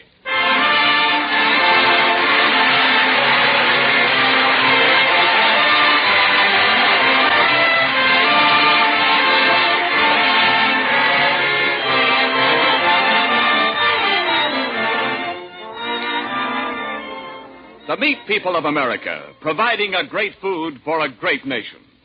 But there are many other things besides meat that the meat industry supplies to a fighting nation.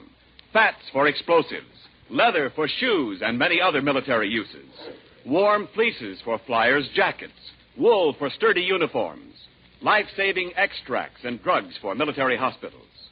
Yes, an industry that learned years ago to use everything but the squeal provides hundreds of essential materials for vital wartime needs. And now, on behalf of all those engaged in supplying meat to the nation, the American Meat Institute presents The Life of Riley.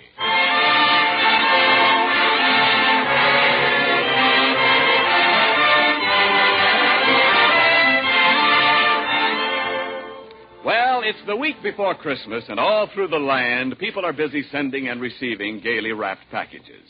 War worker Riley has just entered the living room of his California bungalow with 2 such packages in his arms. Well, what's that you got there, Riley? Christmas presents? Yeah, Dumpling, for me.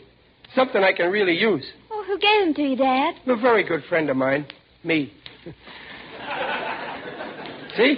How you like that? A new hat. How do I look? Well, don't you think those pork pie hats are a little too youthful for you?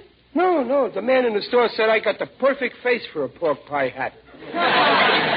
Oh, what's in the other package, Pop? Cigars. Oh, but, Dad, your friend Waldo Benny always gives you cigars for Christmas. Yeah, I know, but the trouble with Waldo's cigars, I can't figure out how to smoke them and not be in the same room at the time. You're right, Pop. Yeah. The only way to get what you want for Christmas is to buy it yourself. Well, what's eating on you, Junior? Look what Aunt Henny sent me from Brooklyn. Earmuffs in California. Oh, well, cheer up. Maybe Uncle Baxter in Boston will send you some snow, huh? Junior, Aunt Henny's package is marked do not open until Christmas. I know. You knew, and you opened it? Oh, what's wrong? Junior, it's against the spirit of Christmas. Why, yes. You should have waited until Christmas morning when we all open our presents. Oh, gee. Besides, it ain't just the idea of opening a package. It's what's behind it. It shows you ain't got willpower. Well, maybe not, but I just had to know what was in it. Peg, this boy don't take after me. No willpower. No. But he has got your good look. Now, that's sweet, Dumpling. I can't argue because it's true. Listen, Junior, you got to develop willpower. Remember, life is just a bowl of cherries, which means there are lots of pits you can fall into. Only willpower can save you from the pitfalls. Oh, the door. I'll answer it. Anybody who ain't got willpower ain't fit to fight the battle of life. Now, take me, for instance. I got willpower. This morning at the plant, when Big Jim Anderson stepped on my foot on purpose with his 300 pounds, I had enough willpower not to punch him in the nose. Dad, it was a package for you. Here. For me? Hey, it's sure wrapped up pretty, isn't it? Oh, who's it from, Riley? Well, it don't say, but according to the postmark, it comes from Walla Walla. Walla Walla? Let's see, who do I know in the South Pacific?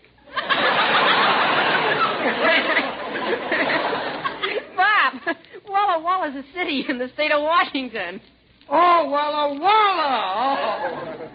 Well, we don't know anybody in Walla Walla. Well, maybe some friend of Dad's moved to Walla Walla. Walla Walla. Who do I know? Who do I know? Who could it be? Who could it be? Riley, just because it comes from Walla Walla, you don't have to say everything twice.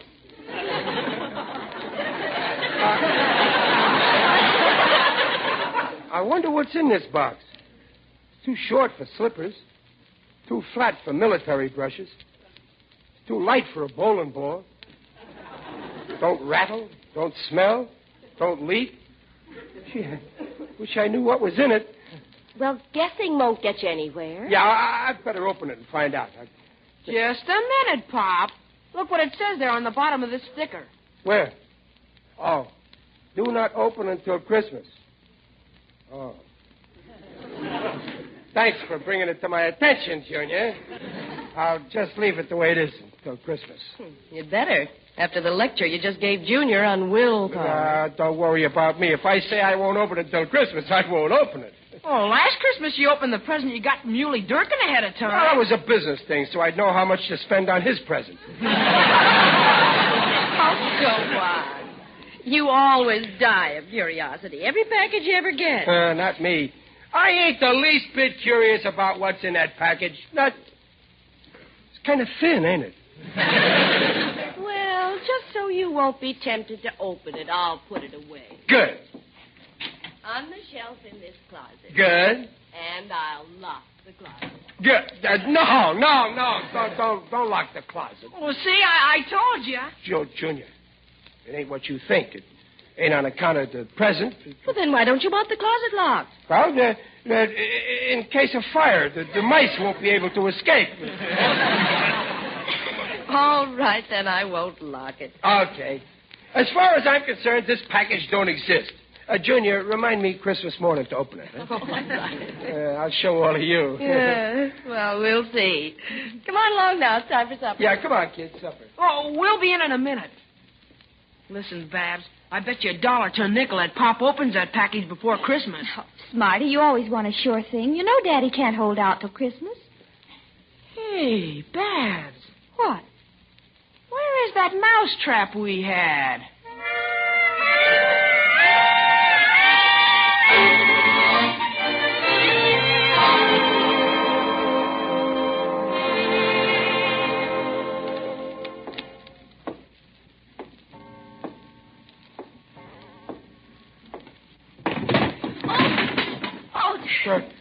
What's that? Oh, that's only me, Dumpling.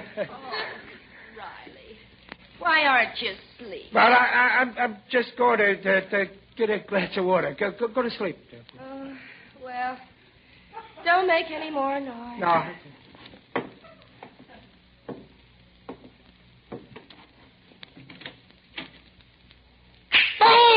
Oh, my head! My head! Riley, what on earth's the matter? No. What's up, Pop? Turn on the light. Something's biting me. They won't let go. Get the... Riley, look, a mousetrap. A mousetrap. Junior, do you know anything about this? Oh, I was just trying to catch a mouse, Pop. I never thought you would go to the closet in the middle of the night. Well, that could happen to anybody. I was going for a glass of water, and I just happened to mistake the closet in the living room for the icebox in the kitchen.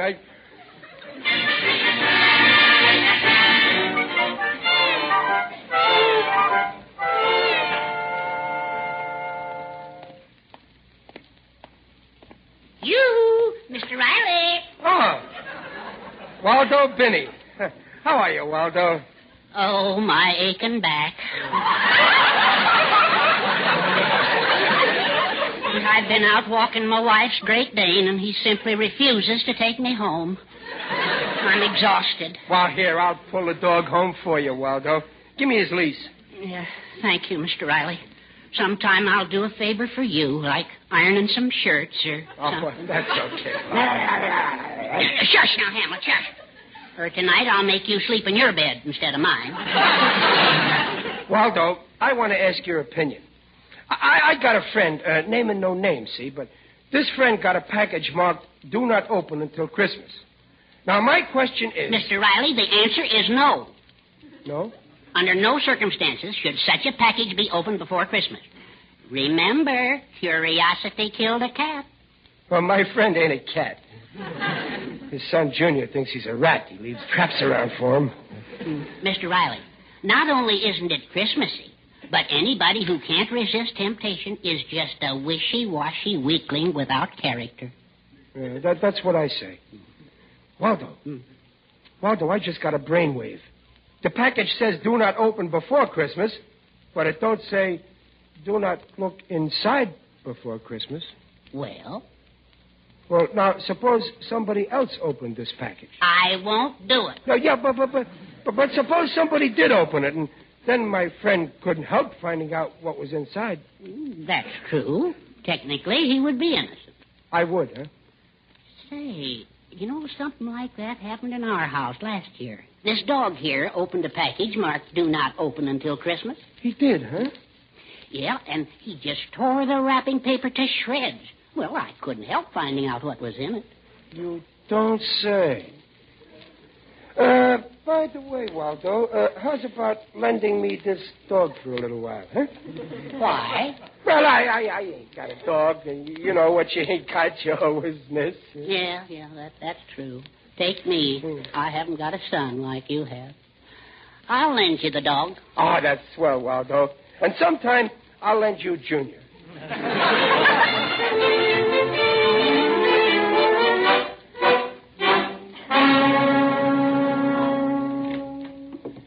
Come on, Hamlet. Come on, boy. Shh, Hamlet, quiet. Come on, in here in the living room. Come on. Yeah, boy. Now, you sit down right over here. Now, just let my hand out of your mouth. That's it. Now, I'm going to get something pretty for you to play with.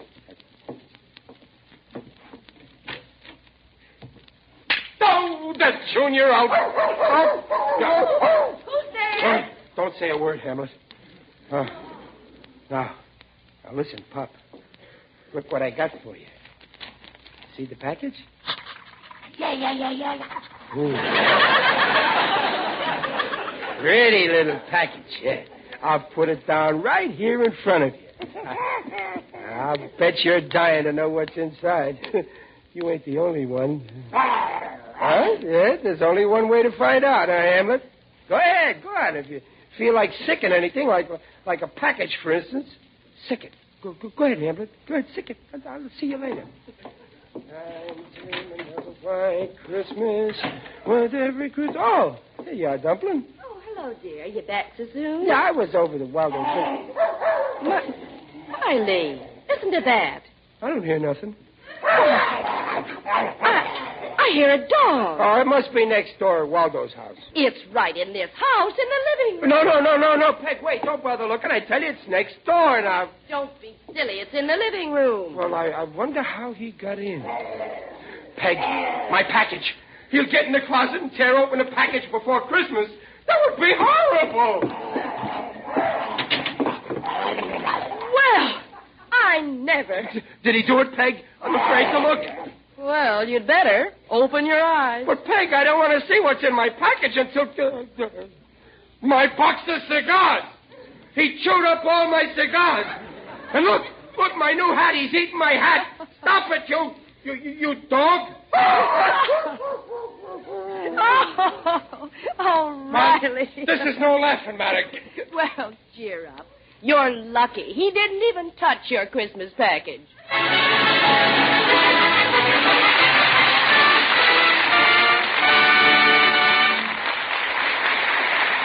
Well, Riley's plan has gone to the dog, along with his new hat and cigars. In a moment, we'll return to Riley's mysterious Christmas package, but right now, this is Ken Niles speaking for your meat industry. You know, there used to be an old song that went something like this. If I can't get the girl I want, I'll take the one I can get. Well, that's pretty sporting psychology these days at your meat store. You're not always getting the exact cuts of meat you want just when you want them.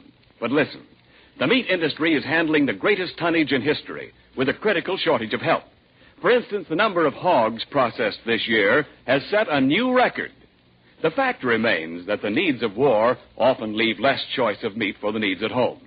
Here's how Mrs. Niles is meeting the situation. She's introduced me to cuts of meat that are not only usually available, but are unusually good. Meat ideas I've never met before. Beef heart, stuffed with dressing, and that's some stuff. Beef brisket with vegetables. Hot tongue served with a snappy horseradish sauce. Beef stew, or any of the stews, including our old friends' lamb or mutton stew. Anyway, you know it by now, but I'll say it again. All meat, regardless of kind or cut, contains the same highest quality protein. So we say meat is a yardstick of protein foods because meat measures up to every protein need. And now back to the life of Riley with William Bendix as Riley.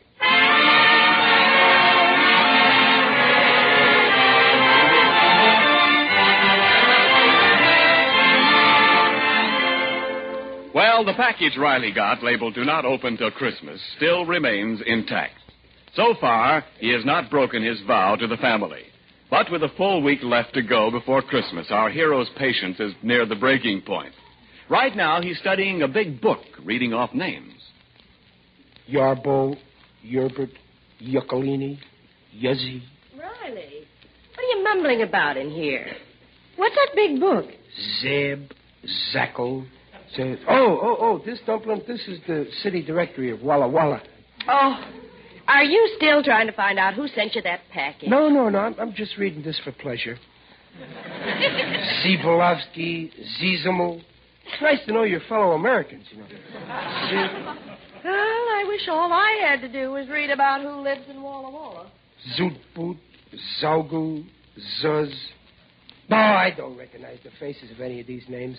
I give up. I ain't going to think about that darn package. Now, who's there? It's Digby Odell, the friendly undertaker. Well, if it ain't my favorite undertaker. How you, Diggy? Greetings, Riley. You're looking well.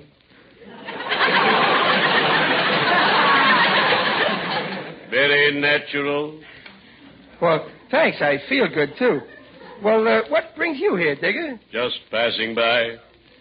I had some free time on my hands. Things are very quiet down at my place. Yeah, I guess everybody's too busy Christmas shopping, huh? Ah, yes, Christmas. Joyous Noel. I adore Christmas. It's so gay. Yeah, I like Christmas, too. Especially the presents. Now, I got a package. Oh, that reminds me, Riley. I found out what my wife is giving me for Christmas. A beautiful sport jacket. Sport jacket, huh? What color? Black.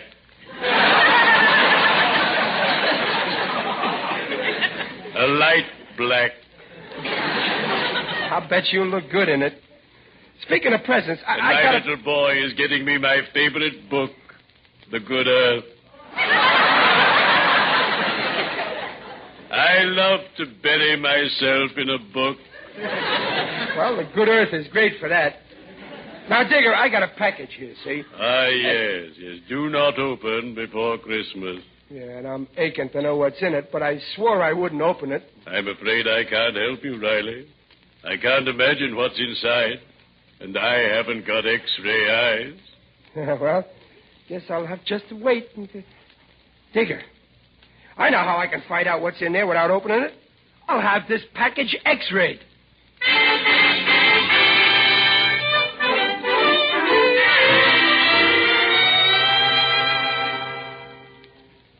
Yes, sir. What is it you wish? Well, nurse, I'd like to see this Professor Geeko. Oh, the professor's out just now. Can I help you? Well, I seen an ad in the paper where it says for $2.50 you can get an X-ray, fluoroscopic treatment, electrolysis treatment, scalp massage, and free parking. Yes, that's the professor's ad. Well, all I want is the X-ray. Certainly. Your name? Chester A. Riley. Very well, Mr. Riley. Now you go behind that screen and take your clothes off. Well, sure. No. Wait a minute. I ain't taking no clothes off. Well, what part of your anatomy do you wish X-rayed? My package. Here it is. I see. Well, we generally do people, but I guess it's okay. Come back in a half hour. We'll have the X-ray for you. Thank you.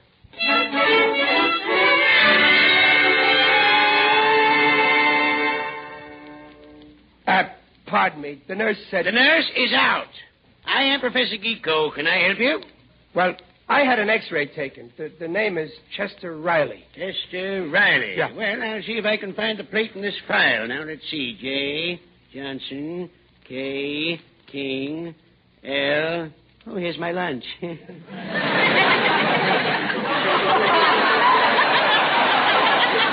D. Q. R. Oh, here we have it. Riley. Chester Riley. What does it show, Professor? Quick, tell me. What does it show? Now, don't get excited. Just give me a moment to examine the X-ray. I'll be seeing you, those old familiar places. Gee, God. What's the matter? Frankly, I don't see how you can breathe. According to this X-ray, you have no lungs. No lungs? Oh, you don't understand, Professor. I certainly don't. This is a remarkable case. Better lie down. You may be dead.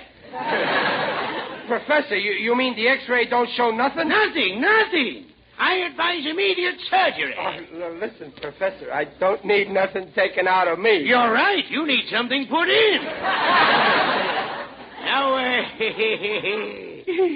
when can we operate? Well, not right now, Professor. As far as my anatomy goes, I got a motto which says, do not open until Christmas.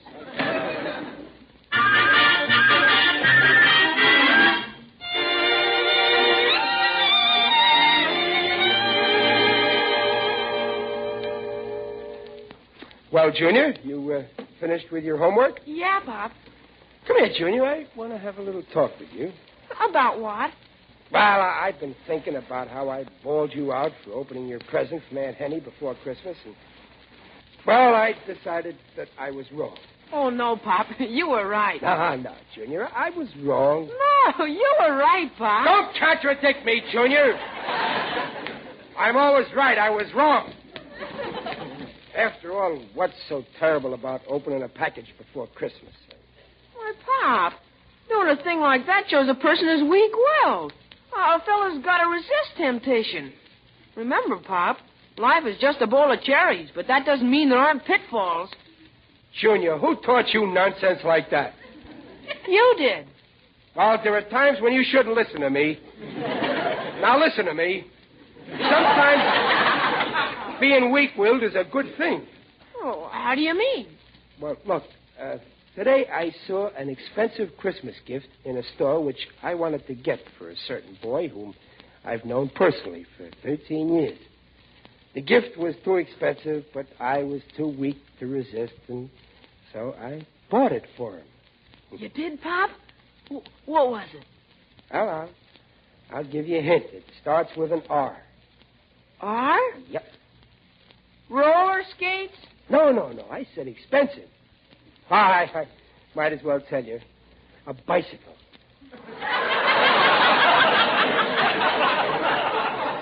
A bicycle? Oh, boy, you... But, Pop, bicycle doesn't start with an R. Oh, this was a red bicycle. Wasn't that nice of me to buy it? Huh? Oh, sure was. Mm-hmm. Any boy would appreciate a favor like that. He sure would. I'm glad to see that we understand each other. Now, listen.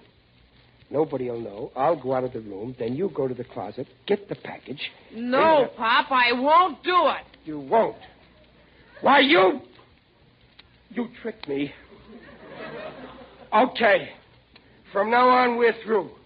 We ain't on speaking terms. We're finished. I'll support you. I'll put you through school. I'll pay for your wedding. But from then on, you're on your own. Hello. What's going on here? Oh, hello, Babs, honey. Gee, I'm glad to see you. Here, sit down here next to your daddy. Well, Dad, what's gotten into you? You know, Babs, I never appreciated you as much as I should. When you were born, I wanted a boy, and so I was a little annoyed with you. But today, I changed my mind. I'm glad you're a girl, Babs. Oh, something tells me you had a fight with Junior. Oh, Pop was trying to convince me it'd be okay if he opened his Christmas present now. Huh. There's no harm in that, is there, Babs, honey? Why, Dad, I'm surprised at you. After all, life is just a bowl of cherries with pitfalls. That's enough! My own children turning against me. Okay, that settles it. I'm through with both of you.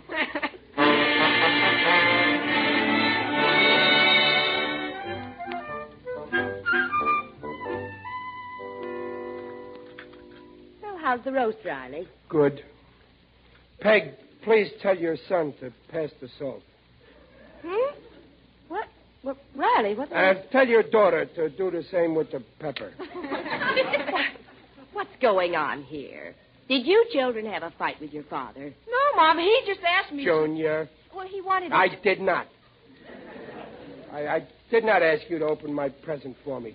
Oh, so that's it. Well... Riley, look. For heaven's sake, will you do me a favor and open that present? No, I got willpower. Please. Oh, well, you're begging me? Yes, Dad. We all are. Please open it. Oh, you're pleading with me, huh? Oh, yes, Riley, for goodness. Well, say that you're pleading with me. All right. We're pleading. Please open it. Well, okay. Just to keep peace in the family, I'll do it. But I'm doing it against my will. Oh, that's Junior! Oh! Riley! For heaven's sake, take off that mousetrap. No, I'll take it off later. First, I got to look in the parcel. Well, what's in it, Riley? Well, tell us, Dad. What is it? Nothing. It's full of nothing. No, Pop, look. There's something at the bottom. A card. Let me see. There's writing on it. It says, Dear friend, if you succumb to temptation and open this package before Christmas, you have absolutely no willpower. Send $2 immediately to Professor Ludwig Stefanati, Box 27, Walla Walla, for his famous book entitled How to Develop Your Willpower. Start. Daddy, it must be a new kind of advertising. And you fell for it. Who fell for it? I knew it all the time. Honest, I did.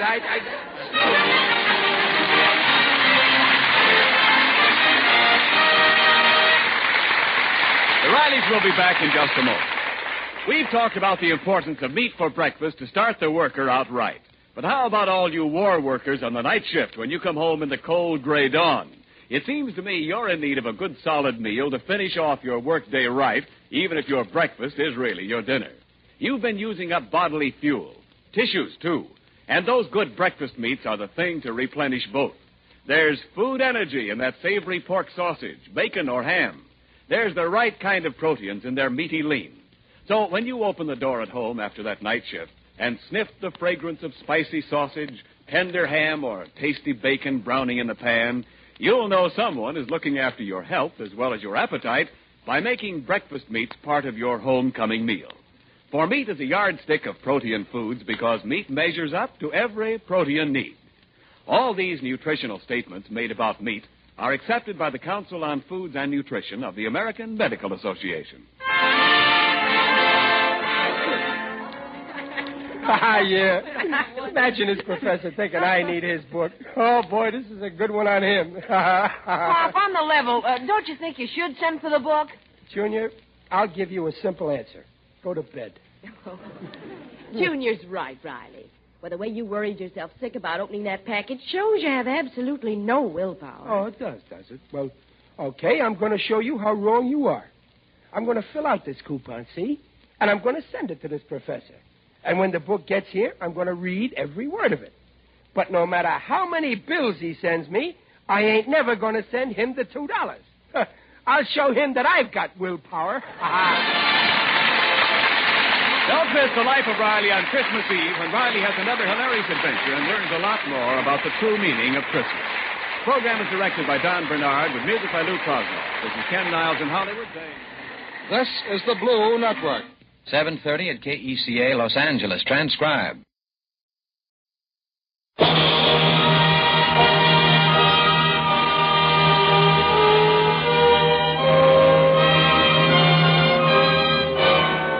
Philco Corporation, world's largest radio manufacturer, presents your Radio Hall of Fame.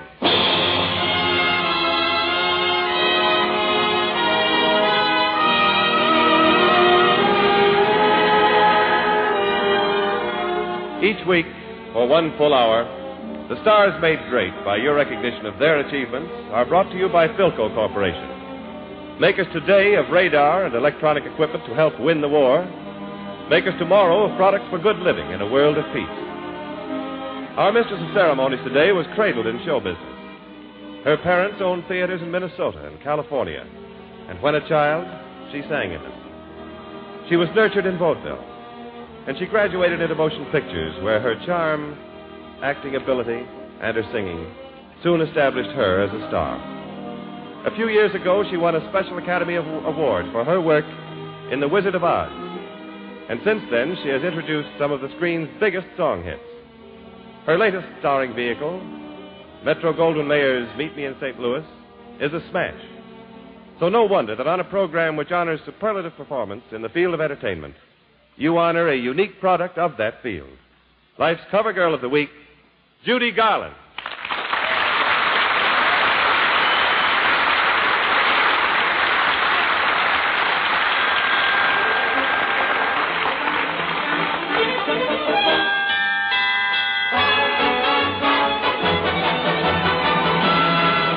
With my high starch collar and my high top shoes and my hair held high upon my head, I went to lose a jolly hour on the trolley and lost my heart instead. With his light brown derby and his bright green tie, he was quite the handsomest of men.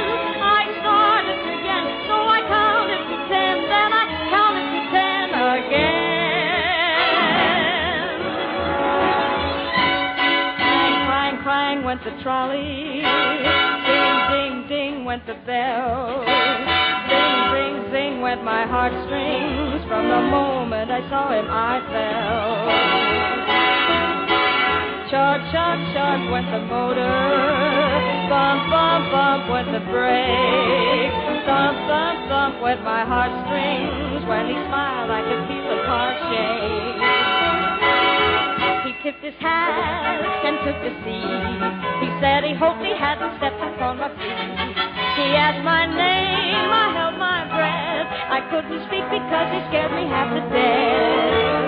Buzz, buzz, buzz went the buzzer. Plop, plop, plop went the wheel. my heartstrings. As he started to go, then I started to know how it feels when the universe reels. They look like the air is clean. The telephone is up to conjure off your feet. You tried to sing, I couldn't see. Exactly what you know you couldn't even see.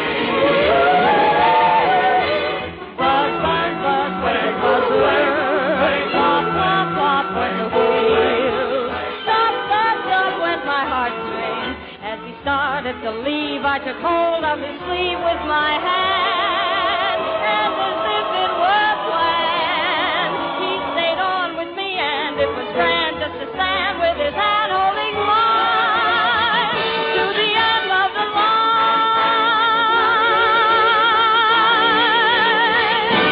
With my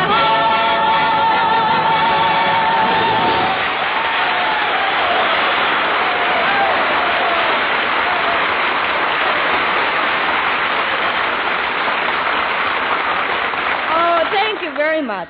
You know, I was in New York for the opening of my picture, and I came back here early especially to be on your Radio Hall of Fame today. I hope you don't think that's just a lot of words, because it happens to be the truth. You see, I really and truly feel it's a compliment to be your mistress of ceremonies on such a fine show.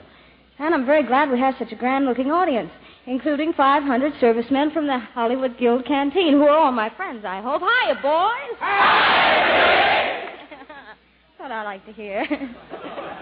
Well, anyway, we've got a grand lineup today. Lum and Abner and Jerry Colonna and Les Paul and his trio, and, of course, Paul Whiteman. That's right, Judy. And may I congratulate you at this late date on the grand way you sang the trolley song. Oh, thank you. Is that the first time it's been on the Radio Hall of Fame, Jimmy? The first? Oh, sister, that trolley song has been sung on this program so much you'd think we were sponsored by a traction company, believe me. But nobody sings it quite like you. Oh, well, maybe your next singer will do it better. Oh, Judy, as far as the trolley song is concerned, this is the end of the line. But don't let that bother you. Long after victory, people will be playing your recording of the trolley song. Oh, I certainly hope so, Jimmy. And then people will really enjoy your beautiful voice to the fullest with the new Philco radio phonograph. Because the same engineers who made Philco America's favorite radio phonograph before the war, the favorite for its beauty of tone, will bring you many new improvements. Yes, when you play your favorite records on your new Philco, you'll realize that you never actually heard them before. For the first time, you'll enjoy the entire tonal range, from deep, mellow bass to high, brilliant treble. You'll hear all those glorious overtones that add such amazing warmth and life to music. Listening to your Philco radio phonograph will be a new experience in entertainment. Studio performance right in your own home. Yes, for that new thrill from both radio and recorded music, be sure to see your Philco dealer after victory.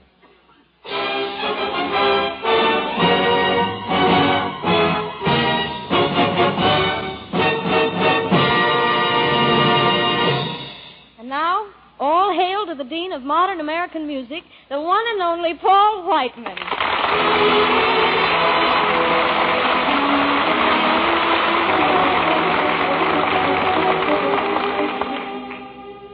Paul, I want you to know that I'm really thrilled to be on the same program with you. Oh, that goes double, Judy. You've been a favorite of mine ever since I saw you in The Wizard of Oz.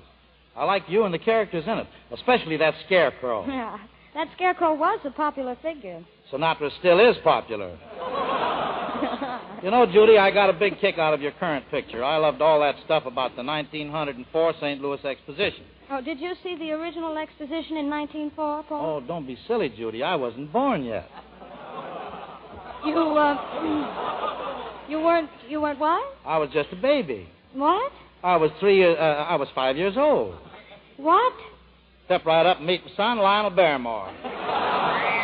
Well, Paul, what's going to be your next trip to the land of music? Judy, I'm going to take this trip with a man named Les Paul, who was recently discharged from the Army and who is one of the greatest players of the electric guitar I've ever heard. Well, do you know something, Judy? Sure. When Les was in the Army, he played on so very many of the Armed Forces radio service programs, he became a favorite of our GIs overseas. It all adds up to his being one of the best electric guitar players in the world. Took the word smack dab out of my mouth, Judy, and he's going to show just why we think he's so good when the orchestra, with Les Paul as soloist, plays Cole Porter's Begin the Begin.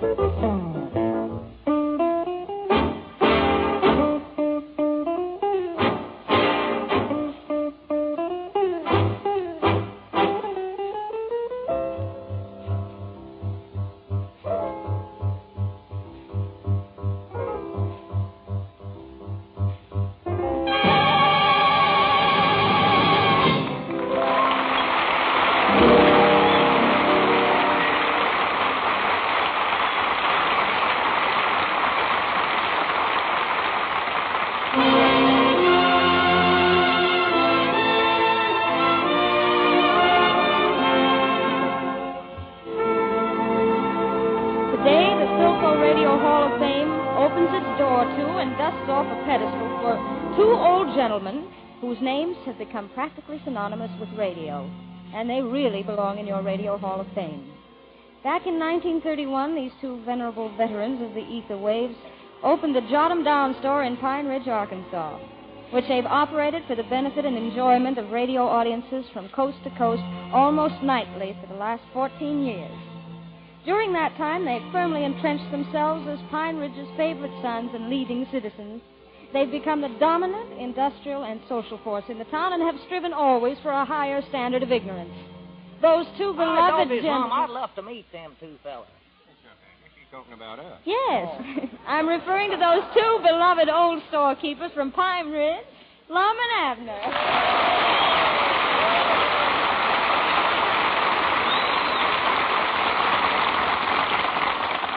Well, thank you, Miss Garland. It was mighty thoughty of you to say them nice things about us. Amen.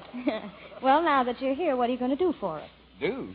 Are we supposed to do something? Oh, yes. Everyone who enters the Radio Hall of Fame sings a song or tells a story, does a dance. Dance? Well, law me, I couldn't dance with Lum. He's too tall for me. Well, perhaps you can do a sketch then. I'm sure you're thespians, aren't you? No, we're both from Arkansas. Well, I know a short play you might do. Well, good. Well, The scene of this play is laid Wait a in minute, Miss Garland. Abner, listen to this. I want your judgment on the play. Oh, well, Lum, I can't judge nothing like that. I just ain't got the ignorance for it. Well, you can help some. 2 heads is always better than 1. Well, I'm just afeard, Lum, Huh? Huh? Yeah, what did you say about them 2 heads? I said 2 heads is better than 1. See things from 2 different angles that way. Oh, yeah, that's right. Of course, that'd be a right smart of an expense, old Lum. A feller'd have to buy 2 haircuts at a time and 2 pair of spectacles. Abner, I ain't talking about 1 man with 2 heads. I'm talking about 2 men with 1 head, or 2 men with 2 heads. Well, I do know. 4 heads betwixt them, huh? No, I mean, well, here, how many heads have you got? I ain't got but 1. It ain't me, Lum. Who ain't you? This here 2-headed feller, whoever he is. All right, Ogus, wait a minute. Maybe it's that fellow over there, Lum. Where? Back there. That would keep shaking that stick at that band there. Oh, that's Paul Whiteman. He ain't got 2 heads. Well, no. He's got a good start on it, though. He's got 2 chins. Abner, watch what you're saying. What I meant was that me and you together can have more ideas with 2 heads. Oh, yeah, if we had 'em, we could, I reckon. I know, 'cause that'd be right handy, you know it, Lum? Feller could eat with 1 mouth and drink coffee with the other and never miss a lick. Of course, it would be sort of a bother, though, to have to use both hands when you want to tip your hat to some woman. My goodness, you got the craziest imagination I ever seen on a human. Yes, sir, you know, an extra head would be nice company for a feller, Lum. Him and himself could sort of get up a checker game, couldn't he? Reckon they'd get into an argument with yourself that way? I don't know. That'd be awful handy for watching a tennis game. You wouldn't have to keep swinging your 1 head backwards and forwards. For goodness sakes, Abner, hush up and let Miss Garland tell us about this play we're going to do. Go ahead, Miss Garland. Well, the scene is laid in the frozen north, where the Well, night... good morning, Frank. Good morning, Abner. Excuse me, Miss Garland. Howdy, Frank. Frank. Frank who? Where? Huh? Who was that you were speaking to? Oh, nobody. I was just wondering if I did have 2 heads, how I'd speak to myself when I woke up. Is he always like this? Oh, just ignore him, Miss Garland. He's got the idea now that he's got 2 heads. Oh, well, in his case, it might help. Huh? Well, anyway, Lum, the play opens in the frozen north, where the nights are 6 months long. 6 months? Grannies, that won't be a good play. If I go to bed in it once, the audience will never see me again. They ain't going to wait 6 months for me to get up. Frank, I Look, wish the you'd quit people there snoring don't at night. sleep I all don't the time. know you do. No, I reckon Keep some me of them awake get up all early, night more long. likely to Now, set their listen, alarm Abner, clock if for there's about any snoring, 1/2 you April did or it 1/4 yourself. June. I've never Undoubtedly. done no such Anyway, a the thing. role I you laid will there play all is that of night. an old trapper. An old what? An old trapper. I never done it. You did, You've too. been I up in heard this you. I country couldn't all go of to your sleep. life. Wait a I minute, know Miss what Garland. I'm doing. Abner, will you shut that up, for goodness sake? Frank started it. Well, tell Frank to hitch up. Frank started. Go on, Miss Garland. Well, you're a trapper, and you live with the Eskimos in their houses built of ice. You see, it's terribly cold up there. Well, I ain't surprised. It'd be cold anywhere living in a house built out of ice. Yeah, but these are especially built ones. You've seen pictures of those little round houses built in the snow. Oh, yeah, sure. Gigolos, they call them. No. Igloos. A gigolo is a fellow who earns his living by dancing with women. You mean I'm going to dance with a bunch of Eskimo women? No, you're not a gigolo. You're an igloo. I mean, no, you're a trapper. Dog is that Lum's backwards. Oh, and one one day you're mushing your way over the Dawson Trail when you come upon an old man and his beautiful daughter who have lost their way in the snow. Well, do we have to have that old man in this? Wait a minute, Abner, for goodness sakes, will you please hash that up? I was just taking up for you. Taking up for me? Yes, sir. Frank said you was backwoods. He said you couldn't understand nothing. Well, both of you keep quiet then. I ain't going to sit here and let him talk about you till you're back. I don't care if he does talk about me. Just keep both yourselves quiet so Miss Garland can explain. Well, Frank was the one that started. If you say Frank one more time, I'm going to whop you right on top of the head. Oh. Which one? Oh. Go on, Miss Garland. I believe he meant you, Frank. That's who he's talking to. Well, anyway, Lum, you take this beautiful girl and her father back to your igloo. Or does she fall in love with him? Well, now, don't get so excited. Don't cross your bridges until you come to them. You see, the father is ill. And... She said don't cross your bridges till you come to them. Oh. Whereabouts is the bridge at, Miss Garland? Well, there isn't really any bridge, Abner. Well, what'd you tell us not to cross it for, then? She never said not to cross it. She did done it. I heard her. Said, don't cross the bridge till we come to it. All right. We've crossed the bridge. Now, let's forget it. Are we over on the other side now? Yes. Go ahead, Miss Garland. How'd we get across? Oh, for Kitty's sake. I bound you we went across in a boat. Is that the right answer? Yes, anything. Proceed, Miss Garland. Well, let's see now. Where were we? We just crossed the river. Oh, yeah. No. Well, anyway, Lum carries the old man inside, and then the girl walks up to the igloo. And they start dancing? No. Say, could Frank play the part of the igloo? Oh, Lum, would you please keep him quiet till I finish this? Ain't nothing I can do, Miss Garland. I brung him up here. That's all I can do. Like that old lettered saying, you can lead a horse to water, but you can't make him drink. Huh? Go on, Miss Garland. Whose horse won't drink? Anybody's horse. Well, what's the matter with him? There ain't nothing the matter with him. Well, there must be if he won't drink long. Maybe he's got the lampers. I know at one time Grandpappy Spears, he had a horse that wouldn't drink. So, Lum must get the old man to a doctor. But he has to cross a bridge, and the bridge is washed out. Well, no wonder we couldn't cross it a while ago.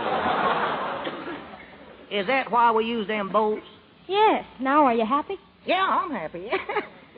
But how about the horse? How are we going to get him across? He's going to row the boat. Well, I'll be a polka-dotted possum. All right, doggies, I want to see that. Which feet does he roll with, his front uns or his back uns? Abner, if you say horse one more time, I'm going to whop you now. Oh, excuse me. All right, Miss Garland, he'll be quiet now. He won't say another word. Well, that's fine, but our time is up now. That's like locking the barn after the horse is stolen. Huh?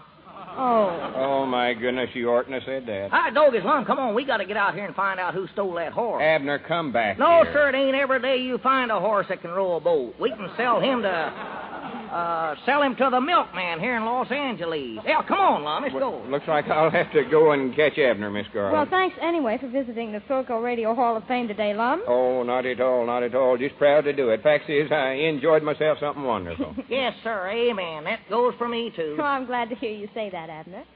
Oh, well, this ain't Abner speaking. Oh, well, who is it then? It's Frank. Abner's out trying to catch that dead blame horse. Come on.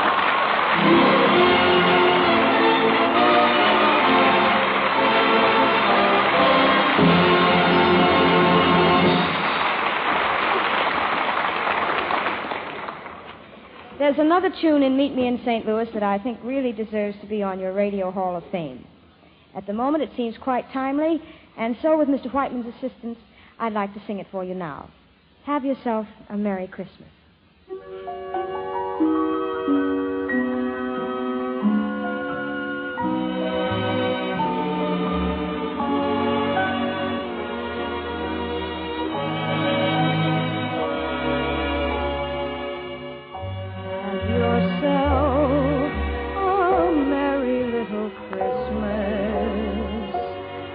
Your heart be light.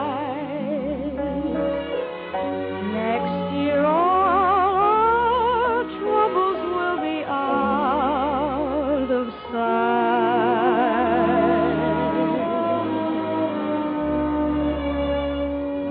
Have yourself a merry little Christmas.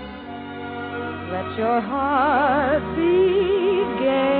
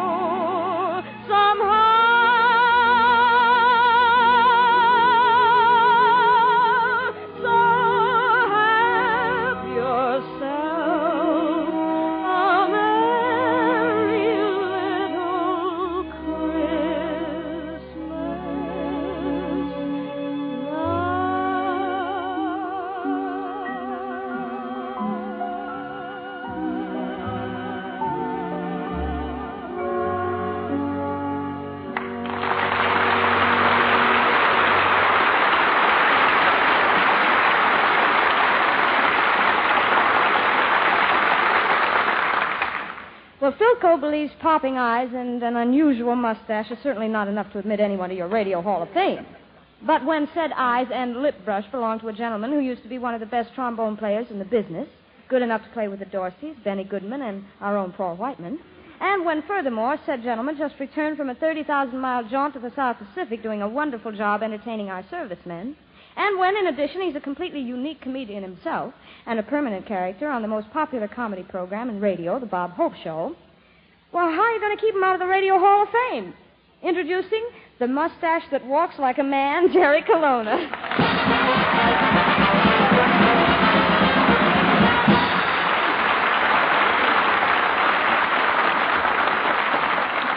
Thank you, Judy. Well, welcome to the Radio Hall of Fame, Professor. Thank you very much.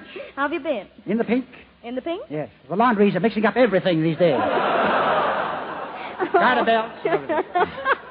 Well, Professor, it's been a long time since I've seen you. Remember when we worked on the Bob Hope Show together? Ah, yes. Since then, I've had my ups and downs. How come? Swallowed my yo-yo. Professor, you've worked for Hope for a long time. Now tell me, privately, what do you think of Bob? I think Mr. Hope is the finest boss a man ever had. He's kind. He's generous. He's handsome. He's talented. You know, when you got a wife and kid, they got you up against a wall. Oh, and then, Jerry, you shouldn't feel that way. The Yuletide season is almost here, and everybody should be friends. Oh, yeah? I remember last year. I got dressed as Santa Claus, climbed down someone's chimney, and got arrested. Really? Why? It was 4 months before Christmas. Oh, Professor, why do you act this way? Well, you see, I never told this to anyone, but when I was a baby, my mother dropped me on my head. Oh, I'm sorry. Oh, that's all right. You know a better way to crack walnuts? Oh, Professor, what are your plans for this Christmas? Oh, I'm going to dress up as Santa Claus again, hitch up my reindeers to a sled, and say, giddy up, Dunder, giddy up, Blitzen, giddy up, Eleanor. Eleanor? Yes. She's just going along for the ride.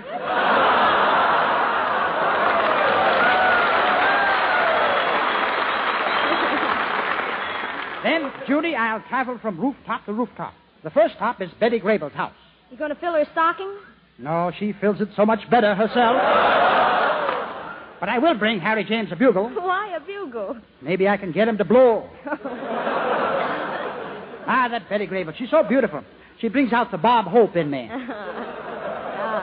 But what if Harry sticks around? Then there'll be nothing doing, and I'll tell you why. All right.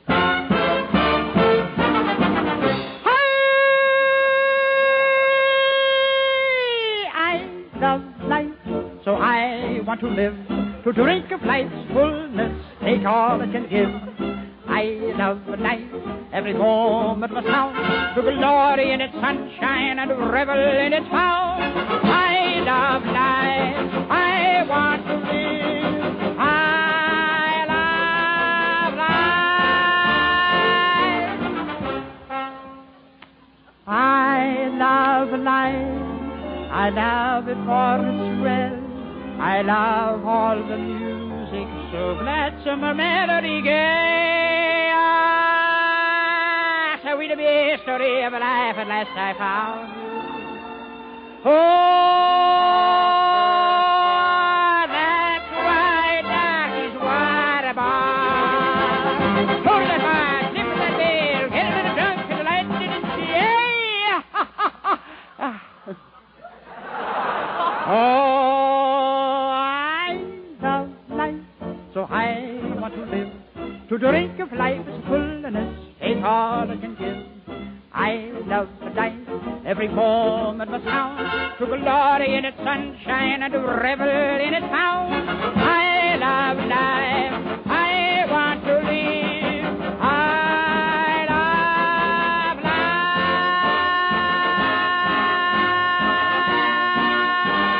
I love life, I love life, I want life. I love life, I want life. Well, that's what I'm talking about, life.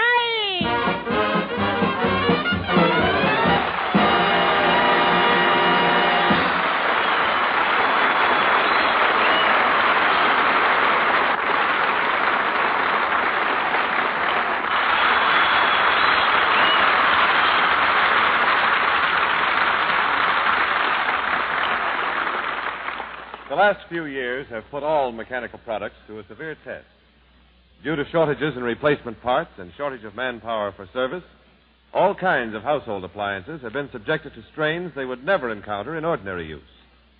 Philco looks with pride on the way Philco refrigerators have come through these years. There has never been a finer proof of the quality and dependability built into every Philco product. These years have also served to prove the value of many innovations in the new kind of refrigerator which Philco introduced before the war. Homes equipped with Philco refrigerators have had many occasions to be glad that their Philco had a separate storage compartment for frozen foods, for it enabled them to buy meats and poultry when it was available and store it away for later serving. And it provided plenty of space to store packaged frozen foods, saving many a trip to the market.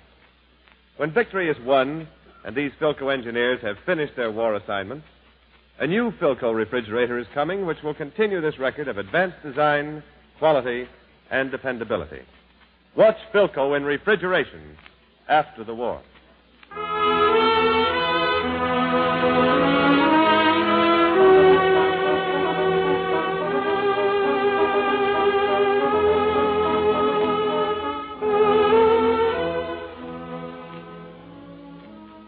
Your Radio Hall of Fame continues after station identification. This is the Blue Network.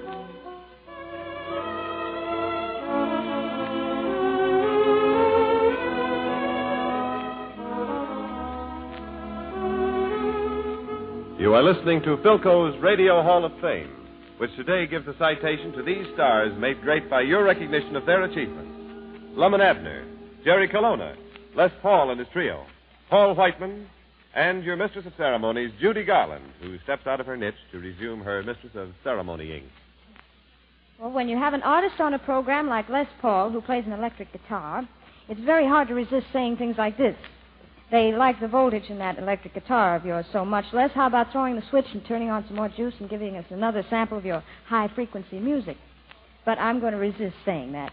Because, after all, when musicians like Les Paul and his trio play a voluptuous number like Blue Skies, you don't really have to say anything more than that. So, Les, the stage is yours.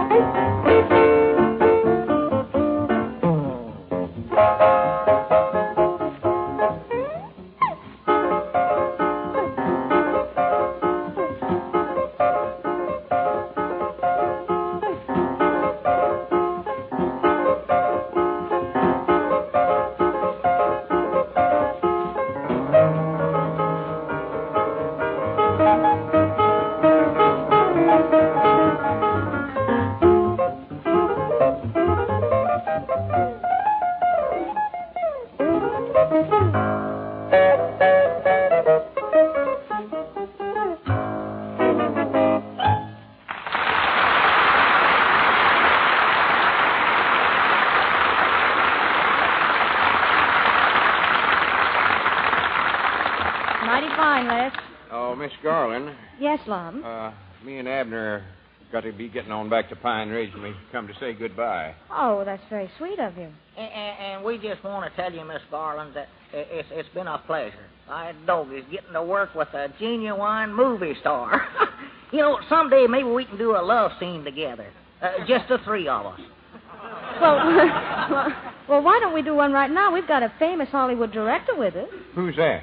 It's me, J. Orson Colonna, genius of the cinema, expert on Technicolor, producer of Class A pictures, also cigarettes rolled while you wait.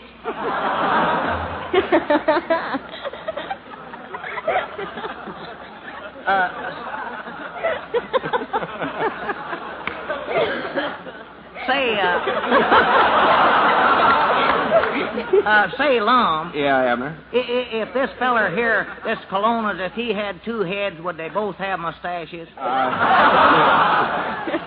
Oh, just come to think of it, though, I believe he's got enough there to cover both faces.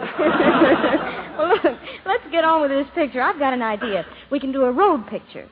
Lum and Abner, you can be Bob Hope and Bing Crosby. Yeah, I'll be Bing. Now, why do you think you ought to be Bing? Well, if I ever do catch that dad-blame horse, I could race him at Serenade. All right, I'll be that other fellow, whoever you said, Bob Hope or somebody. I never heard of. Perfect casting. Perfect casting. What do you mean, Terry? The man from the corn country is playing the part of Corny. If Hope is listening in, I'm only kidding. Now, what's the title of this road picture? Well, now, let me see. The Road to Romance. Do you like that? Yes. Especially the detours. Granny, it's me playing Bob Hope now. There's a part I can sink my teeth into. Sink your teeth in? Lum, you ain't got Bob Hope mixed up with Lassie, have you? Well, I can tell them apart easy. It's Kelowna I have trouble with. Judy, what are you going to play? Well, I'll be Dorothy Lamour. Oh. Where's your sarong? I'll make believe I'm wearing a sarong. Make believe? Dorothy Lamour don't make believe she's wearing a sarong. She don't hide anything. Abner, that's a horse of another color. I seen her in a moving picture. Huh? Uh-oh. What color was he in the first place, Lum? I don't know. Well, how do you know it's a horse of another color? Look, Abner, all I said Action, was... lights, camera, action, ready, lights, Wait camera. a minute, Professor, we haven't even rehearsed yet. I know, but I'm going to get into this conversation somehow. Now, look. This is the idea of the scene. Lum and Abner are fighting for my hand. Hand? That's what she said. Is that all we get? It's the rest of her I'm crazy about. Listen to Miss Garland. I've got a hand. See, look there, I got two of them, Lum. 1, 2, right there. I know how many hands you've got. Of course, now, with two heads, maybe I could use extra hands. Abner, in this scene, my foolish little heart tells me that I love you. It does? Well. So I take your face in my hands and I kiss it. Oh. I just hope I get the kiss. That's what I hope. Why shouldn't you? Oh, that dad-blame Frank will shove my head in the Oh, Frank's in again, I see. Wait a minute, fellas. I'm the director. I'll show you how to do it. Come here, Judy. Just a minute. That ain't in the script here. You had to open your big mouth. Oh, now, Abner, let's get ready for the last scene. You play the part of Bing Crosby, so you sing to me. Oh, I'm Bing, huh? Mm-hmm. Oh, and a bubble of the night sits singing, pipe down, meets the gold of the day. I told you to hush up. Now, cut it out. Hush up right now. Quit singing. Wait a minute. Who's telling you to shut up? Frank. Frank? Yeah, I just found out his last name is Sinatra.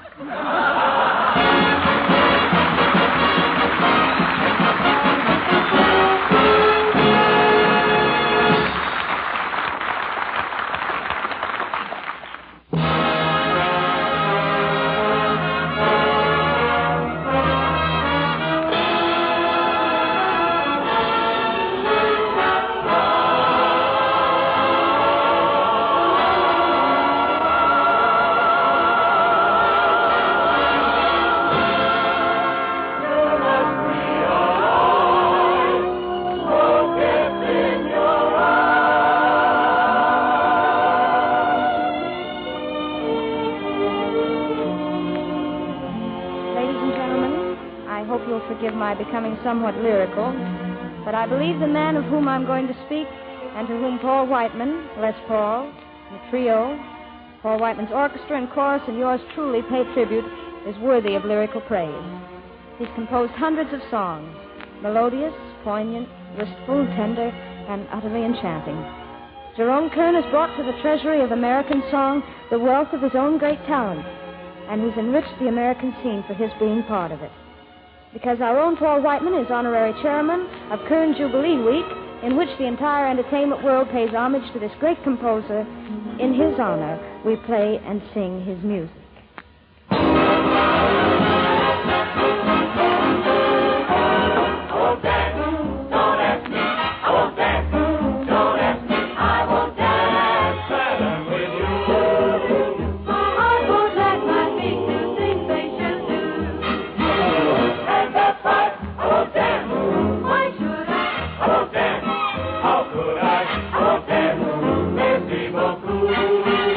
I know that music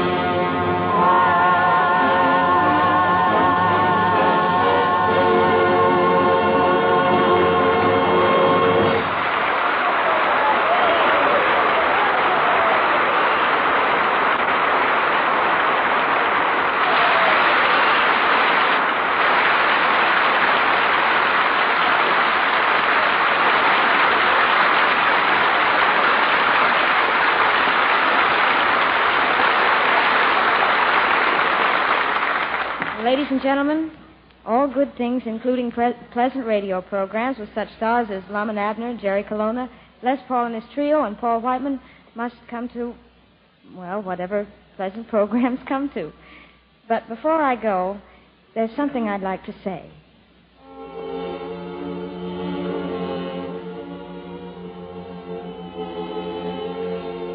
This is the week before Christmas. There's a song called I'm Dreaming of a White Christmas. A song full of sentiment and nostalgia and memories. A song that's a favorite of our men overseas. For almost every singer who goes over there to entertain is asked by them to sing it. And yet, on this day, a week before Christmas, it's not a white Christmas of which most of us dream, but a peaceful Christmas. I'm dreaming of a peaceful Christmas. Sing the hearts of America's sons and daughters. A peaceful Christmas. When our men who are fighting nature and the enemy are men who are human like you and I. Are men who are asked to endure beyond human endurance the cold and the mud as they fight through the Tsar. The mud and the cold as they fight through Italy. The jungle and rain and mosquitoes as they fight through Leyte. When these men have cast off their uniforms and dropped their guns, and empty places at the Christmas table will be filled, and the places still empty will be filled by memories whose bitterness has been sweetened by time. And men who perhaps have never seen their children will play Santa Claus for their children, with red garments and white whiskers, replacing the grime and dirty beards they now wear. And Christmas will have a meaning. Will have the meaning it was meant to have by those who loved Him. I'm dreaming of a peaceful Christmas, and so are you. And there are times when it may seem far off. But it'll come. It will come.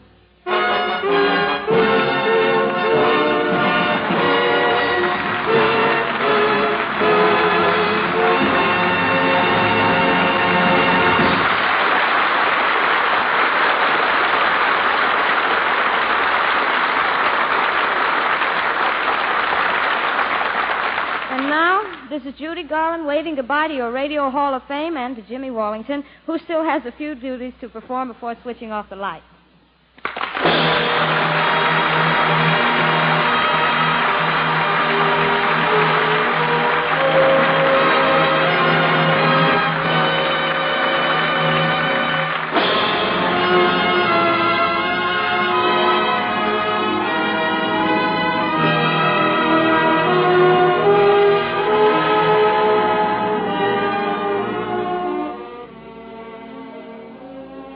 Ladies and gentlemen, have you seen your newspaper today?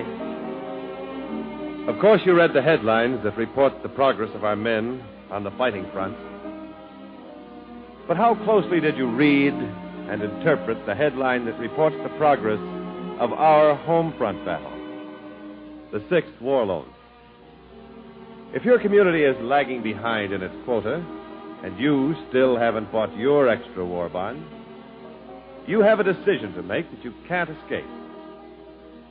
Are you content that your community should be among those who fail to do their part?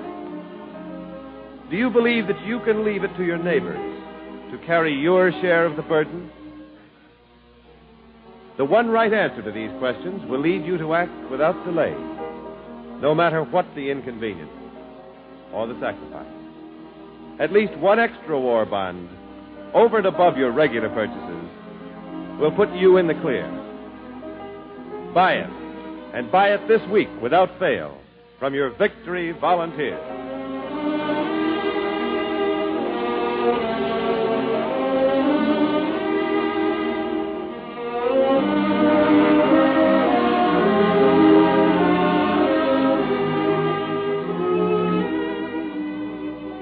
Next week, your Radio Hall of Fame, in which Philco brings you each week the stars made great by your recognition of their achievements, brings you a special Christmas show with two of the greatest personalities in the entertainment world, Bing Crosby and Orson Welles. This is Jimmy Wallington, who will be at the same old stand next week, ready to escort you through the gates of your Radio Hall of Fame.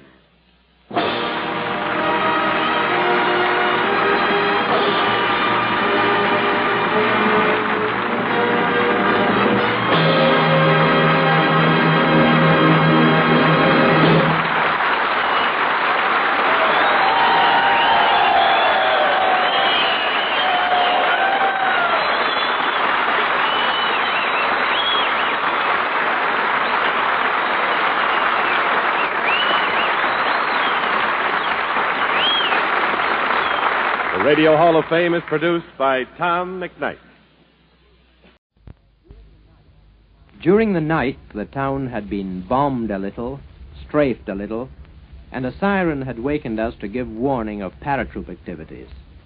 In the morning, there was a rumor that German tanks were just over the hill. Armed patrols went out on the roads. Trees were felled as roadblocks, and thunderbolts and lightnings came low over the town and began wheeling and searching in the woods just east of us. Then the order that everyone hoped would never come came. We had to move out quickly. Somehow the news spread around the little Belgian border town, and the people came out to see the leave-taking. Some of the troops had been there for 3 months. Many had made friends. There was handshaking and many questions. How near were the Germans? Did we think they'd come to their town again? Was it true the German tanks were just over the hill? There were awkward silences. The GIs couldn't answer that question. A truck driver tying the tarpaulin over his loaded truck swore quietly and said, "I never thought this would happen to us." Good morning. Here's the NBC News from around the world. This is James Stevenson reporting from the NBC newsroom in New York. In a few moments, we'll call in NBC observers from overseas. But first, here are the late developments. Reports seeping through the news blackout on the Western Front indicate that furious fighting is in progress on the northern sector, where the German counterattack has driven approximately 18 miles into Belgium. Allied planes are smashing at German armored columns. In the Balkans, the Red Army is only 3 miles from Kassa in eastern Slovakia, threatening the German defense from Poland down to Hungary. General MacArthur's troops are continuing their push up Mindoro Island and meeting with little ground resistance. At the same time, United States headquarters in the Pacific reveal that 742 Jap planes have been put out of action in the past week. B-29s based in China today smashed at airplane factories in Omura, key town in western Kyushu Island at the southern end of the Japanese homeland, while the Imperial headquarters claimed that 2 Allied warships and 2 transports were sunk off Mindoro. The Japanese claims were not confirmed by Allied headquarters. And now, a few words from your announcer. Every report that has come back from the battlefront stresses this fact. Soldiers want letters from home more than anything else. Are you writing regularly to your soldier? And are you making sure that your letters reach him surely and quickly? You can make sure, you know, by using V-mail, the fast, sure, safe way of getting your letter in the hands of your soldier just as quickly as possible. V-mail flies. It saves precious cargo space. It's the ideal way to keep in touch with your fighting man. V-mail blanks can be obtained at drugstores, department stores, stationers, and at post offices. So don't take chances on delays. Use the fast, safe, and sure way every time you write. Write often and use V-mail. Now here's James Stevenson and your World News Roundup. The German counterattack against the American First Army is not being taken lightly by Allied leaders. Neither is there any doubt in their minds that the drive will be stopped, although it will cost the Allies in great losses of men and material. Allied headquarters are maintaining a strict secrecy on the situation for security reasons, because any factual information of losses or the steps being taken to stop the German drive would be helpful to the enemy. However, there can be no doubt that we have lost considerable men and equipment. The Germans have advanced at least as far as the small Belgian town of Stavlo, about 18 miles from the German border. The attack was a complete surprise, which means that Allied units in its path were overrun. And as artillery is usually employed, depending on caliber, from between 2 to 5 miles behind the infantry combat lines, it is quite obvious that we must have lost considerable guns of various sizes. In addition, the average infantry division will fight on a front of approximately 6 to 7 miles, requiring a depth of about the same distance for deploying of troops and bringing up supplies and replacements, which means that the German drive on a front of around 70 miles must have involved at least 8 Allied divisions at a minimum and pushed them completely out of their positions. Such an action, depending on the speed with which it was accomplished, would naturally result in heavy losses to the defenders. The greater the speed, the greater the losses, particularly in prisoners taken. Of course, as I said before, there is an almost complete blackout of news of the fighting by Allied Supreme Headquarters. But military principles such as tactics are commonly known, and from the meager facts we have, it appears that we must be prepared for bad news when full reports are finally made. The Germans are suffering huge losses, too. Field Marshal von Rundstedt is throwing great masses of tanks and men into his drive with almost reckless abandon. It is questionable as to just how long he can keep up the pace. He has committed great numbers of his reserves, both men and equipment.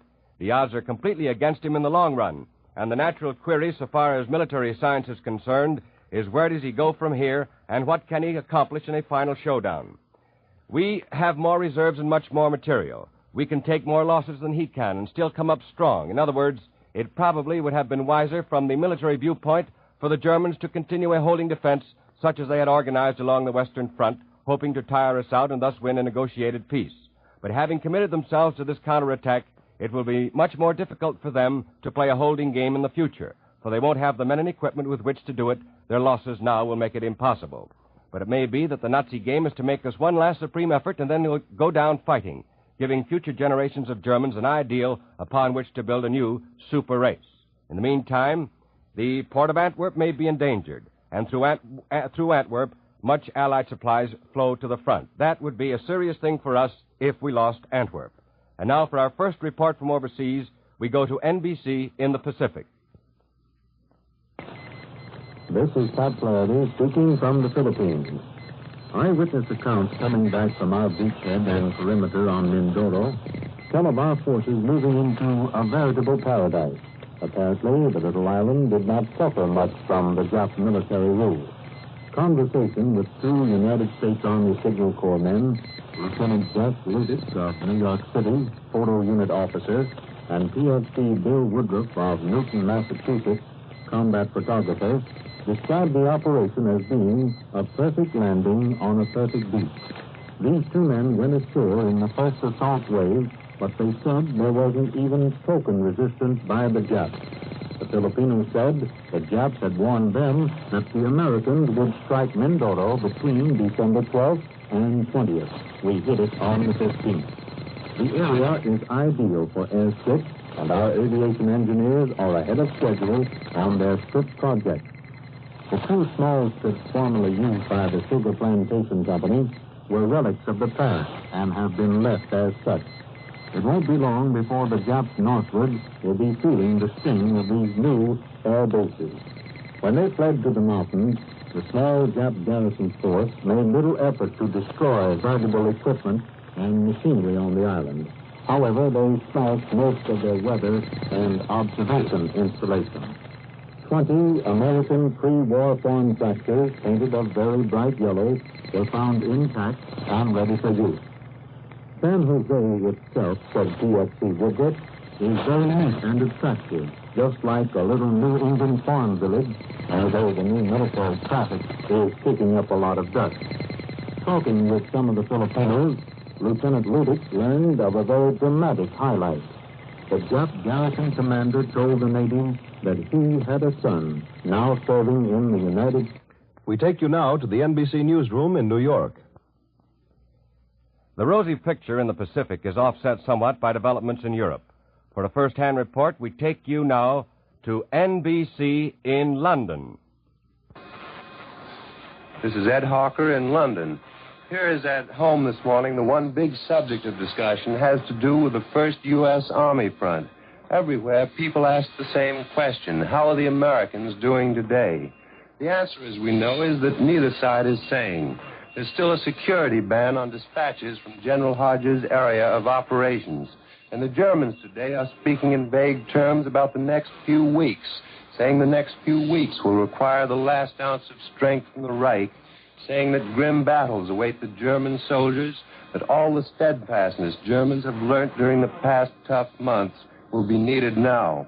The one thing we do know, and this from General Eisenhower's morning communique, is that Van Rundstedt continues to exert formidable pressure against the U.S. First Army, that the Germans are pouring transport and armor as well as paratroops into the thrust to an extent unknown since their initial onslaughts against the Normandy beachhead, that the greatest battle of the West is raging both in the air and on the ground, and that early indications point to heavy losses in men and materiel for both sides.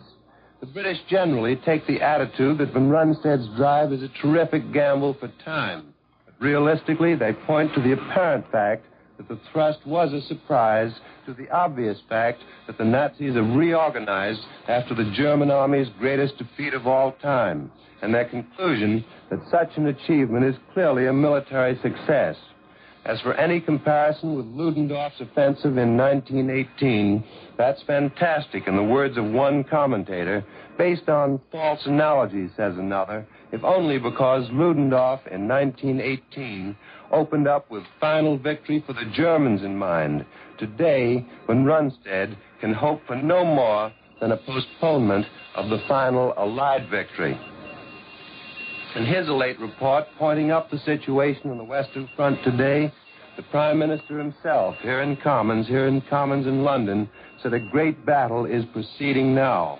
He then went on to say, in answer to questions, that he did not expect to make any summing up of the situation before the new year, certainly not before Christmas. Elsewhere on the front, in General Patton's zone, mostly mopping up activity, progress slow. On the 9th U.S. Army front, the slightly rejuvenated Luftwaffe during the night raided both forward and rear areas, and General Simpson's army is being subjected to an almost continuous shelling by German artillery and mortars. And at the southern tip of the front, there's stiff fighting northwest of Kalmar. This is Ed Hawker in London, now switching you to NBC in Washington.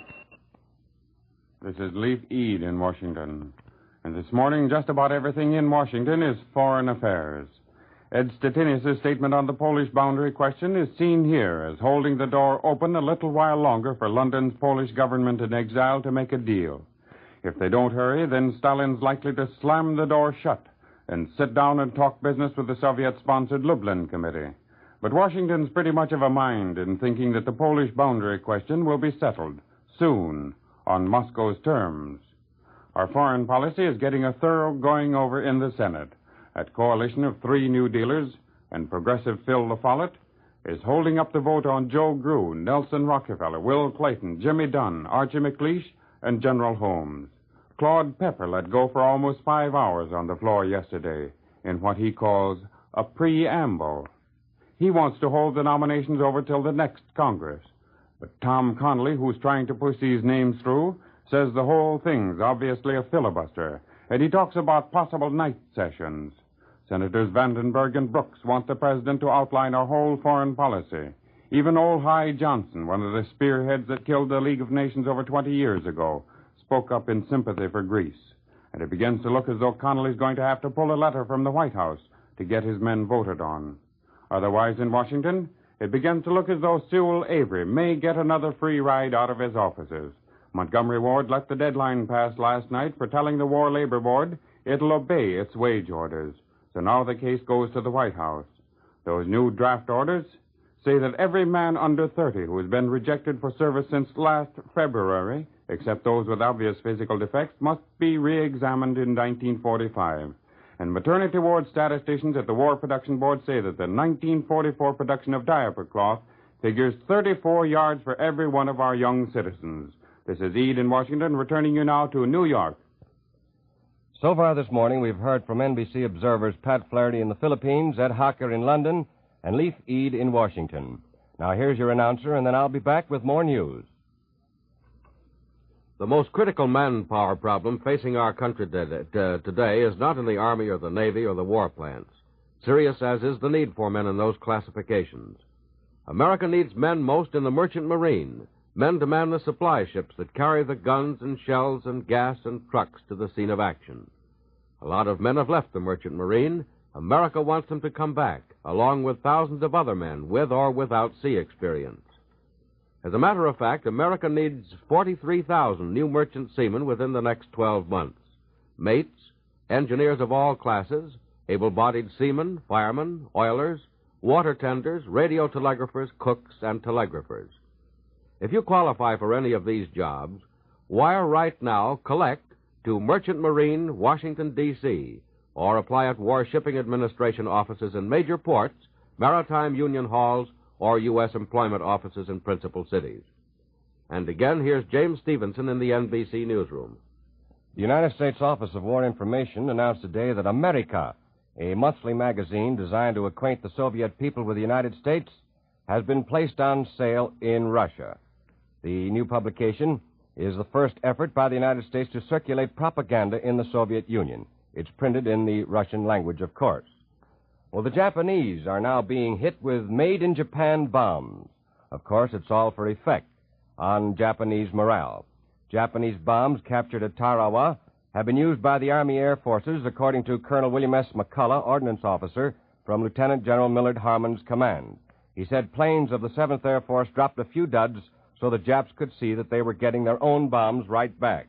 And another Japanese leader has left the war scene, according to a Tokyo broadcast which said Jinjiro Fujiwara, munitions minister, had resigned for health reasons and had been succeeded by Shigeru Yoshida, former welfare minister.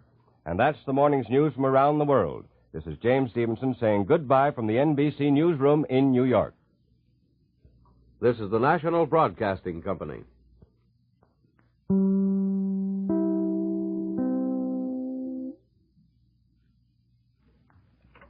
Let's stay home this Christmas and let furloughs come first. Don't travel unless it's absolutely necessary. Don't rob a serviceman of the chance to see his family at Christmas time.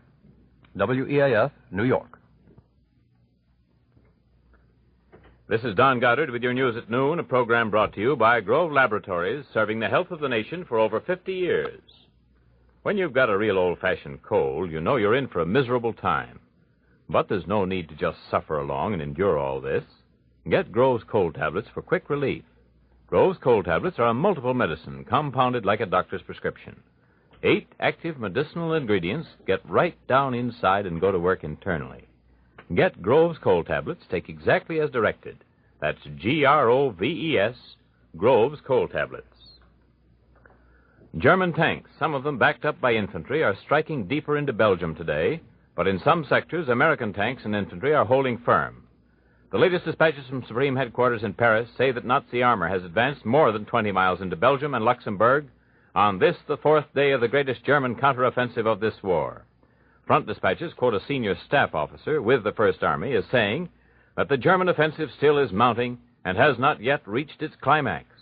Other dispatches tell of German paratroopers entering Belgian villages dressed as the United States Army uniforms, as United States Army soldiers, and driving captured American jeeps.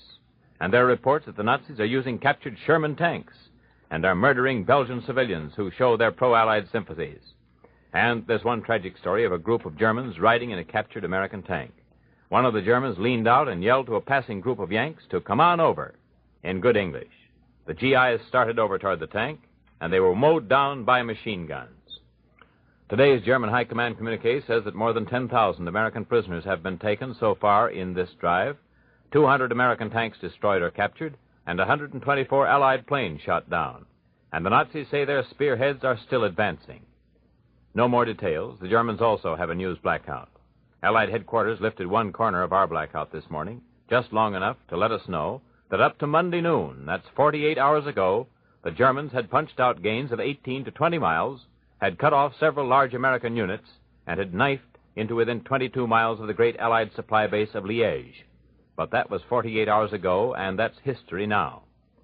For news of what's happening today on the Western Front, we have the first direct radio report on the German offensive from NBC's reporter with the First Army, from Jim Cassidy, who's covered the Nazi drive from the beginning. And I'd like to point out a few things to listen for in James Cassidy's broadcast. He says the German attack is continuing in undiminished strength. The situation is still grave. Listen for that.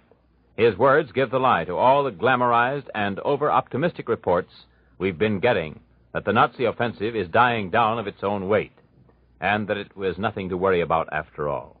And so for a first-hand report of the truth from the First Army front, the truth so far as we're able to give it to you, here's NBC's James Cassidy recorded from a broadcast made earlier this morning. This is James Cassidy with the American First Army speaking from Belgium. This morning, official Army sources reveal that the powerful German attack launched this week has resulted in the cutting off of numbers of American troops near Saint-Vit, a Belgian town about 25 miles south of Eupen. Our troops were caught in a German armored pincers, which has now carried the enemy to a point within 3 miles of Saint-Vit. 3 miles further south, the Germans have broken through to the village of Maasveld. There were several German thrusts against the Belgian and Luxembourg frontier, but the chief one came from the Schnee-Eifel forest. It is disclosed today that in the course of that attack, some other American troops were surrounded. This morning, the German attack continues in undiminished strength. The situation is still grave. News of the first big setback of the First American Army has echoed in terms of wild rumors all over Belgium and Luxembourg. On Sunday night, when I was in Luxembourg City, rumor had it that the Germans were only a couple of miles outside the town. That was an exaggerated story. Next night, in Brussels, worried people asked me if the Germans had broken through our lines and were marching on the capital of Belgium itself. In the past 2 days, I have ranged hundreds of miles in my Jeep from the front lines to the rear areas and back again. Although some people in areas not affected by the attack do display nervousness, the majority are calm. Military opinion had warned of a counterattack as being in the cards, a virtual necessity. The better-formed persons with whom I've spoken seem to believe that if we succeed in breaking up this powerful German attack, it may be an early end of the enemy's attacking potentialities.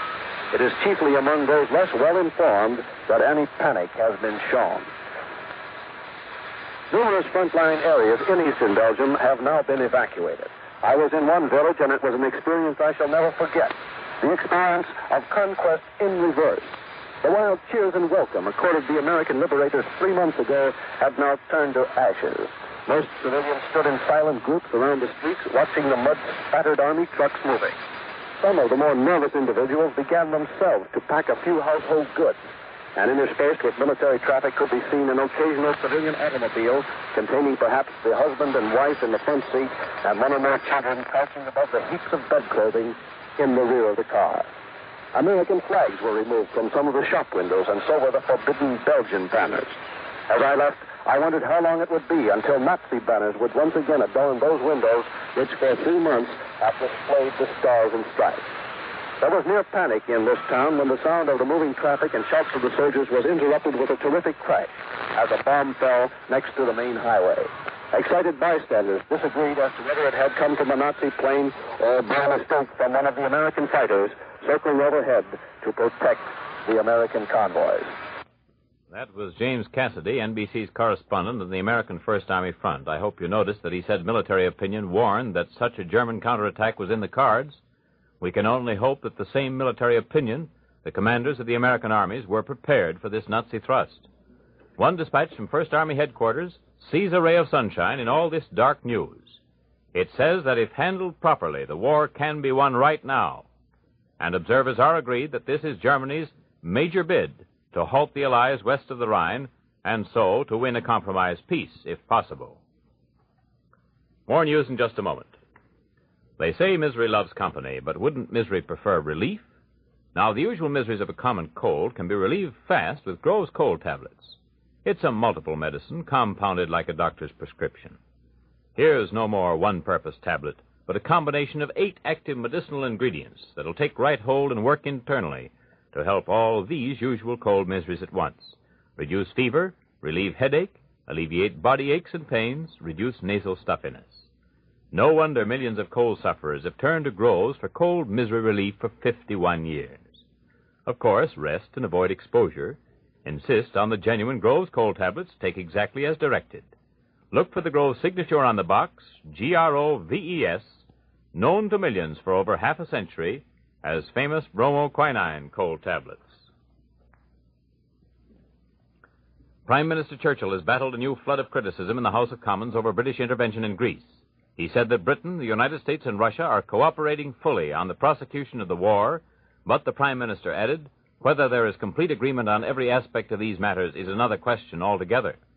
Churchill declared the burden of settling the civil war in Greece has fallen upon Britain. He said, and I quote, "We had a certain task thrown upon us, and we are discharging it to the best of our ability." Foreign Secretary Eden told Commons that Britain has no selfish aims in Greece and would be glad to turn over its responsibilities as soon as it can do so consistent with its obligation. Eden said no agreement yet had been reached in the Civil War. He admitted under pressure that the right-wing Edes forces in Athens have been allowed to keep their arms, although British officers have demanded that the left-wing Alos forces disarm as a prelude to any armistice. Alos leaders have said repeatedly that they will not surrender their weapons so long as Edes troops remained armed. Meanwhile, Athens is considerably calmer today. The shooting has died down, but the civil strife is not over by any means. General Scobie, the British commander there, has just announced his determination to carry the fight to the Alos forces. Scobie has warned civilians in Athens that Alos guns, firing upon the city after 9 o'clock tomorrow morning, will be attacked with all arms at his disposal. And over in Italy, British 8th Army troops have regained the initiative again after falling back under sharp German counterattack. The British have taken a small village north of Faenza, while Indian and Polish units have cleaned up Nazi resistance along the south bank of the Sinio River. In Rome, the new Italian cabinet announces it will hold democratic elections throughout liberated Italy next spring, the first free elections held in Italy in 24 years. Today, the Russians are driving on the Slovakian stronghold of Kassa from two directions. Soviet forces are from 9 to 14 miles from the big German-held railroad and highway center, and the German and Hungarian defenders are falling back. Many of the Hungarian troops are deserting their Nazi allies. Axis reports of another B-29 raid on Tokyo last night have been confirmed now, but it's nothing to cheer about, really. It was just another harassing attack, and we can guess that the main purpose was to take photographs and get weather information. 3 B-29s from Saipan dropped bombs on the capital, which they found blacked out in anticipation of their coming. The Superfortress crews say their bombs set fire over a large area, and Tokyo says the damage was slight. Tokyo Radio also says today the Battle of the Philippines has the same vital importance to Japan as the Western Front counteroffensive has to Germany, and if that's true, Japan is just about through. For American troops on Leyte have begun the final cleanup against a few thousand trapped Japs on the island, and the American invaders of Mindoro have yet to meet any enemy resistance. Back home, Uncle Sam's G-men have opened another chapter of the case of the U-boat saboteurs. This morning, they arrested in Newark, New Jersey, one Carl Emil Ludwig Krepper, 60-year-old naturalized German, one-time Lutheran minister who had held pastorates in Philadelphia, in Newark, in Rahway, and Carteret, New Jersey. And lately, he had worked in the Newark Club as a steward. They took Krepper in tow after a federal grand jury had handed up an indictment which accused the former preacher as the contact man for the 8 Nazi saboteurs who landed on the Atlantic coast from a submarine back in 1942. According to the tale, as recounted by Chief G-Man J. Edgar Hoover, it was an ordinary white handkerchief found in the pocket of one of those saboteurs that set the federal agents on Krepper's trail. Government laboratory sleuths found written thereon in invisible ink the pastor's name and an address in Rahway, New Jersey, where he could be found. The plot, as the G-men tell it, was hatched in the Nazi spy school over in Germany. Krepper already was an American citizen, having taken out his papers in 1922 in Philadelphia. But, charges the government, he conspired with the head of the spy school in Germany and with his wife, Bertha, on a visit to Germany to set up a haven in this country for the poor, persecuted Germans who might arrive in this country by submarine, for example. His wife stayed on in Germany and collected the pay that the Nazis agreed to give Krepper, say the G-men today, and she may still be doing it for all we know. After he returned to this country with his instructions in 1941, Krepper gave up his connections with the church. For 2 years, the Federals have been on his trail, and one wonders, hearing this story, how many more like that are abroad in the land. All but one of those 6 men just appointed to the State Department have been sworn in this morning, and the department has begun to move to restore its operations to full-staffed running order. All took the oath of office except Brigadier General Julius C. Holmes, named as an assistant secretary, but who is still in Europe with General Eisenhower's very busy staff. Justice Stanley Reed administered the oath to Joseph C. Grew, Undersecretary, William L. Clayton, Nelson Rockefeller, Archibald McLeish, James C. Dunn, all assistant secretaries. The city of Trenton, New Jersey, has been tied up this morning with that bus strike, and travel is practically paralyzed. Thousands of war workers kept from their jobs. 50 drivers and garage attendants of the Trenton Transit Company, major carrier in that area, which has no streetcars, began their walkout yesterday morning. The strikers, members of the Amalgamated Association of Street, Electric, Railway, and Motor Coach Workers of America, AFRS, left their buses and garages in protest over the appeal of the company from a decision of the Regional War Labor Board. The decision approved a 40-hour week for garage men and 44 for drivers with time and a half for overtime. The company has asked the national WLB to review the case, and the decision is pending. Big war plants are affected. A few short items. The Montgomery Ward case is on the president's desk for action. New York City is getting set for a record crowd over the weekend, but the hotels say they have a few rooms for Christmas vacationers. And it was mighty cold this morning in New York, officially. In fact, the subway trains were delayed during the rush hour, and so were the Long Island and New York, New Haven, and Hartford railroads.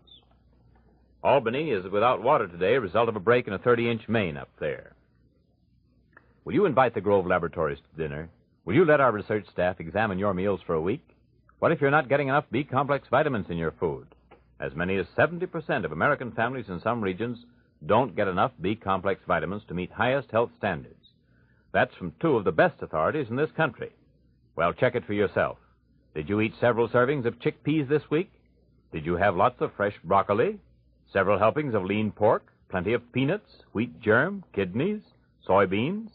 Unless you ate these or other rich B-complex foods each day, fresh and properly cooked, you yourself and all your family may have failed to get enough B-complex vitamins this week.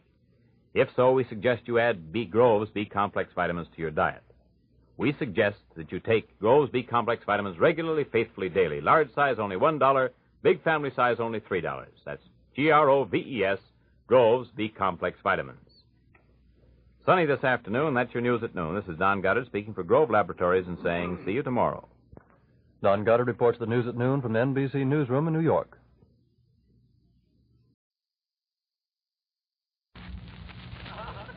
Seconds? Oh, we got lots. Oh. The Johnson Wax Program with Fibber McGee and Molly.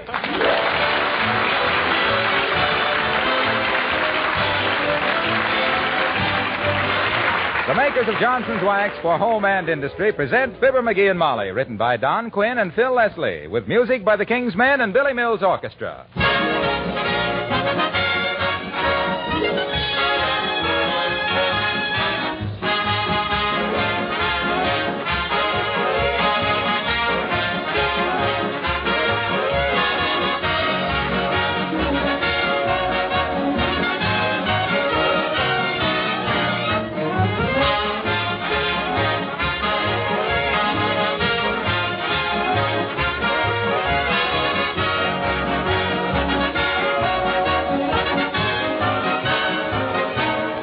The holiday season is a time when you want your home as bright and cheerful as you can make it.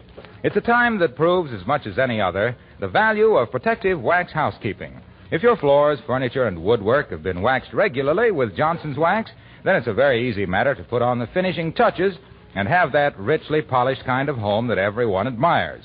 There are many accessories from one end of the house to the other that you can protect and beautify with Johnson's Wax, either paste, liquid, or cream. Your windowsills, for example, picture frames, ornaments, lampshades, Venetian blinds, refrigerator.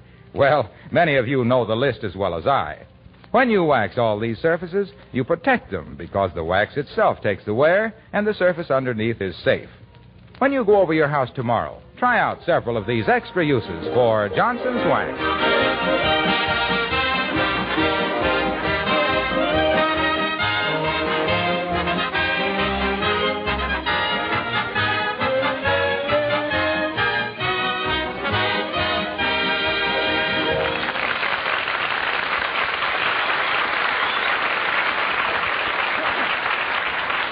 3 of the most curious things in the world are the gyroscope, the pyramids, and the Squire of 79 Wistful Vista.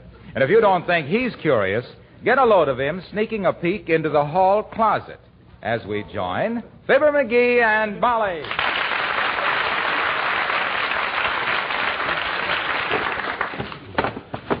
Boy, oh boy, oh boy, oh boy. Look at all these Christmas presents. From Molly to Fibber with love. To Fibber from Molly with best wishes. To the best husband a woman ever had. Wonder who that's for. I thought I was the only husband she ever... Oh, well. Uh-oh. An envelope. Do not open before Christmas. Looks like it might be a war bond. Flap isn't sealed very tight either. If somebody's thumb ever got caught in there, it'd flip open like a... Oh, my goodness, it did it. Maybe she didn't even mean to seal it. And if it ain't sealed, I suppose it's okay to read it. My dear husband, get out of this hall closet and stop snooping.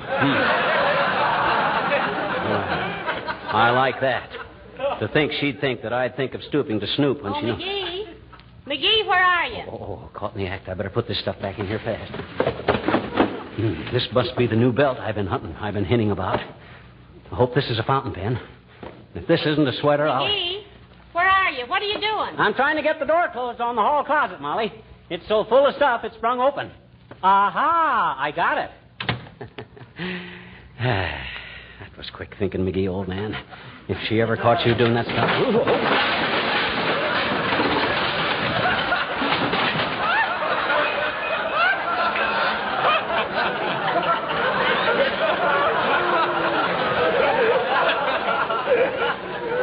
Well, Dad, read it. I got to straighten out that closet right after Christmas. McGee, what goes on here? I told you to stay away from that hall closet. You're much too snoopy. Why, Molly, do you mean to stand there in one of the best-looking house dresses I ever saw and accuse your own husband by marriage of snooping? Ah, dearie, you can pump up more phony indignation than Donald Duck. Now get all that stuff put back in the closet. No, you better let me do it. Something in there you don't want me to see, baby? Well, if there was and I didn't and you already had, what's the difference? I didn't unwrap a thing. I never even shook anything. Only thing that even aroused my curiosity is that big white package with the blue ribbon on it. I don't remember any big white package with any blue ribbon. McGee, stop peering over my shoulder. Go read the paper. Okay, but gee whiz. Oh, hello, Alice. Hello, Mrs. McGee. Hiya, Mr. McGee. Hi, Alice. Hey, what'd you do to your hair? Well, she's just wearing it differently, McGee. Himself here is getting very observant with Christmas coming on, Alice. Ordinarily, you could wear your scalp full of neon lights and he'd never notice it. You like my hair with the buns over the ears, Mr. McGee? Yes, I do, kid. I like the buns over the ears much better than that old sweet roll on top. Or that apple strudel you used to have falling down in back. My hairdresser says they're wearing it this way in Paris now. It's a nice hairdo, Alice. What do they call it? Hair Hitler. Because it's more trouble than it's worth. Yes, I think so, too. You got your Christmas counterfacing all done, Alice? Creepers, I thought I had, Mr. McGee, but now I'm as confused as a kangaroo at a pickpockets convention. Why, dear? Well, I had a terrific billfold for Harold, but I had to change the tag to Ronnie because I'm giving Ronnie's cufflinks to Rick to take the place of Rick's cigarette lighter because I quick had to give the lighter to Jimmy when he showed up here last night with a simply super pair of earrings for me. That is a little complicated, isn't it? That's like the year when McGee gave me nothing but napkins and handkerchiefs, pillowcases, and tablecloths for Christmas. He took the laundry list downtown instead of the shopping list.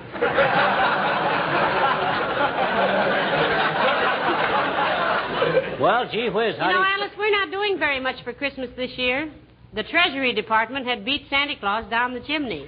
Well, I told all the boys not to spend their money foolishly on things for me this year. I told them all to take whatever money they intended to spend on me and put it in war bonds. Good for you, Alice. Use the boys' dough to back up the doughboys. Certainly. Anyway, I just assume they gave me war bonds as anything else. Well, I've got to get back to the post office. Goodbye.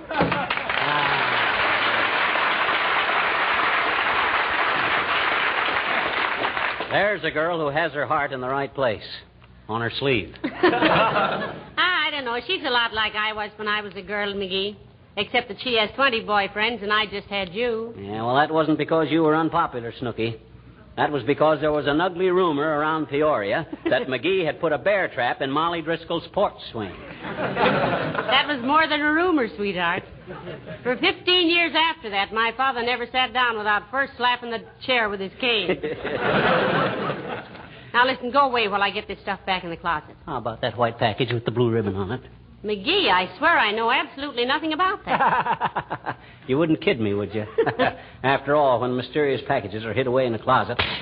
Heavenly days, what was that? My belt. It busted. Remember how I've been telling you my belt was on its last legs? Well, it's a funny place to wear a belt. But I do remember your mentioning it several times. Looked awful, too. Supposed to have been genuine calf, but I'll bet a cookie its mother was a paper mill. Doggone it, my last belt, too. Oh, well, I can wear a necktie around my waist till I can get downtown and buy a new one. All right, dearie, all right. You win. Here, open this package. Why, this is a Christmas package. Gee, I shouldn't open this till Christmas. Open it. Well, okay. Well, what do you know? A new belt. Well, I'll be a monkey's uncle if this isn't a coincidence. Remember me to your nephew. Gee. And with my initials on the buckle. Oh, this is a beauty, Molly. Thanks ever so much. Don't mention it, and Merry Christmas. First installment. My gosh, this is really unexpected. Well, it shouldn't be. The way you've been talking about a new belt the past few weeks, you should have taken out a hinting license. Here, throw this old one away, will you? All right, I'll put it in. Why, this is strange. Huh? Looks like it had been cut halfway through. Oh, well, I've had a very sharp appetite lately, and my waist... Come in. Hello, Molly. Hello, Gary. Hello, Dr. Gamble. Hi, you big front man for the Stork Club. Why call me Gary? You finally agree with me that I look like Cooper? No, that's just my abbreviation for garrulous. Why, Dr. McGee is not garrulous. I should say not. I haven't been out with a garrel since I married Molly. Yes, I know. You two are the living exhibit A for the scientific theory of the attraction of opposites. Molly is so good-looking and sweet and quiet. And I'm? Yes, indeed, in spades. Say, what's all this Christmas stuff around here? You been unwrapping a present, McGee? Well, he just broke his belt, Doctor. And as long as I was giving him one for Christmas, I thought he might as well have it now. Beauty, ain't it, Doc? Real pigskin. I shall not descend to any of the obvious retorts, my boy. It is a very handsome hunk of haberdashery. But aren't you a little ashamed of accepting your gifts now? According to my calendar, it's several days until Christmas. Well, I was just trying to keep up his spirits and his pants for the next week, Doctor. What do you use for a calendar, Doc? Cut a notch in a patient for each day of the week? No, I just glance in the mirror. If I seem to have aged 10 years, I know another day has crept by. You know, you ought to go away for a good long rest, Doctor. Someplace where you can't get near a telephone, like any drugstore. Don't think I wouldn't love it, my dear, but I've got to stick around for the Christmas rush. What Christmas rush? You running a black market in pink pills? No, but us Cowtown pasteurs expect certain seasonal phenomena about this time of year. Like kids swallowing Christmas tree ornaments. Selfish little animals that they are, and ornaments so hard to get. And then, too, digital callosity is almost an annual epidemic. Heavenly days, what on earth is digital callosity? Calluses on the fingers. From people rubbing them over greeting cards to see if they're really engraved. Well, it's nice to have you drop in, Doctor. Particularly without McGee starting an argument with you. No, just a darn minute. Whom starts all the arguing with whom? Doc always starts them, not me. Oh, now, don't give us that, little Sir Decibel. You're as bad-tempered as a dime store jackknife, and you know it. I don't know any such a dirty thing. Just because you always start snarling at me with your big fat teeth don't mean I got a bad temper. Why, you peripatetic little biological aberration. You have the neurological reactions of a schizophrenic troglodyte. King's X. What do you mean, King's X? Doc don't play fair. I don't know what he's talking about. Well, I'll call it off till I look up some one-syllable words, McGee. Anyway, I got to get back to my office. It's probably full of expectant fathers. Expectant fathers? Yes, they expect me to tell them beforehand whether to have the nursery decorated in pink or blue. What do you tell them, Doc? I give them an evasive answer. I tell them to go fry a pig.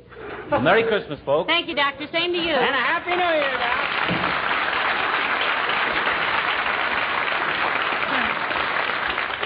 Isn't he a sweet old character? Yeah, great guy. It was a great loss to medicine when he started studying it.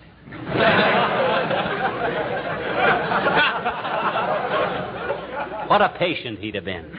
Say, I wonder if it was he who sent us the big white package with the blue ribbon on it. Are you kidding? You don't have to play coy with me, Tootsie. I wasn't born yesterday. Well, you might as well have been. You're so changeable. Now, if you'll, McGee, if you'll go away someplace while I straighten up this closet. I'll run over to Kramer's drugstore. I got to buy a new fountain pen. Oh, no, McGee. Don't do that. Huh? Why not? Well, I was... Well, why do you need a new fountain pen just this minute? Can't you use your old one? My old one? I only got one. Well, I meant... Well, what's the matter with it? Well, the point is pigeon-toed. Writes 2 lines instead of 1. But maybe you'll get... When I registered with it at a hotel last summer, the clerk looks at my signature and says, "You gentlemen want twin beds?" You go ahead and fix the closet, kiddo. I'll run over to Kramer's and get a Oh, pound. dear. You win again, McGee. Here, open this package. What do you mean? Go ahead, open it. Well, okay. Well, I'll be a new fountain pen. Gee, thanks, kid. Oh, this is wonderful. Merry Christmas. 2nd installment. Boy, this is a wonderful pen. Just the kind I wanted, too. And just when I needed it. Why, you could knock me over with a feather, Molly. I never dreamed you... Hey, what are you looking for? A feather. Billy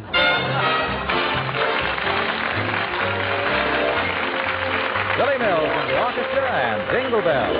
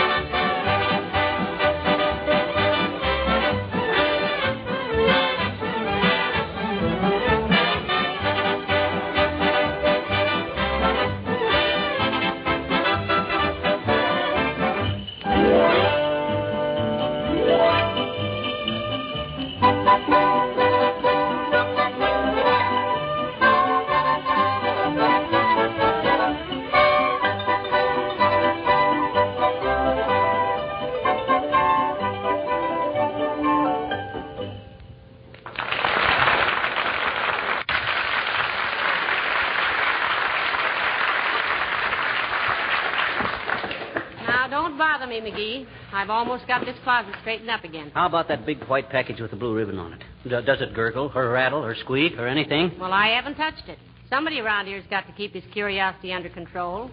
And as long as there's only 2 of us, it looks like I'm elected. Hey, this is a wonderful pen you gave me, Molly. You like it, dearie? It's marvelous. Only one thing wrong with it that I can see. My goodness, what's that? I just worked a crossword puzzle with it, and it don't spell very good. That isn't a pen, that's the ink. Oh. Well, I'm really quite gruntled with it. You mean disgruntled? No, I'm very happy. It's the finest pen I... Hello, friend. Hello there, Mr. Wilcox. Hi, a waxy old man. How do you like the new belt Molly gave me for Christmas? Say, it's beautiful. But aren't you folks a little previous with your Christmas presents? Well, he was getting so snoopy, Mr. Wilcox, I just had to give him a belt one way or another. So I took the easy way. Look, she gave me a fountain pen, too.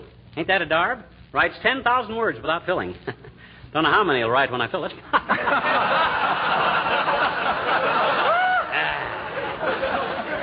Don't you get it, kids? I says it right. Ain't funny, McGee. I thought it had a kind of a funny taint. You like the pen, Junior? It's very handsome, pal. But better get your name engraved on it. Be ashamed to lose a nice pen like that. Well, I couldn't get it engraved till after Christmas, Mr. Wilcox. I took it to 7 different jewelers, too. Gee, did you really, Molly? Yes, and I got quite an inferiority complex, leaning over $80,000 worth of diamond necklaces, trying to get a $3 job of engraving done. Well, gee, you should have taken it to my cousin, Big Bill Wilcox, on Oak Street, Molly. One of the finest engravers in the country. I thought all the really great engravers were working for the government, Waxy. Oh, he used to. In Washington? No, Leavenworth. That's why they call him Big Bill. He got caught making 20s out of 10s. They put him to work making little ones out of big ones for making big ones out of little ones, eh? Yeah, he's a terrific engraver, though. He's a... Well, here, wait a minute. Here, take a look at this common, ordinary little pin. Well, what about it? Well, look at the head of it. Kind of scratched up, isn't it, Junior? Ha, ha, ha. Look at it through this magnifying glass, which I just happen to have with me. Uh-oh. Well, heavenly days, isn't that marvelous? Let me look at it. Well, I'm a son of a gun. What does it say, Junior? Can't quite read it without my glasses. It says you don't have to be sharp as a pin to know that Johnson's self-polishing glow coat is the finest beautifier and protector of linoleum. Imagine writing all that on the head of a pin. Oh, there's more than that. It says if you're stuck with faded, worn linoleum, bring it back to life and beauty with Johnson's glow coat, the polish that shines as it dries. My gosh, he is quite an engraver, isn't he, Waxy? Well, you know, the funny part of it is, it only took him 20 minutes or less to do it. Oh, that's too much. Same length of time it takes for a glow coat to dry to a mirror-like finish on your linoleum. Now, wasn't that a coincidence? Amazing. Here, let me put the pin back in your lapel, Mr. Wilcox. I'm afraid it might get lost. Oh, ouch. Oh, I'm sorry. It's your story, Junior, and you got stuck with it. Well, here, let me take your fountain pen, pal. I'll have Big Bill engrave it for you. Thank you, Mr. Wilcox. Thanks, Junior. Don't mention it. I'll have it back Friday. Okay. Isn't he a sweet old... Oh, no, that's Dr. Gamble. Look, Molly, no kidding. That big white package with the blue ribbon on it. Is that for me? I tell you, I don't know a thing about it, McGee. Cross your heart? Cross my heart. Well, my gosh, somebody must have... Hey, maybe Beulah put it there. Oh, Beulah. Hey, Beulah. You call me Miss McGee?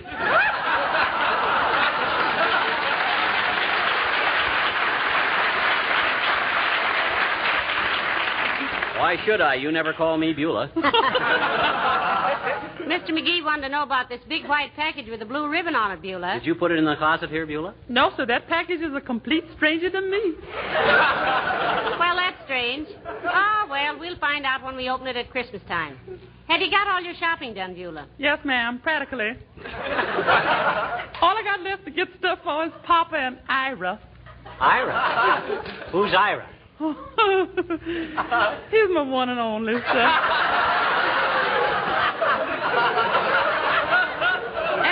At least he's one of the few and far between. Ira, he's the FBI man. Oh, heavenly days. Federal Bureau of Investigation? No, ma'am. Friendly but ignorant. What does he do, Beulah? He's the insurance man, sir. Mm-hmm. Yeah, he specializes in life insurance with double indignity. Indemnity? Yes, only he may have to give it up on account of a greeting card he got this morning. On account of a greeting card? Yes, sir. You say, from the President of the United States, greetings. What's his present status, Beulah? 5'9.5" in his socks, Sam. No. No, how's he classified now? I classify him as ready and willing, sir. So he's suffering with flat feet and astigmatism. Tism? Oh, yes, tis, ma'am. He's so short-sighted he don't know his best friend across a taffy pull. Well, they don't pull taffy in the Army anyway, Beulah. He'll be okay if he can see well enough to pull a sergeant's leg. Yes, that's what I mean.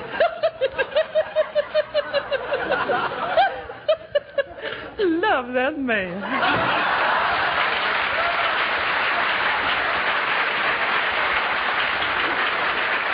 Hey, Molly, I think we ought to open up that package. I think it must have been delivered by mistake. Well, it might have been at that, McGee. There's no tag on it or anything. You think we ought to? Well, I don't know. Yes, I think we ought to. One side, baby. I'll soon solve this mystery. Well, if you really...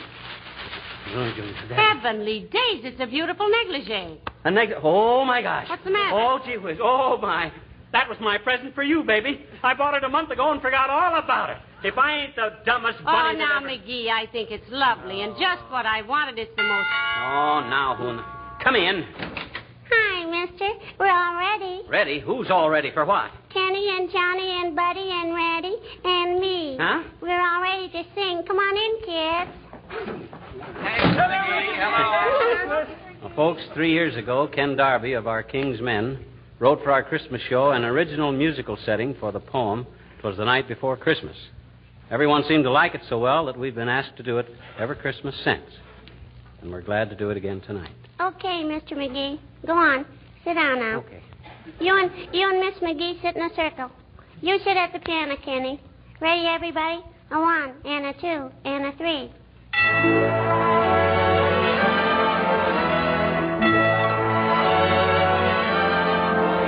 "'Twas the night before Christmas, and all through the house, not a creature was stirring, not even a mouse. The stockings were hung by the chimney with care, in hope that St. Nicholas soon would be there.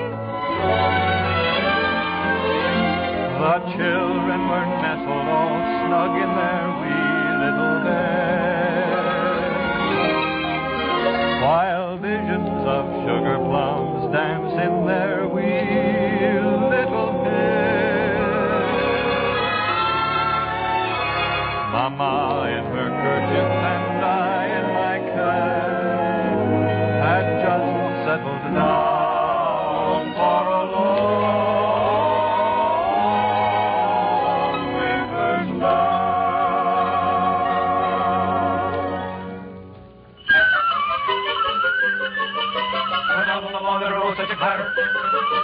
I sprang from my bed to see what was the matter. Away to the window I flew like a flash, tore open the shutters, threw open the sash. Then, what to my wondering I should appear but a miniature sleigh and a tiny reindeer. With a little old driver so lively and quick that I knew right away that it must be St. Nick. All bundled in fur from his head to his foot, old Santa was covered with ashes and soot. I drew in my head and was turning around when down the chimney he came with a bound.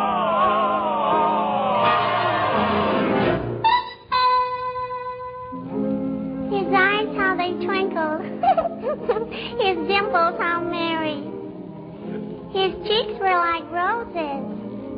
His nose like a cherry. His droll little mouth was drawn up like a bow. The beard on his chin was as white as the snow. The stump of a little old pipe he held tight in his teeth, and the smoke went around and around and around his head like a wreath. He was so chubby and plump, a right jolly old elf. Then I laughed and I laughed and I laughed when I saw him in spite of myself.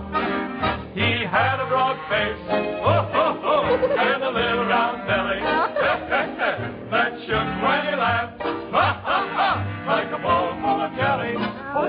He gave me a wink of his eyes and a twist of his head. A chuckle and a smile I knew all the while I had nothing to dread. He spoke not a word, but went straight to his work and filled all the stockings. Oh, boy.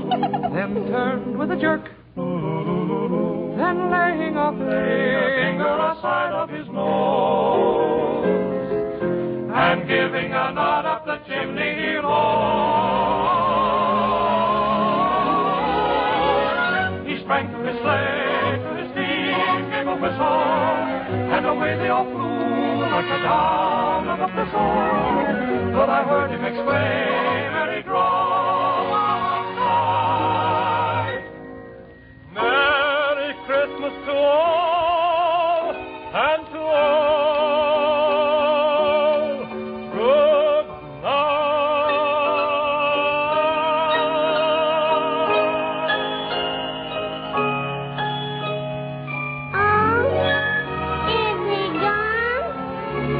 good night after Christmas and all through the house.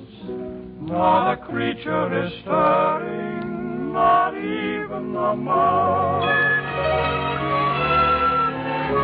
The presents are scattered and broken, I fear, and St. Nicholas won't come again for a year. The children are nestled all warm in their wee little beds, while memories of sugar plums dance in their wee little heads. Mama in her kerchief and I in my cap are settled at last for a long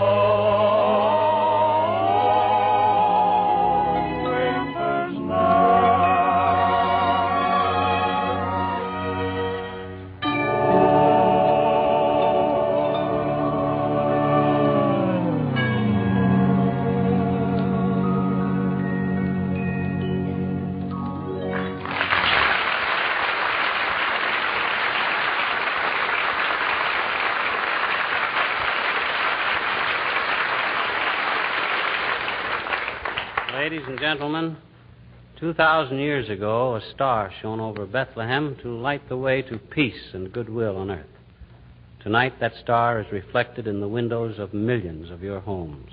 So our Christmas wish to all of you is that the men and women who have gone out to fulfill the promise of that symbol may soon return. Mission accomplished. Good night. Good night, all.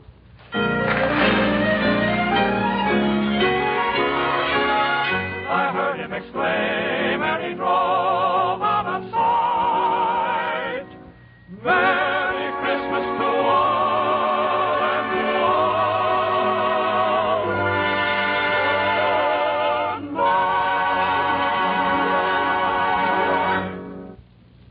National Broadcasting Company.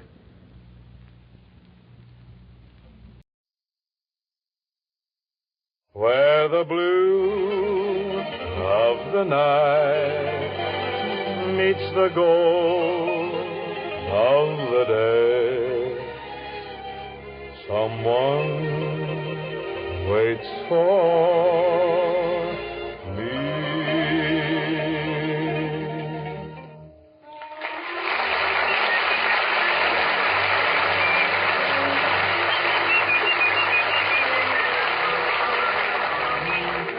Yes, it's Bing Crosby and the Kraft Music Hall with John Scott Trotter and his orchestra, Eugenie Baird, the Charioteers, Charles Henderson and chorus, and in Chicago, the Kraft Choral Group.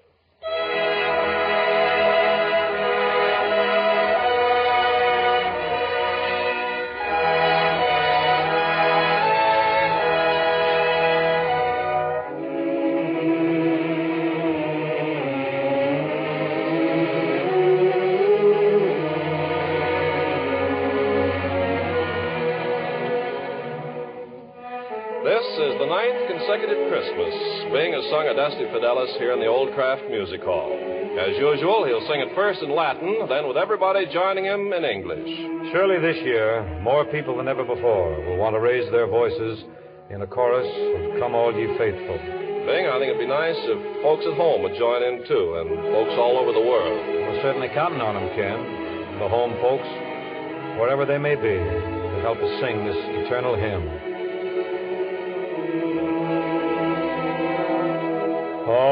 Adeste fidelis, leti triumphantes, venite, venite in Bethlehem.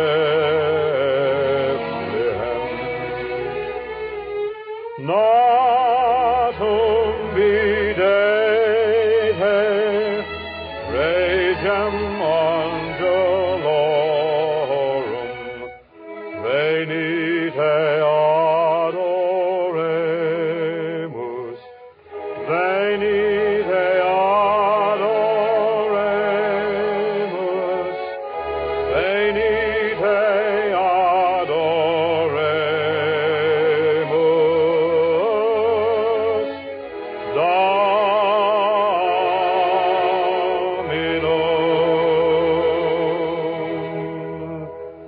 Everybody here in the hall, John Scott, Eugenia Baird, the Charioteers, Charles Henderson in the chorus, as well as all you men wherever you are and everybody at home all together in your family's favorite key, once through in English.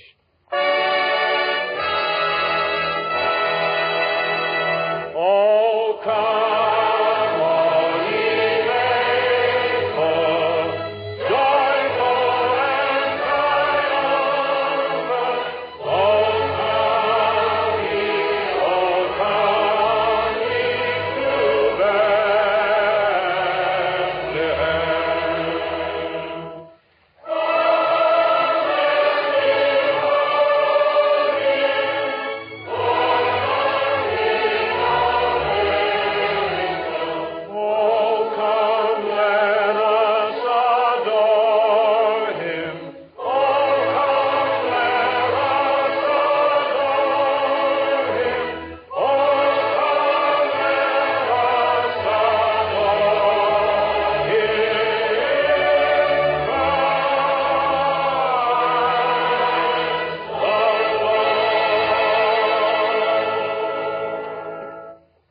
Thank you very much.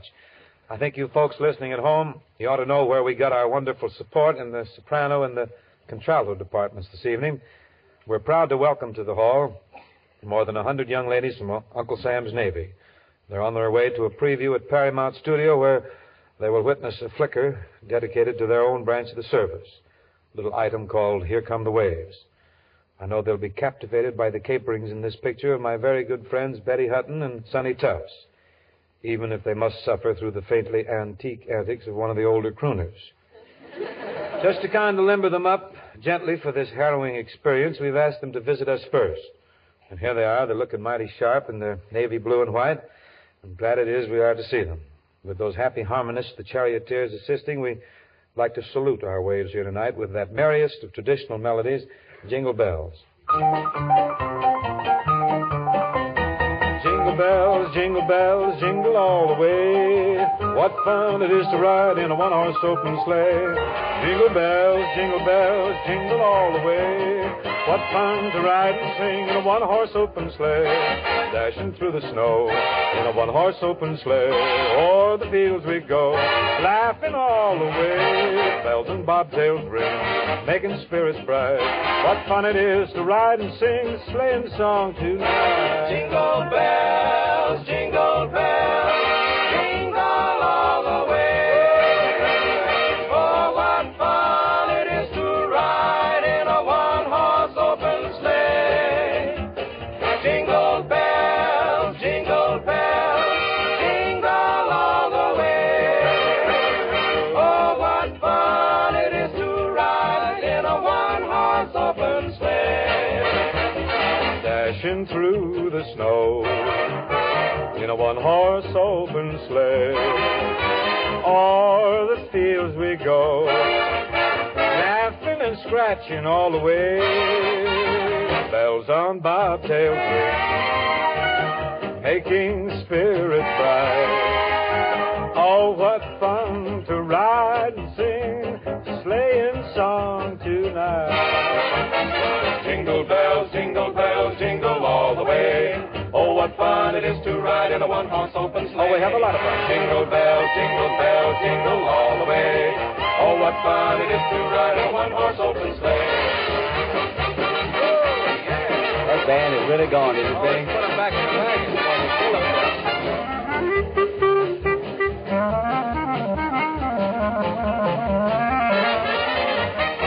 Jingle bells, jingle all the way. Oh, what fun it is to ride in a one-horse open sleigh. Oh, we have a lot of fun. Jingle bells, jingle all the way.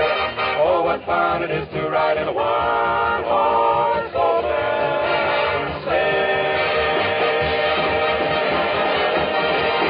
Yes, got to associate that melody with everything Christmassy. Got to, just as this next character is associated with everything around the pantry. Lay it in there, Jack.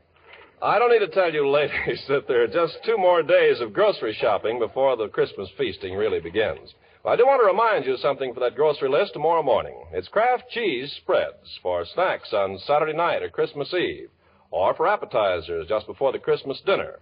Particularly, I want to remind you that the 4 creamy varieties of Kraft cheese spreads take just 2 ration points apiece. There's Kraft pimento and olive pimento spreads, the zestful roca spread, and Kraft relish spread with the bits of pickle all through it. Just set them out in their own glasses, put out some crackers, and snacks are ready. Sometime this weekend, you'll be glad, mighty glad, you remember to get some Kraft cheese spreads. Our lovely lady with the dulcet delivery, Eugenie Baird, brings us a stardusty ditty now. I Dream of You. Very pretty thing, too.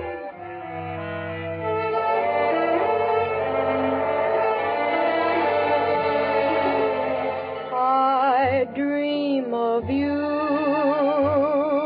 more than you dream I do. How can I prove to you this love is real? You're mean to me more than you mean to be. You just can't seem to see the way I feel when I am close to you. The world is far away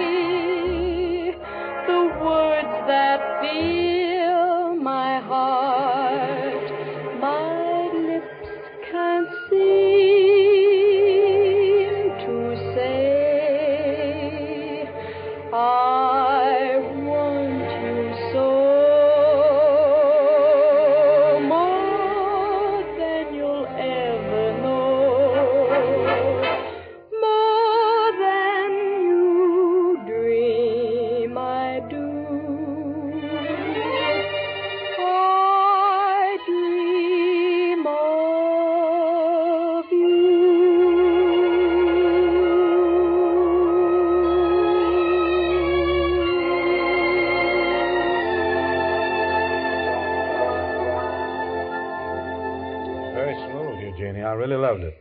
One of the season's top tunes, and deservedly so. I think it's number 4 on Mr.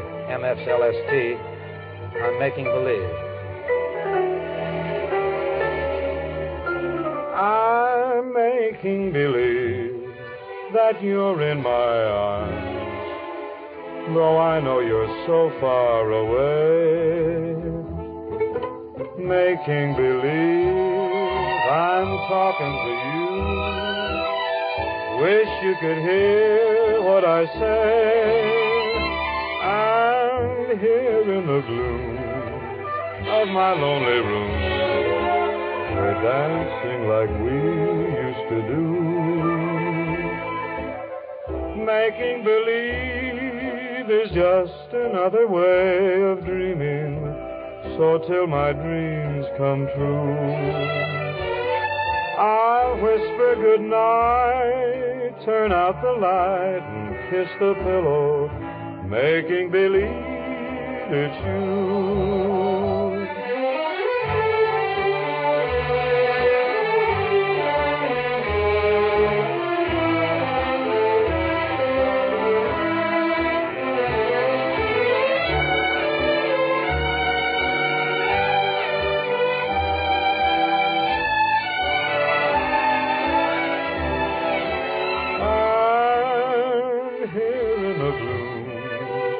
My lonely room, we're dancing like we used to do.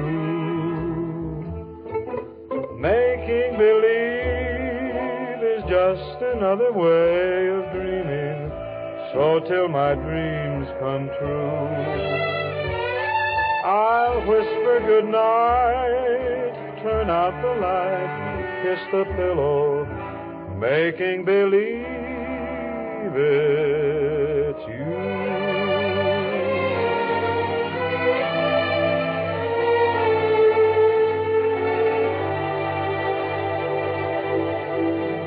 Charioteers come to us tonight laden with a message, thus combining happily entertainment and practical purpose.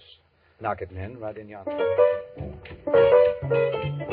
Say, Jack, do you know who's beat to his sock? Who's that, man? Nobody but me. What's the matter, Bub? Been loading up a tanker all day long. Convoy's supposed to shove off tonight. You know one thing, Bub, you really talk too much.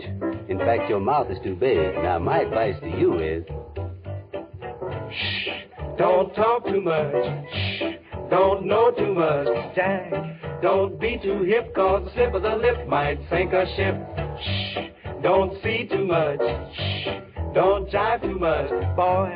Don't be too hip, cause the slip of the lip might sink a ship. Now the walls have ears and the night has eyes. So let's be wise and trick those nasty, nasty spies. Shh, don't talk too much.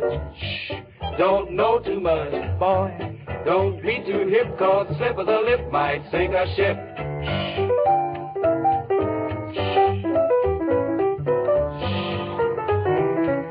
Slip of the lip might sink a ship.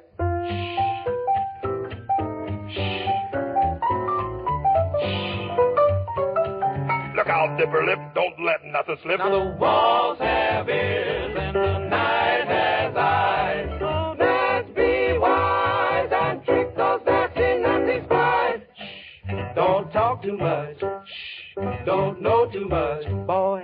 Don't be too hip, cause the slip of the lip might sink a ship. Don't talk too much, don't know too much. Be like King Tut. Now, he won't talk, cause that guy's dead. So keep your big mouth shut. Fine men, very lovely indeed, very clever. One of the most welcome canciones to come up from south of the border is Cuando Vuelva a Tu Lado. Yes, sir, which has been Englished into What a Difference a Day Made. What a difference a day made, 24 little hours, brought the sun and the flowers, where there used to be rain. My yesterday was blue, dear, today I'm part of you. My lonely lonely nights are through, dear, since you said you were mine. What a difference a day makes. There's a rainbow before me. Skies above can't be stormy. Since that moment of bliss, that thrilling kiss, it's heaven when you find romance on your menu. What a difference a day makes, and the difference is you.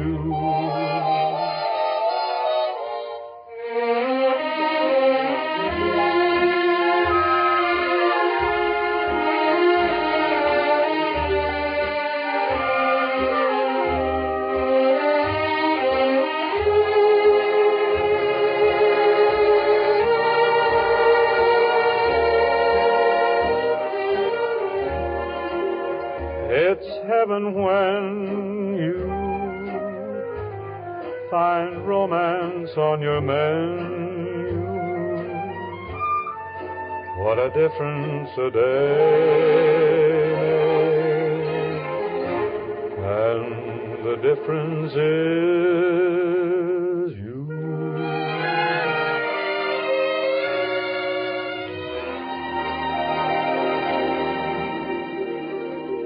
Today we have the pleasure of again welcoming to the Kraft Music Hall a group of visitors who join us each Christmas season, the Kraft Choral Club. A warm feeling of fellowship is the year-round Christmas spirit characteristic of this group of 70 of our co-workers in the Kraft Chicago offices and factory. Theirs is the finest sort of appreciation of music, for they come together in their rehearsals because of a spontaneous desire to sing. They enjoy knowing, too, that they are part of an organization dedicated to comradeship of this kind. This Christmastide, the Kraft Choral Club, under the direction of Lou Jacobson, brings us Henry Fry's distinguished arrangement of Beautiful Savior, a Christmas anthem based on a traditional folk melody. The Kraft Choral Club. Glory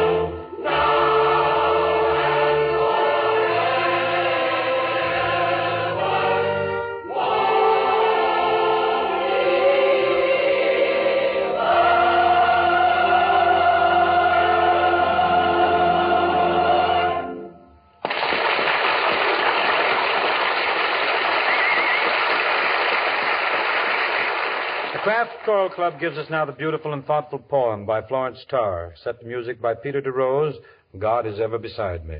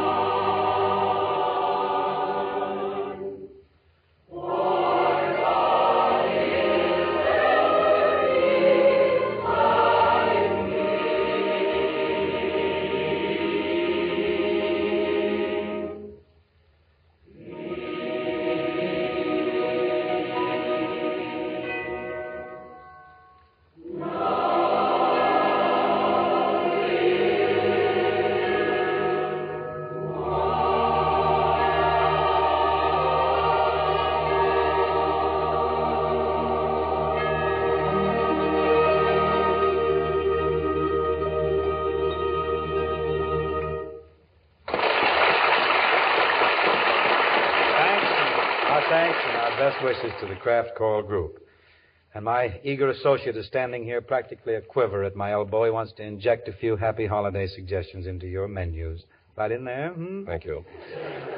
Tomorrow night or Saturday or Christmas Eve when you're trimming the tree, somebody's almost sure to drop in at your house. Somebody who'd like to serve a cup of coffee or some refreshment along with a snack. Well, then be sure to order some of the 7 delicious Kraft cheese spreads tomorrow morning. A few glasses of Kraft cheese spreads, set out with some crackers or potato chips, and your snacks are ready in a twinkling.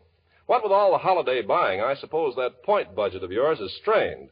So I want to mention in passing that 4 grand varieties of Kraft cheese spreads take just 2 points apiece. They're the perfect appetizer spreads: pimento, olive pimento, roca, and relish. All creamy in texture, all delicious. Now, that grocery list for tomorrow's shopping is long, I know. So it'd be a smart idea to make a note on it right now. Just jot down Kraft cheese spreads. The folks will be mighty glad you remembered.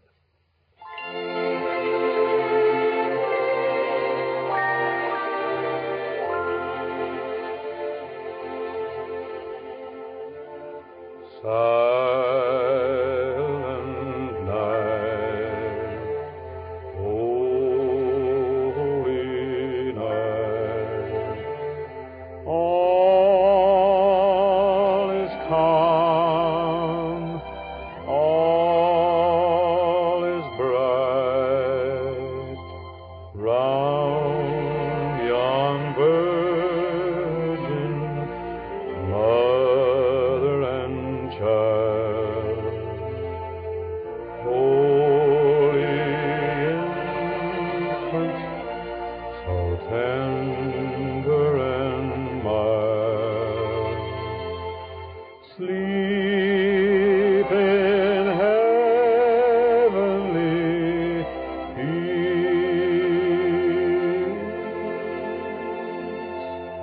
sleep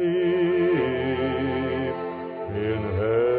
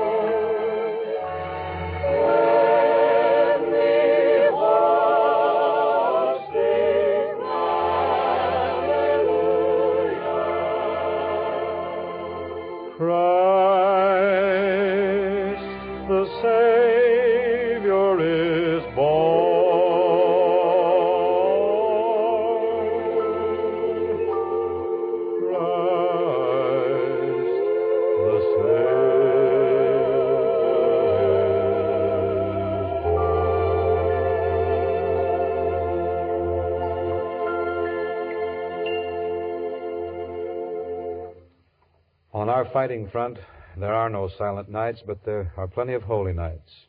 I'm sure that all of us are offering up prayers for the gallant gang of American kids to whom anything that has to do with peace still seems very far away. My own thoughts are a lot humbler than they were last year. I've talked and lived and chowed with these boys whose courage and faith is something that beggars description.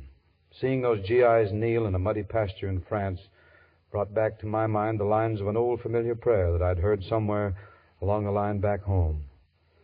God grant unto us an early peace and victory founded on justice, and instill into the hearts and the minds of men everywhere a firm purpose to live forever in peace and goodwill toward all.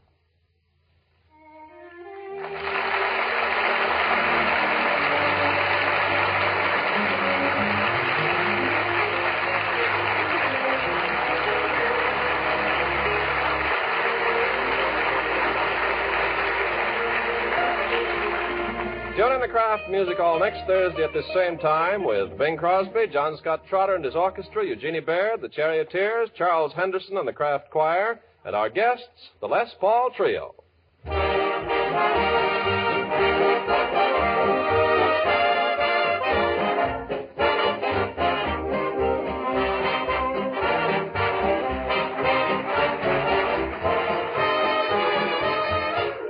It's here, the season for bright, tempting dishes, for foods that smack of good cheer. So be sure to have some delicious golden Pabst-ett cheese food on hand. Pabst-ett adds a festive touch to holiday meals and lunches, blends smoothly into a luscious, appetizing cheese sauce, makes delicious sandwiches and snacks, slices and toast to perfection. Look for Pabst-ett in the familiar round, flat package. Add delicious golden Pabst-ett cheese food to your holiday shopping list tomorrow.